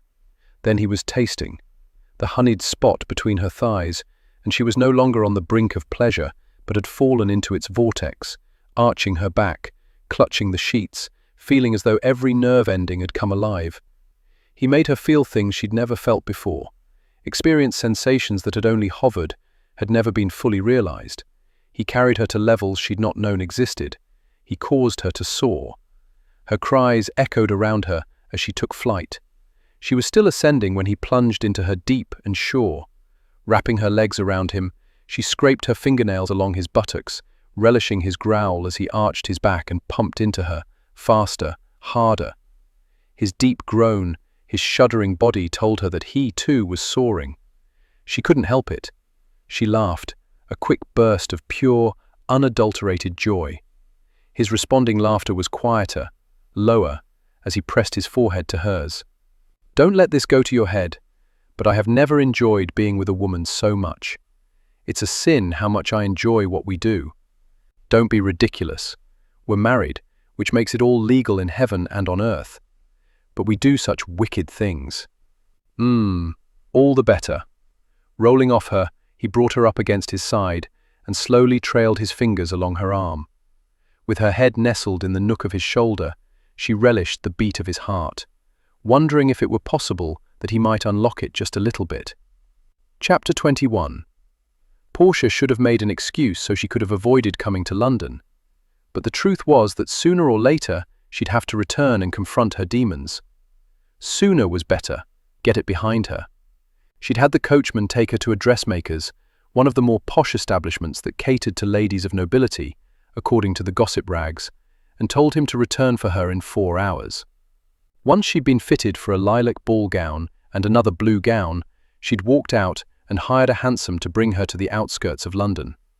She regretted that the blue gown wouldn't look exactly as the one before it, but what she had described to the seamstress didn't look quite right when she'd finished sketching it out. Still, Portia couldn't risk going to Lola, the woman she'd used before, couldn't take a chance on someone recognizing her, spreading the word that she was here, and the truth of her past coming to light. Lola's clients didn't include noble ladies, but those for whom she did sew clothing kept quite a few aristocratic men company, which begged the question, what the devil was Portia doing slowly walking through her old neighborhood, strolling by her prior residence? She couldn't linger, couldn't stand on the corner and watch, hoping to catch sight of a new resident now. But she thought if she walked by, she might be able to determine if someone else lived there, if Monty had moved on. If he'd replaced her, it was quite possible that even if he spotted her, he wouldn't care. He'd ignore her. His pride would force him to. He had so damned much pride. as much as her father. She'd thought all men were the same until Locksley. It would be so much easier if she hadn't come to care for him. While she knew it had been wrong to marry him, he'd been so unpleasant when they'd first met that she convinced herself he deserved what he got, a woman of sin who had once belonged to another. But now, dear God, she would sell her soul to Satan and gladly spend eternity burning in hell for the chance to go back in time, to have folded up that contract when he tossed it back into her lap, to have walked out of the residence, out of his life. She'd never expected him to want to appear in public in London, among his peers, with her at his side. She'd stupidly thought he'd relegate her to the bedchamber, as Monty had, that he'd keep her sequestered at Havisham Hall, that she would be his dirty little secret. As she neared the townhome, where she had lived for 2 years, memories assailed her. The joy, the happiness, the sadness, the heartbreak. She had grown up here in the presence of a man far more brutal than her father. Her father had struck at her flesh. Monty had struck at her young, vulnerable heart. She'd thought it would forever remain shattered, but it had somehow pieced itself together and had fallen once more. A door opened, in the townhome next to what had been hers. Portia froze, not even daring to breathe, as she watched the young woman exiting. Sophie. Portia didn't know her last name. In this part of London, on this street in particular, women did not own up to their surnames. Portia turned before she could be spotted and began walking in the other direction. The action shamed her. Shed once enjoyed tea with Sophie on numerous occasions. They'd pretended to be ladies of quality, delicately sipping Darjeeling while chatting about tawdry things that ladies of quality would never discuss.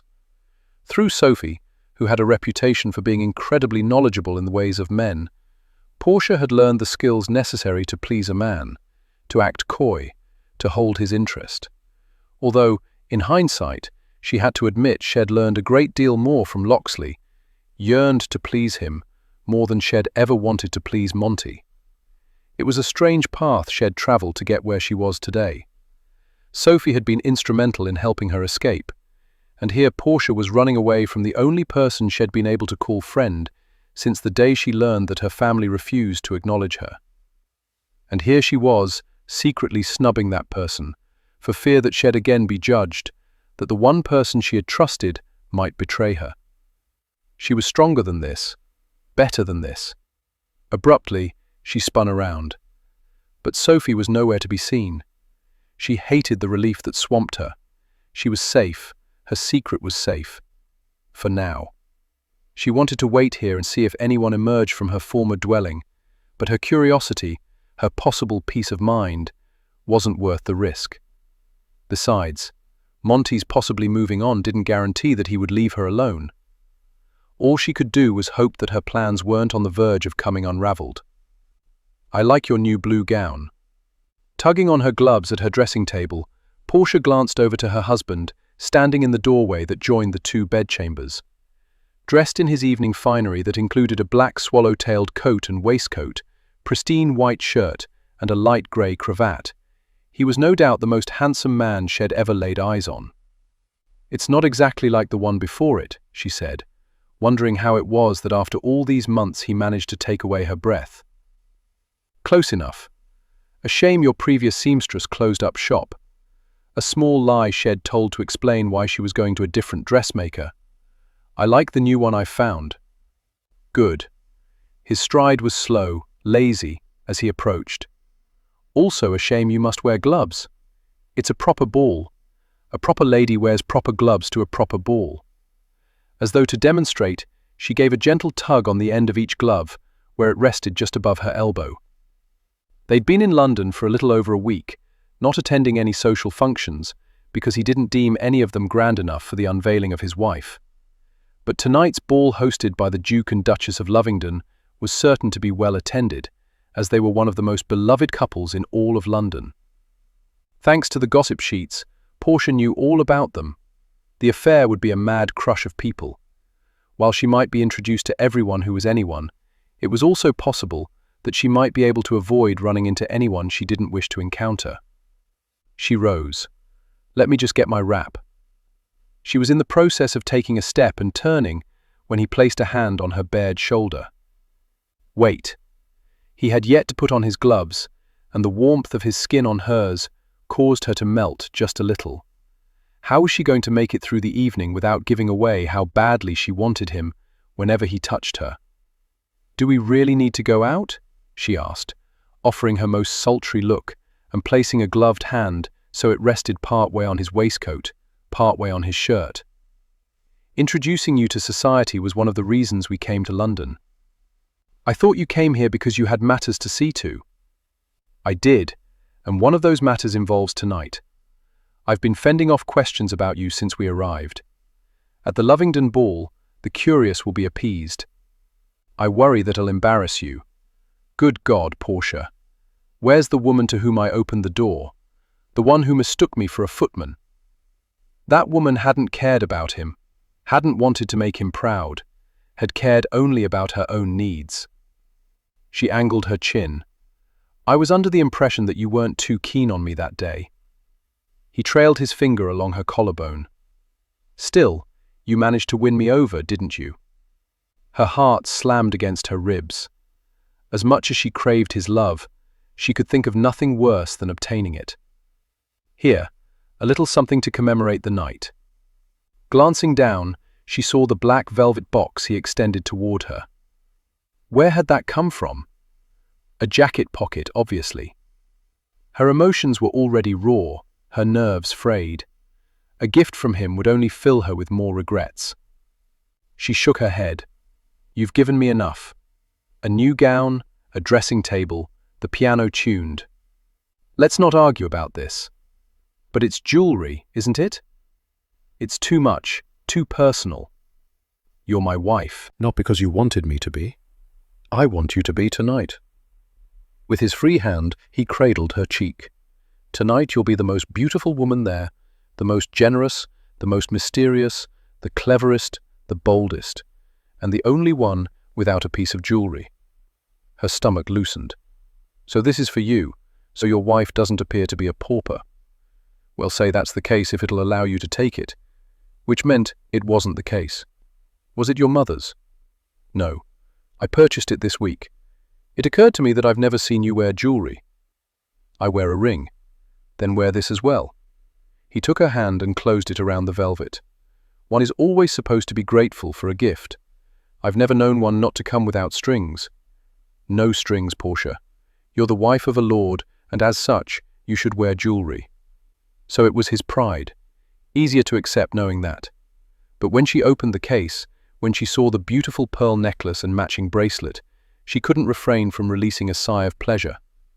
"You like it?" It was strange to hear the doubt in his voice, to know her opinion mattered. "It's perfect. Simple, yet elegant. I didn't realize you had such good taste. I married—" He stopped, cleared his throat, and took the velvet box from her. She could only surmise that he'd been about to say that he'd married her as a sign of his good taste, and then thought better of it. It showed his bad taste whether he knew it or not. Taking the necklace, he moved in behind her and secured it at her throat. Gazing at her reflection in the mirror, she couldn't believe how the small pearls transformed her, at least providing the illusion she was a lady. He placed her bracelet at her wrist. She touched his jaw. "I don't deserve you, and you certainly deserve better than me." "I'm not so certain then that we're not well matched if we both think the other deserves better." She was devastated with the realization that he thought she deserved better than him. All she could do was ensure that she was worthy of him. She touched her fingers to the cool pearls at her throat. "I'm the luckiest woman in all of London to have you as my husband." Placing his hands on her shoulders, pressing his lips to the curve of her neck, he held her gaze in the reflection. "After we return home, I'm removing everything from you except the pearls. When I'm done with you, I promise you will consider yourself the luckiest woman in all of Great Britain." While a husband had the right to sit beside his wife in the coach, Locke preferred sitting across from his because it afforded him the opportunity to gaze on her more fully, to watch her more closely. Every now and then, the light from the street lamps they passed would reflect off the pearls. Had bought them because he wanted to lavish her with gifts, wanted her to have everything she'd ever desired. It was crushing him to realize how much he cared for her. She was gorgeous in the blue. Whenever she looked at him, there was always a sultriness to her gaze that caused his body to react, as though she had stripped herself bare. But it was more than the sex that appealed to him. It was her generosity of spirit, the way she was uncomfortable accepting something as simple as pearls. Those who met her tonight would be captivated. She could hold her own. Of that he had no doubt. "It didn't occur to me to ask if you danced," he said. Her lips curled up into a soft smile. "I attended a country dance or two, and I'm quite adept at following. I hadn't noticed you being quite so docile as all that. You wouldn't care for me much if I were docile." "No, I wouldn't."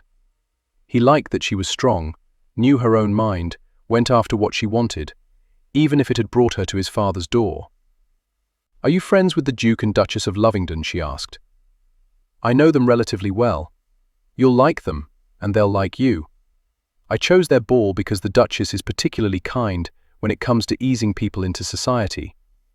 Neither of them have any prejudice against commoners, since a good many of their close relatives aren't nobility by birth. I don't think the aristocracy is what it once was." "I fear you're right. I suppose it goes without saying that you're not to discuss my role at the mines. Work is nothing of which to be ashamed." "I'm not ashamed." Except maybe he was. He hadn't told Ash or Edward that he'd taken to digging alongside the miners. "I simply prefer that my business remain private. I'm proud of you, you know. Proud to be your wife." She glanced quickly out the window as though she had revealed too much. He was grateful that she was absorbed in the passing scenery rather than the shock and relief that had no doubt crossed his features. He was usually so good at keeping his thoughts, his feelings to himself, but she somehow always managed to unman him. It takes a great deal of courage to do what one must when it goes against the grain. She peered over at him. "I know you'd rather not be working the mines. All gentlemen prefer a life of leisure. Only you've never had one, not really. It can't have been easy growing up without a mother. Then all the traveling you've done. You went on expeditions that pushed you to your limits. You returned home to care for your father, the estates. Nothing easy in that. I've come to admire you, Locksley." "I wish." Her voice trailed off. Her attention went back to the window. "You wish what?" he asked. She shook her head. "Portia, I wish we'd met under different circumstances."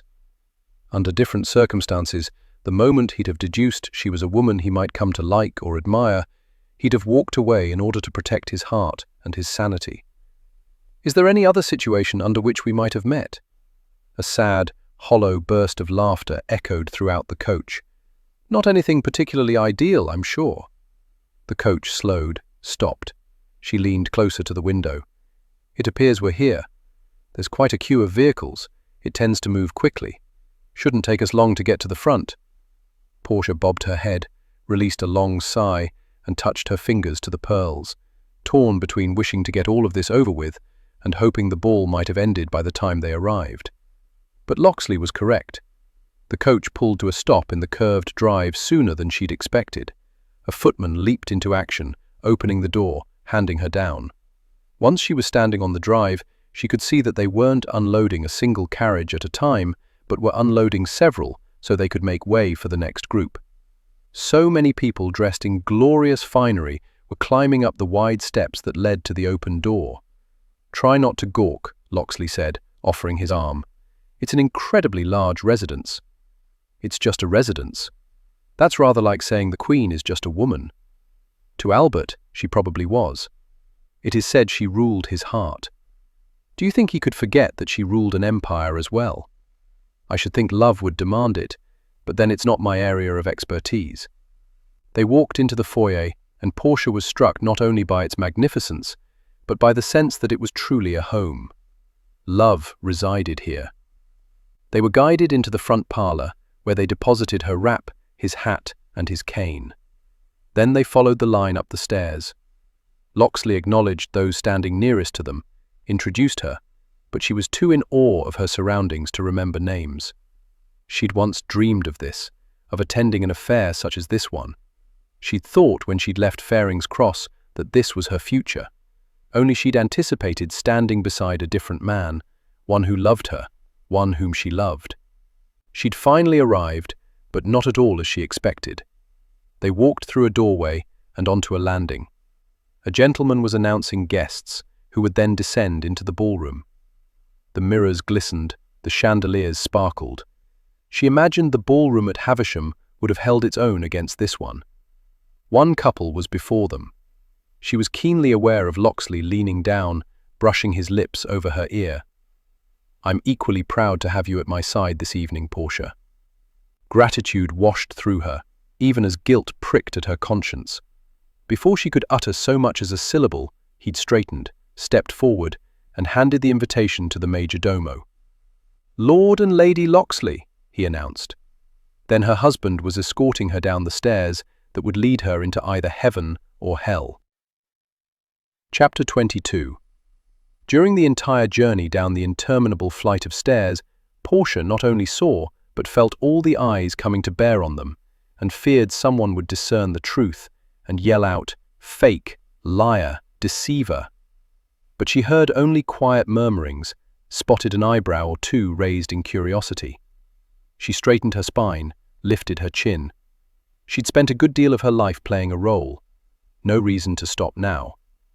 As she stepped onto the floor, Locksley led her over to the Duke and Duchess of Lovingdon, who were greeting their guests.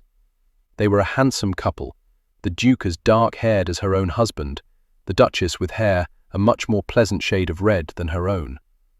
She'd always felt hers was too fiery, too harsh perhaps because her father had thought it a sign that she was possessed of the devil.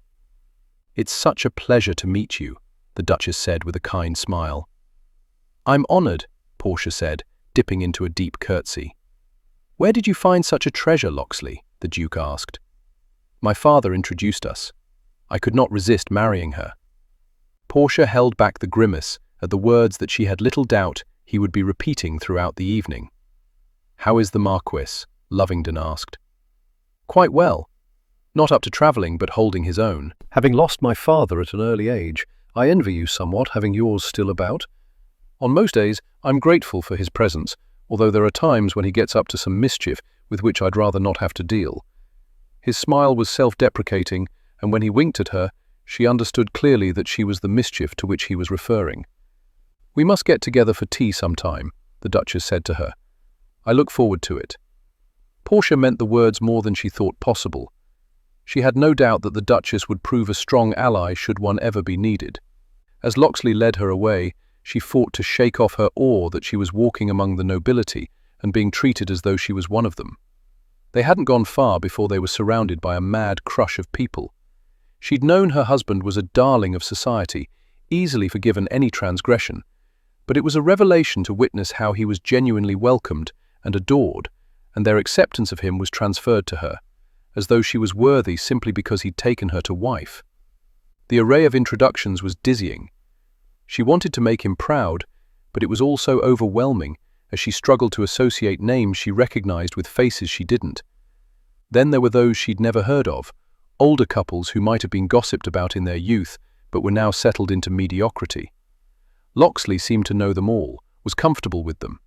She kept her posture perfect, took the appropriate curtsies when necessary, expressed delight at making their acquaintance, and was quick to pose a question before one was asked of her, a little trick her mother had taught her. When one had something to hide, it was better to be the one listening than the one talking. People always welcomed an opportunity to speak about themselves, and her interest in them flattered them. Her mother's attentiveness had always been feigned. Portia's wasn't. For as long as she could remember, the aristocracy had enamored her. That tiny captivation had led to her downfall, if she were honest about it.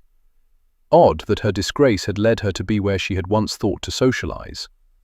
"I must beg your forgiveness," Locksley said, "but Lady Locksley's favourite tune is starting up, and I promised her a dance. If you'll excuse us." Before she even knew what was happening, his hand was at her waist, and he was expertly wending them around couples, causing them to part with no more than a dashing smile and an occasional word.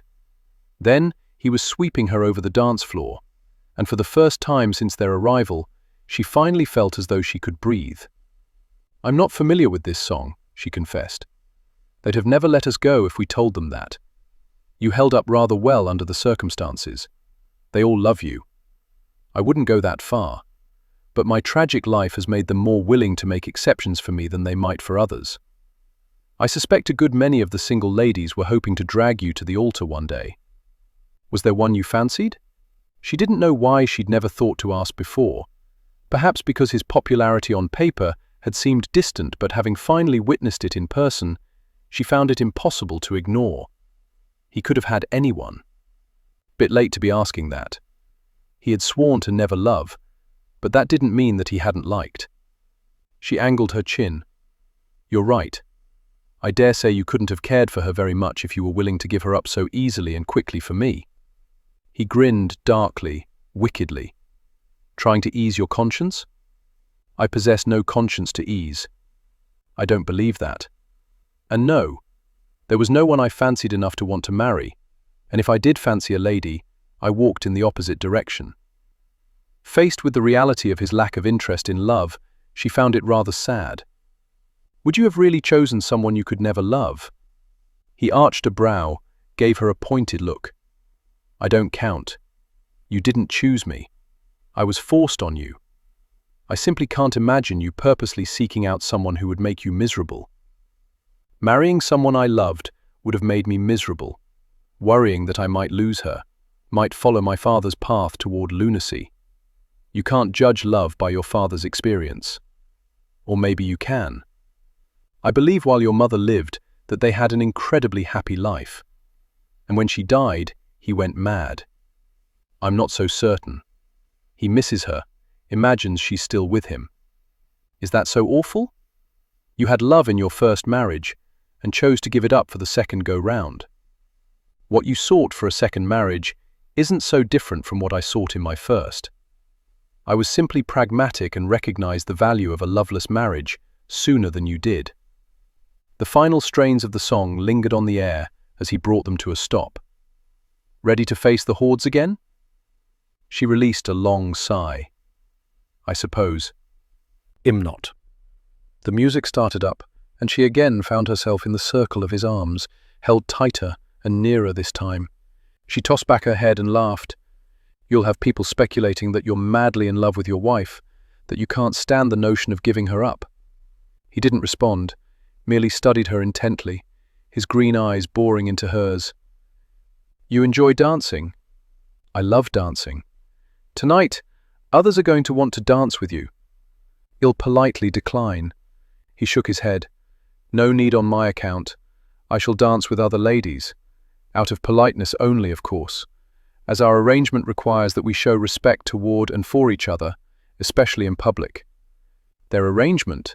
She wanted their arrangement to go to the devil, but she had accepted the terms. The gift of the jewelry, the pride with which he introduced her, had caused her to think that perhaps he had begun to love her. How would the ladies of London feel to know he was a man with no heart? No, he had a heart. He just refused to open it to the possibility of love. If I dance with anyone else, it will be only out of politeness as well. She moved the hand that rested on his shoulder slightly, just enough so she could skim her gloved finger along his jaw. But I'll save the last dance for you. And until she was in his arms again, she knew she'd be miserable. He wasn't jealous, had known men would want to dance with her, and had encouraged her to dance with other partners. So, this irrational need coursing through him to rip off limbs whenever a man took her in his arms was not jealousy. He didn't know what it was, other than dark and irritating. Here, drink this, Ash ordered. You look as though you are on the verge of murdering someone. Locke glanced over at the glass containing amber liquid, took it, and enjoyed a long swallow. Where did you find that? Card room. So, who has earned your ire? He didn't know if the man had earned it. Sheridan. Ah, dancing with Portia, I see. And before Sheridan, it had been Avondale, who everyone knew was madly in love with his wife. No danger there of his seeking a dalliance with Portia, and even if he did, she would decline. If there was one thing regarding his wife of which he was absolutely convinced, it was her loyalty. You made quite the splash with your arrival. You had to know men were going to want to dance with her, Ash said. They don't have to hold her so close or look so beguiled. She's beguiling. Locke glared at his longtime friend. Ash held up a hand. Not to me, of course. Minerva is the only woman who interests me. Good God, if I didn't know better, I'd say you were jealous, but that would require that you care for her. I care that she is my wife. Those randy swells should respect that. Ash had the audacity to chuckle low. We didn't when we were bachelors. We engaged in harmless flirtation. So are they. Only it didn't look harmless. It looked bloody irritating. Come play a hand of cards. No, I'm claiming the next dance, and the one after that. Christ, what was wrong with him? They were just dancing in the middle of a crowded dance floor, chandeliers glowing, mirrors capturing their reflection. It was impossible for anything untoward to occur without all of London witnessing it. She wouldn't engage in such unconscionable behavior. She wouldn't embarrass him.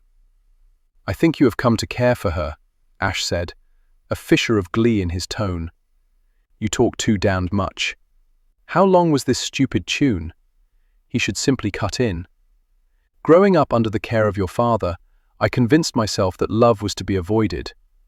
I was wrong. Loving Minerva has enriched my life beyond all imagining. I don't love Portia. The words were delivered succinctly, flatly. Ash patted him on the shoulder. Keep telling yourself that. Thank God his friend finally walked away, leaving him to brood in peace.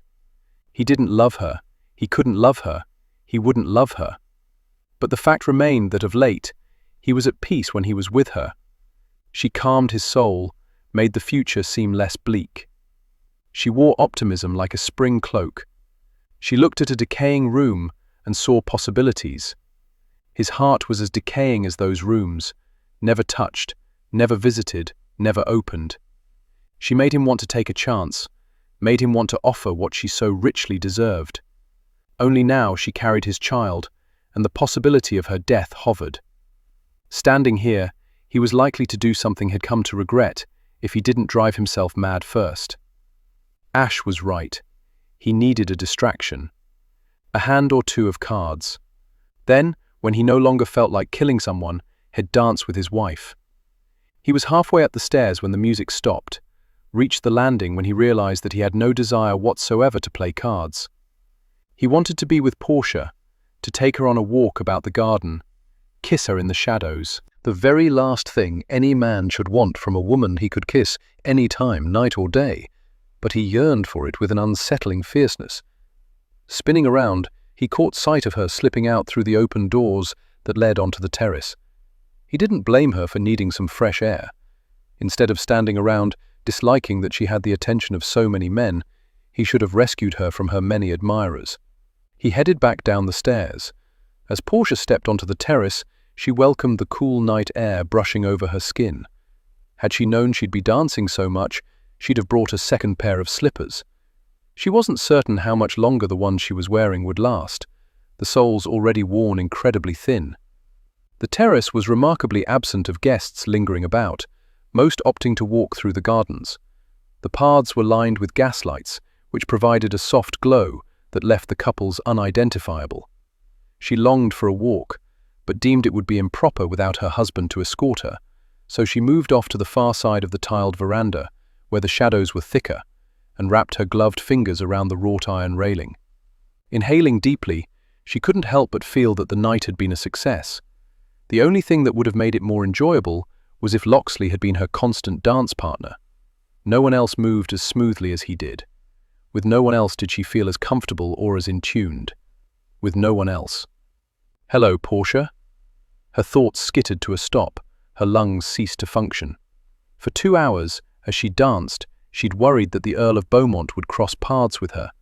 But when he'd failed to materialize, she'd begun to believe that he wasn't in attendance. Regaining her wits, knowing how dangerous it was to have her back to him, she spun around, her skirts brushing against his legs because he stood so near, angled her chin haughtily, and looked down on him as much as she was able, considering he stood several inches over her. She hated that he was as handsome as ever, the slight breeze toying with his blonde curls as she once had. Monty, his hand, gloveless, bracketed her cheek, held her with a firmness that promised he'd make a scene if she tried to break free. He leaned in, inhaled sharply. "I've missed your fragrance." "Unhand me. I'm married now, a viscountess." Rather than obey her, he merely wrapped his other hand around her upper arm. "Yes, I saw the announcement in the paper." So had she. Soon after, the Marquis had ordered his son to send their marriage news to the Times. Beaumont had known there was a possibility of running into her at a ball, had no doubt been keeping an eye out once the gossip sheets announced that Viscount Locksley and his new bride were in London. Her former paramour drew back, his dark eyes glittering, his lips twisted into a sneer. "Does your husband know about us?" He jerked her closer until she could feel his breath on her cheek. Why had she ever thought she could escape him? "No?" he asked mockingly. "I thought not. Otherwise, why would he have married you? How did you manage to snag the last hellion? I need to return to the ballroom before he misses me.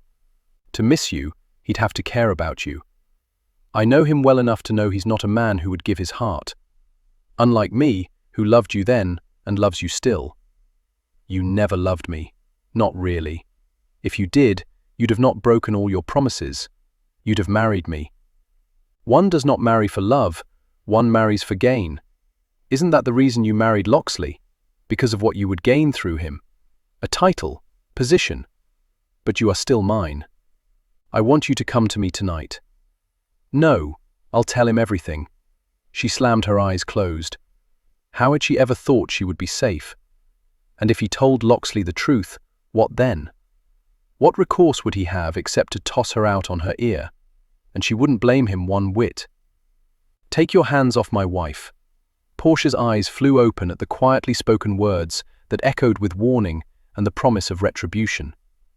Even in the shadows, she could see Beaumont's victorious smile as he released her, and slowly turned to the man whose face reflected a mask of fury that caused her own breath to back up painfully in her lungs. "Locksley. I was just congratulating my former mistress on her recent marriage." The rage remained as Locksley's gaze shifted from Beaumont to her. She could have sworn that for the briefest of moments she saw something else reflected in his eyes. Pain. She wanted to die, wanted to beg his forgiveness, wanted to punch Beaumont until that handsome face of his was no longer handsome. "Did she not tell you?" Beaumont asked cockily. 2 years, Monty. Don't," she whispered, despising her pleading tone. "Oh, my dear, nothing good comes from secrets in a relationship. He deserves to know." His gaze never left Locksley. "For 2 years she warmed my bed." "Take her advice and hold your tongue," Locksley said.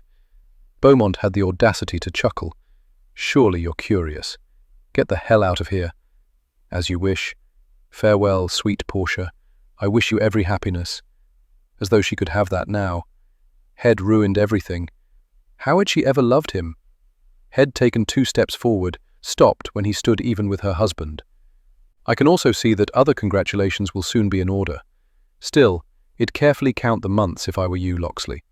Locksley's fist smashed into Beaumont's face. She heard bone cracking. Based on Beaumont's yelp, the way he was cradling his chin and rolling back and forth on the tiled floor, she assumed Locke had broken the man's jaw. She hoped so. She dearly did. She also prayed Locke had not damaged his hand. Standing over Beaumont, Locksley pressed his foot to her former lover's chest, stopping his rocking from side to side. "Touch her again, and he'll slice off your hands. Speak to her again, and he'll cut out your tongue. Look at her again, and he'll pluck out your eyes. And if I hear any rumors regarding Portia's past or the paternity of the child she carries, I will destroy you." He must have pressed his foot down harder because Beaumont grunted. When Locksley stepped back, the man rolled to his side and whimpered. Her husband held out his hand to her. "Let's be off, Portia." She put her hand in his, trying to draw comfort from the closing of his fingers around hers, but there was nothing tender or gentle in his touch. He pulled her forward and she skirted around the moaning Beaumont. "I can explain," she said quietly. "Not now. We're leaving." He spoke not a word as he led her around the side of the residence, as though she were now something of which to be ashamed. When they reached the front, he sent one footman scurrying off to alert his driver they were ready to depart, and another to fetch their things from the parlour. His face was expressionless, except for the hard set of his jaw. "You're hurting my hand," she said softly. He immediately relinquished his hold, when all she had wanted was for him to loosen his grip. When the footman arrived with their things, Locksley draped her wrap over her shoulders. After the coach arrived, he handed her inside before joining her and taking the seat across from her. "Locksley, don't say anything, Portia." His firm tone forced her to press her lips together to keep from speaking. She wanted to tell him everything, to explain it all, to help him to understand. Her desperation, her fears, her lack of options. She held herself close. She was cold, so very cold. She didn't know if she'd ever feel warm again. Once the coach pulled to a stop in front of the residence, he leaped out and waited as the footman assisted her, as though he could no longer bear to touch her. Into the house they went, in silence. Up the stairs. At her bedchamber, he shoved open the door and waited as she preceded him inside. With the door banging closed, she jumped, turned, and faced him. "Were you with child on the day we wed?" His words sliced through the air, sliced into her heart. She held out a hand imploringly. "Lock, it's a simple question, Portia. Yes or no? Were you with child on the day we wed?" She swallowed hard, wanted to lie, wanted the truth to be anything other than what it was. Yes. The way his blistering gaze slowly traveled over her, as though he were only just seeing the true her for the first time, made her want to weep. She stepped toward him. "It was never supposed to be you. I wasn't supposed to marry you. I was supposed to marry Marsden. And what would he care?" She flung out her arm. "He had his heir. You would marry and provide your heir. All I wanted was to protect this child, to give it a chance to survive, to thrive. But it was me, Portia," he said quietly, and yet his voice reverberated like the boom of thunder. Turning on his heel, he strode from the room, slamming the door in his wake. She wanted to run after him, wanted to explain, but what more was to be said? How could she explain the inexplicable? Staggering back until her knees hit the chair, she crumpled and curled into a ball as the sobs had their way with her, causing her shoulders to shake and her chest to ache, her throat to tighten. Devastation swept through her. She had hurt him, deceived him, and in doing so, she had destroyed that last bit of goodness she possessed. Chapter 23. He couldn't stomach the thought of being in the residence with her, considered going to the club, but he couldn't abide the notion of inflicting his foul mood on others, or dealing with the possibility of running into Beaumont. He might truly kill the man if their paths ever again crossed. So he sequestered himself in the library, with the door locked so no one could disturb him, and drank straight from a bottle of whiskey as though he were a barbarian. Everything made sense now. Why Shed answered his father's advert, why she refused to speak of the past, why her family wanted nothing to do with her, Shed being a man's mistress. He slung the bottle toward the fireplace, taking no solace as it shattered in the hearth, glass flying, whiskey splashing. He should be grateful there were no flames to catch the liquid alight, but at the moment he was hard-pressed to be thankful for anything. He stalked to the liquor cabinet, retrieved another bottle, and downed half the whiskey before coming up for air. Damn her! Damn her! Damn her! Shed made him care for her. He dropped into a chair and fought the excruciating anguish that threatened to bring him to his knees. Head trusted her, enjoyed her company, made love to her. With her it was more than sex. While Head never left a lover wanting, had given more of himself to her than Head ever given anyone. Damn it all to hell if her betrayal didn't hurt more now for it. Had only a week passed since his damned meeting with Beaumont, when Head rushed home to be with her and had almost spouted that he loved her. She made him want to recite poetry, enticed him into smiling, laughing. She lured him into looking forward to the day and anticipating the night. She calmed his demons and brought solace. Shed made him believe that she carried his child. Acknowledging that deception very nearly doubled him over.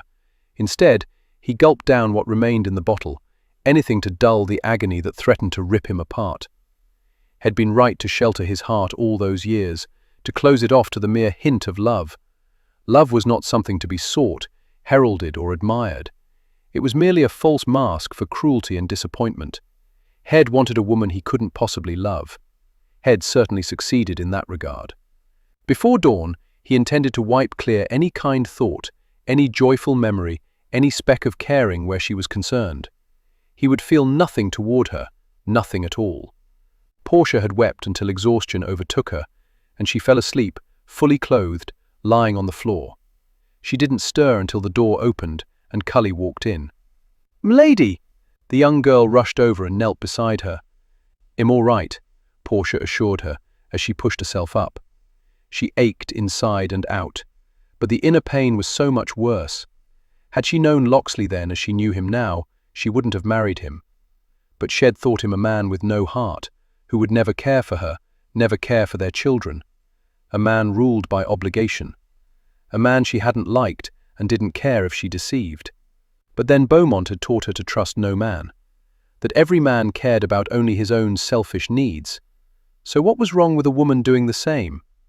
So much, she realized now, so much was wrong with it. How would she ever live with herself? "Here, m'lady, let me help you up." She moaned as Cully assisted her in standing. Her neck popped as she twisted it one way, then the other. Arching, she rubbed the small of her back. What a silly woman she'd been, not to rouse herself and crawl into bed. "You do look a fright, m'lady, but I think we can get a quick bath in if you like before we leave." It seemed Portia's mind was as sluggish as her body. "Leave? What are you talking about?" "We're returning to Havisham.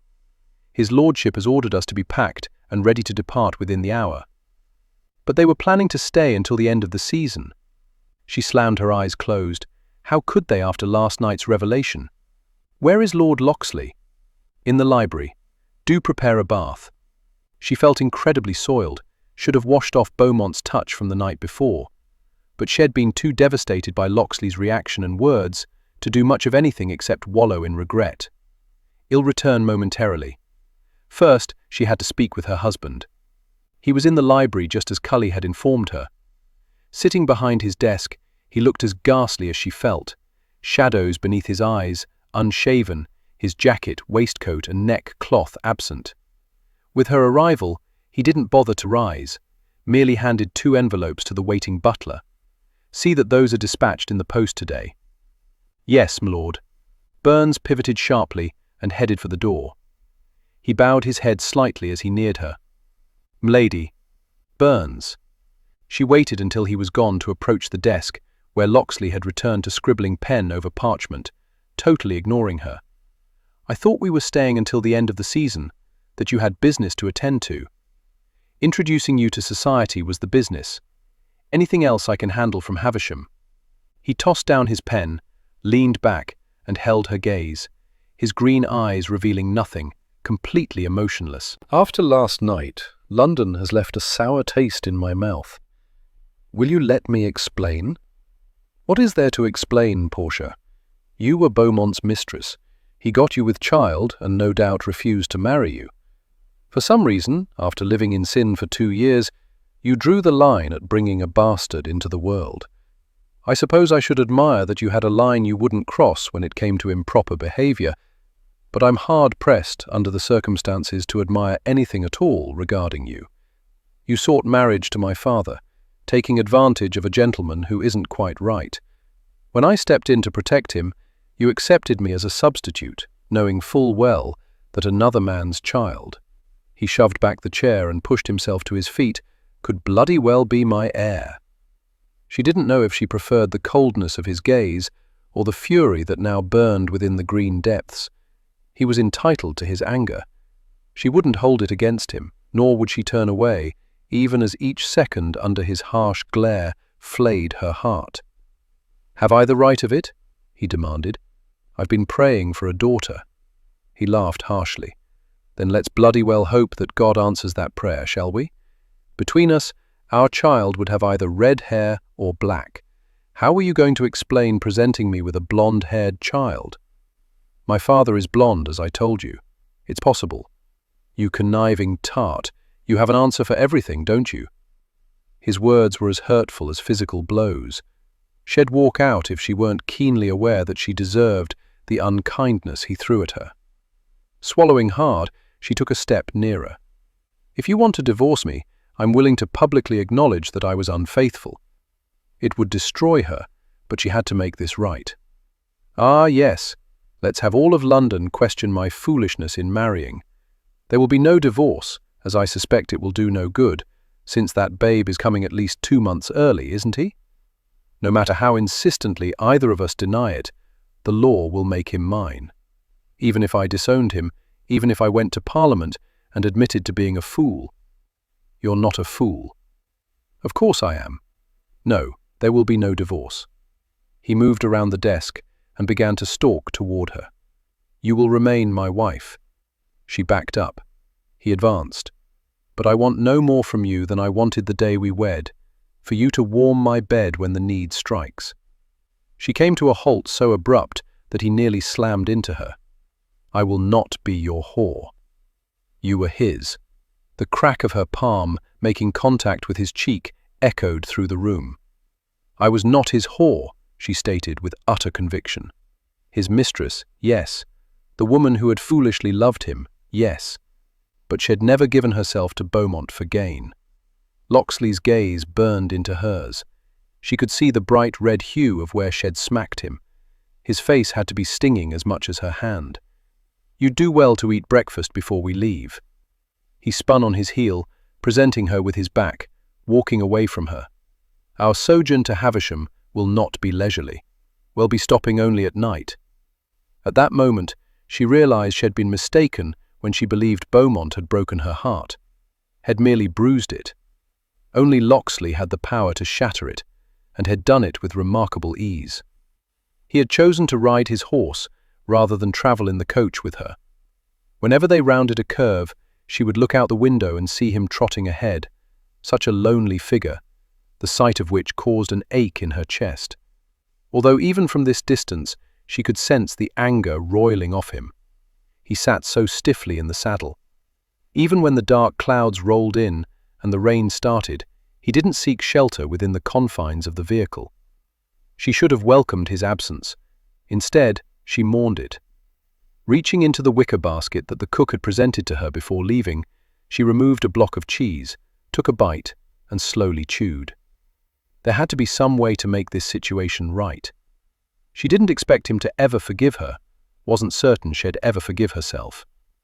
At the time, she had had no choice, no options, or at least not any that she could see. In hindsight, a light fluttering just below her waist caused everything within her to still. She dared not breathe, but simply waited for it to come again. Detecting the tiniest flickering, she placed her hand on her slightly rounded stomach and slowly released the air she had been holding. Her babe. Tears stung her eyes, her little one. How was it possible to love someone so much when she had yet to meet her or him? She'd burn in hell for the path she'd chosen to save this child.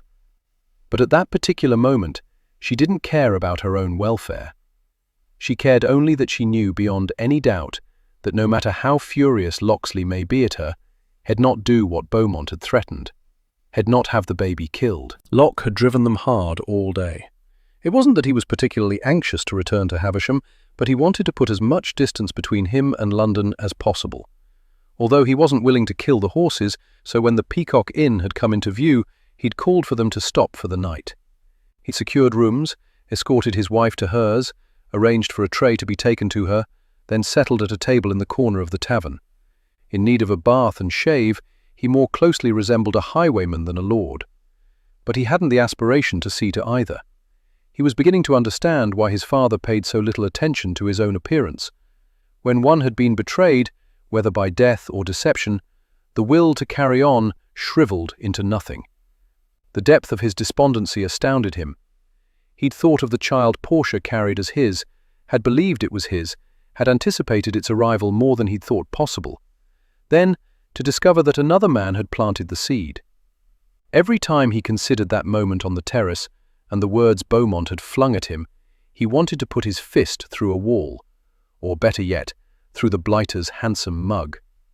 When he contemplated the Earl touching Portia, gliding his hands over her, kissing, suckling, thrusting, God help him, he thought he would go mad. It made no sense.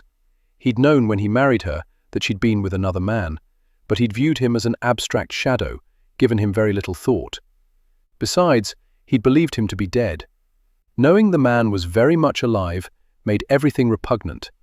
That she had willingly given herself, his dark laughter had those sitting nearby turning their heads to stare at him. He finished off his ale and slammed the tankard on the table, getting the barmaid's attention. Not even a minute passed before he was gulping down a fresh pint. He'd bedded women who weren't married to him, weren't married at all, and he'd never been disgusted by them. On the contrary, he'd considered them adventurous and fun. If he had met Portia under other circumstances, at a ball or a dinner or a garden party, he couldn't claim with certainty that he wouldn't have tried to seduce her. He'd wanted her the moment he'd opened the damned door to her. He'd have revelled in taking her, enjoyed every moment, and never once would he have blamed her or been put off by the fact that they weren't married. I was never his whore. Because she had loved the fellow. That portion of her story was true. I've known love, my lord. It provided little security. Now I am in want of security. He couldn't reconcile the fact that Beaumont had possessed her love and had tossed it away. Not that Locke had ever had any desire to possess her love, or even wanted it. I've had a bath prepared for you. He jerked his gaze up to Portia, who, by the looks of her, had bathed. Her cheeks were rosy, her hair was pinned up, and her travelling frock showed nary a wrinkle. I'm not in need of a bath. I dare say even from here I can dispute that claim. Think of your poor horse. You wouldn't want him to expire from the fumes. She was not going to make him smile or lessen his anger. Return to your room, madam. Instead of obeying him, she had the audacity to pull out the chair opposite him and take a seat. Our arrangement was that we would at least be respectful to each other. That was before I knew you to be capable of horrendous deception. Once we married, I never lied to you. But you were certainly full of deceit before we married. At least she had the good graces to flinch.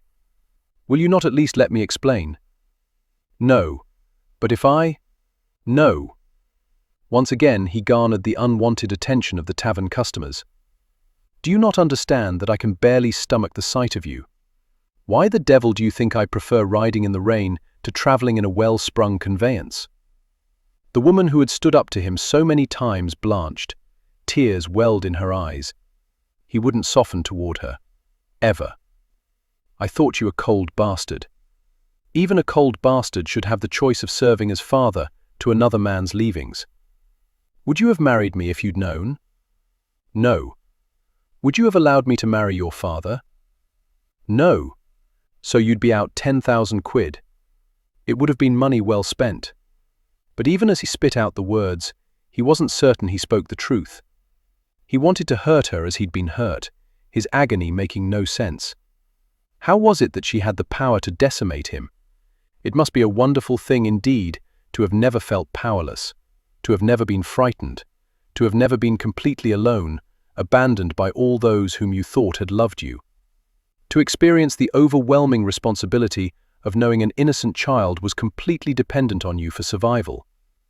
She pushed back the chair and stood.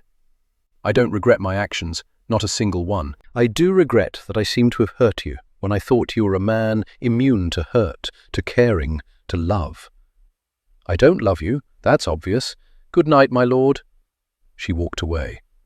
He ordered more ale, intending to drink himself into oblivion so he could forget, at least for a few hours, that never in his life had he been as content as he'd been with her before he walked out onto the terrace, that he'd begun to believe his father had given him a treasured gift when he'd brought Portia into his life.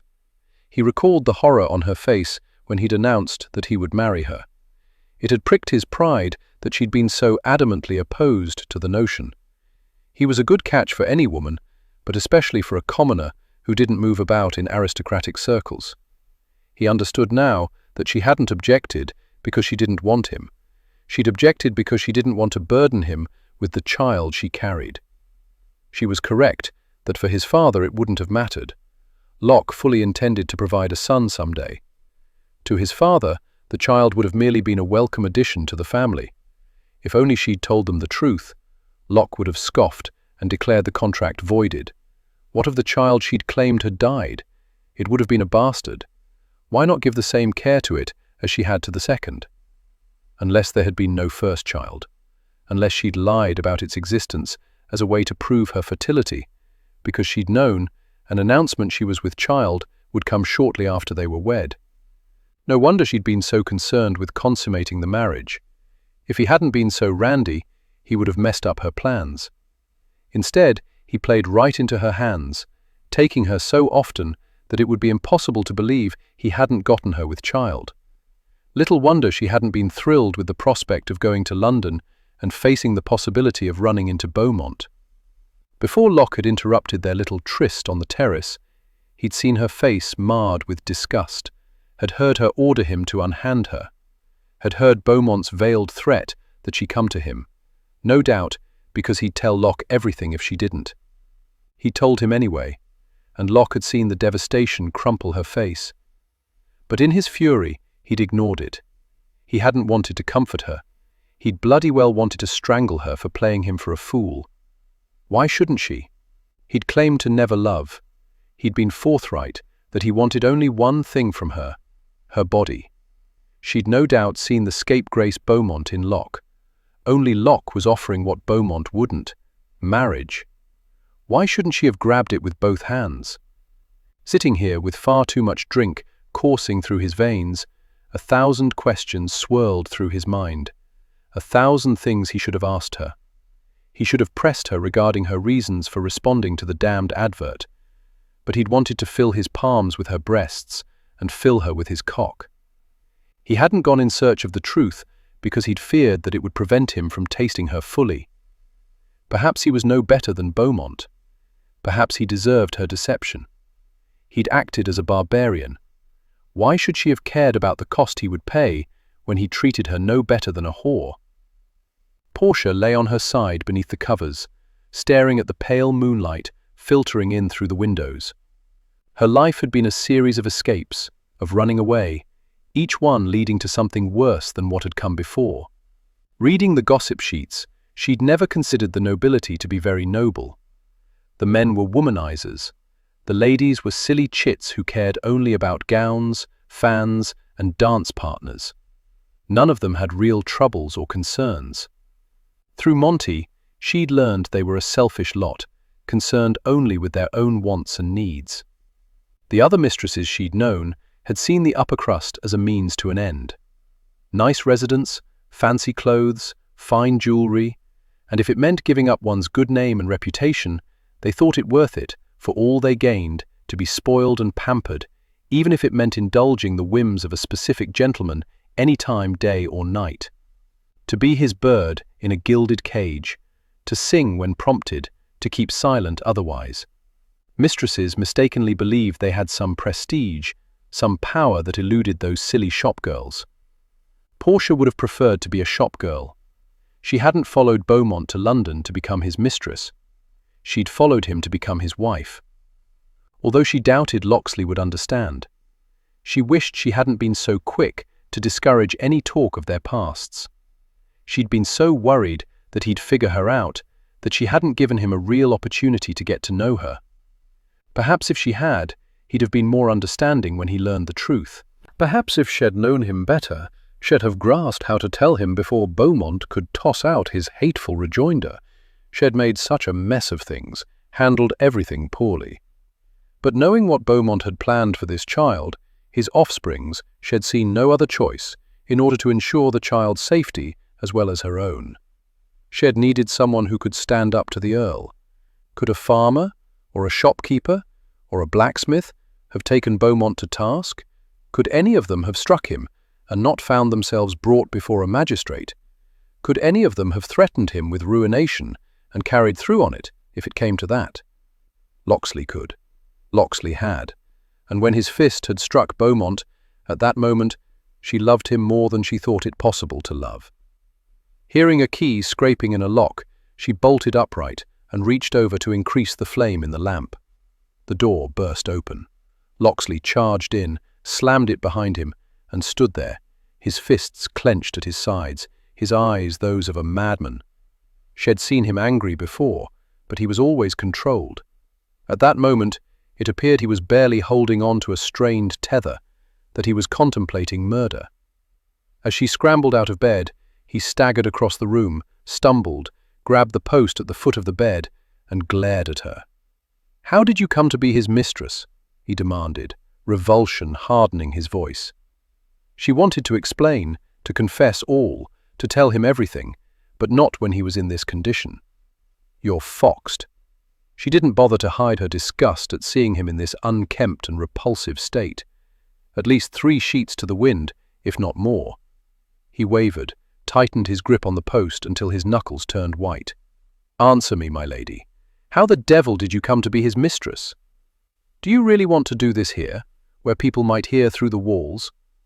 Bloody well explain to me what possessed you to crawl into his bed." "I never crawled, damn you. I loved him. I thought he was going to marry me. I gave myself to him because I believed he loved me as well." Tears stung her eyes. "For 2 years?" She laughed, bitterly, hollowly. "Where does a woman go once she is ruined? Once her family has washed their hands of her, declared she is dead to them?" "I loved him," she repeated. "I thought he would marry me. He never said he wouldn't. He only said it took a while. For the first time in my life, I was happy. I felt cherished and appreciated. I don't expect you to understand, you who has an aversion to love, but having his cherished regard made me so much more than I was. I was so glad to have him in my life. I would have done anything to keep him there, did do anything." Breathing heavily, he closed his eyes, widened them, as though he struggled to stay focused on her. "How did you meet him?" Clutching her hands together, she realized it all sounded so stupid now. What a silly chit she was. "His estate is near the village where my father serves as vicar. There was a fall festival. I was always forbidden from attending at night when the bonfires were flaring and the music played and people were laughing and dancing. But I could hear the festivities, the joviality. I was all of 19, and I decided I was missing out on life. So I slipped out through my bedchamber window, climbed down a tree, and ran off into the night like some wanton, experiencing my initial taste of freedom. He was there. He danced with me, and spoke with me, and strolled with me. Just before dawn, he kissed me. It was so gentle and sweet. Not like the first time Locksley had kissed her, demanding, devouring, determined. So you ran off to London with him?" She hated that he sounded so blasted judgmental. It wasn't as though he'd led the life of a saint. She had actually returned home to an existence that involved hours on her knees, at her father's command, praying that the devil would not have his way with her. Whenever she could, she would sneak off to be with Beaumont. For a year it was picnics and rowing and strolling and innocent kisses. But Locksley was too drunk to care about all that. Not right away. My father discovered what we were about.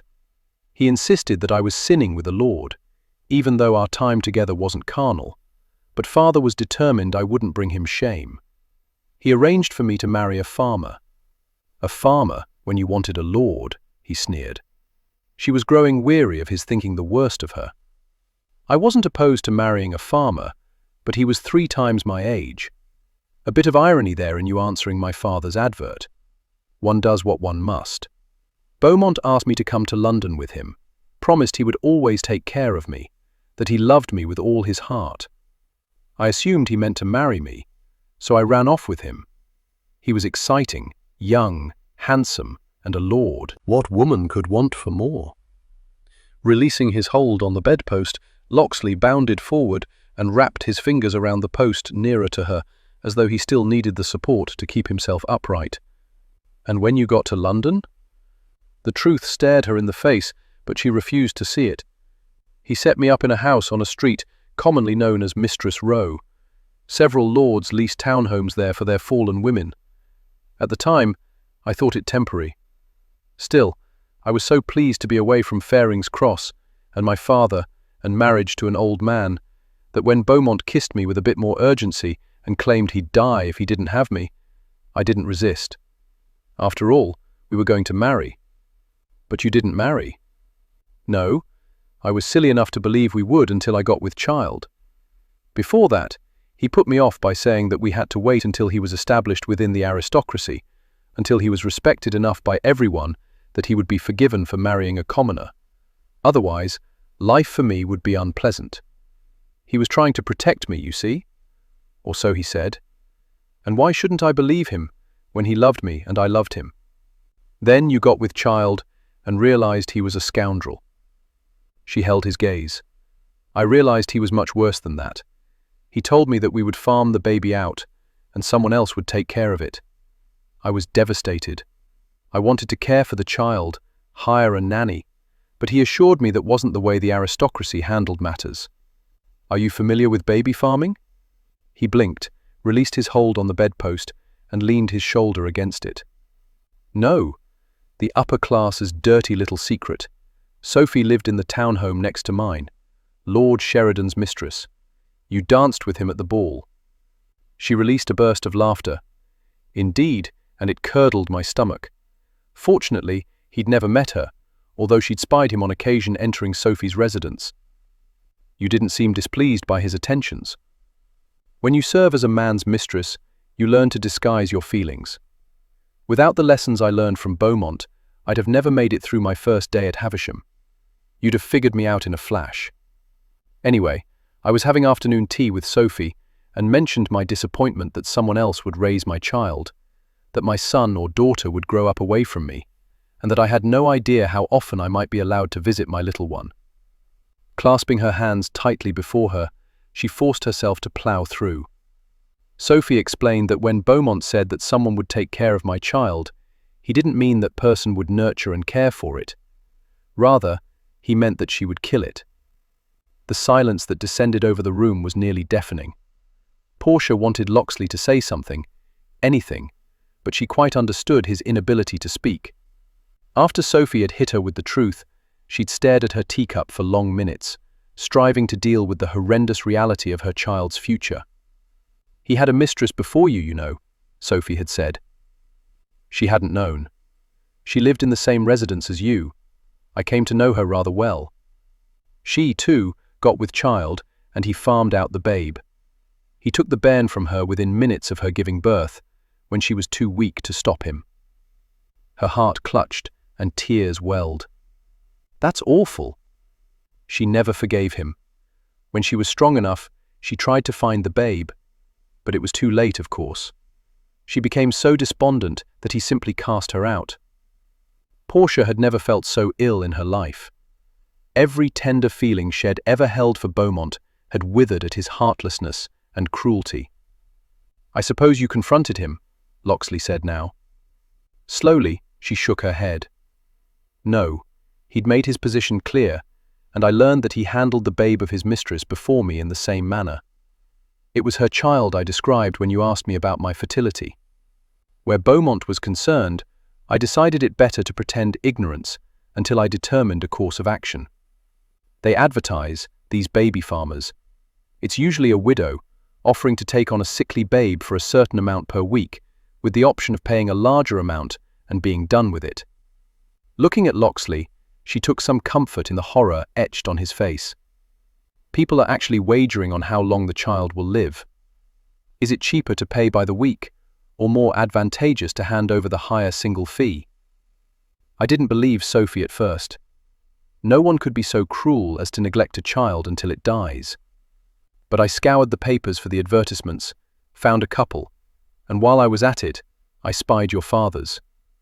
I saw his as a way to save my child. Surely you had other options.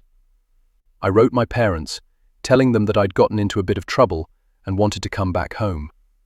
My father informed me that I was dead to them. Beaumont never gave me an allowance. I never thought to ask for one. He provided everything I required, so I had no coins of my own. He gave me several pieces of jewelry, but he kept them in a safe, to be worn only when he saw fit. I didn't know how to access it. I considered pawning off some of his possessions, but I feared I'd find myself charged with being a thief. A man who had no qualms about killing his own child would surely have no regrets when it came to making his mistress suffer for disappointing him. Marriage to your father seemed my only salvation. A woman in my position is vilified.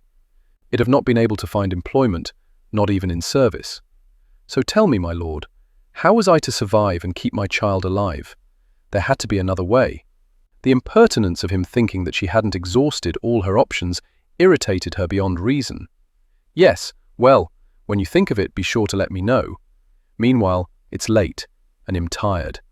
I'm going back to sleep. She turned for the bed. His arm whipped out. He grabbed her, hauled her up against him.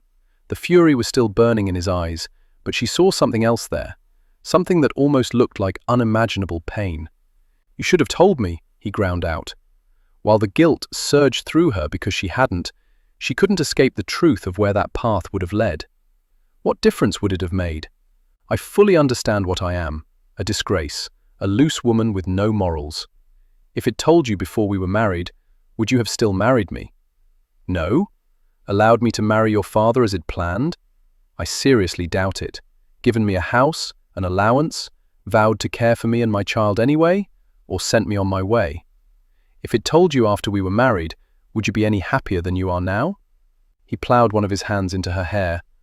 "I might want to throttle you less. Do you have any idea how much restraint it took on my part not to murder Beaumont on the veranda? That's why you hesitated to go to London. You knew the truth would come out. I knew there was a chance. I prayed my secret would remain hidden, but it seems of late my prayers are not being answered." Which meant, in all likelihood, she would give birth to a son. "You could have warned me before we went to London. Only, she'd known. She'd lose him.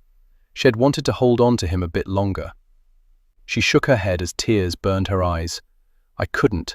I knew the truth would cause you to hate me, and had made the ghastly mistake of falling in love with you." He gave a caustic laugh. "You seem to fall quite easily." Anger fissured through her. "I will not stand here and suffer through your unkind regard." She made to move past him, but he grabbed her arm, swung her around to face him. "I was raised by a man who gave his heart only once. You gave yours to Beaumont. You think that feeling the same for me is some sort of honor, when I know what a scapegrace he is. Had his pride been pricked? Or was it that he didn't believe her? Why should he believe her, after all the lies she'd told him? What I feel for you, I never felt for him. Not this intense, not this huge, not this terrifying. I would give anything for this child to be yours. The one thing that I don't regret about the past 2 years is that it provided me with the opportunity to come to know you. Damn you, Portia. Damn you for getting under my skin, for burrowing so deeply that the very thought of extricating you makes me even angrier." Was that his way of saying he cared for her? That she had disappointed him? Ruined his life? She released a bitter laugh. "Oh, I have no doubt that I am damned. We're both damned. We might as well enjoy our time in hell." His mouth landed on hers with a sureness and a purpose to which she no doubt should have objected, but she couldn't turn him away, not when she wanted him so much, not when she felt raw and exposed and so terribly alone. She could draw strength from him, from his desire for her. He might not love her at that moment. He no doubt despised her, but they could revel in their bodies coming together. Besides, she wanted him as she'd wanted very little in her life. Looking back, she could see now that she'd held affection for Beaumont, but it hadn't been soul-deep, hadn't absorbed her very essence. Otherwise, she'd not have been able to walk away so easily, without a backward glance, without any regrets. The same could not be said of Locksley. What she felt for him defied description. Under normal circumstances they'd have never met, but if they had, he certainly would have never married her. And yet, despite the agony of losing him, she couldn't quite regret it.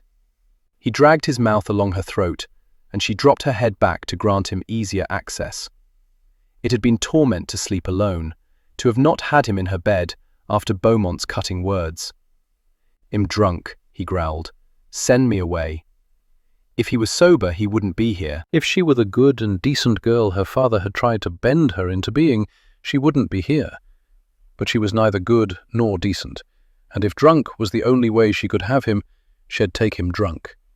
"No," she breathed on a raspy sigh. They tumbled onto the bed, and he went still, completely still. She heard a sonorous snore. For the best. In the morning, he wasn't going to remember a thing about tonight. Lying on her side, she pressed her back against his chest, drawing comfort from his nearness, knowing she might never have it again. He draped his arm over her, his splayed fingers coming to rest against her swollen belly. The child moved, his hand flinched before he pressed it more firmly against her. "I wish it were mine," he murmured. Her heart nearly broke. Things between them would never be the same, never be right again, because he now possessed the knowledge about something that couldn't be undone, that could never be overlooked or forgotten. She wished it was his as well, but it wasn't. It never would be. She had been wrong to believe it ever could be. Chapter 24. Locke awoke with his head feeling as heavy as his heart. He rather wished that he hadn't asked Portia about her history with Beaumont, because he had a strong need to return to London and pummel the man to within an inch of his life. He'd caught glimpses of her innocence when she killed spiders, fell into the arms of a waiting footman, and laughed, danced her fingers over the piano keys. He wished he'd known her before Beaumont had torn away her guilelessness, although he recognized that he'd have considered her too pure for the likes of him, would have given her little thought, because she would have been likable, and the last thing he'd wanted was a woman he could fancy. How ironic, then, that he'd ended up with one he could love. He shouldn't have come to her, should have resisted, but where she was concerned, he'd had no resistance from the moment he opened the door to her. He cursed her for bringing a loneliness to his life that he'd never before experienced. He'd never had any trouble sleeping alone, and now he despised doing so. He missed her, damn it, and with enough spirits coursing through him, his determination to avoid her had weakened. Not that he needed the spirits as an excuse. She occupied his thoughts every minute of every hour, and yet she'd placed him in an unconscionable position, choosing between duty and desire, between happiness and misery, between forgiveness and pride, between journeying back to Havisham and lying in this bed all day, pretending that London had never happened. Reaching for her, he encountered naught but rumpled sheets. Squinting, he lifted a hand to shield his eyes from the blindingly bright sunlight streaming in through the window, light that caused not only his eyes, but his head to ache. God, what time was it? How long had they slept? It seemed the gods wanted them to have a day without reality crashing in on them. He'd take it. With a groan, he shoved himself up. His skull revolted, threatening to split in two if he didn't move slowly. He wondered if it were possible that Portia was bringing him some strong black coffee and something to eat. His stomach probably wouldn't like it, but he needed to get himself straightened out so he could think more clearly. Surely this situation had a solution. He doubted it would be very tidy, but he'd spent his youth living in an untidy residence. Neatness was overrated, as far as he was concerned. He sat on the edge of the bed for what seemed like forever, waiting for Portia to return. It was in her nature to care for people, for things. Surely she recognized that he'd be suffering upon awakening. On the other hand, she wasn't prone to drinking, and she'd never seen him in such a state. Perhaps she hadn't a clue regarding how miserable too much drink could make a man. Gingerly, slowly, he pushed himself to his feet. A quick look in the mirror caused him to grimace. He was far from being at his best. He'd feel better after tidying himself up and joining his wife for a quick bite. Only he determined quite quickly that she wasn't sitting at any of the tables, because the tavern was fairly empty. "Afternoon, Lord," the proprietress squawked, her voice reminding him of the harsh cry of an irritating bird he'd run across during his travels. Afternoon, was it? Good Lord, he had slept in. "Mrs. Tandy, might I have some coffee?" "Absolutely, m'lord. I'll fetch it straight away." She turned to go. "By the by, have you seen Lady Locksley?" She spun back around and looked at him as though he was some strange new species of insect. "Aye, m'lord. I saw her first thing this morning, bright and early." Speaking with her was like carrying on a conversation with the servants at Havisham. Sometimes they took questions far too literally. Do you happen to know where I would find her now? Well, let's see. It's been about 6, nearly 7 hours, so I'd say close to 200 miles away if she just kept on going. Staring at her, he realized he really needed the damned coffee. "I beg your pardon? 200 miles away? Are you saying my coaches have already left?" It didn't matter, as he was riding his horse, but it made no sense. "No, my lord, I'm saying she hopped on a mail coach." He He rushed outside for no good reason, as though he expected to see the offending vehicle on the horizon. Of course he couldn't. He saw his coaches waiting to have horses harnessed to them, and one of his coachmen leaning against the building, speaking with a serving girl. As Locke approached him, the coachman looked guilty as hell. No doubt because he'd been caught flirting. "Did you see Lady Locksley leave this morning?" His eyes rounded, his mouth dropped. "No, my lord. How could she leave? The coaches are still here." He wasn't going to get into it with the man. "Have you seen Cully?" "At breakfast. She went back to her room to await her ladyship's need of her." Damn it all to hell! Why hadn't he noticed that his wife had packed up and left? Because her things were still there. He might be feeling rotten, but he wasn't blind. So where was she going, and how was she going to make her way? He dashed back into the tavern, up the stairs, and into the room they'd shared. Like a madman, he began tearing through her belongings. "My lord?" He spun around at the sound of Cully's voice. She appeared horrified by his actions, was going to be even more horrified when she learned the truth of the situation. "I'm searching for Lady Locksley's pearls. Where did you pack them?" She was carrying them in her reticule. It would be left out in the open, but was nowhere to be seen. He slammed his eyes closed. She could take them to a fence, trade them for coins. Not enough to get her far, but enough to see her through for a bit. But where would she go? How would she manage? What the devil was she thinking? And with her gone from his life, why did he suddenly feel as though he might go mad? It was the very worst place she could come, but she had nowhere else to go. Knocking on the servant's door, she held her breath, striving not to think about what might have gone through Locksley's head, other than a great deal of pain, considering how much he'd imbibed when he awoke this morning to find her gone. Would he have even cared, or would he have thought good riddance? A footman opened the door, blinked at her, furrowed his brow, and she knew he was trying to place her. "I'm here to see Miss Sophie." "What is the nature of your business?" "It's personal." In her reticule, she had several calling cards that Locksley had given her when they'd arrived in London in the event she made morning calls.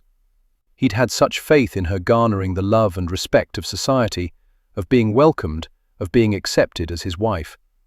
Instead, she'd merely managed to ruin his life. And she'd ruin it further if she handed over a calling card and anyone discovered that Lady Locksley was very familiar with Mistress Rowe. "Just inform her that Portia has come to call." "Come in." Grateful for the opportunity to get beyond the sight of anyone peering out a window in a neighbouring residence, she stepped over the threshold and into the small area where the butler, housekeeper, or cook usually spoke with vendors who weren't allowed into the residence proper. She knew her place. That she had tried to step out of it marked her as a very foolish girl. She'd arrived in London before dark, but had waited until night fell to make her way here, hoping to avoid suspicious gazes and lessen her chances of being discovered. With Locksley snuggled against her, his hand on her belly, she'd been unable to sleep, and had simply lain there considering the unfairness of her actions. Well aware of the ramifications if this child were a boy, she should have walked away, should never have married Locksley. Exhausted, frightened, and desperate did not excuse her actions, did not justify her tainting a bloodline. She simply hadn't truly understood the pride in their lineage that the aristocracy held onto. The rapid patter of footsteps had her straightening her spine, forcing a smile. Sophie rounded the corner in a pink silk dressing gown, her black hair flowing down her back, over her shoulders. She didn't stop until her arms were around Portia and she was hugging her tightly. "What are you doing here?" Portia leaned back, fought not to look so worried. "I'm in a bit of bother again." Sophie glanced over her shoulder. Sheridan could arrive at any time. She returned her gaze to Portia. "You can stay in a back bedroom, but you must remain quiet. He's not keen on my having company. I shan't make a peep. Are you hungry?" "Starving." Sophie showed her to a bedchamber and had a tray brought up. Portia felt like an absolute glutton as she sat in a chair before the fireplace and dug into the beef and potatoes. "When was the last time you ate?" Sophie asked, settling into a nearby chair, watching her fondly. She was the sister Portia had never had, so different and accepting, while her true sisters had taken after their father and constantly found fault with her. Breakfast. That can't be good for the bairn. Portia laughed. He didn't half let me know about it. He'd kicked several times during day. She licked her lips. Did Beaumont bother you when he discovered me gone? Sophie rolled her eyes. He was like a raging bull, wanting to know where you were. But as you didn't tell me where you were going, I couldn't tell him no matter how dire his threats. He didn't hurt you, did he? With a scoff, Sophie shrugged and laughed. Sheridan would have killed him if he touched me, and well he knew it.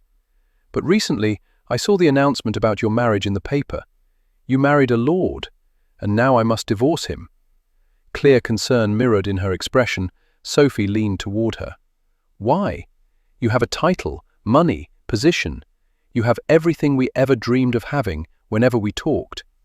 Portia, why give it all up? Gently, she placed her hand on her belly. What if it's a boy? I can't do that to him. I thought I could, but I can't. His titles and estates should go to a son who carries his blood. Oh Lord, why? Sophie hopped up and began to pace. They don't care about us. They're spoiled and rotten. They think nothing of taking advantage because they consider us below them. Spinning around, she grabbed the back of the chair. We don't owe them anything, nor do they owe us. He didn't put this babe in my belly. It's not his responsibility. And how are you going to care for it? I haven't worked out the particulars yet. All of this came about rather suddenly. Lifting her shoulders, she smiled self-consciously. I'm very good at cleaning houses. With an exaggerated sigh, Sophie dropped back down into the chair. It would be less exertion and far better benefits to find another lord to take you on. She shook her head. That wouldn't work for me. Sophie stared at her. Oh my God, you fell in love with him. I did. Well, that was a rather silly thing to do. That's why you want a divorce. She couldn't help but laugh. Ironic, yes? I'm leaving him because I love him. I love him so much, Sophie. 10, 20, 100 times more than I ever loved Beaumont. He married me to protect his father. He's a good man. A knock sounded on the door, and a maid poked her head in. His lordship's here, miss. Nodding, Sophie rose to her feet. Thank you. Tell him we'll be down in a moment. Once the maid left, she looked at Portia. I'm wanted. Only she wasn't. Not really. Not in the way Portia had felt wanted by Locksley. Make yourself comfortable, get some rest, and we'll talk more tomorrow. Thank you, Sophie. I shan't linger. You can stay as long as Sheridan doesn't know you're here. Good night. After she was gone, Portia set the tray aside, walked over to the bed, and stretched out on it. She should have packed some clothes, but she'd been worried about waking Locksley, and travelling with a trunk would have made it more difficult to move about quickly and unnoticed. Shed ridden in a mail coach going north. At the first village, Shed disembarked and waited for a mail coach headed to London. Shed known the proprietress of the Peacock Inn had seen her climb into the mail coach, so Shed wanted to leave a confusing trail, just in case Locksley awoke early and searched for her. He'd either slept late or hadn't come after her. Probably the latter, which was just as well. It would make things so much easier going forward. Unfortunately, it wouldn't ease the pain of her broken heart. Chapter 25. Had ridden like a madman all through the day and into the night in order to catch up with the mail coach. When he finally did reach it, he discovered Shed disembarked in the first village at which it had stopped. Naturally, by the time he returned there, she was nowhere to be found. So where the bloody hell had she gone? She wasn't going to return to Havisham. Of that he was fairly certain. In no mood to explain the situation to his father, he'd sent the coaches and servants back to London while he carried on to Faring's Cross. He thought it unlikely that she would seek out her parents for help, but he was hopeful they could shed some light on where she might seek refuge. Having attended a couple of balls at Beaumont's country estate, Locke was familiar with the area and sought out the parsonage near the church. After knocking on the door, he glanced around, his chest tightening as he studied the towering oak that brushed up against a window on the uppermost level. He imagined Portia bold, brave, undeterred by the dangers clambering down it. He did hope that wherever she was now, she was exercising more caution. When he caught up with her, he was going to sit her down and ask her 1,000 questions, so he knew every damned thing about her, and she could never again elude him. He needed to know how she thought, where she might go, what she hoped to accomplish. The door opened, and a young maid looked up at him. "Yes, sir?" He handed over a card. "Viscount Locksley to see Reverend Gadstone." "Yes, my lord. Please come in."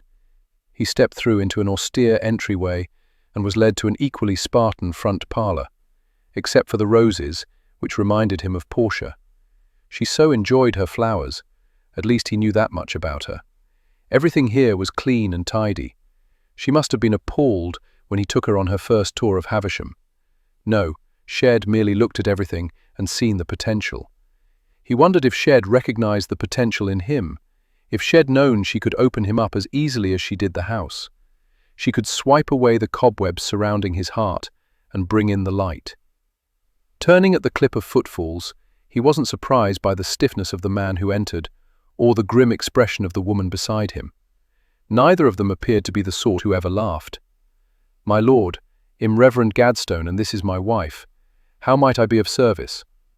"I'm looking for your daughter." He tilted his head to the side like a confused dog. "Florence or Louisa?" "Portia." His wife gave a small gasp, while the Reverend merely hardened his features into an uncompromising mask. "We have no daughter named Portia." "So I've heard. Is there anyone in the family who might not have judged her as harshly as you?" His chin came up in a manner similar to Portia's, yet Locke didn't find it anywhere near as adorable or charming. Rather, he had an urge to introduce it to his fist. "She is a sinner, bringing a bastard into this world. Is it yours? Did you fornicate with her?" "You'll watch your tongue when you speak of my wife." Their eyes widened, and both their heads snapped back as though he'd punched them. "She's your wife?" Mrs. Gadstone asked, clearly flummoxed by the notion. He considered how any other woman who might have married him would have come here, draped in silk and jewels, arriving in a well-sprung coach, and lauded her newly obtained position over them, would have insisted they bow before her, address her by her title, and acknowledge that they were beneath her. But not his Portia, because gaining a title had not been her goal, had meant nothing to her. He'd come to realize that fact about her, but having it reconfirmed, now only emphasized how badly he'd misjudged her, how he'd misjudged his own value. Shed needed someone to protect her and her child. Even if he possessed no title, no estates, he had it within him to shield her from the harshness of life. "She is. For some months now. She and I had a bit of a row. I'm striving to determine where she might have gone. I'm not the least bit surprised that she ran away from you, because things weren't quite to her liking," the Reverend said. "She was always scampering off, hiding when she knew it was time for the switch, never willing to take her responsibilities, accept her due." "You took a switch to her?" Those who knew him were aware that his low tenor spoke of warning, of menace, yet Gadstone didn't have the foresight to realize he was treading on dangerous ground. "Often, she had the devil in her, never sitting still in church, never properly memorizing the Bible passages I gave her, hiking up her skirts to chase after butterflies. She was incorrigible, refused to bend to my will. Jolly good for her hung on the tip of his tongue, but he kept his thoughts to himself. Little wonder she'd seen Beaumont as her salvation. It wouldn't have taken much kindness on his part to win her over. Has she any friends in the village? None that would acknowledge her now. She's a fallen woman, a disgrace. They would neither associate with her nor help her. They all know what she is," he sneered. Shed told him that she had no one, but still he'd had a difficult time believing she was completely, absolutely alone and without resources. Although since he'd judged her poorly when he met her, was he any better than these horrid people? He gave a quick, impatient tug to his gloves. "What she is, sir, is a viscountess who shall one day be a marchioness. Yes, I can see why they might not wish to be seen in her shadow. I thank you for your assistance. Pray you don't find her, my lord. She will be your downfall." The need to hit Portia's father had his muscles quivering with his restraint, but one did not strike a man of God. He walked past him. To hell with it. He swung around and landed a good solid punch to that self-righteous chin. The blow had the man landing on the floor in a sprawl and his wife screaming. Locke bent low over him. She is the most remarkable woman I have ever known. I will find her. If it takes me to the end of my days, I will find her. He strode out, mounted his horse, and began riding hard back to London. He'd known coming here would probably be a wild goose chase, but a part of him had wanted to see where she grew up, to meet her parents. That she had turned out to be so giving and kind was a miracle. That she was strong, not so much. Shed had to be to survive. They could have killed her spirit, but they hadn't. He admired her all the more for not succumbing to their dictates. He would find her. The Earl of Beaumont had never had as much luck playing cards as he was having this evening at the Twin Dragons. From the moment he'd sat down half an hour earlier, he'd taken every hand. This latest would be no exception. Fortune was smiling so brightly on him. I need a word. Christ, he nearly jumped out of his skin at the low rasp near his ear. He recognized the owner's tone as one that didn't bode well. He snapped his head around, his gaze slamming into Locksley's, the green eyes indicating a high price would be paid for any disobedience. But he was known for his stubbornness. Him otherwise occupied. Did he have to sound as though his heart was lodged in his throat? Locksley grabbed his cards, tossed them down. He's out. See here. The Viscount swung back around to glare at him. There was a tenseness, a danger, to him that had no doubt led to his surviving his treks into the wilds. Not even the king of the jungle would want to tangle with a man who looked as though he'd take great delight in devouring his prey for dinner. Outside. One word. A command. But Beaumont wasn't a complete fool. He needed to be certain there were plenty of witnesses, so he didn't suddenly disappear from the face of the earth. The library. A curt nod, and the Viscount stepped back. Regaining his composure, Beaumont glanced around the table. I shall return. He hoped, prayed. Hold my winnings for me. The Dragons might be a club of vice, but it was an honest one. Reluctantly, he followed Locksley to the library, remembering the night when he joined him here in hopes of learning more about his marriage to Portia, of striving to determine when he might see her. Not surprisingly, Locksley chose a seating area in a back corner of the room, away from everyone else. When they'd settled in, he did little more than study Beaumont with an intense stare until a footman delivered their drinks. Beaumont hated that his hand shook as he lifted his glass, took a fortifying swallow, and leaned forward. Look, I haven't said a word regarding Portia's past. Where is she? Locksley was curt, to the point. Except Beaumont didn't know what the point was. Leaning back, he glanced around. Who? Portia. How the devil should I know? Then the point came to him, sharp, clear, and ever so satisfying. He couldn't help but grin like a lunatic. She ran off. It boosted Beaumont's pride to know he wasn't the only one Shed left. Locksley narrowed his eyes until they resembled the finely honed edge of a sword. Beaumont's smile dwindled, and he fought the urge to scurry away. She didn't come to me. But dear God, he wished she had. He missed her more than he thought it possible to miss anyone. He'd handled things poorly on the terrace. Instead of ordering her about, he should have wooed her as he had in the beginning. He could have won her back with the proper approach. Where was her residence? With the Viscount's obvious need of his assistance, suddenly he was feeling quite superior. You nearly broke my jaw. It still aches.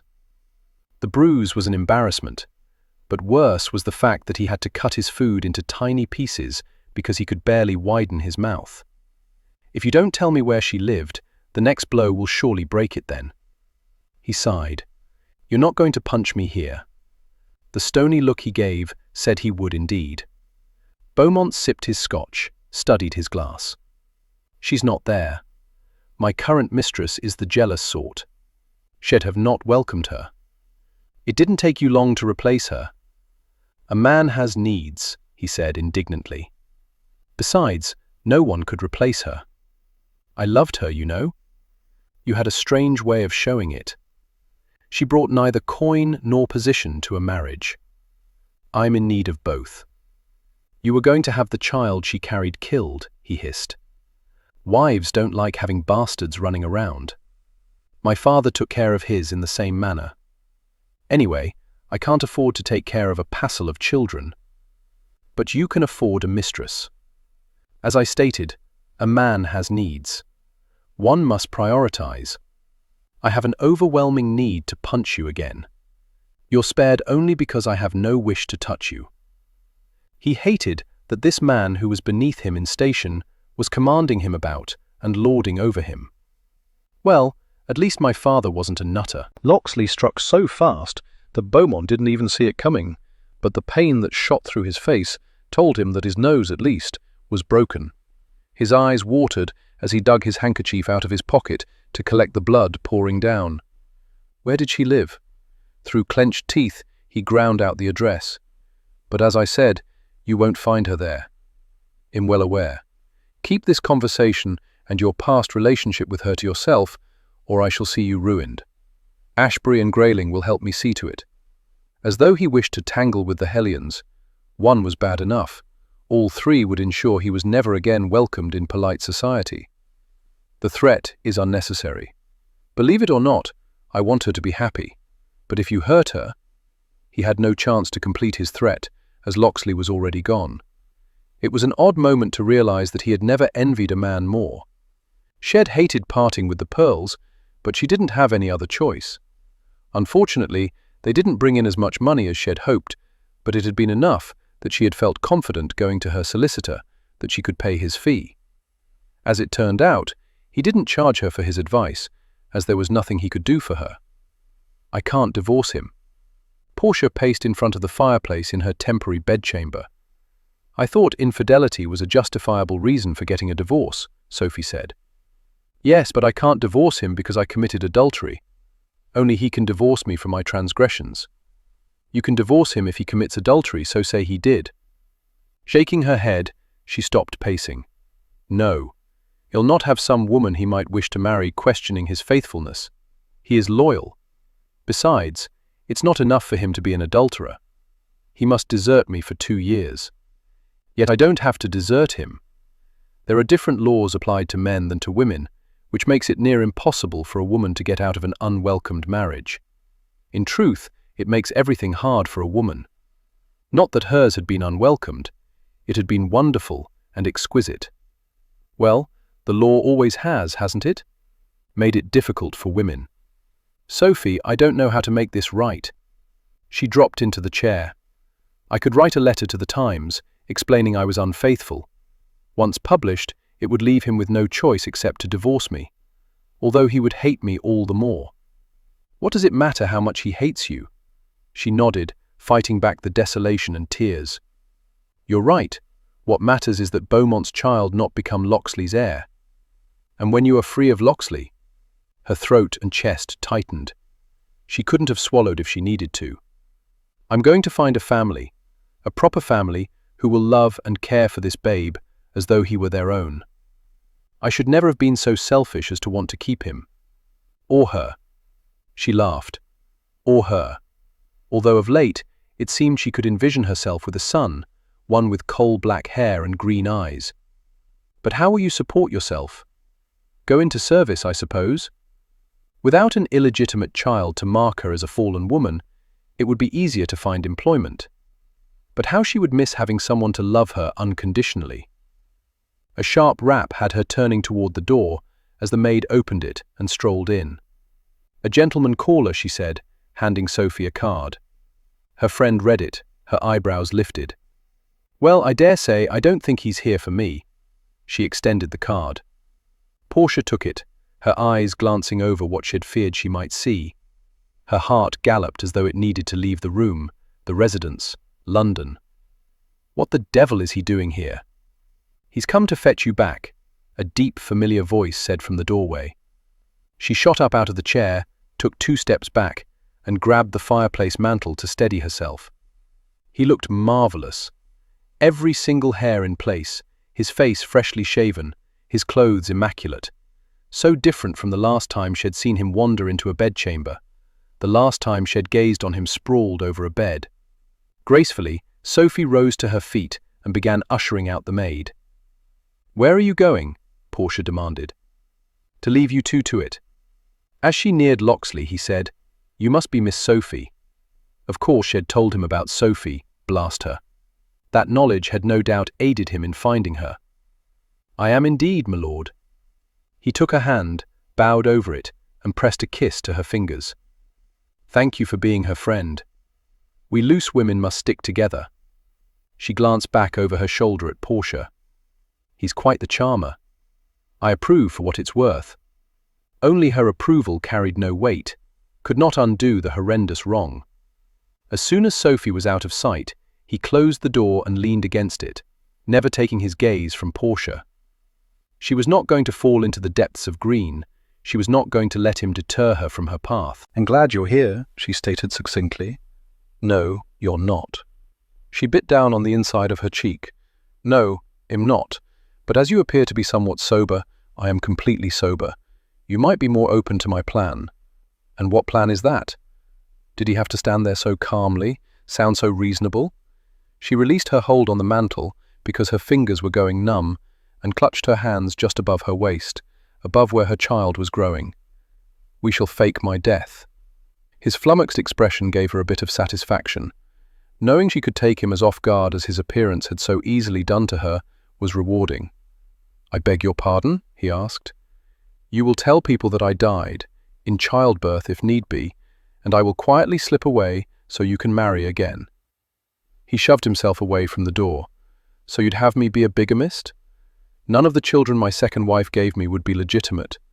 No one need know that. However, to ensure their legitimacy, well, get a divorce first, but a quiet one, so you don't have to suffer through the humiliation." He began walking toward her. "There is no such thing as a quiet divorce. Besides, it would be a matter of public record." "No one is going to go looking for it," she said impatiently. He was too near now. She could smell his sandalwood and orange scent, wanted to inhale it into her lungs and hold it there forever. How would she ever eat an orange without thinking of him? "Have you not learned that secrets never remain secrets? Besides, I've told you before, there will be no divorce."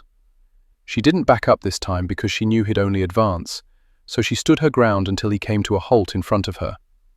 Only then did she notice the dark circles beneath his eyes, the new creases at the corners. "Locksley, be reasonable. If I'm carrying a boy, then he will be my heir." "Precisely, which is the very reason that you must rid yourself of me as quickly as possible. If there is a way to annul, there will be no annulment. Will you stop interrupting me? It irritates the devil out of me when you interrupt. I will tell whatever lies are necessary." "No more lies, Portia." He'd done it again, interrupted her. But before she could object, he cradled her face between his hands. So warm, so familiar. She wanted a lifetime of him touching her. "Listen to me, carefully," he said slowly, as though she were dim-witted. "We will not get divorced, and it has nothing to do with public embarrassment, or ridicule, or shame. I don't give a fig what people think about me. My God, I grew up among whispers about my mad father and our haunted estate. Do you really think that getting a divorce would bring me to my knees? Then why not do it? If you're willing to endure the shame of it, why not divorce me? Because I am not willing to give you up. For you see, my little Vixen, I've fallen quite madly in love with you." It was as though he'd closed his fist around her heart. Tears stung, filled her eyes, rolled over onto her cheeks. Beaumont had told her he loved her, but the delivery had never been so heartfelt, so soul-crushing, nor so uplifting as to make her feel as though she was soaring. "But your bloodline—" "I don't care about my bloodline. I care only about you." He glanced down. "And this child that means so much to you." He raised his eyes to hers. "As I said earlier, if you are carrying a boy, he will be my heir, and I shall recognize him as such. He will know me and no other as his father. My own set a good example for me. He raised 2 other men's sons as if they were his. I think he would be the first to agree that family is not determined by blood. Will you tell him the truth about this child? He already knows it. It's our child. Her sob was the most awful sound Shed ever made, but then to her best recollection, Shed never cried other than the night he'd learned the truth. She'd always been stoic, strong, and determined to carry on, but this soul-wrenching blubbering shook her shoulders. As his arms closed around her, she pressed her cheek against his chest, heard the steady pounding of his heart. I love you, Killian. So much, and for so long. I don't know why I ever thought he'd loved another. For what it's worth, he did love you. In surprise, she jerked her head back, met his gaze. Slowly, she slid her hand up his cheek, around to the back of his head. But not enough. You love me enough. She brought his head down, opening her mouth to him, her heart fully, her soul. He took, with no apologies, no excuses. Yet for all the kisses that had come before, this one was different, unguarded. He was no longer shielding his heart. It was no longer locked to her. She owned him, just as he owned her. Heart, body, and soul. At long last, someone was accepting her, frailty, warts and all. She had made mistakes, taken wrong turns, but she couldn't regret a single one when they had led her to him. It stunned her that she could love him so much, that he could love her without conditions. Lifting his mouth from hers, he stroked his thumb over her swollen lips before glancing around the room. Let's go home. You should know that Beaumont never took me out in public, never introduced me to anyone in the nobility, so it is unlikely, as long as he holds his tongue, that my past will haunt us. He gains nothing by hurting you, except his own ruination. He knows that. He was also an idiot for not appreciating what he had. I'm rather glad he didn't, otherwise she might not have Locksley, and she was so much happier with him. She grabbed her travelling frock and pelisse. Downstairs she found Sophie in the parlour. We're leaving. Of course you are, Sophie said, as she rose from the chair and came over to give her a hug. I'll send back your dress tomorrow. Keep it. It never fit me properly anyway. Be happy, Portia. I will be. The front door suddenly opened, and Lord Sheridan strode in. He came up short. Locksley, what the devil are you doing here? My wife and I were just visiting with her friend. Her friend? Sophie, what's going on? As he said, I was simply catching up with an old friend. They're on their way out now. Portia leaned in, kissed Sophie's cheek and whispered, If you ever want another life, you know where to come. Lifting a shoulder, Sophie gave her a sad smile. I love the sod. Portia found it odd that love could break and mend hearts. Joining Locksley in the entryway, she wrapped her hand around his arm and let him lead her out of the house and away from her past. Chapter 26. As soon as the coach took off, Locke dragged her to his lap, latched his mouth onto the soft skin at her throat, suckled, nipped, journeyed up and down the long column, while she moaned, dropped her head back, gasped short breaths. If you ever leave me again, without so much as a word of warning. You'll what? Spank me? Lock me in my room? There is little point in running away if you warn the person ahead of time or leave a message stating where you are. Threading his fingers through her hair, he brought her head level with his, held her gaze. Never leave me again. I did it for you, to spare you. The agony of losing you nearly killed me. Something he'd never admit to another soul, but to her, he suddenly felt that he could admit anything. How did you find me? Not as easily or as quickly as I should have. I went to see your parents. Her eyes widened. Wanting to drink in the whiskey, he wished it wasn't dark, that they weren't ensconced in shadows. I told you I was dead to them. Since you'd lied about other things, I thought perhaps you'd lied about that. Or maybe I was merely hoping that you had, that they wouldn't have it within them to turn you out. I punched your father, by the way. Her eyes growing more circular, she covered with her hand that mouth he was about to kiss. You did not. I didn't like him. He was the reason you hid in trees. She nodded, remembering how she'd recklessly revealed that information the first night. Yes, I could never do anything right. He made me spend hours on my knees praying for my soul. It only made me want to rebel more. They know you're a Viscountess now. Should you ever wish to invite them to Havisham, I shall strive to behave, but I can't promise I won't strike him again. I might invite them just to see you smack him." She shook her head. "No, I'll never invite them. I will not have them ruin Havisham for me as they ruined Faring's Cross. But they wouldn't have known where I was, so how could they help you?" He skimmed his fingers over her face, her brow, her cheek, her chin. He couldn't get enough of touching her. "They didn't, but then I remembered you mentioning Sophie, so I had a talk with Beaumont. He now has a broken nose." Laughing, she pressed her face to his shoulder, angling herself so she could kiss the underside of his chin. "I had no idea you were so violent. He called my father a nutter, a disparaging term for a madman. He may not be totally sane, but he is still a marquis and entitled to respect. I'm glad you hit him." He grinned. "You're a bit bloodthirsty yourself. Your father is a kind, sweet man. He misses his wife. Nothing wrong in that." Months before, Locke was convinced his father missed her too much, but that was before he knew what it was to lose someone he loved, and he'd only lost her temporarily. He'd known she was alive, and he would locate her whereabouts, reclaim her. For his father, there was no hope of finding his wife again, at least not until he died. But Locke didn't want to ponder that, consider the fact that his father was mortal. He wanted to think only about Portia. He returned his mouth to her neck, nibbling his way along until he neared her lips. She placed her hand on his shoulder, pushing him back slightly. "You're distracting me, and I still have questions." Beaumont didn't know where I was, so how did he help? He knew where you'd lived, and you told me about a neighbor you visited.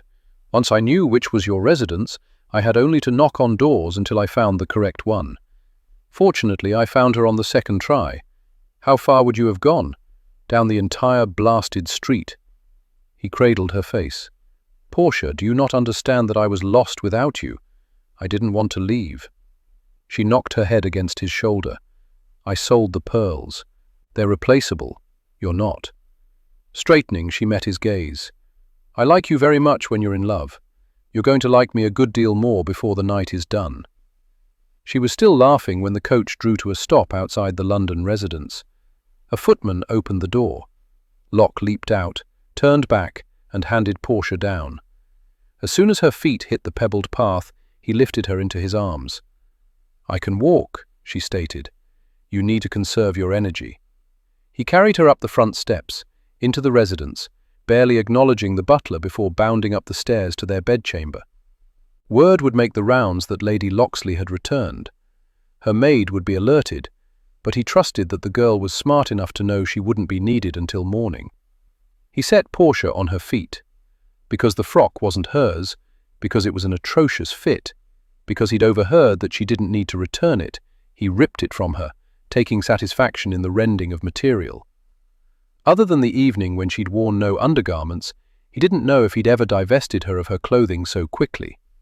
It had only been a few nights since he'd last seen her naked, but it seemed as though her body had changed, or perhaps he'd just not looked as closely. But her breasts were larger, her stomach more swollen. Now that he knew she was further along than he'd realized, he supposed changes would be happening more quickly. Filling his hands with her delightful orbs, he pressed a kiss to the valley between them. Scraping her fingers through his hair, she dropped her head back on a moan. Then, to ensure she understood his dedication to her, he dropped to his knees and kissed her belly. "Locksley," she whispered on ragged breath. He looked up at her, gazing down on him. "I love you, Portia. Every aspect of you, every part of you.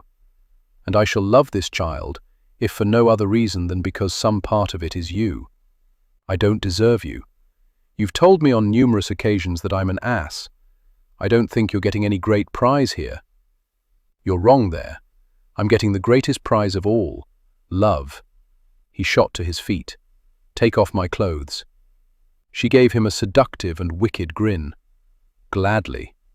He'd always loved that about her, how comfortable she was with the body, with sex. He didn't know if it came from her being a mistress or the devil in her, as her father claimed. It wasn't important. He was coming to realize that a good many things he'd worried over didn't matter. With her at his side, he was going to have everything he'd ever wanted, ever needed. She took her sweet time disrobing him, tormenting him, slowly rubbing skin that became visible, licking it, taking it between her teeth, nipping. When he was completely nude, he moved to take her in his arms, and she stopped him with a hand pressed to his chest.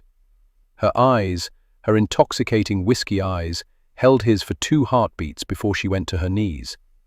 "Portia, you don't have. I've always wanted to do this.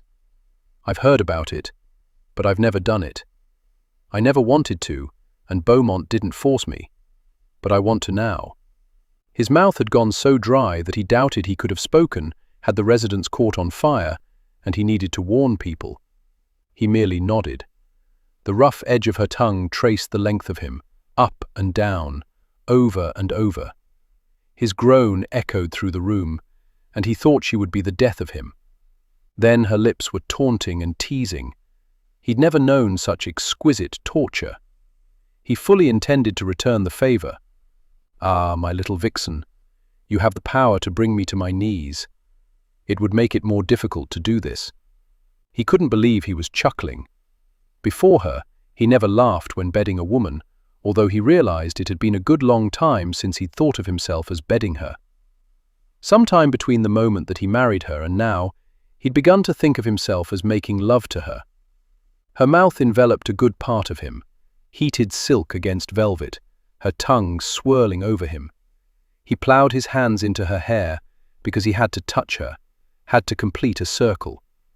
Christ, he was beginning to think like a poet. The next thing he knew, he'd be spouting rhymes, although for her, he'd spout anything she wanted. With each sweep of her tongue, the pleasure spiraled through him.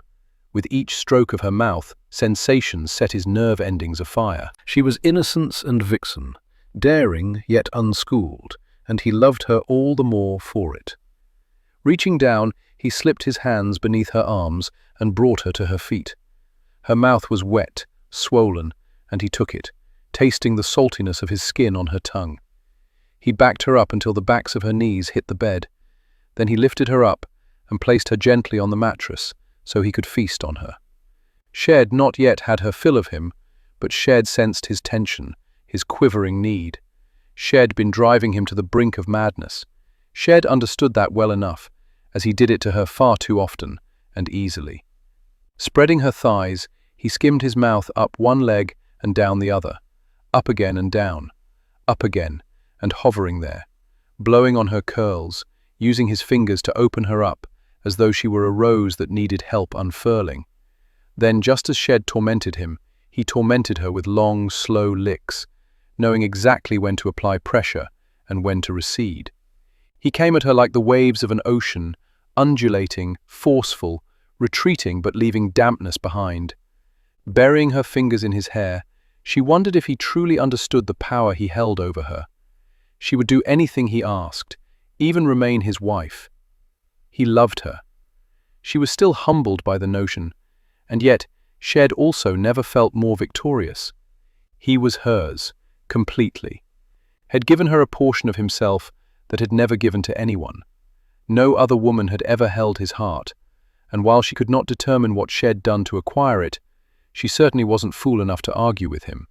She loved him too much, and she would love him until the day she died.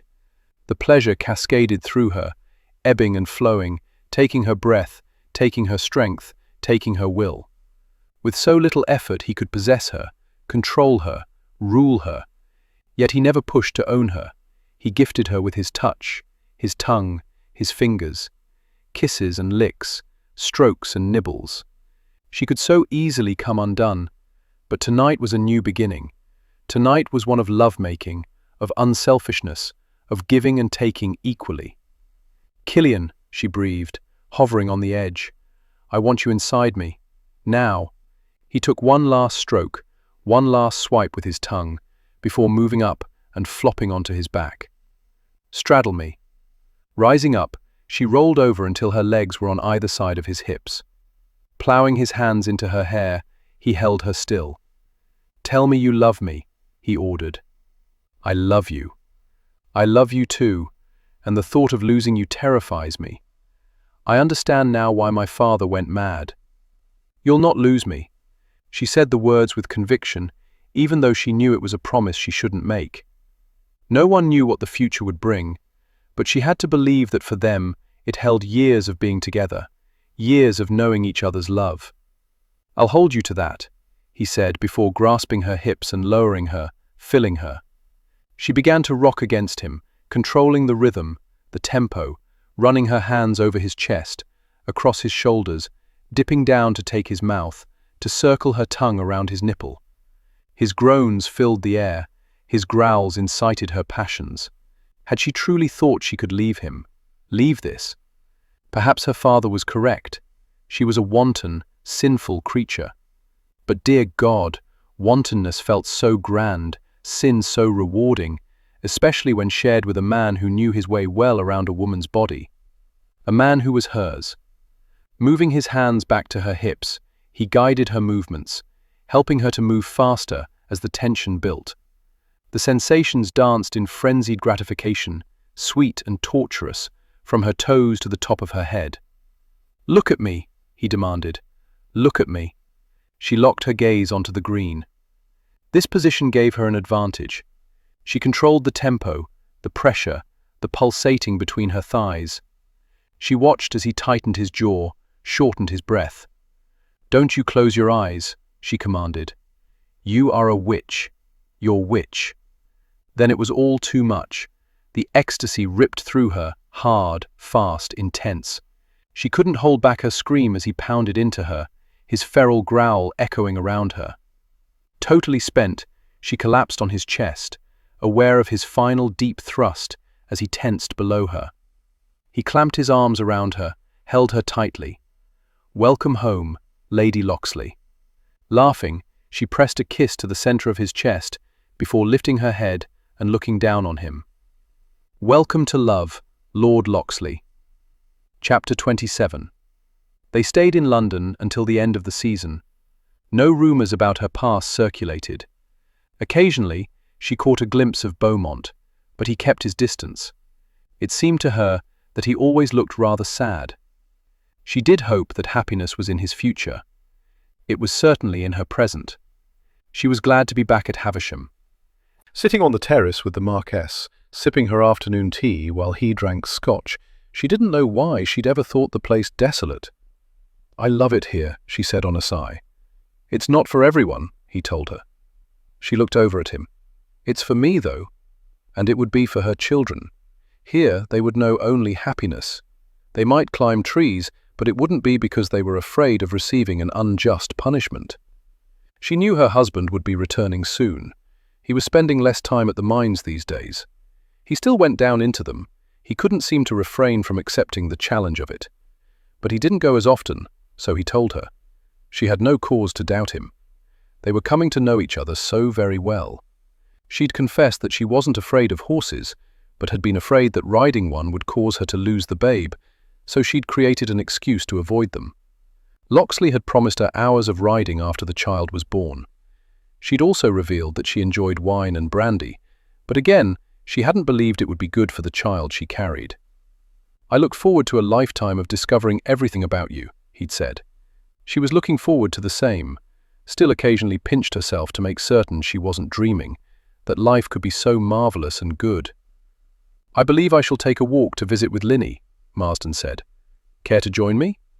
My legs could use a bit of a stretch." As she stood up, the pain seized her. She couldn't hold back her moan as she pressed a hand to the table, as though that would lessen the impact. "What is it, my dear?" Marsden asked, concern clearly written on his face. Straightening, she took a deep breath as the discomfort subsided. "Oh." Another deep breath, in through her nose, out through her mouth. "I've just been having occasional twinges since last night." That was more than a twinge. She nodded. It was a rather harsh one. Calmly, he pushed back his chair and stood. "We're not going for a walk. We're getting you upstairs. Then we're sending for the physician and Locke. It's too soon for the babe to come." She hated lying to him, especially as it wasn't too soon. If anything, it was a bit later than she'd expected, but she didn't want him questioning the paternity of this child. Oh God, Now that the moment was upon her, the guilt she'd so effectively buried surfaced. "Please, please, please be a girl." "Perhaps I'm mistaken," he said, "but let's take precautions just in case. I know what I'm talking about." Offering his arm, he escorted her indoors, where he shouted at one footman to fetch Locksley and another to fetch the village physician. He called out for Cully and Mrs. Barnaby. Suddenly, she was very much aware of the sound of rushing feet as people hurried to do his bidding. Halfway up the stairs, she had to stop as pain again ratcheted through her. She clung to the railing and his arm, hoping she wasn't bruising him. The pain went longer and was sharper than the one that came before. When it finally dissipated, she offered him a fragile smile. "I believe you might be right. I'm right about most things." An odd moment to realize where Locksley had gotten his arrogance. She might have laughed if she didn't want to get to her bedchamber as quickly as possible. He continued to lend her support as she made her way to the landing and carried on down the hallway. In her bedchamber, he led her over to a chair, helped her sit. "Your maid should be here at any moment." He turned to go, stopped, walked over to her dressing table, and skimmed his fingers along one of its intricately carved edges. "You have Linny's vanity. It was at the furniture maker's. Locksley didn't think you'd mind. I used to love to watch her get ready." He faced her. "I'm glad it's being used. It's the most beautiful piece of furniture I've ever seen. When the time comes, pass it on to your eldest daughter from her grandfather. I want her to know how precious she is to me. She might be bringing her eldest daughter into this world at any moment, a girl who would not be carrying his blood. She'd thought a daughter would ease her guilt, but it seemed there would always be an aspect to what she'd done that would trouble her." Cully rushed in. "Oh, lady, this isn't good. It's too soon." "Don't be worrying your mistress with dire words such as that," Marsden said. "Babies come when they're meant to come." Bending over, he kissed Portia's forehead. "I shall be downstairs, awaiting the news." He shuffled out. Cully closed the door and returned to her side. "We need to get you out of your clothes." Portia could only nod and pray that Marsden would never learn the truth regarding her child. She couldn't bear the thought of facing his disappointment. Locke paced in front of the large windows in the music room. He'd chosen this room because it was Portia's favourite, and he felt closest to her here. By the time he'd gotten back from the mines, she was well into her labour, and the physician wouldn't allow him into the room to see her, claiming his presence would upset her and delay the child's arrival. But it was now long past midnight, and another one of his wife's screams rent through the stillness and the quiet. "Damn it! How long does this take? She's going to die," his father murmured quietly. The words couldn't have hit Locke harder if they'd been delivered with a sledgehammer. He spun around to glare at his father, who sat in his favourite chair, looking older and frailer than he had in months. "Why do you say that?" His father lifted tired eyes to Locke. "Your mother screamed like that. The physician assured me nothing was out of the ordinary, but still your mother perished. I never felt so powerless in my entire life. Portia is young and strong, so was your mother. Portia will not dare leave this child. Your mother had no desire to leave you, but when death is hovering in the shadows, it will not be denied. To hell with that nonsense! Death would not have its way this time." Locke was striding from the room before he even realized he had a destination, barely remembered charging up the stairs or bursting into his bedchamber. Every memory of every moment spent in here with Portia rushed through his mind like a kaleidoscope, continually being turned so light could illuminate the pieces in a variety of ways. And he saw her in all those different facets: haughty, bold, gentle, kind. He heard her laughter, her music, her voice whispering in his ear. He saw her now, exhausted, damp with sweat, her eyes glazed over, but the spark not diminished, never diminished. She would fight until the end to protect this child. She would do whatever necessary to protect anyone she loved. This child, him, his father. But who protected her? "My lord, you should leave," the doctor said, standing at the foot of the bed as though he had little more to do than survey the contents of the room. Only he couldn't, not now that he'd seen her. Quickly, he rushed over to her, took her hand, felt her fingers closing around his. "I tried to see you earlier, but they wouldn't let me." "I know." Reaching up with a limp hand, she brushed at his hair. "Don't look so worried. I'm just tired. It's taking so long. Too damned long." He could see how much the ordeal had weakened her. His father might be right. He might lose her. Never in his life had he known such terror, and he'd faced wild animals, harsh storms, treacherous terrains. He knew what it was to have his heart pumping with fear, but all he felt now was cold, frigid fright skittering through him. He lowered his head until his cheek touched hers, and his lips rested near her ear. "Portia, I know you're weak and weary, but you must find the strength to carry on. If you die, I shall run mad. I shan't die. I'm sorry I keep scream. Scream all you want, don't interrupt." He lifted up, gazed down on her, smiled. "There's my tough girl with her tart tongue." She rolled her head from side to side. "You should want to be rid of me. Damn her parents, damn Beaumont for making her ever doubt her worth. I love you so much. You fought so long for this child, Portia. Don't stop fighting now. Fight for it. Fight for me. I want to, but I can't seem to find any strength." He squeezed her hand. "I'll stay and lend you mine, shall I? We can do this together, you and I. We can do anything as long as we're together." Nodding, she began gasping. "I need her to push, m'lord." "Push, Portia," he urged. "Push." She not only pushed, but she screamed for another hour. In between her cries, he murmured over and over how much he loved her, how special she was. When their child finally came into the world, he'd never known such relief or such joy. "It's a girl," the physician announced. "I want to see her," Portia said. Locke took the squalling infant and placed her in Portia's arms. Then he ran his fingers over the soft fuzz covering her tiny scalp. "She has red hair. She's so small." Portia looked up at him. "Thank you. You did all the work. But you were here. I'll always be here for you, Portia. Always." Locke found his father in the library, sitting before the fire, drink in hand. He went to the side table of decanters and reached for the scotch. "It's a girl." His father released a deep breath. "Good." Stilling, Locke slowly looked over at his sire. "You're not disappointed?" He waved his hand dismissively. "The next one can be a boy."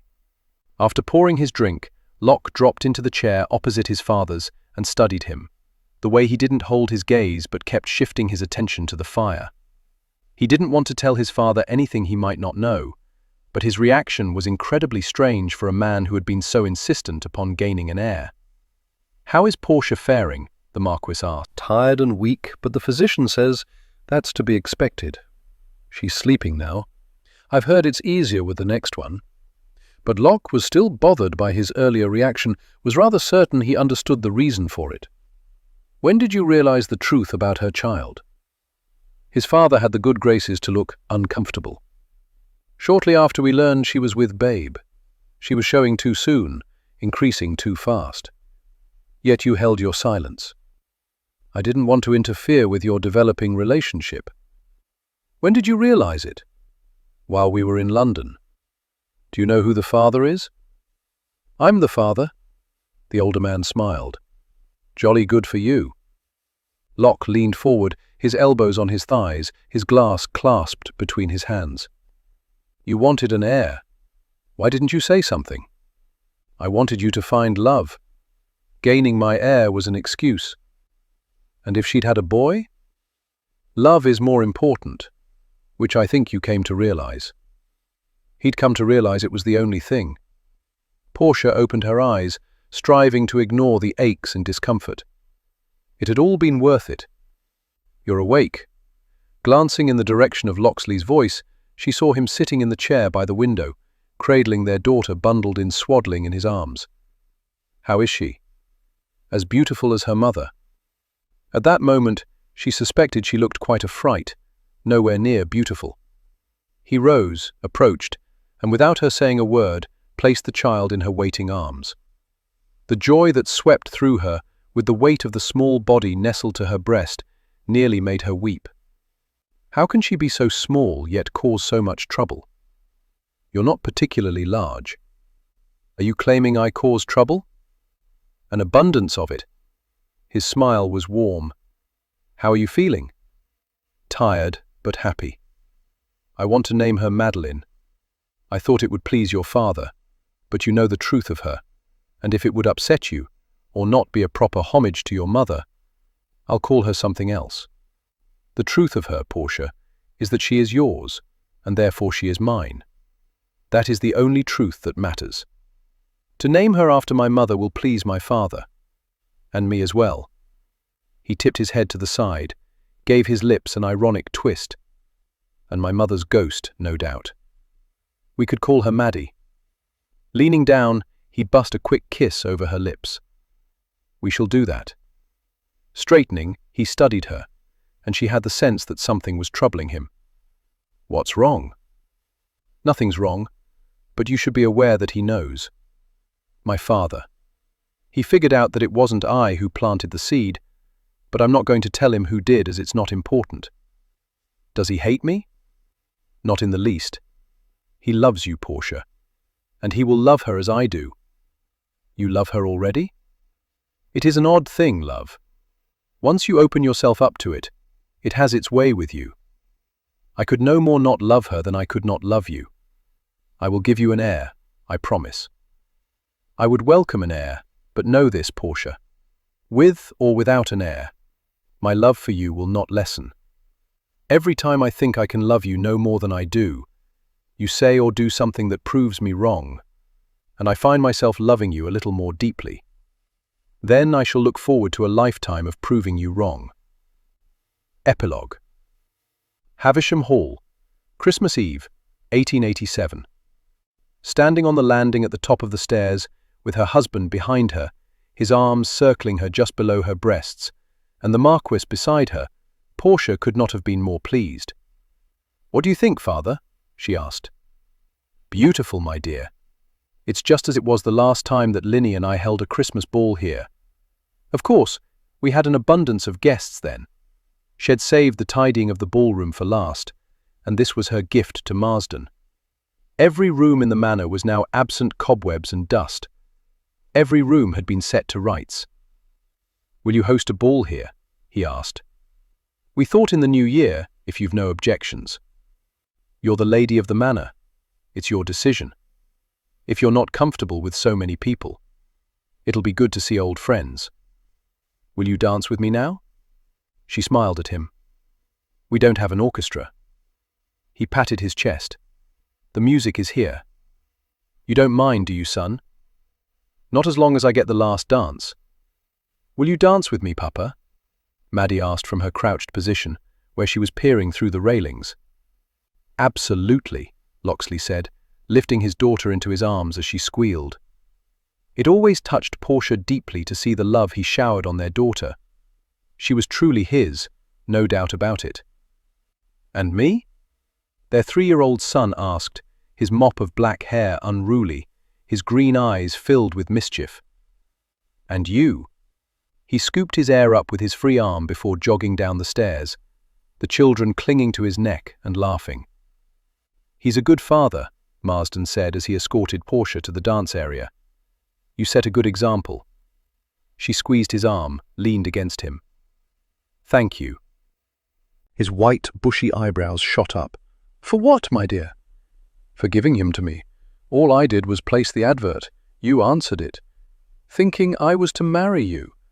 But I told you it would be better if you married him. Indeed you did." When they reached the center of the room, he took her in his arms and swept her over the floor, with an ease that she imagined had characterized his moves in his youth. While she couldn't hear the music, it was obvious that he did, a tune that had no doubt played when he danced with his beloved. "Thank you for my heir," he said quietly, smiling. "You've thanked me enough. I shall thank you as often as I want. I love both those children. They've been a great gift. Although you must watch the boy carefully. I caught him climbing shelves in the library the other day." Since Maddie's birth, Marsden had begun to spend less time in his bedchamber. He was a more active part of their lives, especially the children's. It had been years since Locksley had turned the key in the door to his father's bedchamber. None of the rooms in the residence were locked any longer. Portia smiled brightly. He is his father's son. Marsden grinned. He is that. The patter of running feet had them stopping, and just in time. Both children slammed into Marsden's legs. "Grandpapa, will you read to us?" Maddie asked. "I will, but only one story." He leaned down. "Father Christmas is coming tonight." Taking their hands, he began leading them from the room.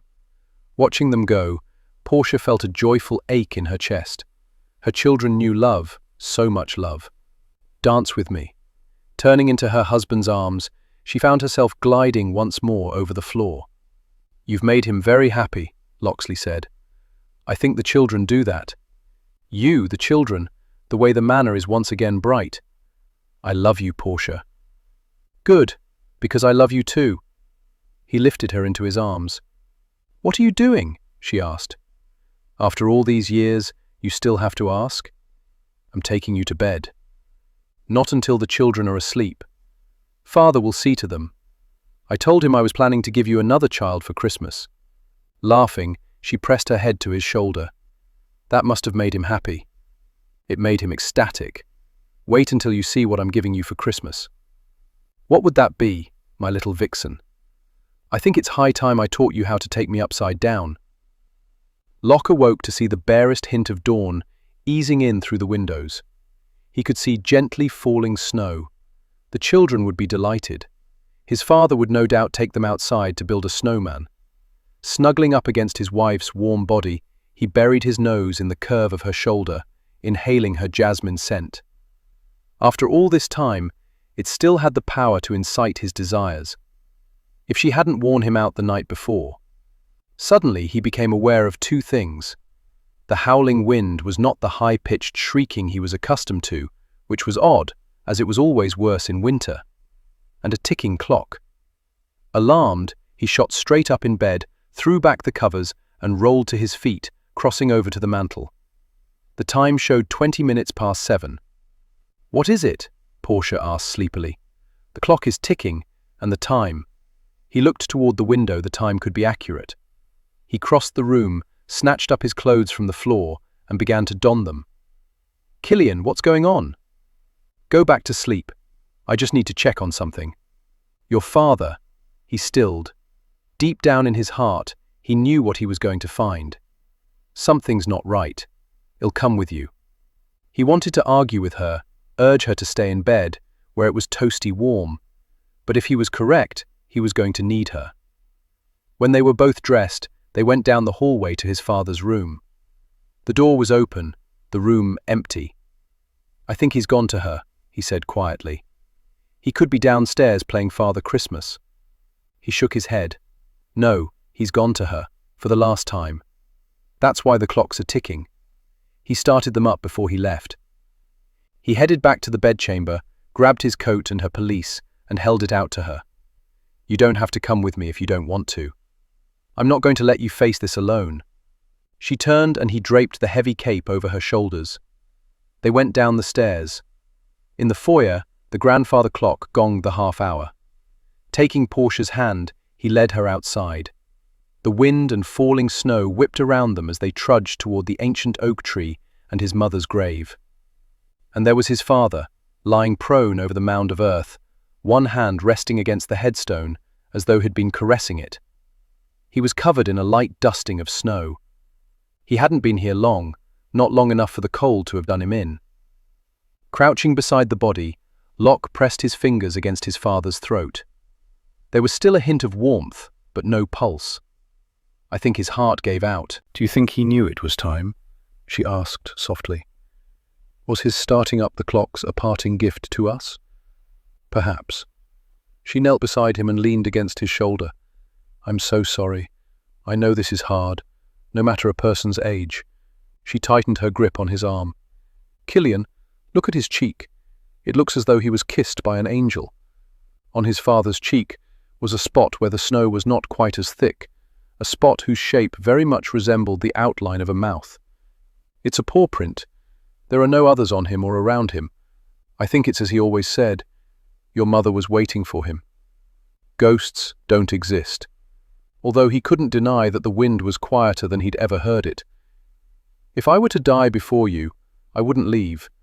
Believe it is the mark of an animal if you wish. I choose to believe it was your mother, welcoming him back into her arms. Turning to her, he wanted to believe in a love that's strong, a love that could transcend death. Out of the corner of his eye, a movement caught his attention. A shadowy image, two people holding each other close, walking away. Only when he looked squarely in that direction, he saw nothing at all. No distinct shadows, no footprints. "What is it, Killian?" Portia asked softly. It wasn't possible. Ghosts didn't exist. They were merely figments created by grief, a profound grief that was now washing through him, that had washed through his father for years. Locke had been a babe when his mother died, too young to even understand loss, to weep for her. But he bowed his head now and let the tears flow, for a man he had loved, and a woman he'd come to love through his father. Portia closed her arms around him, and they rocked while the wind wailed and the snow fell, and at the residence the clocks ticked. "It's odd to hear the clocks keeping time," Edward announced. They were seated near the fireplace in the music room, the Marquis of Marsden's sons and their wives. His funeral had been a grand affair. Locke had been unprepared for the number of people who came. Royalty, nobility, villagers, servants, miners, people coming to pay their last respects to a man who many of them remembered with fondness. Apparently, his father had spent a good deal of time corresponding over the years, letters offering advice, counsel, and opinions. His father may have been a recluse, but he hadn't been completely withdrawn from society. Fortunately, Portia had anticipated the crowd that descended on Havisham. Not that Locke was surprised. The daughter of a vicar certainly knew how to manage a funeral. His father now rested in a grave beside his mother. "I'm growing accustomed to them," Locke said. "I remember the day we arrived," Ash said. "I never wanted to leave someplace so badly in all my life." "That's understandable," Portia said. "You'd just lost your parents." It was more than that. It was the desolation, the wind, the silence of the clocks, and the way Marsden looked so lost. But that night, after we'd gone to bed, he came to me and shared a story about a prank my father played at school. And he told me that it was okay to cry when I missed them, that for a year after he lost his wife, he cried every night. "The pain will never go away," he said, "but you will learn to live with it, and I will show you how." Damned if he didn't.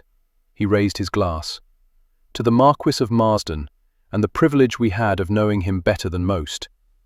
"Here, here," they all said, lifting their glasses in a salute. It was some time later that Portia found her husband standing out on the terrace that led from the ballroom, the place where he had first kissed her, no doubt hoping to run her off. She ambled up beside him. "Are you looking for your mother's ghost?" "And my father's." His words caught her by surprise. "I didn't think you believed in ghosts." "The morning we found my father, I thought I saw something. I want to believe I did. My father and mother together." "Then you should believe it. It makes me sound like a lunatic." "It makes you sound like a man who can believe in the impossible." He sighed. "When I was a lad, I awoke one night because I felt something brushing over my brow. But no one was there.